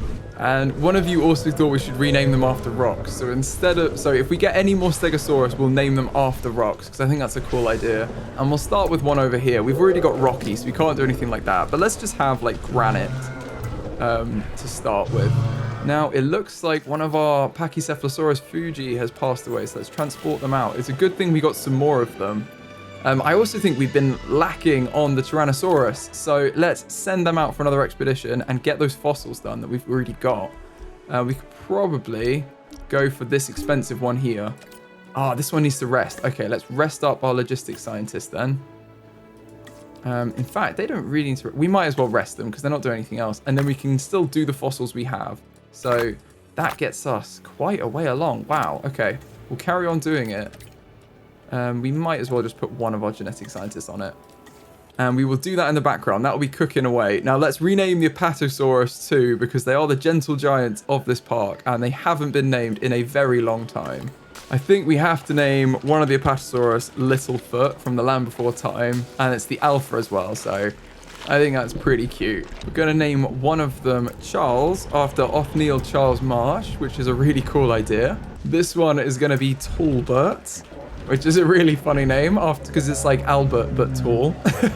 And we can't see the fourth one. One of you suggested that we name it after the dragons in the Game of Thrones, like the House of Targaryen, because they kind of look like dragons. So instead of doing that, because we've only got one left, I'm going to name this one Targaryen, which I think is spelt like that for Targaryen. So there we are. We've renamed the 4 Apatosaurus. They should be very happy in their habitat. And I forgot there's one more. There's a final Apatosaurus over here. And this beautiful one eating is going to be Potato. Now, we've had a dinosaur die as well. It's one of our Velociraptors has died of old age. It's one of the originals, I think. It's Charlie. Yeah, so they've passed away. So we're going to remove them from the habitat. Also looks like our expedition scientists are rested up, so we can send them out again. I'm thinking where to send them. Are there any more areas to send them to? Doesn't look like it. If we filter by carnivore again, that will remove some of the other options. I'm assuming they're probably just in North America. So I imagine this is the best place. Let's send them to this one and see what we can get. And then we can always actually go to the fossils and just do this to clear them out, because it's most of the slot anyway. Get one of our genetic scientists to do that while the others are on the expedition anyway, because then they can be done by the time they get back. You guys also suggested some great names for the shops, and I think the flavored lattes, this might be my favorite one we've had so far, is Mosasaurus for the Mosasaurus. I think that's brilliant, so we're definitely going to use that. And you thought the toy shop should be named Toysaurus, which is very similar to another one, and I'm not going to spell it that way because I don't know what the issues are with that online, so I'm just going to call it Toysaurus. Don't come after me. And for the waffles, you guys were thinking either Njord waffles or Poseidon, so I think we've got to have it be Njord first because they was there first. And we also have the immunities over here. This, you're thinking, could be Stegosaurus, which I think is good, if I can spell it correctly. Stegosaurus. Or like Stegosaurus, which is very, very funny. And I also like the idea, instead of T-Rex toys, to have build a dino, like other kind of brand that does toy shops. In fact, I think they should probably be switched around because I believe this one is stuffed toys. This should be build a dino, and then the other one should be Toysaurus, shouldn't it? Because this is just a, oh, this is the steakhouse. This is just a generic toy shop. Oh no, they're both stuffed toys. Okay, it doesn't matter. Well, we'll go for this way around now. Toysaurus. Love it. Now, our T-Rex fossils have come back. Let's see what we've got. Oh, we're really getting there. Almost there. We're at 95 when we get that one. So let's do these fossils to get them done. In fact, if we swap this around, we can do more. Let's do it this way. Get our genetic scientist on that and send our expeditions out again. And we can go back to the same spot, it seems. It looks like it's the only one left, so let's go there. And I think we only need 5%, so hopefully it's just one fossil and we're done. And then we can get the T-Rex in the park, which is pretty cool. Quite excited for that. So I think we'll just wait for that to happen now and then hopefully get the T-Rex in there. Okay, the expedition is back. Unfortunately, it looks like a dinosaur just passed away. Alpine. Oh, bless them. Oh, we'll remove Alpine from the habitat. Are these guys getting checkups? It doesn't look like they are. Let's get Ranger Team 1 to status check these guys. I think it's because they're struggling to reach the work zone setup. Just they keep having issues getting in here, but if we get it, they'll do it. It'll be fine. It'll be fine. And it reminds me, actually, we need to put ranger posts in the T-Rex habitat so we can properly scan them as well. So let's put 3 in there, and we'll assign Ranger Team 6 to do these. Because Ranger Team 5 is doing the armored herbivores. I think that should be good. Now, if we... Yeah, oh, you actually can't reach it. Fair enough. There's no gate. That's a pretty good reason to not be able to reach it. I'm going to put a gate in down here. And then maybe another gate over here somewhere. And then we've got a couple of ways in and out. Now, we have our fossils back. Let's have a look at what we've got. This, hopefully, yes, that'll take us to 100%. So let's get our genetic scientist on that straight away. And when this is done, we can get our Tyrannosaurus in here. Hey, it's done. How exciting. Okay, so hatchery 9, we're going to give it, firstly, before I forget, we're going to give it the advanced equipment. So we get 100% egg synthesis. And then the Tyrannosaurus Rex, look at it. Right, I'm going to modify the genome. And we're going to have random skins. Look at all of these skins we can have. I wish they did like a luck skin for these guys. That would be amazing. I'm kind of obsessed with them now. We're going to do random for everything. Now, some of these I would like to get rid of, these negative traits. These aren't good. Now, I'm not quite sure on the difference between sociability and tolerance. I think that tolerance is how much it'll tolerate other dinosaur species, whereas sociability is like how many it's happy to be in its own pack, like how much space they're going to need to be happy. So if you have really antisocial dinosaurs, they're going to want a lot of space because they want to be on their own quite a lot of the time. So if you've got 2 of them, you need to have quite a lot of area. Whereas if they were more social, they could live together more comfortably, and you'd need a smaller area to house them in. Whereas I believe tolerance is tolerant dinosaurs are happy with other species, whereas intolerant dinosaurs are only happy like with their own. We do have the strong, so we could make them really strong as well, which I'm kind of tempted to do. I kind of want to make them long-lived because I think that that's quite a good thing to do generally. And then I'm thinking, let's just take out the antisocial trait so they can live in packs. And then really, I mean, if we're going for the ethical side, we don't want to make them... Strong doesn't really matter. Although, obviously, being strong is a good thing. I think it's probably better that we go for things like fitness or resilience. And the other ones I'm thinking about is being accommodating and humble. I think it might be a good idea to make them humble. And the reason for this is that it reduces what they want. So if we give them a standard habitat for a T-Rex, they're going to think that's amazing because they're happy with, you know, quite little, really. They would have been happy with that. So having a normal habitat is amazing for them.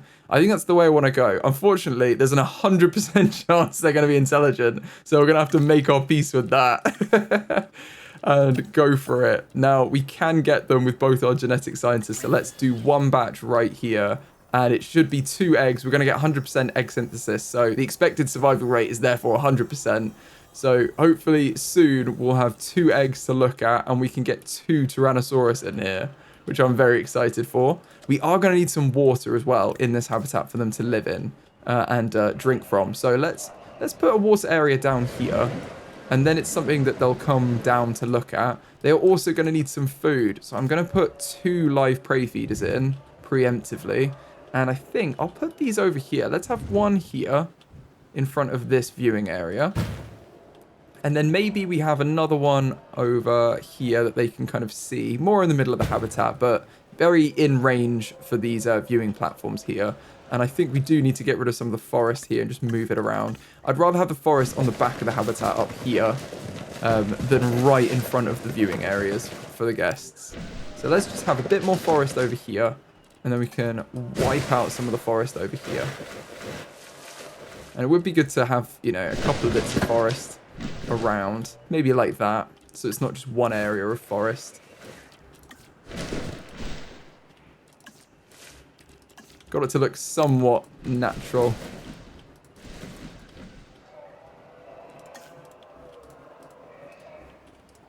Something like that is probably good. I don't know how much forest they want, so let's see what they want when they get in there.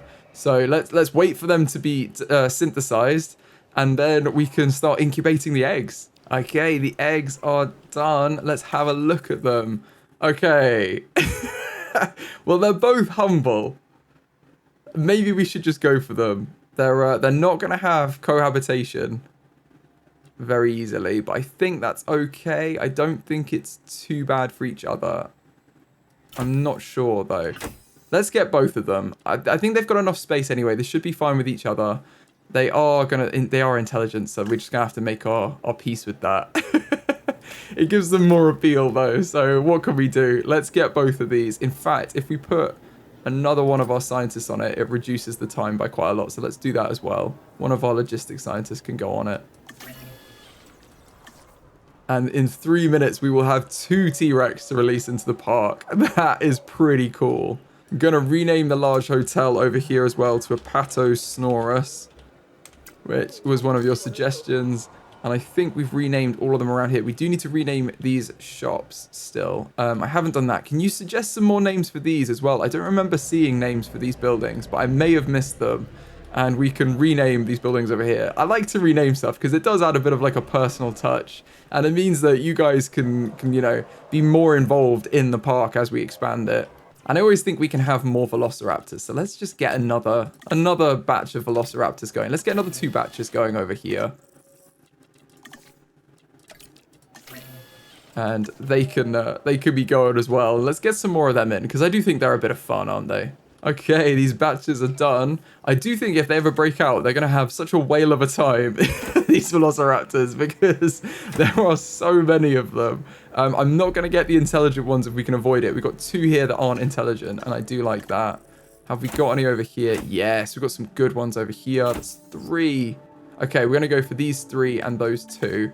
We can't do it until we get our welfare scientists back, though. So when the T-Rex are done, we can get a couple more Velociraptors in there, too. How many have they got in their pack? They've currently got 7. Oh, so they can definitely have more. We add another 5 in. That'd be a nice big pack for them. I do wonder whether they have enough food, though. It says they only need 1. Okay, that's fine. They've got 2 prey feeders in here, so they have got 2 different types. They've got the goats and the meat. And in fact, that's probably what we should do in the T-Rex too, is do the more... We decided that was a bit more ethical. So I tell you what we'll do. We'll take out this live prey feeder here, and we'll just have this be meat. And then the guests can get a really good look at the T-Rex feeding over here. That would be amazing to see, wouldn't it? And then we've also got the goats from this one just being released to run around. And you don't know where they're going to end up for viewing. So that's probably better that that's the one that's a bit further away. Now, the Tyrannosaurus eggs are incubated. Let's release them into the park. Oh, I love it. We're going to see their feet come out stomping. Oh, amazing. Look at them.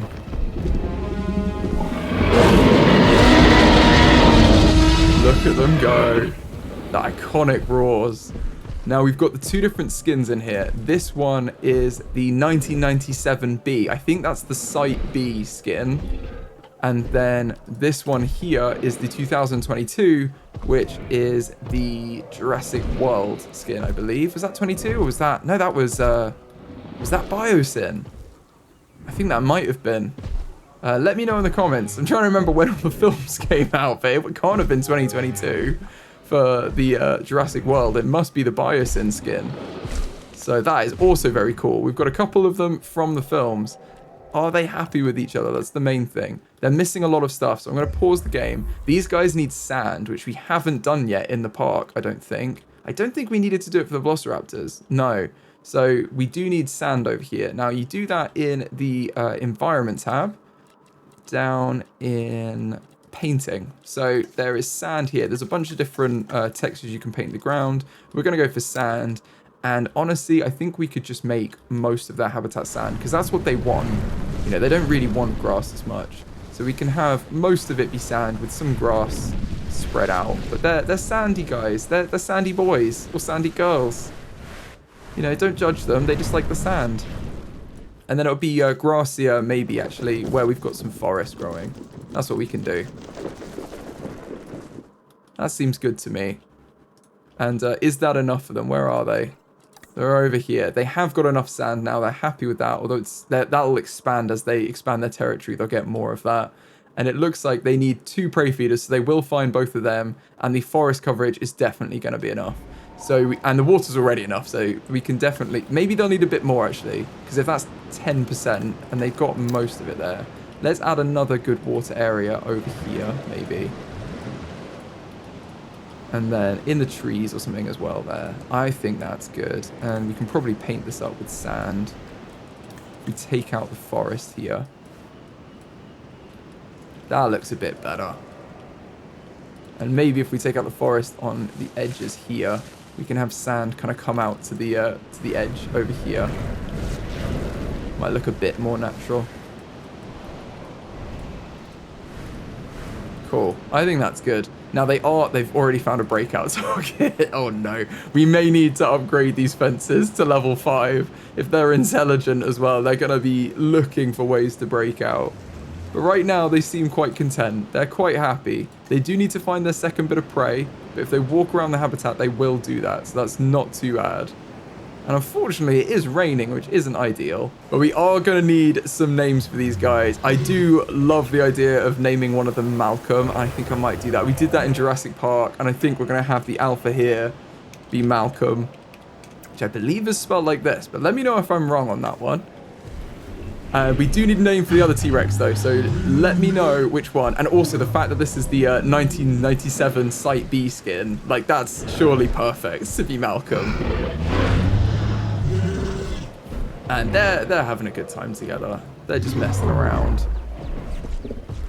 It's so cool to watch them socializing.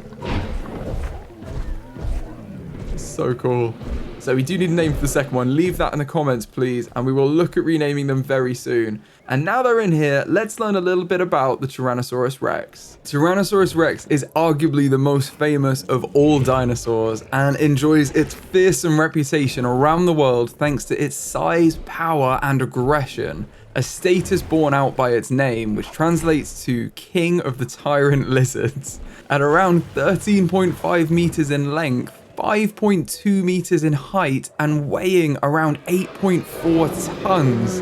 Tyrannosaurus Rex was the apex predator of its time, with the most powerful jaw known to science and rows of large serrated teeth. The American geologist Arthur Lakes laid claim to the discovery of the Tyrannosaurus Rex when he unearthed multiple teeth in the Morrison Formation in Colorado. The teeth were initially believed to belong to Ornithomimus, but the subsequent discovery of a partial skeleton by Barnum Brown while investigating a site in Wyoming in 1900 was classified as Tyrannosaurus Rex 5 years later, with Lake's find later attributed to the same genus. Tyrannosaurus Rex roamed the western side of North America during the late Cretaceous period, approximately 66 to 68 million years ago.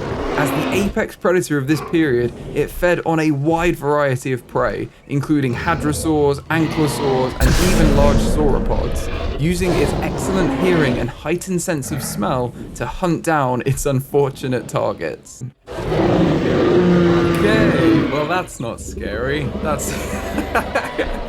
Our T-Rex are definitely enjoying their habitat. I'm a little concerned about this icon, because basically that means that the intelligent dinosaurs have this, and it means that they've found a kind of weak point in the fence. I think it might be a good idea to maybe research the next level of fences up. Let's go enclosures, heavy fencing, that's what we want. Let's get our logistics scientists on this ASAP, and we can maybe improve their fences, because at the minute they're level 4, and these guys are level 6, so even level 5 fencing is not going to stop them if they decide to go on a bit of a walkabout. But I'm super glad we've got them in here. They look awesome. I love our T-Rex. Absolutely awesome. And you guys suggested a name for our other T-Rex. We've obviously got Malcolm here. And by far, my favorite name suggestion for this guy is Houdini. Because within seconds of entering the park, you'd already managed to find somewhere to break out of. And look at him again, he's constantly interested in escaping. So, gotta be a famous escape artist. I'm more concerned about this one though. This one's actually at the fence line. I would be very worried to be these people just like, oh no. Oh, I think they're going for it. No, Malcolm. Please, Malcolm, stop. Oh no, this isn't going to go well, is it? I think we may have to make some changes. Oh, they're really going for it. There's nothing we can do to stop them. We may have to call the chopper out.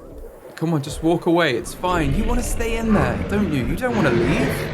Oh no, they do want to leave. Okay, they do want to leave. Where's the, we don't even have a thing here. Safe place, emergency shelter. Right, well, we better build one of these over here because that's a bit scary. In fact, maybe we resolve the issue at hand first. Let's get a nice ranger team in. Ranger team 6 isn't busy. Why don't you go and fix the fence and we'll man the chopper and try and capture them. Right, so chopper team 3, let's go.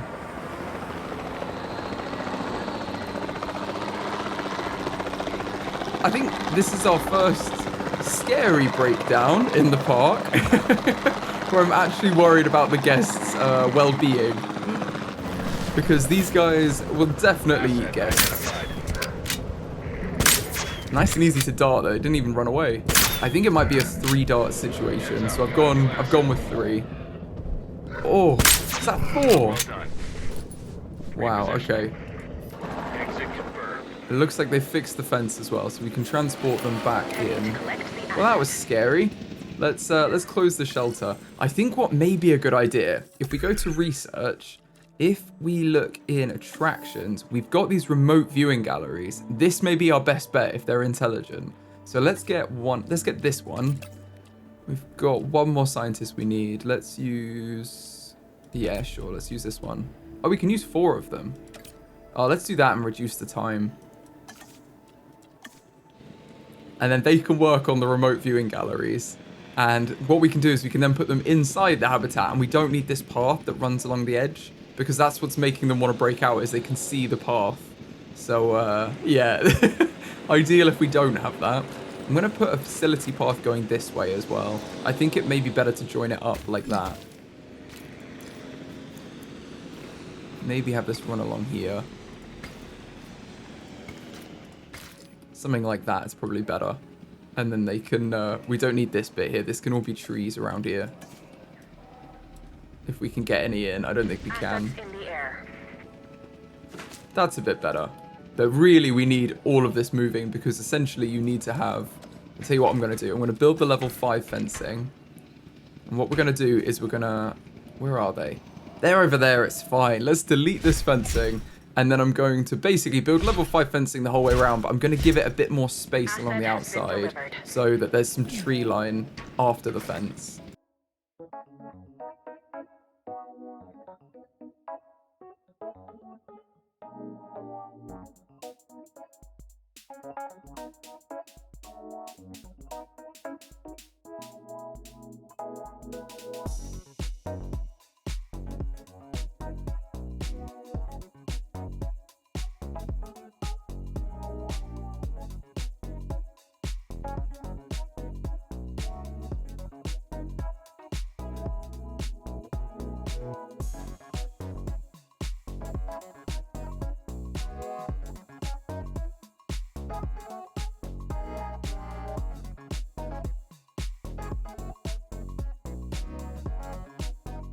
There we go. We've now secured all of this with heavy fencing, which is actually completely obstructive, I think, because they can't see over it. So we don't need to worry too much about these trees, but we've got them in here anyway. But yeah, so I think actually this path along here should be fine, and these viewing galleries should be okay as they are, but we'll see how we go. They are going to need power. Oh, where have they seen... Where's your breakout target? I don't think you have one. Or maybe it's these viewing areas. How can you see? Maybe they can see over the fences. Well, let's see how they go, because I don't think they can. And we need to put these repeater substations in, though. So let's put these in, because we don't have the electric fencing connecting all these attractions anymore. So we need to connect them manually with the substations.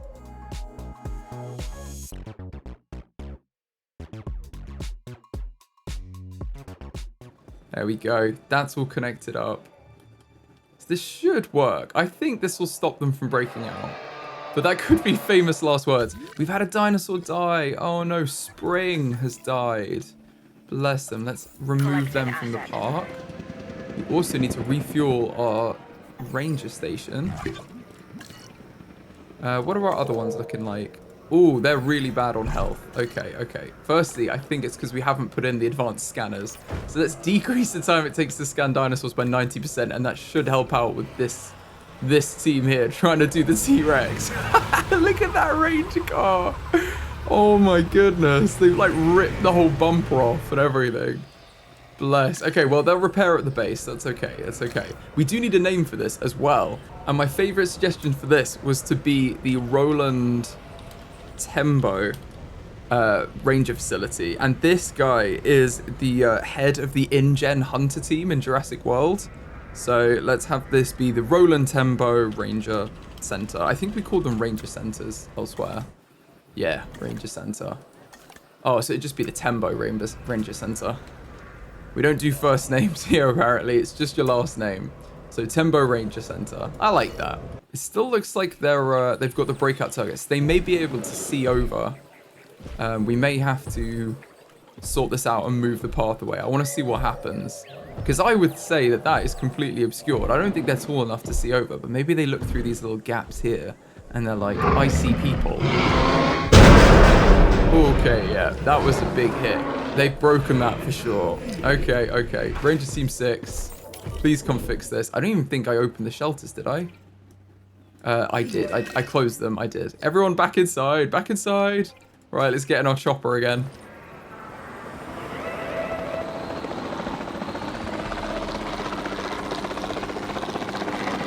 I don't think they've eaten anyone, though, which is definitely a good thing. That's good for the PR. Let's wait for them here. Ooh.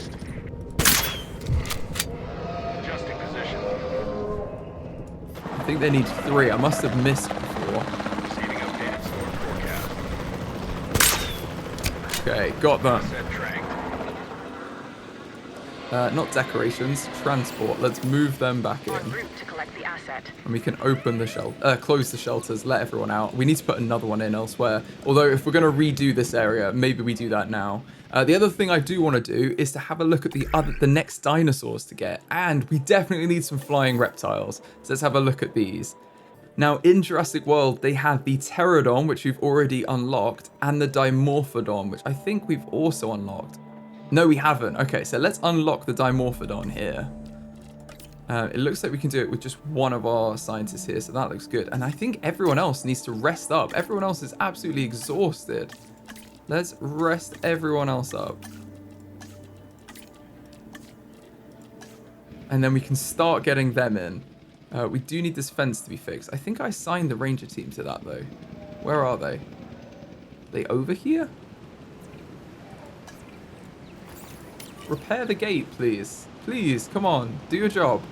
Maybe we fix this situation first before they keep breaking out. I think we're going to need to remove the paths that run next to the habitat, which is basically this one. We're going to have to move this habitat slightly.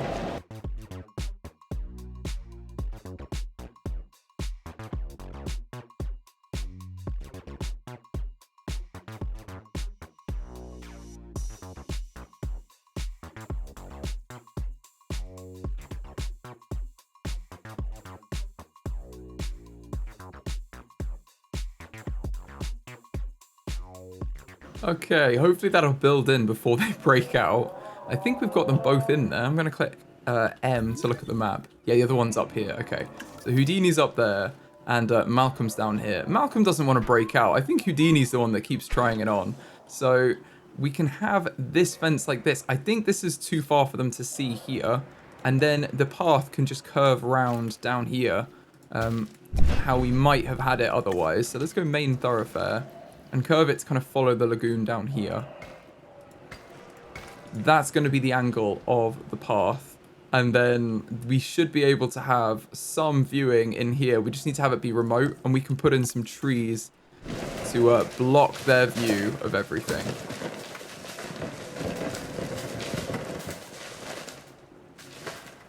Hopefully that does the job. They seem happier. They haven't come up with any things yet. Right, and it looked like we'd unlocked the attraction. I think one of our scientists needs to rest as well, the one we just used. So we've unlocked the Dimorphodon. We do need a gate somewhere. So I'm thinking, let's put the gate up here, where there isn't anyone. And we can get rid of these trees so they can reach it. I don't know if they'll be able to get there. We may have to move this building down, but that's okay.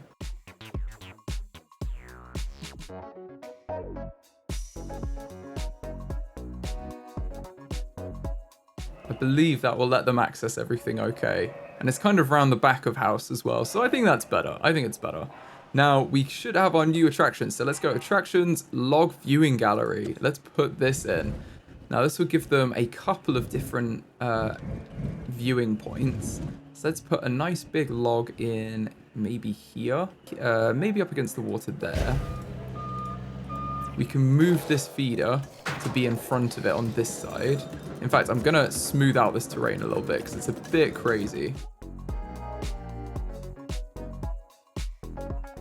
And then we can move the food into here. So they should get a good view of the feeding. And we can probably build another one over here. And for some realism, I think we should put a few trees like around these a little bit. Not completely obscuring their view, but just to blend them in a bit so it doesn't look like random logs are just in there. I think that's a bit more realistic. Okay, and then we should be able to join this up. I'm just going to check actually that the T-Rex are happy that we haven't messed up their comfort levels of everything. They've still got 2 prey feeders. Why do they say they only have 1? Oh, maybe they need 2 live prey. This doesn't work for them. Oh, okay. I'm going to delete that and put a live prey in here and see if that fixes it. Because that won't be helping if they're not happy. Okay, yeah, that's fixed it. They needed 2 and 2. So we'll release goats from there. And it looks like everything else is pretty good. They've not quite got enough water. They've only got 34% water and they want a bit more forest. So let's put a little bit more forest in for them. You can always have all of this be forest, and maybe over here should be forest too. Now they're 100% forest, 100% open space, 100% sand. Let's get that water level up a little bit more, and we're kind of just fine-tuning this for them to make it exactly what they want.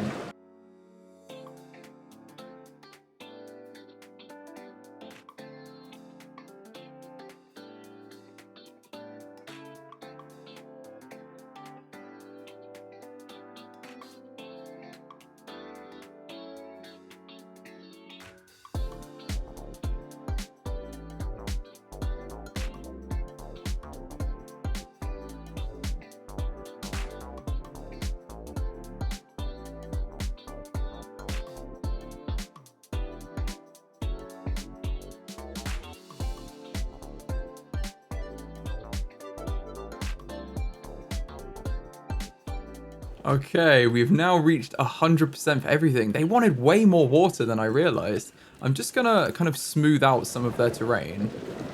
So it's not quite so hilly, but I think they probably like the hills. I can't imagine, you know, it adds a bit more like natural environment for them to have different gradients in the habitat. I just don't want it to be too ridiculous because they're very top heavy, and I believe if they fall over, they die. So I don't want them to trip over the poor T-Rex. And then we can reassign Ranger Team 6 to this Ranger post as well.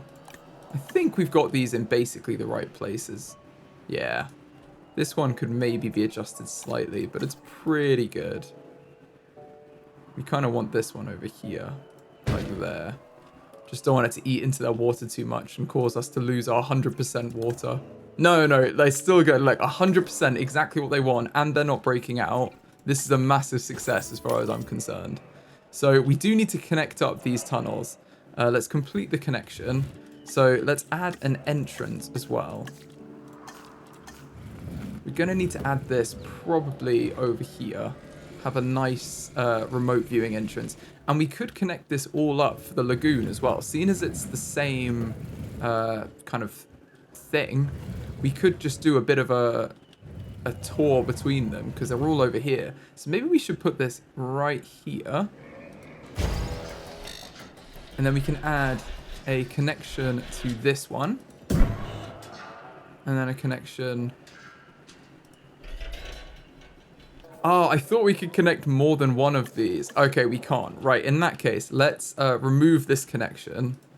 And we're going to want to build another one. So we're going to want a remote viewing entrance probably over here. Let's put one on this side for the T-Rex. And this can connect up to this one with a tunnel. And then we'll put another entrance over here for the T-Rex. And this will connect up there. And then we can put the lagoon viewing domes. So let's put a lagoon one in. Probably. Where do we want? Probably in these dead zones here. Let's put one like here. And we can connect that one up to there. So then we've got one lagoon dome in here as well. Let's show the view. This is pretty cool. Wow. Oh my goodness. I love this. Let's switch the cameras as well between people. Very cool. Also a bit scary. Little bit scary, I will say. I like that. Maybe we should have more than one. I like these. I don't know where else we can put one. We could put one on this side. Let's have a, yeah, dome viewing galley, lagoon viewing galley. Wow, okay, let's put one over here as well. And we can connect that up to a hidden viewing one, maybe around here. Very cool. Now we've got some remote viewing. Let's look at these too.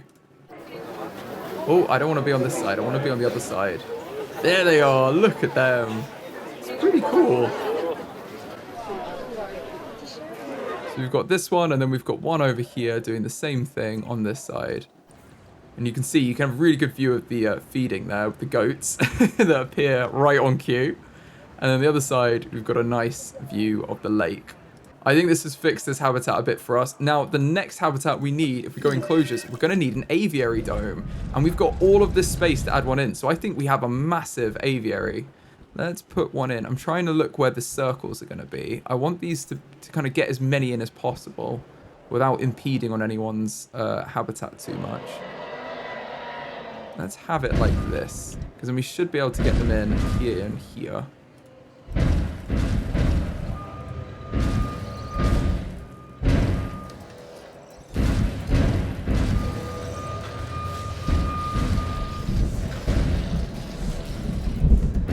Oh, that sounds like thunder.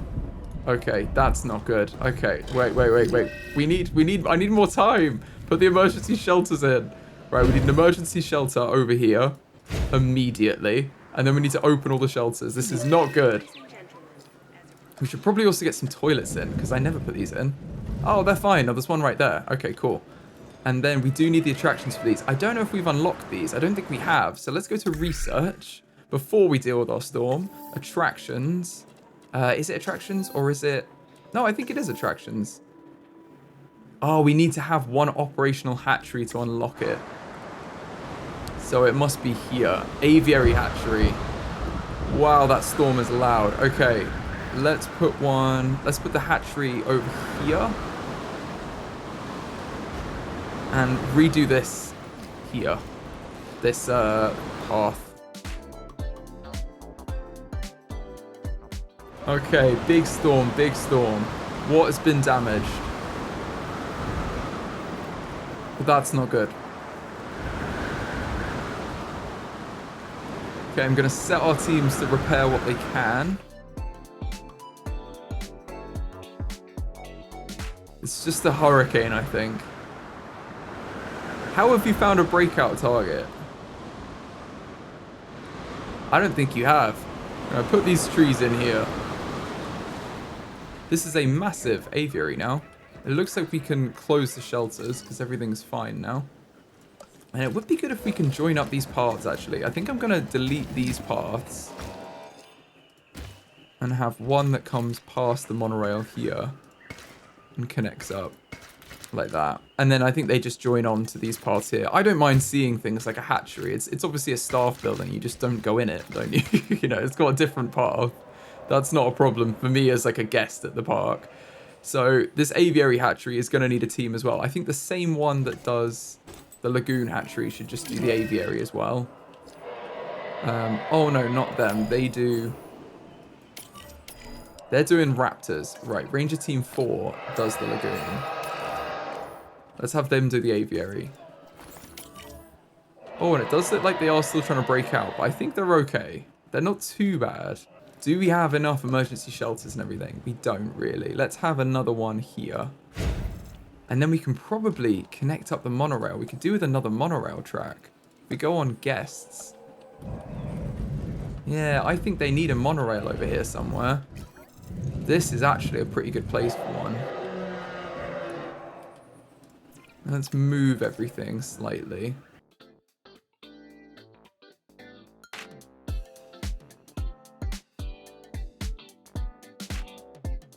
Okay, where does our monorail go? It comes in here. Let's connect this over here. So then we're going to do a little tour over these guys.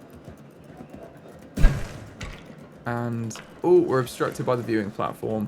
Hold on. Let's go around that then.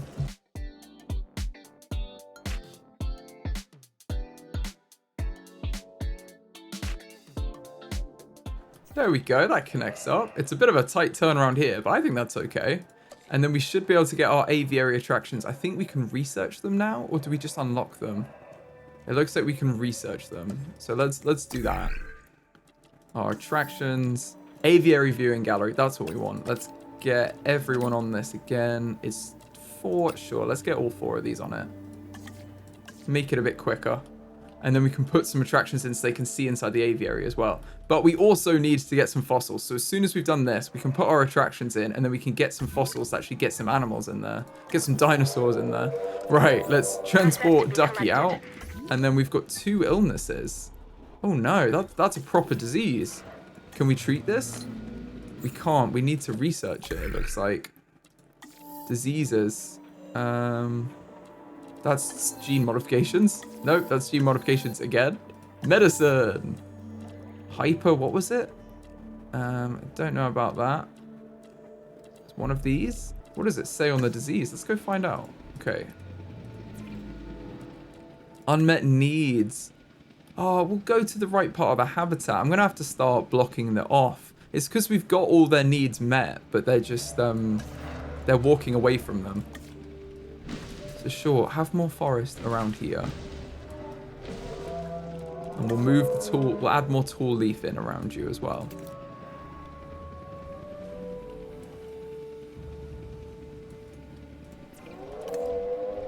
There we go. Now we've met their needs, they should be fine. It's just because they, yeah, it maybe was too much to put all of these dinosaurs together and they keep wandering out of their zones and then complaining they don't have what they need. But it's like, you have a zone that has everything you need in it. Just stay there. I think these guys are mostly okay.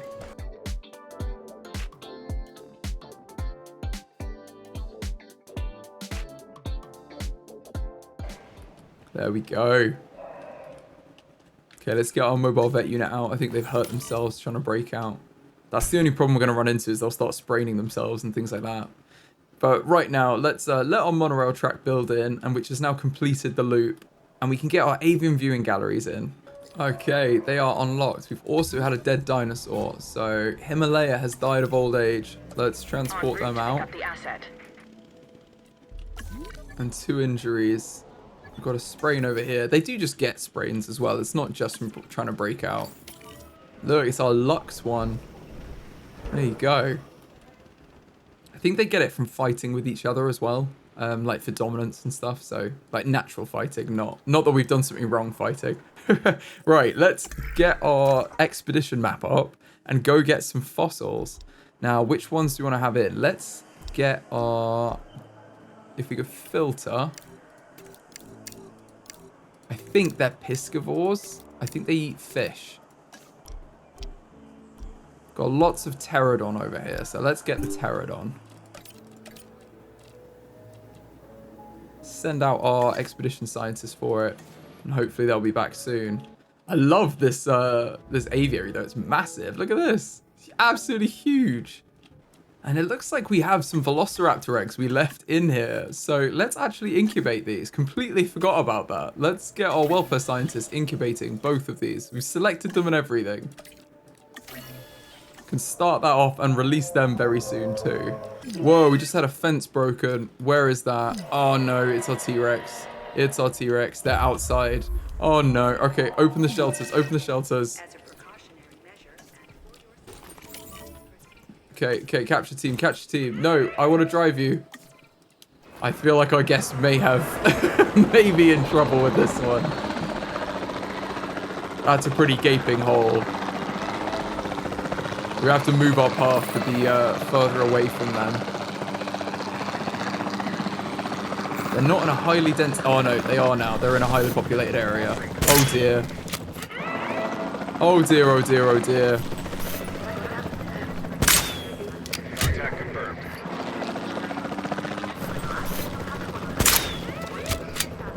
I don't think they've eaten anyone though.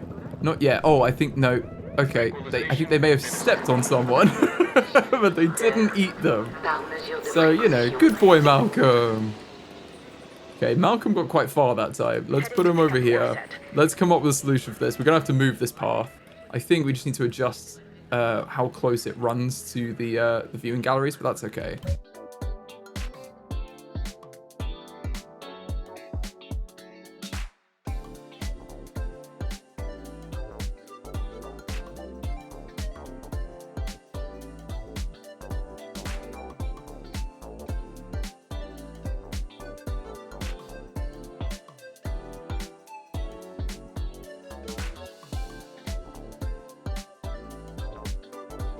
Okay, that should now work. Let's make sure this all has power as well.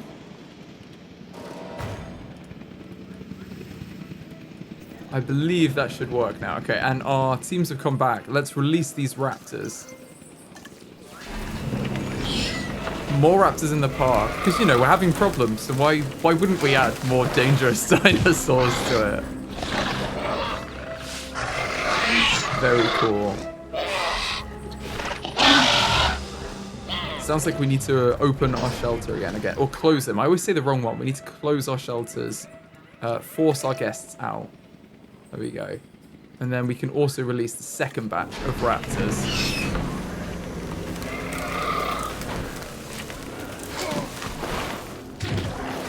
Very cool.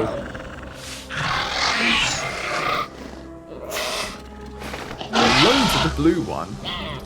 Or is this blue? What skin tone is this? Yeah, it is. It's blue. We've had loads of dinosaurs with that one. We do need to add more fuel here as well to this ranger post. There we go. Upgraded fuel. Had 5 power issues. I think the power's probably just not quite connected somewhere. Yeah, here.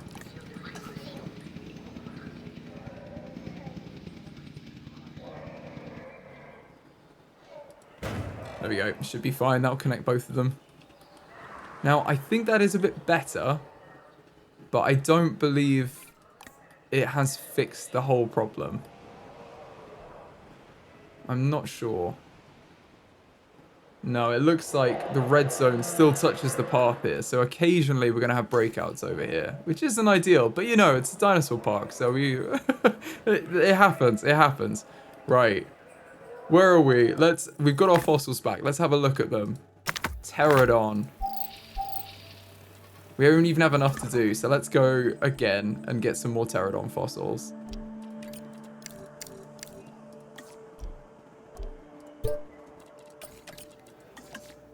There we go. Go out again. Come on. You can do this. Let's get some fossils and get some dinosaurs.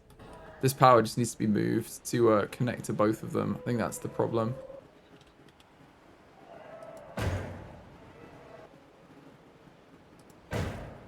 Our expeditions are back as well. Let's have a look at this hall. Hopefully this is a bit better. This is much better already. There you go. That's pretty full. Let's get all of these. We only need one of them. Let's send one of them. And then send out our people again.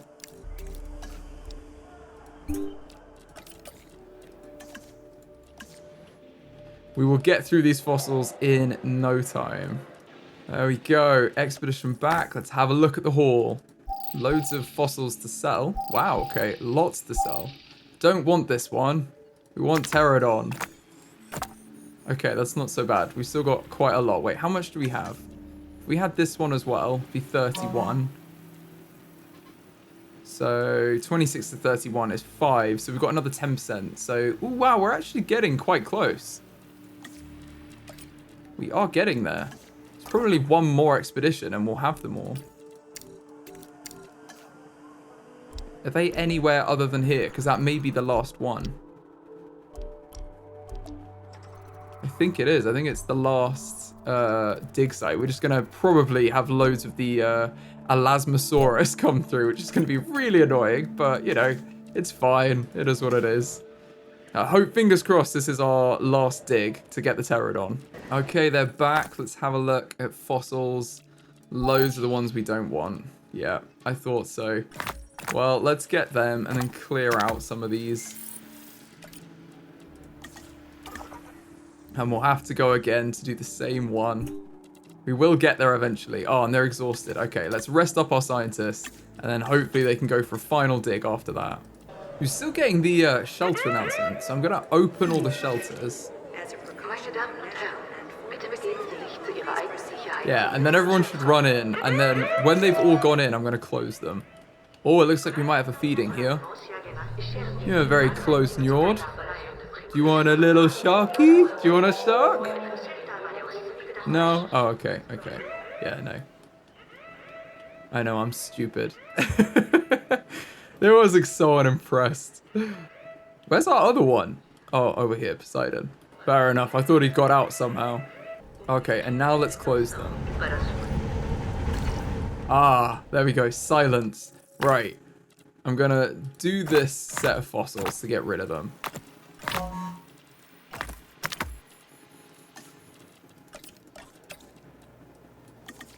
And then let's put our genetics... Oh, and it says we've reached 100%. How did I not realize that? Oh my goodness. Okay.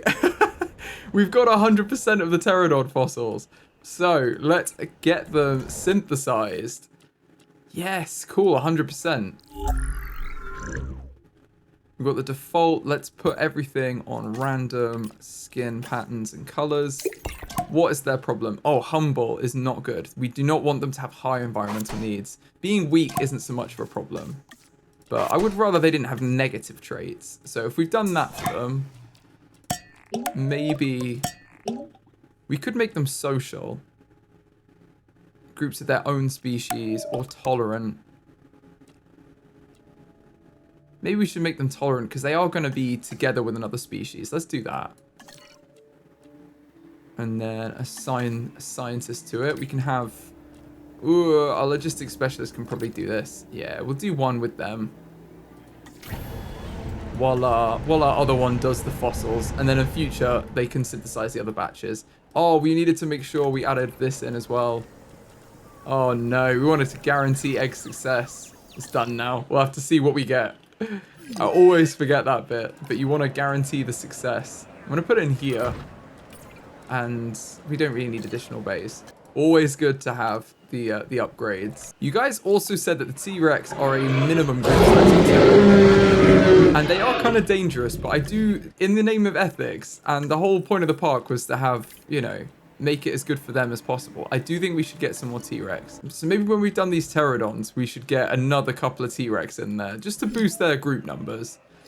I've got a dead dinosaur. It's our Pachycephalosaurus. It's Rocky. Oh, Rocky, you almost got us the Indominus unlocked by winning two out of 3 fights. We've got another dinosaur that's won 2 out of 3, I think, somewhere. But I don't know how to look at that. Is there a view to see your dinosaurs, maybe? I don't know how to check that. Management views. I don't think there's anything that actually says. So we will see. We will see.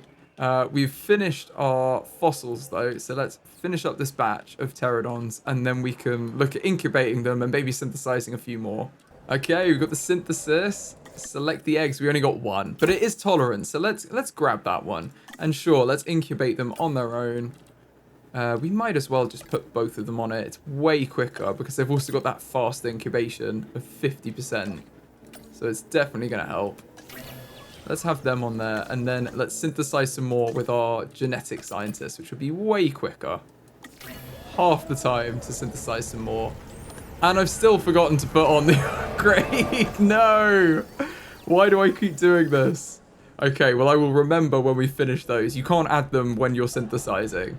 Obviously, because you're doing it partway through. But we will do that in a moment when we finish this one. Okay, we've incubated successfully and we've got that guaranteed synthesis. Let's add in... Oh, we don't even have it.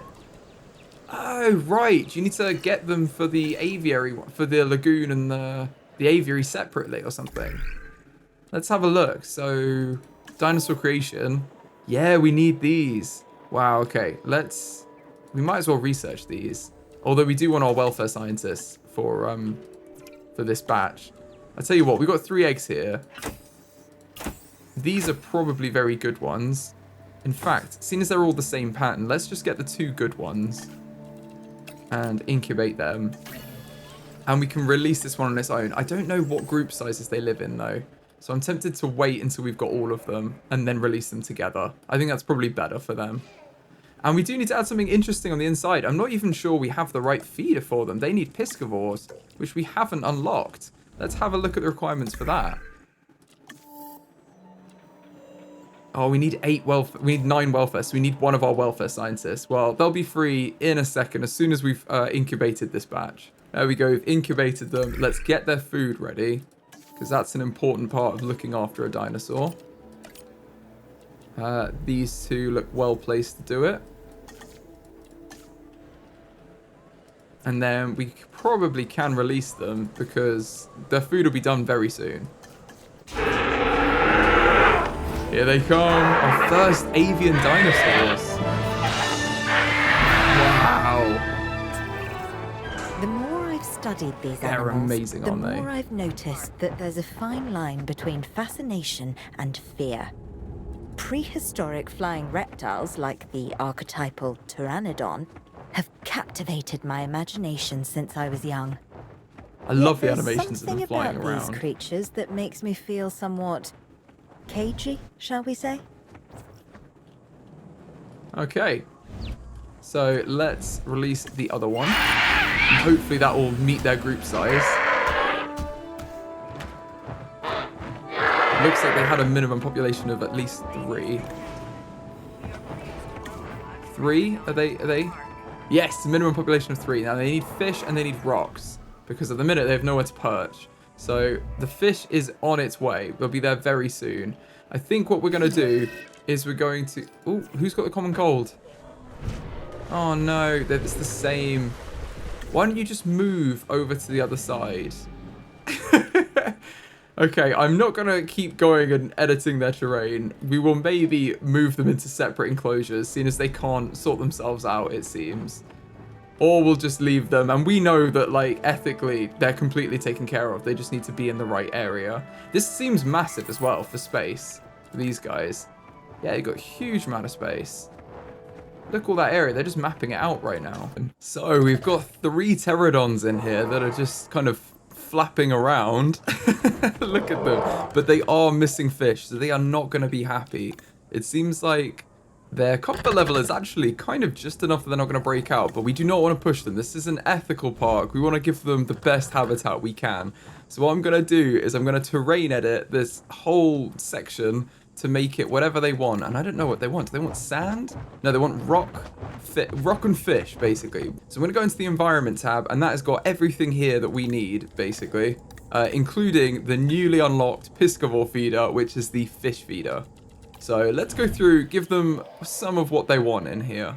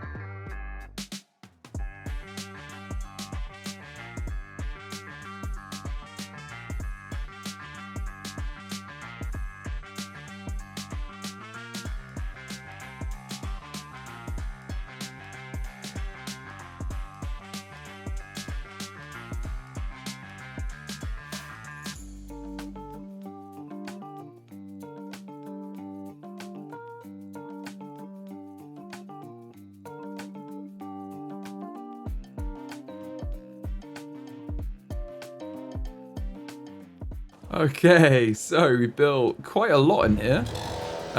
We've basically gone for kind of a beach vibe with this, where it's got some forest around the outside, but it's mostly sandy and rocky. It should have everything they need. It looks like, yeah, 100%. They've even got 3 fish feeders and they only want 1. So we can actually see them fish right now. They're going to catch something. There you go, and that's how they eat from the fish feeder. And we've hooked up 3 viewing galleries, so they should provide our guests with quite a nice view when they eventually build in. Now, the next thing we want to do is make sure we have more of them. So let's synthesize some more Pteranodon. And our genetic scientists are... Oh, they can almost do it on their own. See what I'm going to do? I'm going to put one of the logistics scientists on this one to get them to do it on their own. Will the other one be able to do it? Yes, because we're going to give this one the faster expeditions one. Well, actually quite demanding. Let's put both of the genetic scientists on this because it'll take it'll reduce the time by 50%, so it's worth doing. Let's reduce that down and synthesize them. It looks like one of our scientists is fully exhausted as well, and the other welfare one needs resting. So we'll rest both of them up, and then they're a little bit more, well, then they're ready, I guess, for them to finish synthesizing those eggs. Did I put the upgrades in? I still haven't put the upgrade in. Oh my goodness, it's barely worth doing now. Okay, I'm gonna call this, so this is, why is it like this? This is gonna be 1. This is gonna be 2. This is gonna be 3, don't know why it's doing it in this order. And this is gonna be 2. So it goes 1, 2, 3. That's a logical way to do it. And now we've got them flying around, so they will actually land on these rocks. I don't know if we follow one, whether it will do it. But when they get a bit bored of flying, they'll land on the rocks, and you can see them from there. So it should be pretty cool for our guests to watch them. We've given them these little perches everywhere. And I'm just waiting for one of them to land. But maybe one of them will soon. They're just enjoying flying around, and I can't fault them for that. We've finished the Pteranodon batch as well. We just need to wait for those scientists to rest up, and then we can incubate the eggs. But we can do another one. And firstly, before I do anything else, I'm just going to add... Oh, of course, we don't have the additional tech. That's what I was going to use our scientists for. I think I need to rest them up now, yeah. Let's rest up our genetic scientists. And then when everyone's rested, we'll do that research that gives us the hatchery bays, the advanced equipment in the hatchery, and then we'll get the pteranodons in there. Oh look, they've landed on the thing. That's crazy. Right, we show the view. Can they see up? Yeah, look. You can see them on top. That would be scary, to be honest, if you're on this little viewing area and they were on top of you. That's a bit danger close. But I think it's a good size as well. It's a huge aviary, so it should be a good size for them. I don't think we can fit another one here. No, we just just short of one there. But that's okay. It's a bit of an interesting shape as well, and I like that. While we're here, it's probably worth upgrading the fencing on the raptor enclosure as well. So it's not level 4, because they're level 5 fencing requirements. So let's upgrade this as we go along.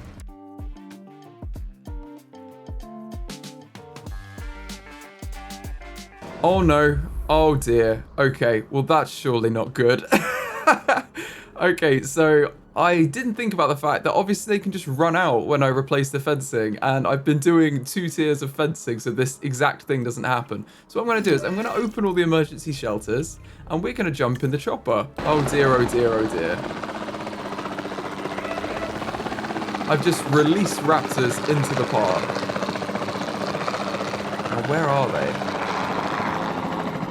Have they run back in? I think they ran back in.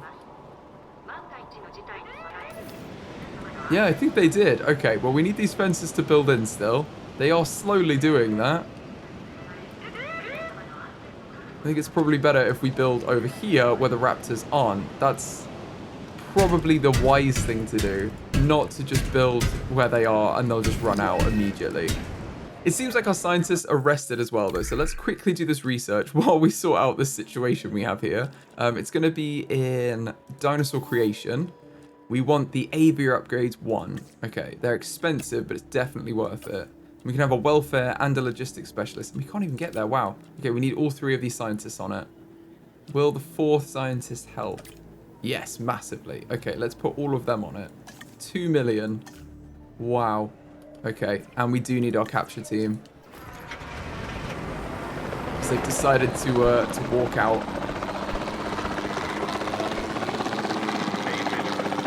Luckily, I think it's just 1 dart for these guys.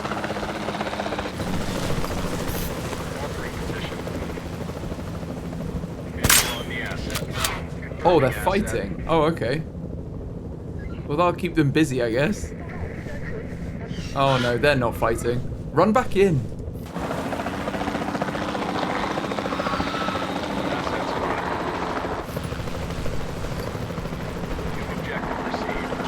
And scare them back in with the chopper. Oh no, they're leaving. Come on, go back in. Okay, gonna have to sedate that one. Objective complete. Okay, and the fences are built in. Okay, this is good. This is good. When these are built in, we can start replacing these over here. I love how we didn't have a problem because they hadn't broken out. And by trying to fix the non-problem, I've created a problem. It's a very, very interesting problem-solving approach. This is all built in over here. Oh, yeah, and we can close our shelters. Let everyone out because there's no threat. I mean, there kind of is, but it's fine. We've got it under control now. All of them are grouped over here. You can see we've got all our raptors on this side, and we're rebuilding the fences over here, so it should be fine. As long as this one doesn't run too far, we should be fine. Okay, our aviary research is complete. Now let's upgrade this to advanced equipment so we can guarantee the existence, and we may as well just get additional bays because we've got the money.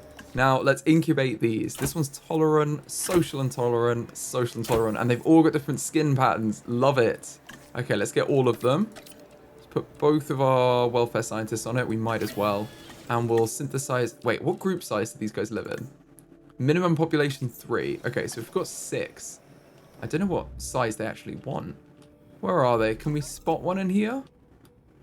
They're chilling out. They love this thing over here, the aviary thing. Right. Oh, yeah, they're happy with a bigger population. Okay, right. Let's get some more. Let's synthesize another batch. And it seems like the Velociraptors are okay. We can hope that these fences build in relatively quickly and they'll be secured again. Oh, no, it seems like our T-Rex has just hit our Ranger vehicle and has hurt itself. So let's get the mobile vet unit out to heal and scan the T-Rex. Malcolm. And our Pteranodons are ready to release. So well, let's look at the ones to incubate. This is just a standard one with a different skin tone. Oh, yeah, sure. Let's get all of them. Why not? Although I think all of them so far have been either social, tolerant, or both. Let's just have a look at the ones in here. Where are they? Are they chilling on their perch? Of course they are. Tolerant. I tell you what, let's just do ones that are at least tolerant, because I think all of them are tolerant so far. So I'm not going to do that one, but the others we will do. And we can release these. Let's just double our group size.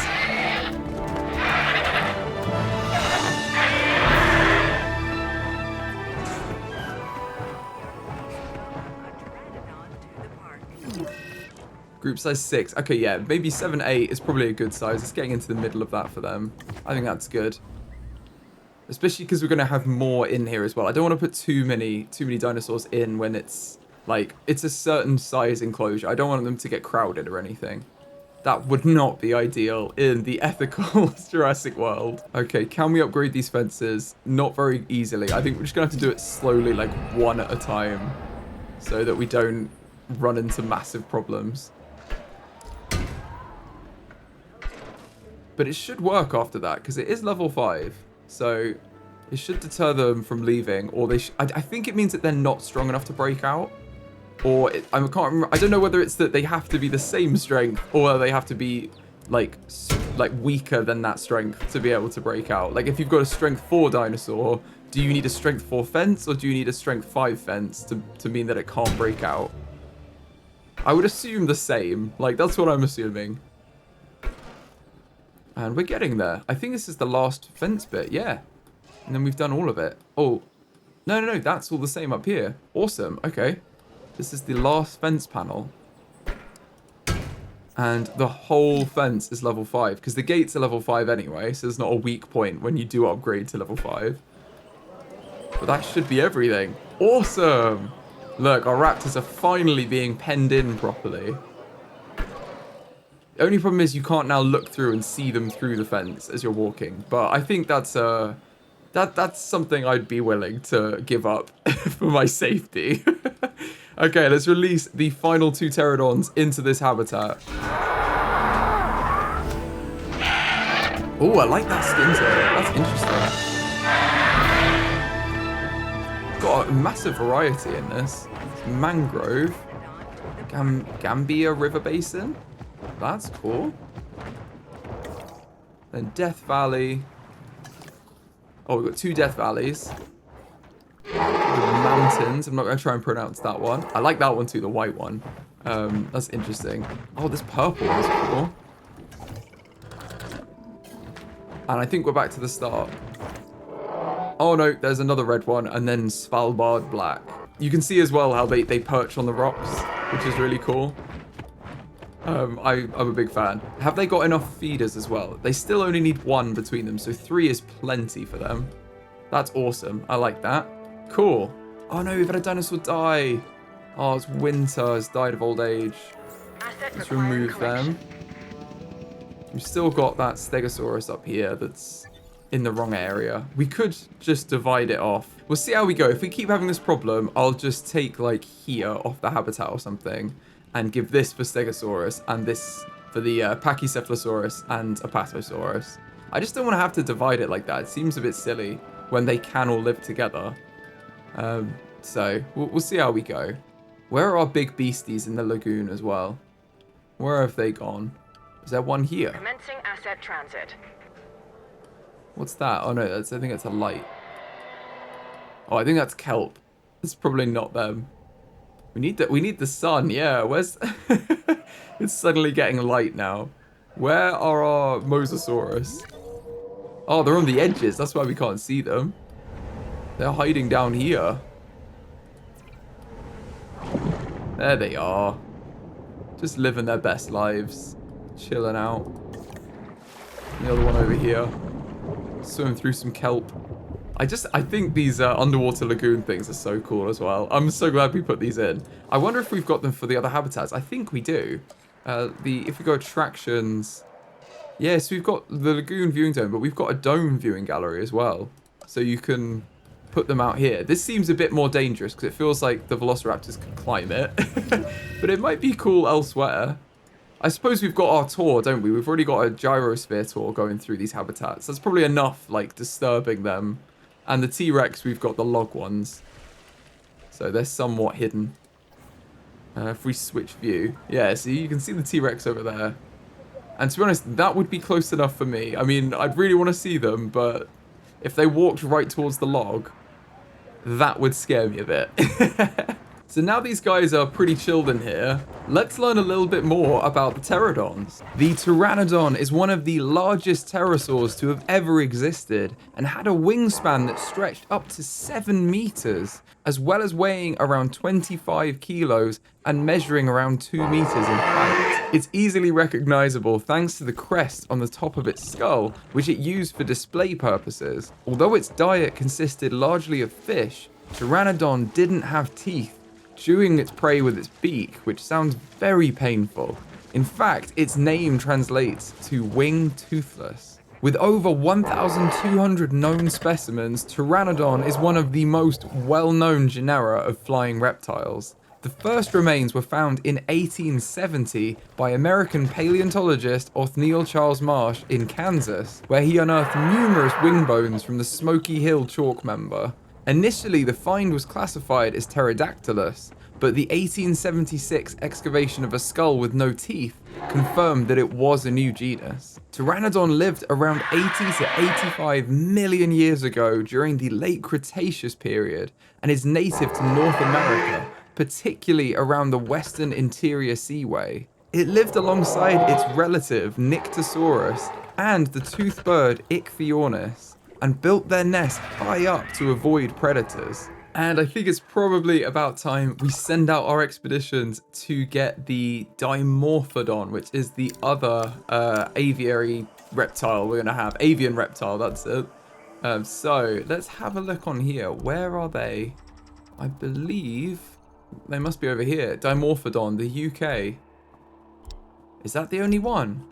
Wow, it must literally just be here. Okay, well, let's get them. Faster expeditions, let's go.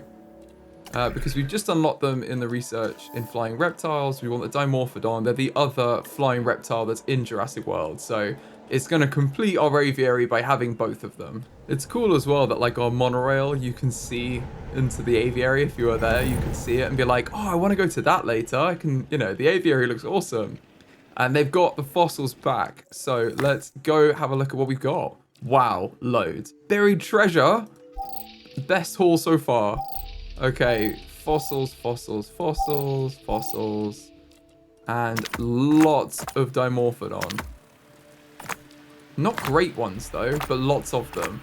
A full stack of meh fossils. Okay.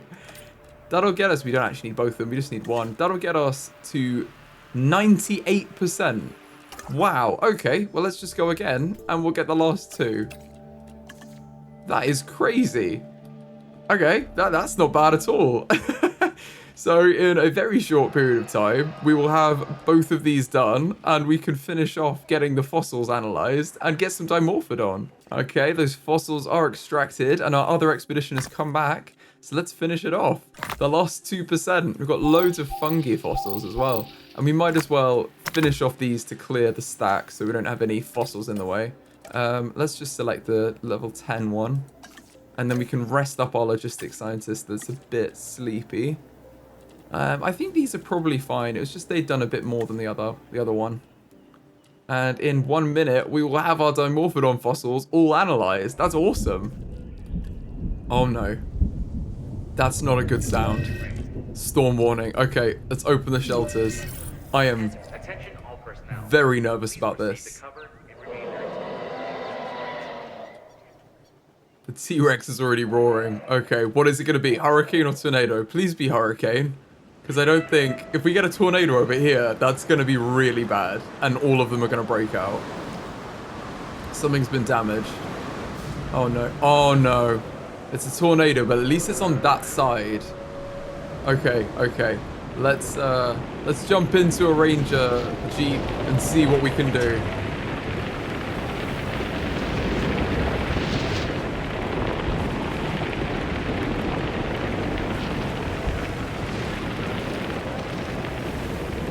Wow, it's insane.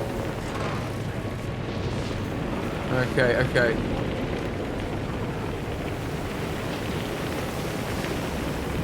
Whoa. Quickly do a scan of these dinosaurs. All good.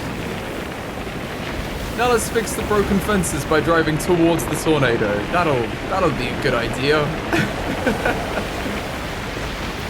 Whoa, the drifting is crazy.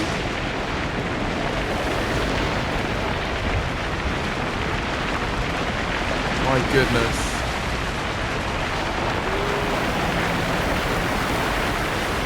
Can we get through? Come on, come on. This is terrifying. Okay, I just want to fix the massive gaps in the fence. Whoa. I don't mind so much about the shops, but I do not want our dinosaurs getting out. Thankfully, the dangerous side of the park is all okay, I believe. Oh yeah, it's just power, because this power's gone out. Right, let's get Ranger Team 1, go fix that. Ranger Team 3, do some minor repairs over there.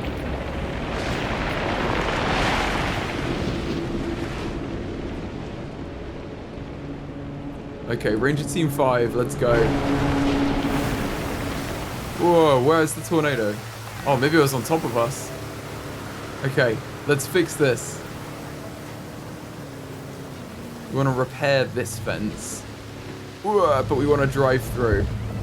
Okay, it's still a little bit warm. It's still a bit warm, a bit windy. It's still a bit windy. Okay, repair that fence. Cool. That fence is done. Can we go through? Oh, it's too long. The grass is too long here. I'll leave him there. Okay.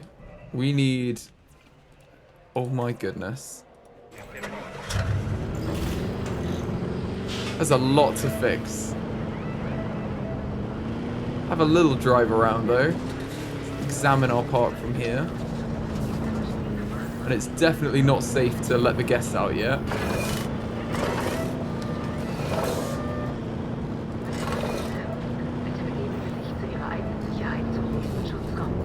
What's broken? Is it the fences further in maybe? Just looks like a load of buildings that are broken. Ah, fence there. Okay, go fix that. Ranger Team 1. And then that. And I think we're good.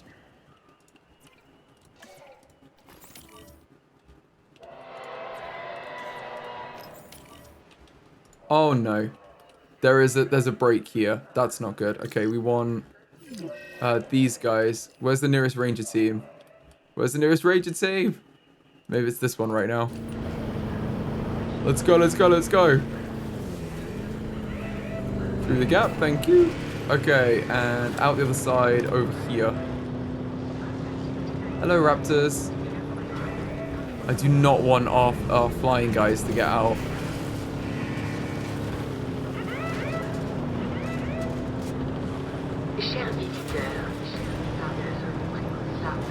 I don't know how we get it either. Do we have to drive round? I guess we have to drive round.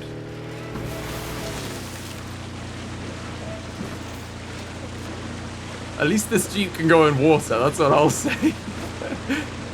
Okay, and it's over here that there's a big break. Is it? Oh yeah, we gotta keep going. There we go. Okay, repaired the dome. Has anyone escaped though? I think they're all in here. 1, 2, 3, 4, 5, 6, 7, 8. Yeah, no one's flying around. That's good. Oh no, that's not good though. How did you get out? Oh no. Okay, this is Rangers. This should be Capture Team 1. Let's send them out. We got a para that got out. Poor thing. He's probably just been wandering. He's nowhere near his enclosure. Don't run. Please, just cooperate.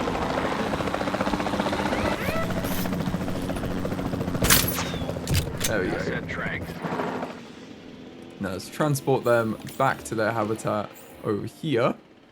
Picking up asset. And then remove shark. Shark died. Well, they kept wandering into the wrong zone, so I'm not too bummed about that, I'll be honest. Although I do love all the dinosaurs in our park. Shark was just a little bit annoying. Right, and these guys need to be scanned. That's fine, because Ranger Team 4, I think, is assigned to them. Or is it Ranger... Yeah, Ranger Team 4 does this and this. Okay, yeah. So they will attend to them as well. They've just been a bit busy with the storm. Well, that was a bit of excitement. I think we've done all our fossils now, though. So let's get our Dimorphodons. Let's have a look at them. Right, let's modify the genome, because we do not want short-lived. So let's get random and random. And then we want short-lived. No, we'll go back. Let's probably give them humble and tolerant. Did they have humble? Oh, it was the... I'm going to take off humble. We'll give them social and tolerant. Because that's what the pteranodons have, isn't it? Right. We'll do that. We'll do that. And let's assign scientists to it. We can actually do this with one. So let's do one batch and then do another batch with the other one. And they'll be done very quickly. Awesome. When they're done, we can incubate them and release them into the park. Oh no, we've got another one that's died as well. Who else has died? A Gallimimus. How many have we got over here? No, we've only got... Oh no, we've got loads. Wait, 1, 2, 3, 4, 5, 6. And then 1, 2, 3, 4, 5, 6, 7, 8, 9. Oh, we've got good herd sizes. We're okay. 6 and 9 is definitely good. And both of these batches have completed. Let's select our eggs. So we've got a social one, social tolerant, docile tolerant. These are all good traits. Wow, and resilient as well. I'm quite happy with all of them. Yeah, let's go for it.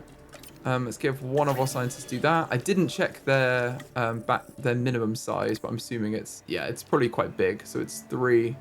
Yeah, they like that one that I'm not going to pronounce, and they like that one, but they don't have any opinion about each other, so they should be fine. Let's incubate these as well. That's just a standard one. If they don't have any positive traits, we don't really need them at this point.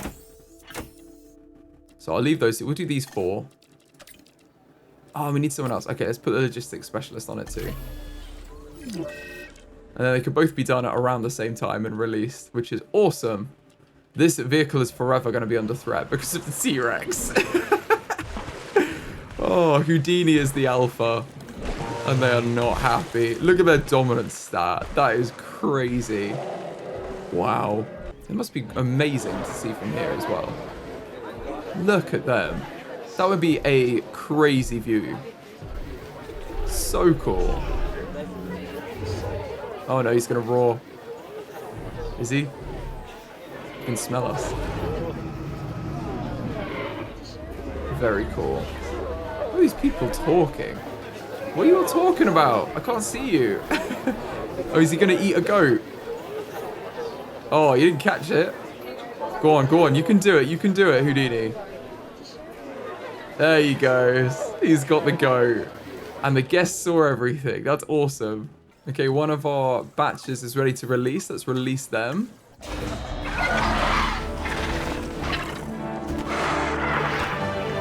at them go. They're tiny, aren't they? They're tiny little things. With the horrible, horrible mouths. They've released them, and then I think the other one is ready as well. Let's release these 2. They all just like flurry out, don't they? Like, woo-hoo. There's no focusing on them. They're gone. And they'll be looking for everything. So they need fish as well. We've got plenty.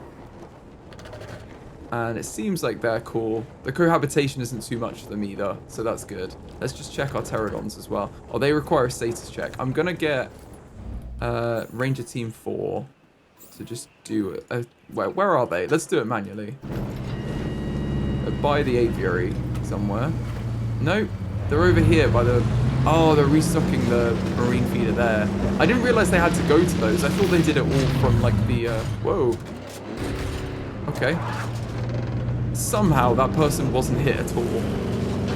I thought they restocked everything by going to like the breeding tank but it seems like they do go to the actual feeders. This land is so uneven since I moved the path around.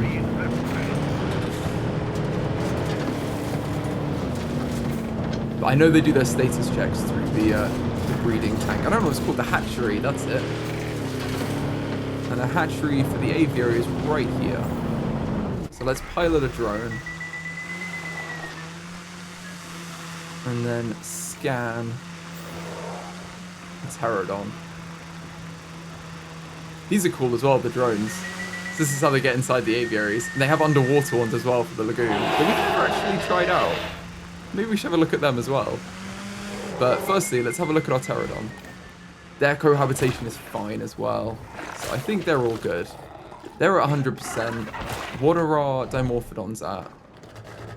These are Pteranodons. Oh, look, there they are. They're tiny. They're like flies compared to the Pteranodons. They're also 100%. And they wanted sand, so that's a good thing we put sand in. I assumed they'd want sand. It's kind of like they want fish and rocks and stuff. It's like they want a beach, don't they? That's what they're looking for. Right, let's get Ranger Team 4 before they drive away. That's Ranger Team 6.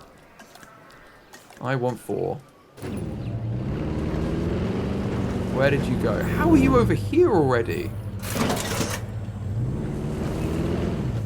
Let's go back. This way's hopefully a smoother drive. If I can get around.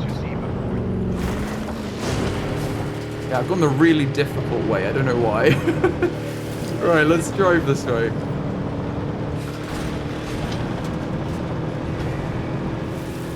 I haven't hit anyone yet, I don't think. Whoa! I chose the wall over the people. There's a valiant decision. Right, and then it's in there, isn't it? Oh no, that's the aviary one. The marine one is a bit further up. There it is, there it is. Okay. We should be able to pilot the drone underwater. That's pretty cool. So then it's, I think, was it control to go down, space to go up, yeah. And you can fly around. Or swim around. And the Mosasaurus are over here, it looks like. Oh, we missed them. They jumped up for a shark. That's awesome. Can we click on our drone? Where are they? I can hear them. There they are. Oh, I don't think we can. I think you can do it from here, though. Yeah, pilot the drone. That was the easier way to do it. You don't have to drive there with a Jeep. This is so cool. What an awesome feature as well. Like, to be able to drive these as well. There's our tank. Oh, there they are. Terrifying. Can we go above water? No, we can't. Hello. Will they attack us? I don't know. He's giving like displeasurable noises. Look at them. And we can medicate and tranquilize them from here. Let's just do a scan though. Check they're all alright. Oh yeah, seems they're good. Content. Health 100%. Everything's good. Awesome. And we did have a dinosaur die. It's another Gallimimus. Heading to pick up the asset. And another dinosaur's died. We just lost another Gallimimus. They do have a short lifespan, don't they? Well, we can always get prepared with another batch of them. Let's assign one of our genetic scientists. They're very easy to produce. Look at the Lux. It's so cool. I love them. They look amazing. Cool. They've been synthesized. There's 10 eggs. We'll just get the long-lived ones that aren't skittish. We might as well. We've got loads to choose from. That sounds good. And then let's get our welfare specialist. We may as well. The faster incubation one. And that'll be done very quickly. Seems like our scientists could all do with a bit of a rest as well. So I'm just going to rest everyone up while we've got this period of not a lot going on. We just finished a massive job. And in 30 seconds, we'll have our Gallimimus to release. Seems we've had more die as well. Who's this? Another Gallimimus has died. It must be the end of that batch's life. Has anyone else died? I think it's just them. The other one's been taken away. And now let's release the new ones. They can join the herd. 5 new ones. In you go. And they'll integrate into the park and into the herd. Awesome. And just as we release them, another one dies as well. So let's release them. Oh no, it seems like one of our Velociraptors has died as well. That was the other one. Let's get rid of them. Let's take them out of the park. Bless them. We've got plenty of Velociraptors in here though. We've got 10. That is a good pack. And all of our scientists have recovered. Awesome. That's what we like. Look at our little Dimorphodon having a sleep as well. Bless them. That's adorable. I mean, it's still terrifying, but it's kind of adorable when it's sleeping. And Loki the Stegosaurus has died of old age, and so has Granite. Oh, it's clearly that time. It's like a batch, multiple batches of the herbivores are ending at the same time, their lifespan.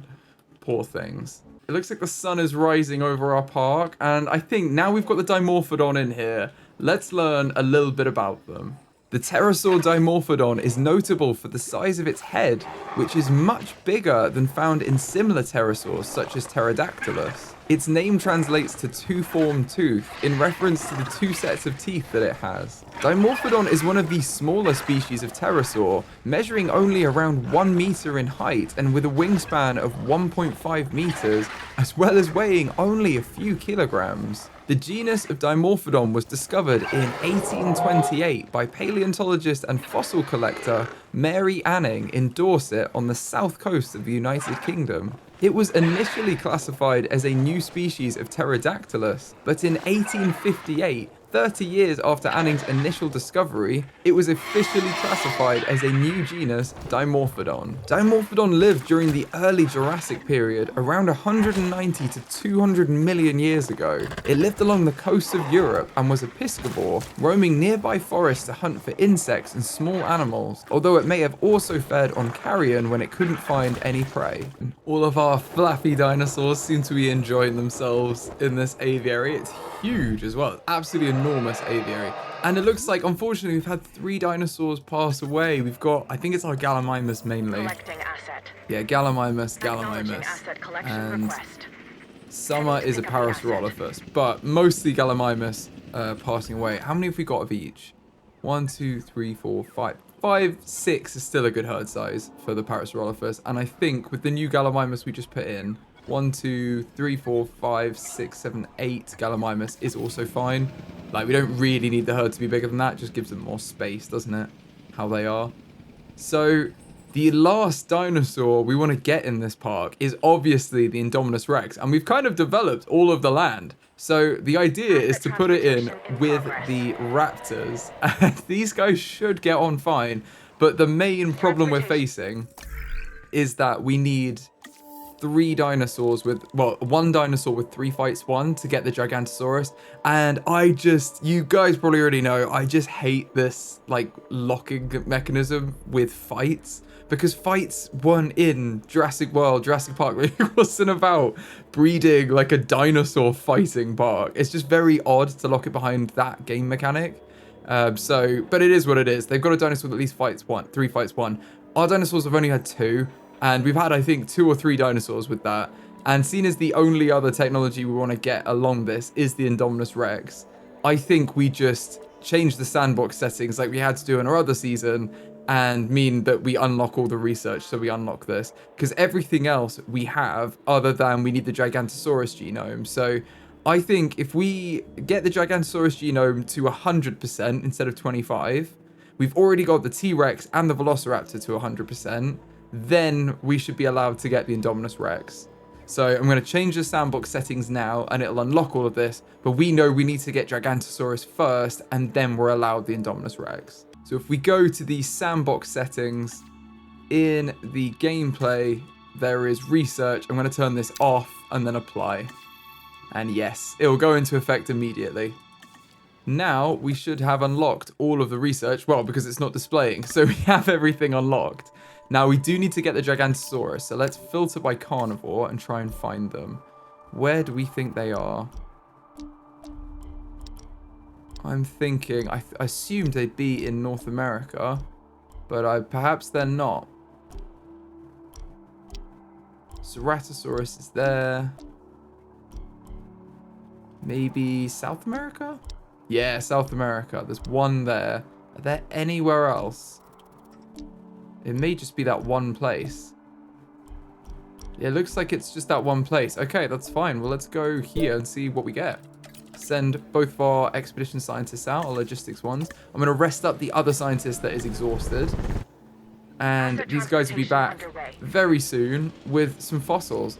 Okay, our expedition is complete, but unfortunately Talbot has died. Bless him, so I'm going to remove Talbot. He's in the water, face down, which isn't the most elegant way to go. But he's passed away, so we're going to remove him from the park. Seems like the T-Rex are harassing our Jeep. Just hear the screams. They roar after them. Amazing. Now we've got them back, let's have a look in our fossils. How much of this genome can we get? So you could do one dig site and pretty much get it all. Wow, okay. So we've got 53. We can get up to 62 with those fossils. Let's do this 53 first. Get one of our genetic specialists on it and then send them out to the same spot again. And we can get some more fossils. I wonder if this will be all of it or if we'll need to go again. We may need to go a few times because it does seem like, I think the bigger the dinosaur, the more fossils you need, something like that. I'm pretty sure that's a thing. Because our Dimorphodons we got like instantly, whereas the T-Rex took a while to collect all the fossils. The other thing we want to do is we want to get some more T-Rex in here because these guys are chilling, the two of them, and I think we deserve to have all of them in there. So I'm going to modify the genome. I think we've already done this. Yes, we have. We've removed their... Oh, we've left them intolerant. That's fine. That's how they keep attacking the ranger teams as well. I was going to say we normally remove the negative traits, but I think we just decided it was fine. One of our genetic scientists is doing the fossils. Right, we will wait for that to complete. And when that's completed, we'll get some more T-Rex in here.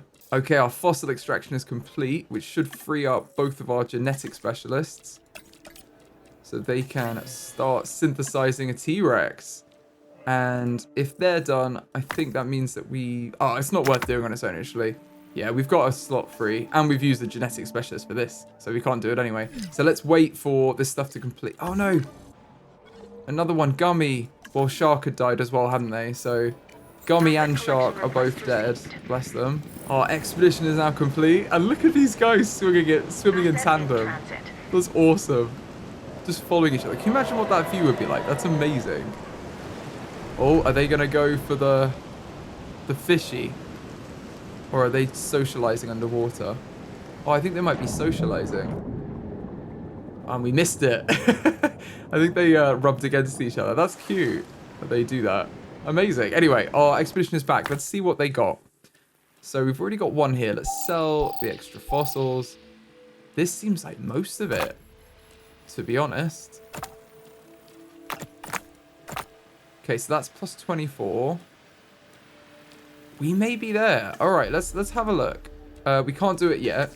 Let's see if there's anything left on that dig site, because I think that's the only one. Oh, there is. Okay, we must be almost there. Let's send them out again. And then we can hopefully do 2 more fossil extractions and we'll have it. We just need to wait on this genetic synthesis now of the eggs. That's the thing in this game. You kind of have to balance everything so that there's not too many things going at once. Okay, well, this one's aggressive. And this one's intolerant. What were our other T-Rex like? I'm pretty sure they're like horrible as well. Where are they? Malcolm and Houdini. This one's intolerant. And this one's intolerant. Aggressive may be a bit too much. I don't know. I'm thinking maybe aggressive's a bit too much. Let's get the intolerant one. Great Sandy Desert. And we'll get them. And then maybe we'll do another batch and get a few more T-Rex. Now, we need to do this first, though, the genetics. So let's... If we get both of them on it, it's done very quickly. Let's do that. And hopefully this is the last expedition coming back now. There you go. They're back. Let's have a look and see if there's anything left. Oh, there's another one again. They can still go there. Okay. We'll just keep sending them. So this is the thing. You have to do loads of expeditions for the big dinosaurs. That's okay, though. We've got the people and the time, so we should be good. Okay. Fossil extraction's complete. Let's do another one. Get rid of most of these fossils. And that's getting us to 77 plus 14, which is 87, 91. Plus 5 is 96. I think that's 100, isn't it? I think we've already got 100. I don't know. Well, maybe it's... we'll see. I guess we'll see. Let's put them both on it. And we'll see what they come back with. Okay, they are back. They're done. What does this take us to? 91 plus 9. Yeah, that's 100%. So what are they doing the expedition for? Maybe other dinosaurs, I guess. I'm going to put this one on that's even them out, so they both got one space free. And then they should be able to do another T-Rex batch before they get tired. Oh no, the 3 dinosaurs die as well. I haven't noticed these. So we've got a couple of Gallimimus. Maybe we do need to do another herd. And who else?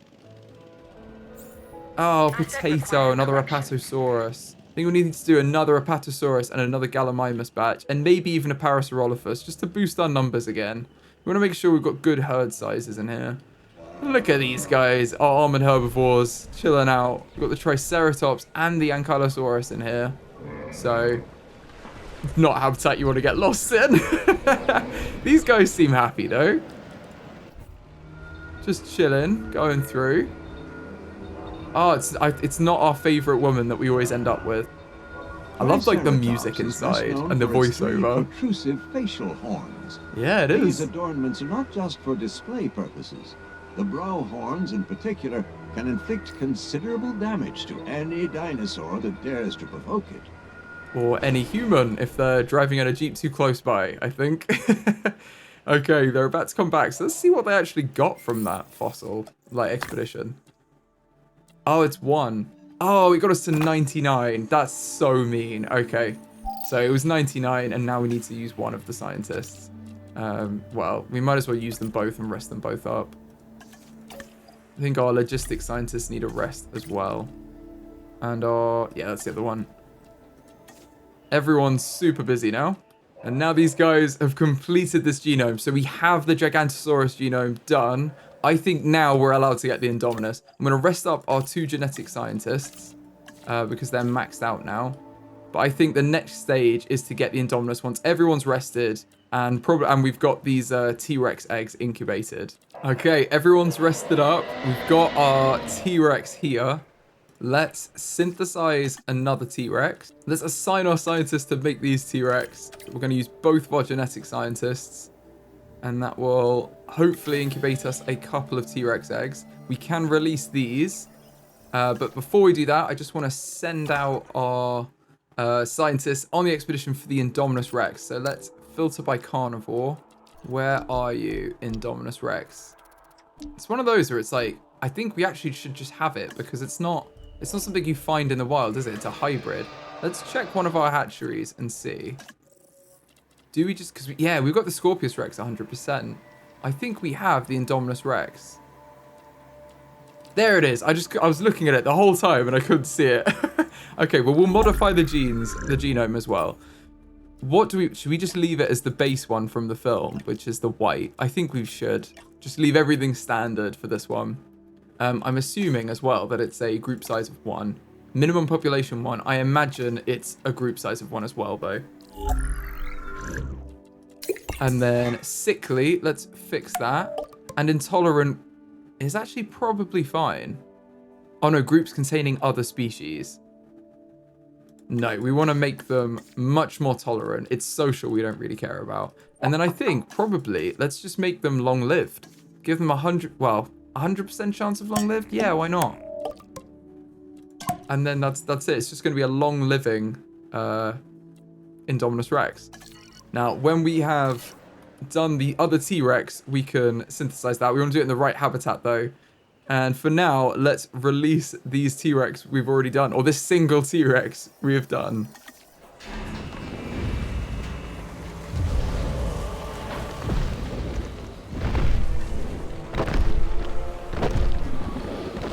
Whoa, look at them. That's pretty awesome. What skin have they got? Oh yeah, it was the Great Sandy Desert. That looks very cool. I like that one.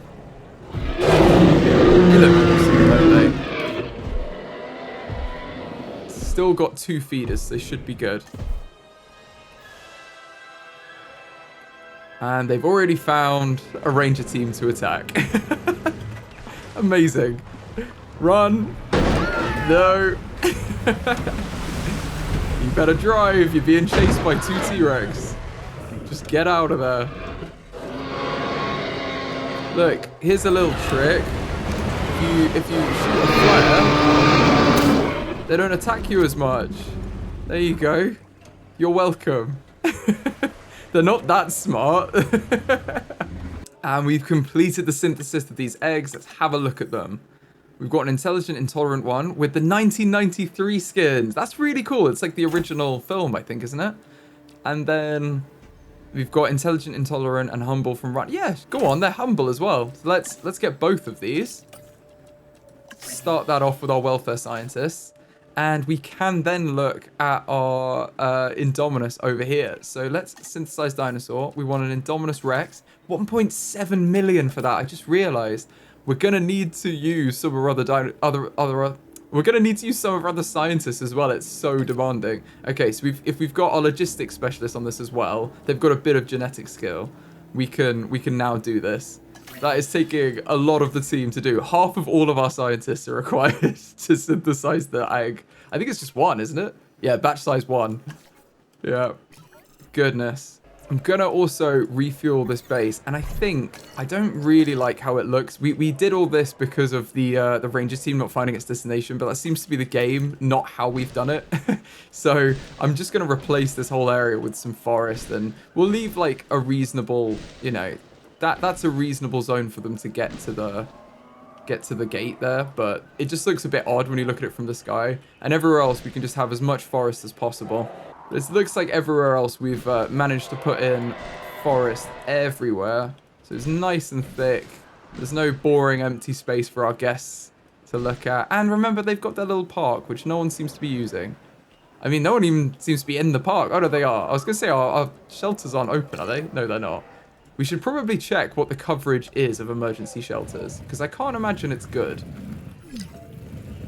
Okay, so they're saying over here they want one. I don't know why, but we can give them one over here. Let's, I don't want to put it right there. Why do you need one here? It's not really the right vibe for the park, but we'll add one here so it gives us the 100% coverage. There we go. That's something. And we can put in a decoration. We can put in a tree. So it blends in a bit more.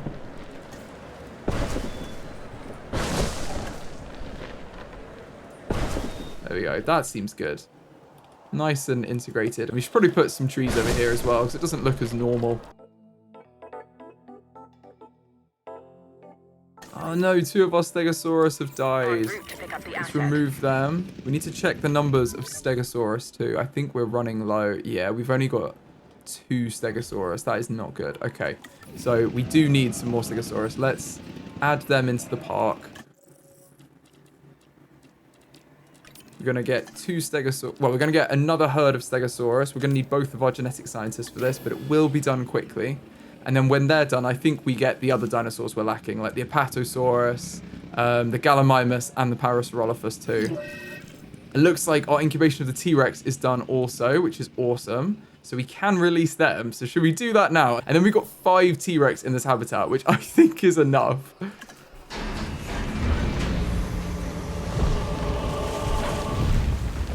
Here they come. Big feet. Nighttime release. Terrifying. Very, very cool. I like this one as well, this skin tone. This is the Rana one. Very cool. Okay, the Stegosaurus batch is done. Let's do another batch while we're here of the Apatosaurus, because we lost a couple of them. And we can incubate these. So let's just go for it. Skittish is fine. Oh, we don't want aggressive and unfit, though. That's not good. Okay, we can get both of our welfare scientists on this. We may as well have it done quicker. Our Apatosaurus batch is done. Let's synthesize some Gallimimus over here with the same people. In fact, I think Let's get this one to do that. And then can the other one do the Parasaurolophus? They can. Cool. Okay, so you've got Parasaurolophus and Gallimimus both being synthesized. And then when our incubation's done, we can incubate all of these dinosaurs together. It'd be very good. We can have loads more herbivores in the park. Love it. Okay, dinosaurs ready to release. That is the Stegosaurus. Let's release them. Should be 5 Stegos. Very cool.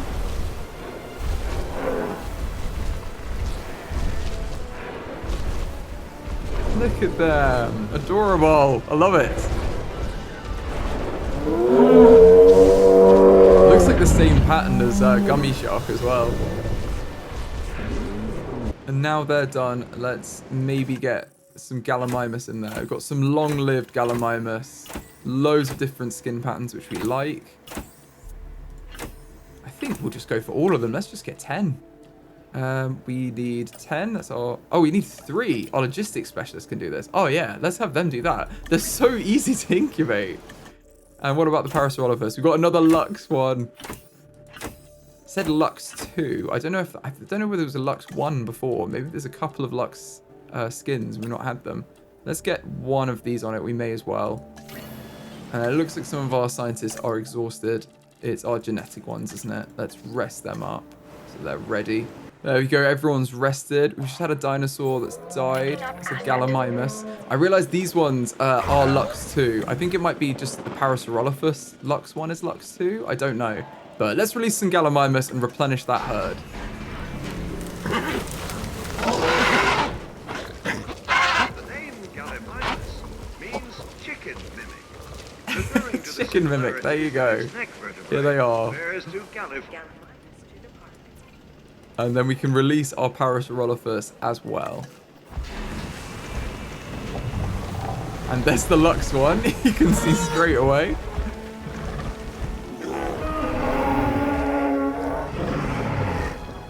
Very cool.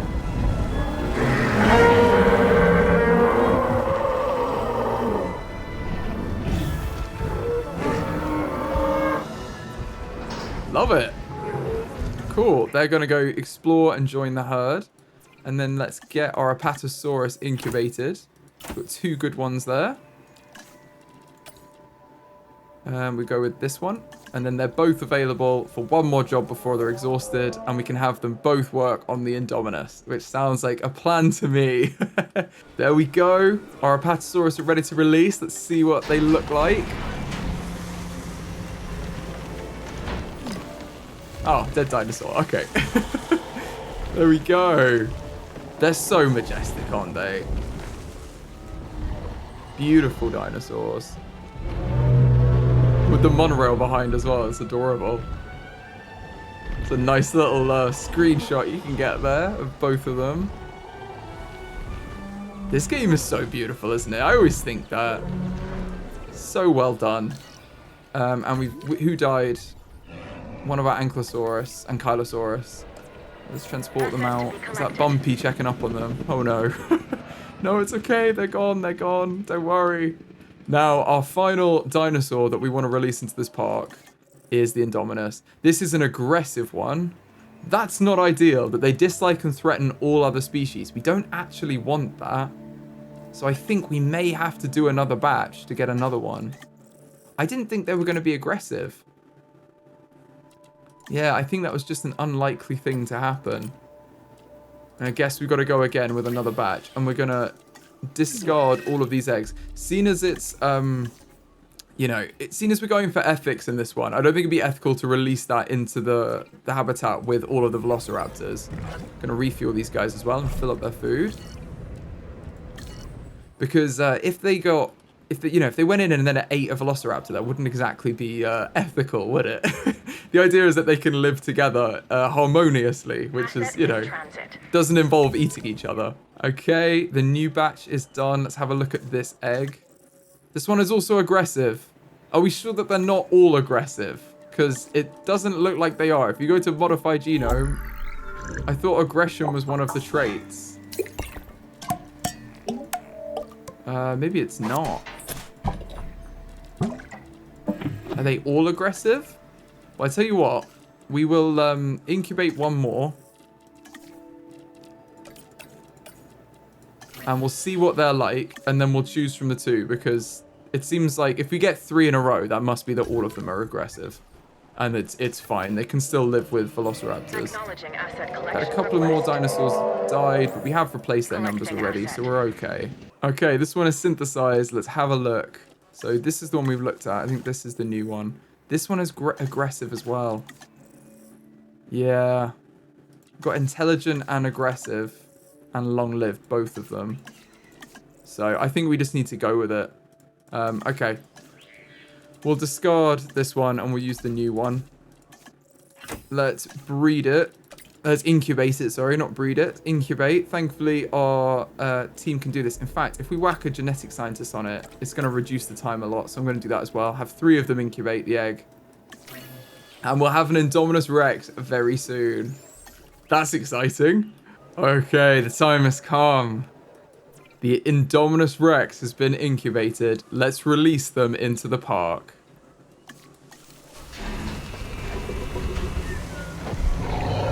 Oh, on all 4s.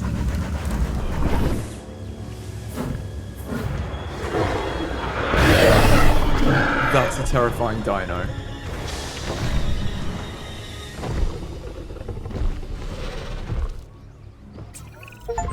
What can there I we say? go. The Indominus Rex remains my most inspired creation. Nature can create a dinosaur, but only I can bring an Indominus Rex to life. To do so required a tremendous amount of research, gene mixing, splicing and manipulation, and, of course, determination. The end result is a hybrid dinosaur that is both beautiful and deadly. Yep, An that alpha is predator true. among alpha predators. So treat it with the care and respect it deserves. I'm gonna stop here because we have a fence broken somewhere and I don't know where. I'm gonna pause the game and look on the map. Which fence is broken? Oh no, the T-Rex. The T-Rex have broken out and are causing mayhem. Houdini. Okay, that's not good. Let's open all the emergency shelters. And, oh no, oh no, oh no, oh no. Let's use Capture Team 2 because they've gotten quite far away.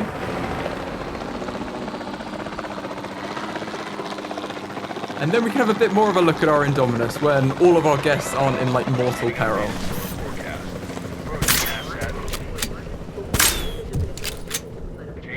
Ooh, it's on the helicopter, it's on the helicopter. There we go.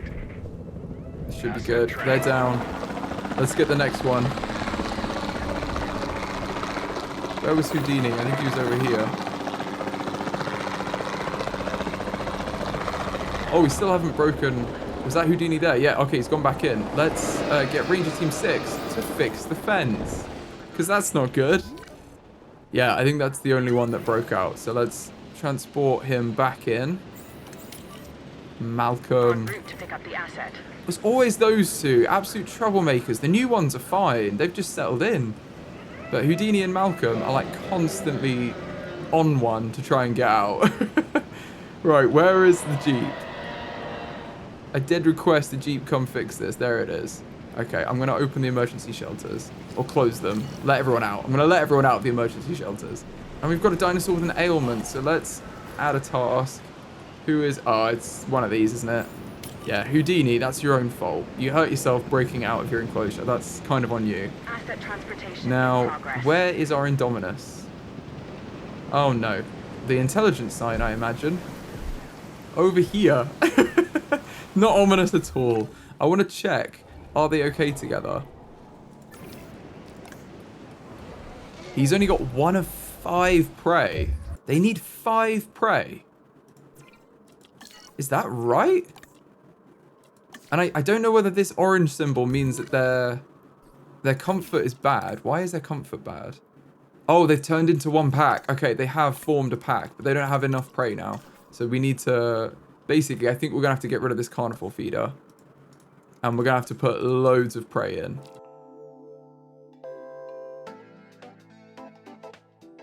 And that should have fixed their comfort concerns. Okay, yeah, they've got 5 of 5. They do want more forest, though. And that's the Indominus asking for that. So let's make sure we add more forest in.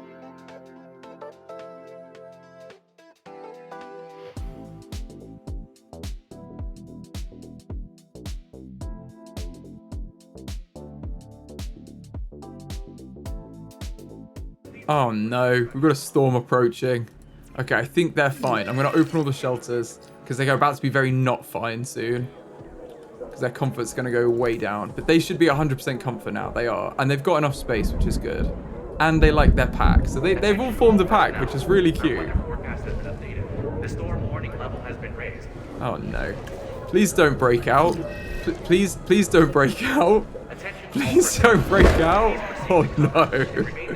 Oh, I didn't think our fence stands a chance. They're level 6. Oh no, he's given up. Okay, cool. Okay. But he is agitated. I don't know how long that's going to last. The peace will not hold. Let's get our med unit out to... Oh, they're just doing it now. They're scanning the T-Rex. Okay, we've already had a structure damaged. Where's that? Oh, over here. Okay, I think it's just a hurricane, which is good. He's got swallowed phone. Amazing. Because he ate someone. Amazing. We're going to have to take him to the vet. That's not going to do. We're going to have to do it in the storm as well. We don't really have a choice. He's got a serious injury.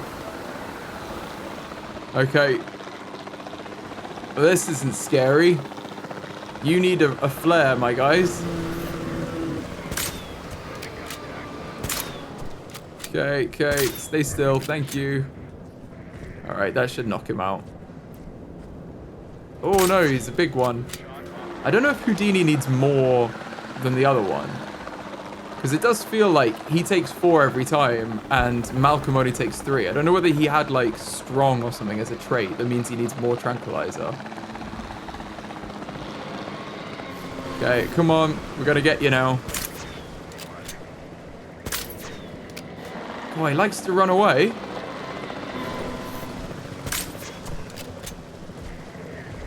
There we go. It was wearing off and everything. Okay, I'm going to transport you to our vets.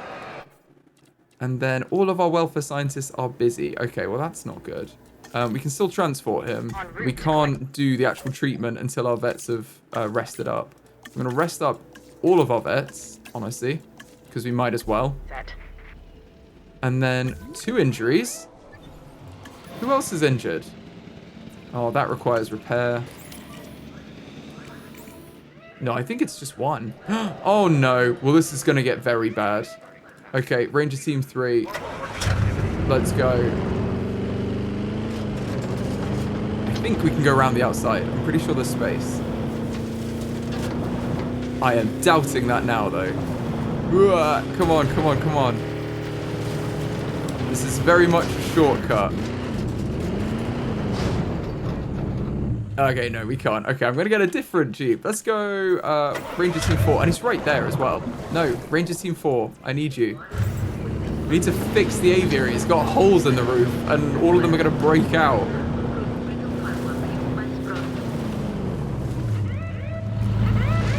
I don't know whether we have to do that from inside or if we can. That would be good if we can. No, we've got to do it with the truck. It's not coming up as an option. Right, firstly, we can do the drone. So let's medicate the dinosaur first.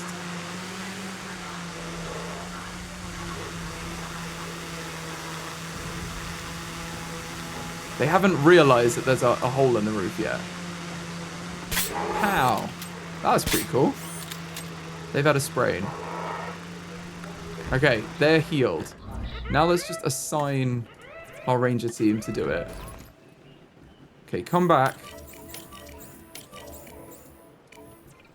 And between you, you're at base as well. Right, you fix these. Lots of breakage in the aviary. We do not like that. Come fix the monorail. I think... Oh, no. Oh, dear. Well, that's really not good. Okay. Ranger team... Come on, Grady. Ranger team 1. You need to go fix that, and then we need your helicopter. The Indominus is broken out. Oh, here they come. They're coming straight towards us, at least.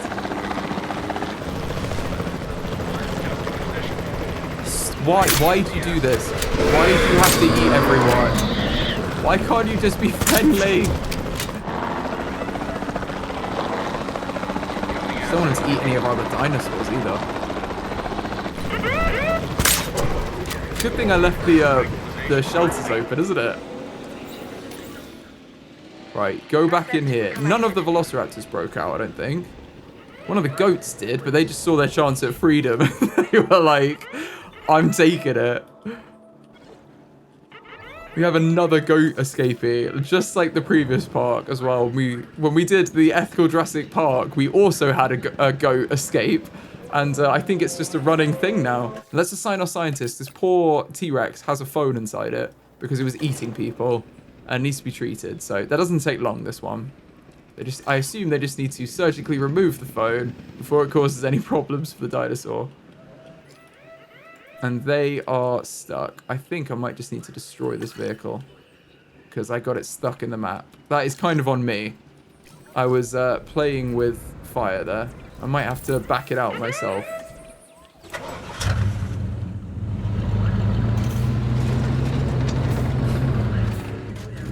Okay, it's a 3-point turn. We got this.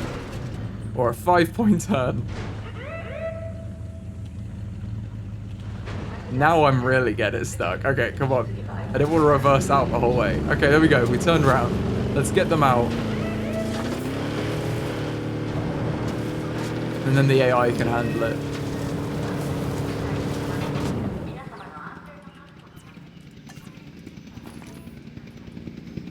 Okay, repair that fence. Oh, Ranger Team 4. Why do they keep smashing this roof? I do not appreciate that one bit. I think we're basically good now, though. I'm just gonna put it on fast forward and close the shelters. I'm gonna say everyone's okay. You know, it's fine. They'll fix that soon. It's just a hole in the aviary. What's gonna happen? Exactly. It'll be absolutely fine. Look at this bad boy right here. Absolutely terrifying. Oh, king of the park, I guess now. Unfortunately, our park rating has slipped because of all the death and breakouts, but that's kind of to be expected. And our T-Rex is fine now. We can transport them out. The treatment was successful. They no longer have a mobile phone in them. Everyone is happy. There we go. Deliver Houdini over there. And I think they've fixed the aviary now, which is good. Which means all of the dinosaurs really are in the park. Where's our Indominous Rex gone? I get scared every time they move. There they are. So yeah, now we've got this big beastie in, and I think he's hunting for some food. Oh, okay. Probably best we didn't see that in the trees. Now we have this terrifying monster of a dinosaur in here. I think that's all we wanted to add to this park to make it an ethical version of Jurassic World. So I hope you've enjoyed this video and this series. It's been an absolute blast making it. If you want to see more of these, please let me know in the comments. I'm happy to do another park from the franchise or something else if you want me to do something else. So let me know what you want to see. If you've enjoyed the video, please give it a like. It really helps the channel out. And I'll see you in the next one.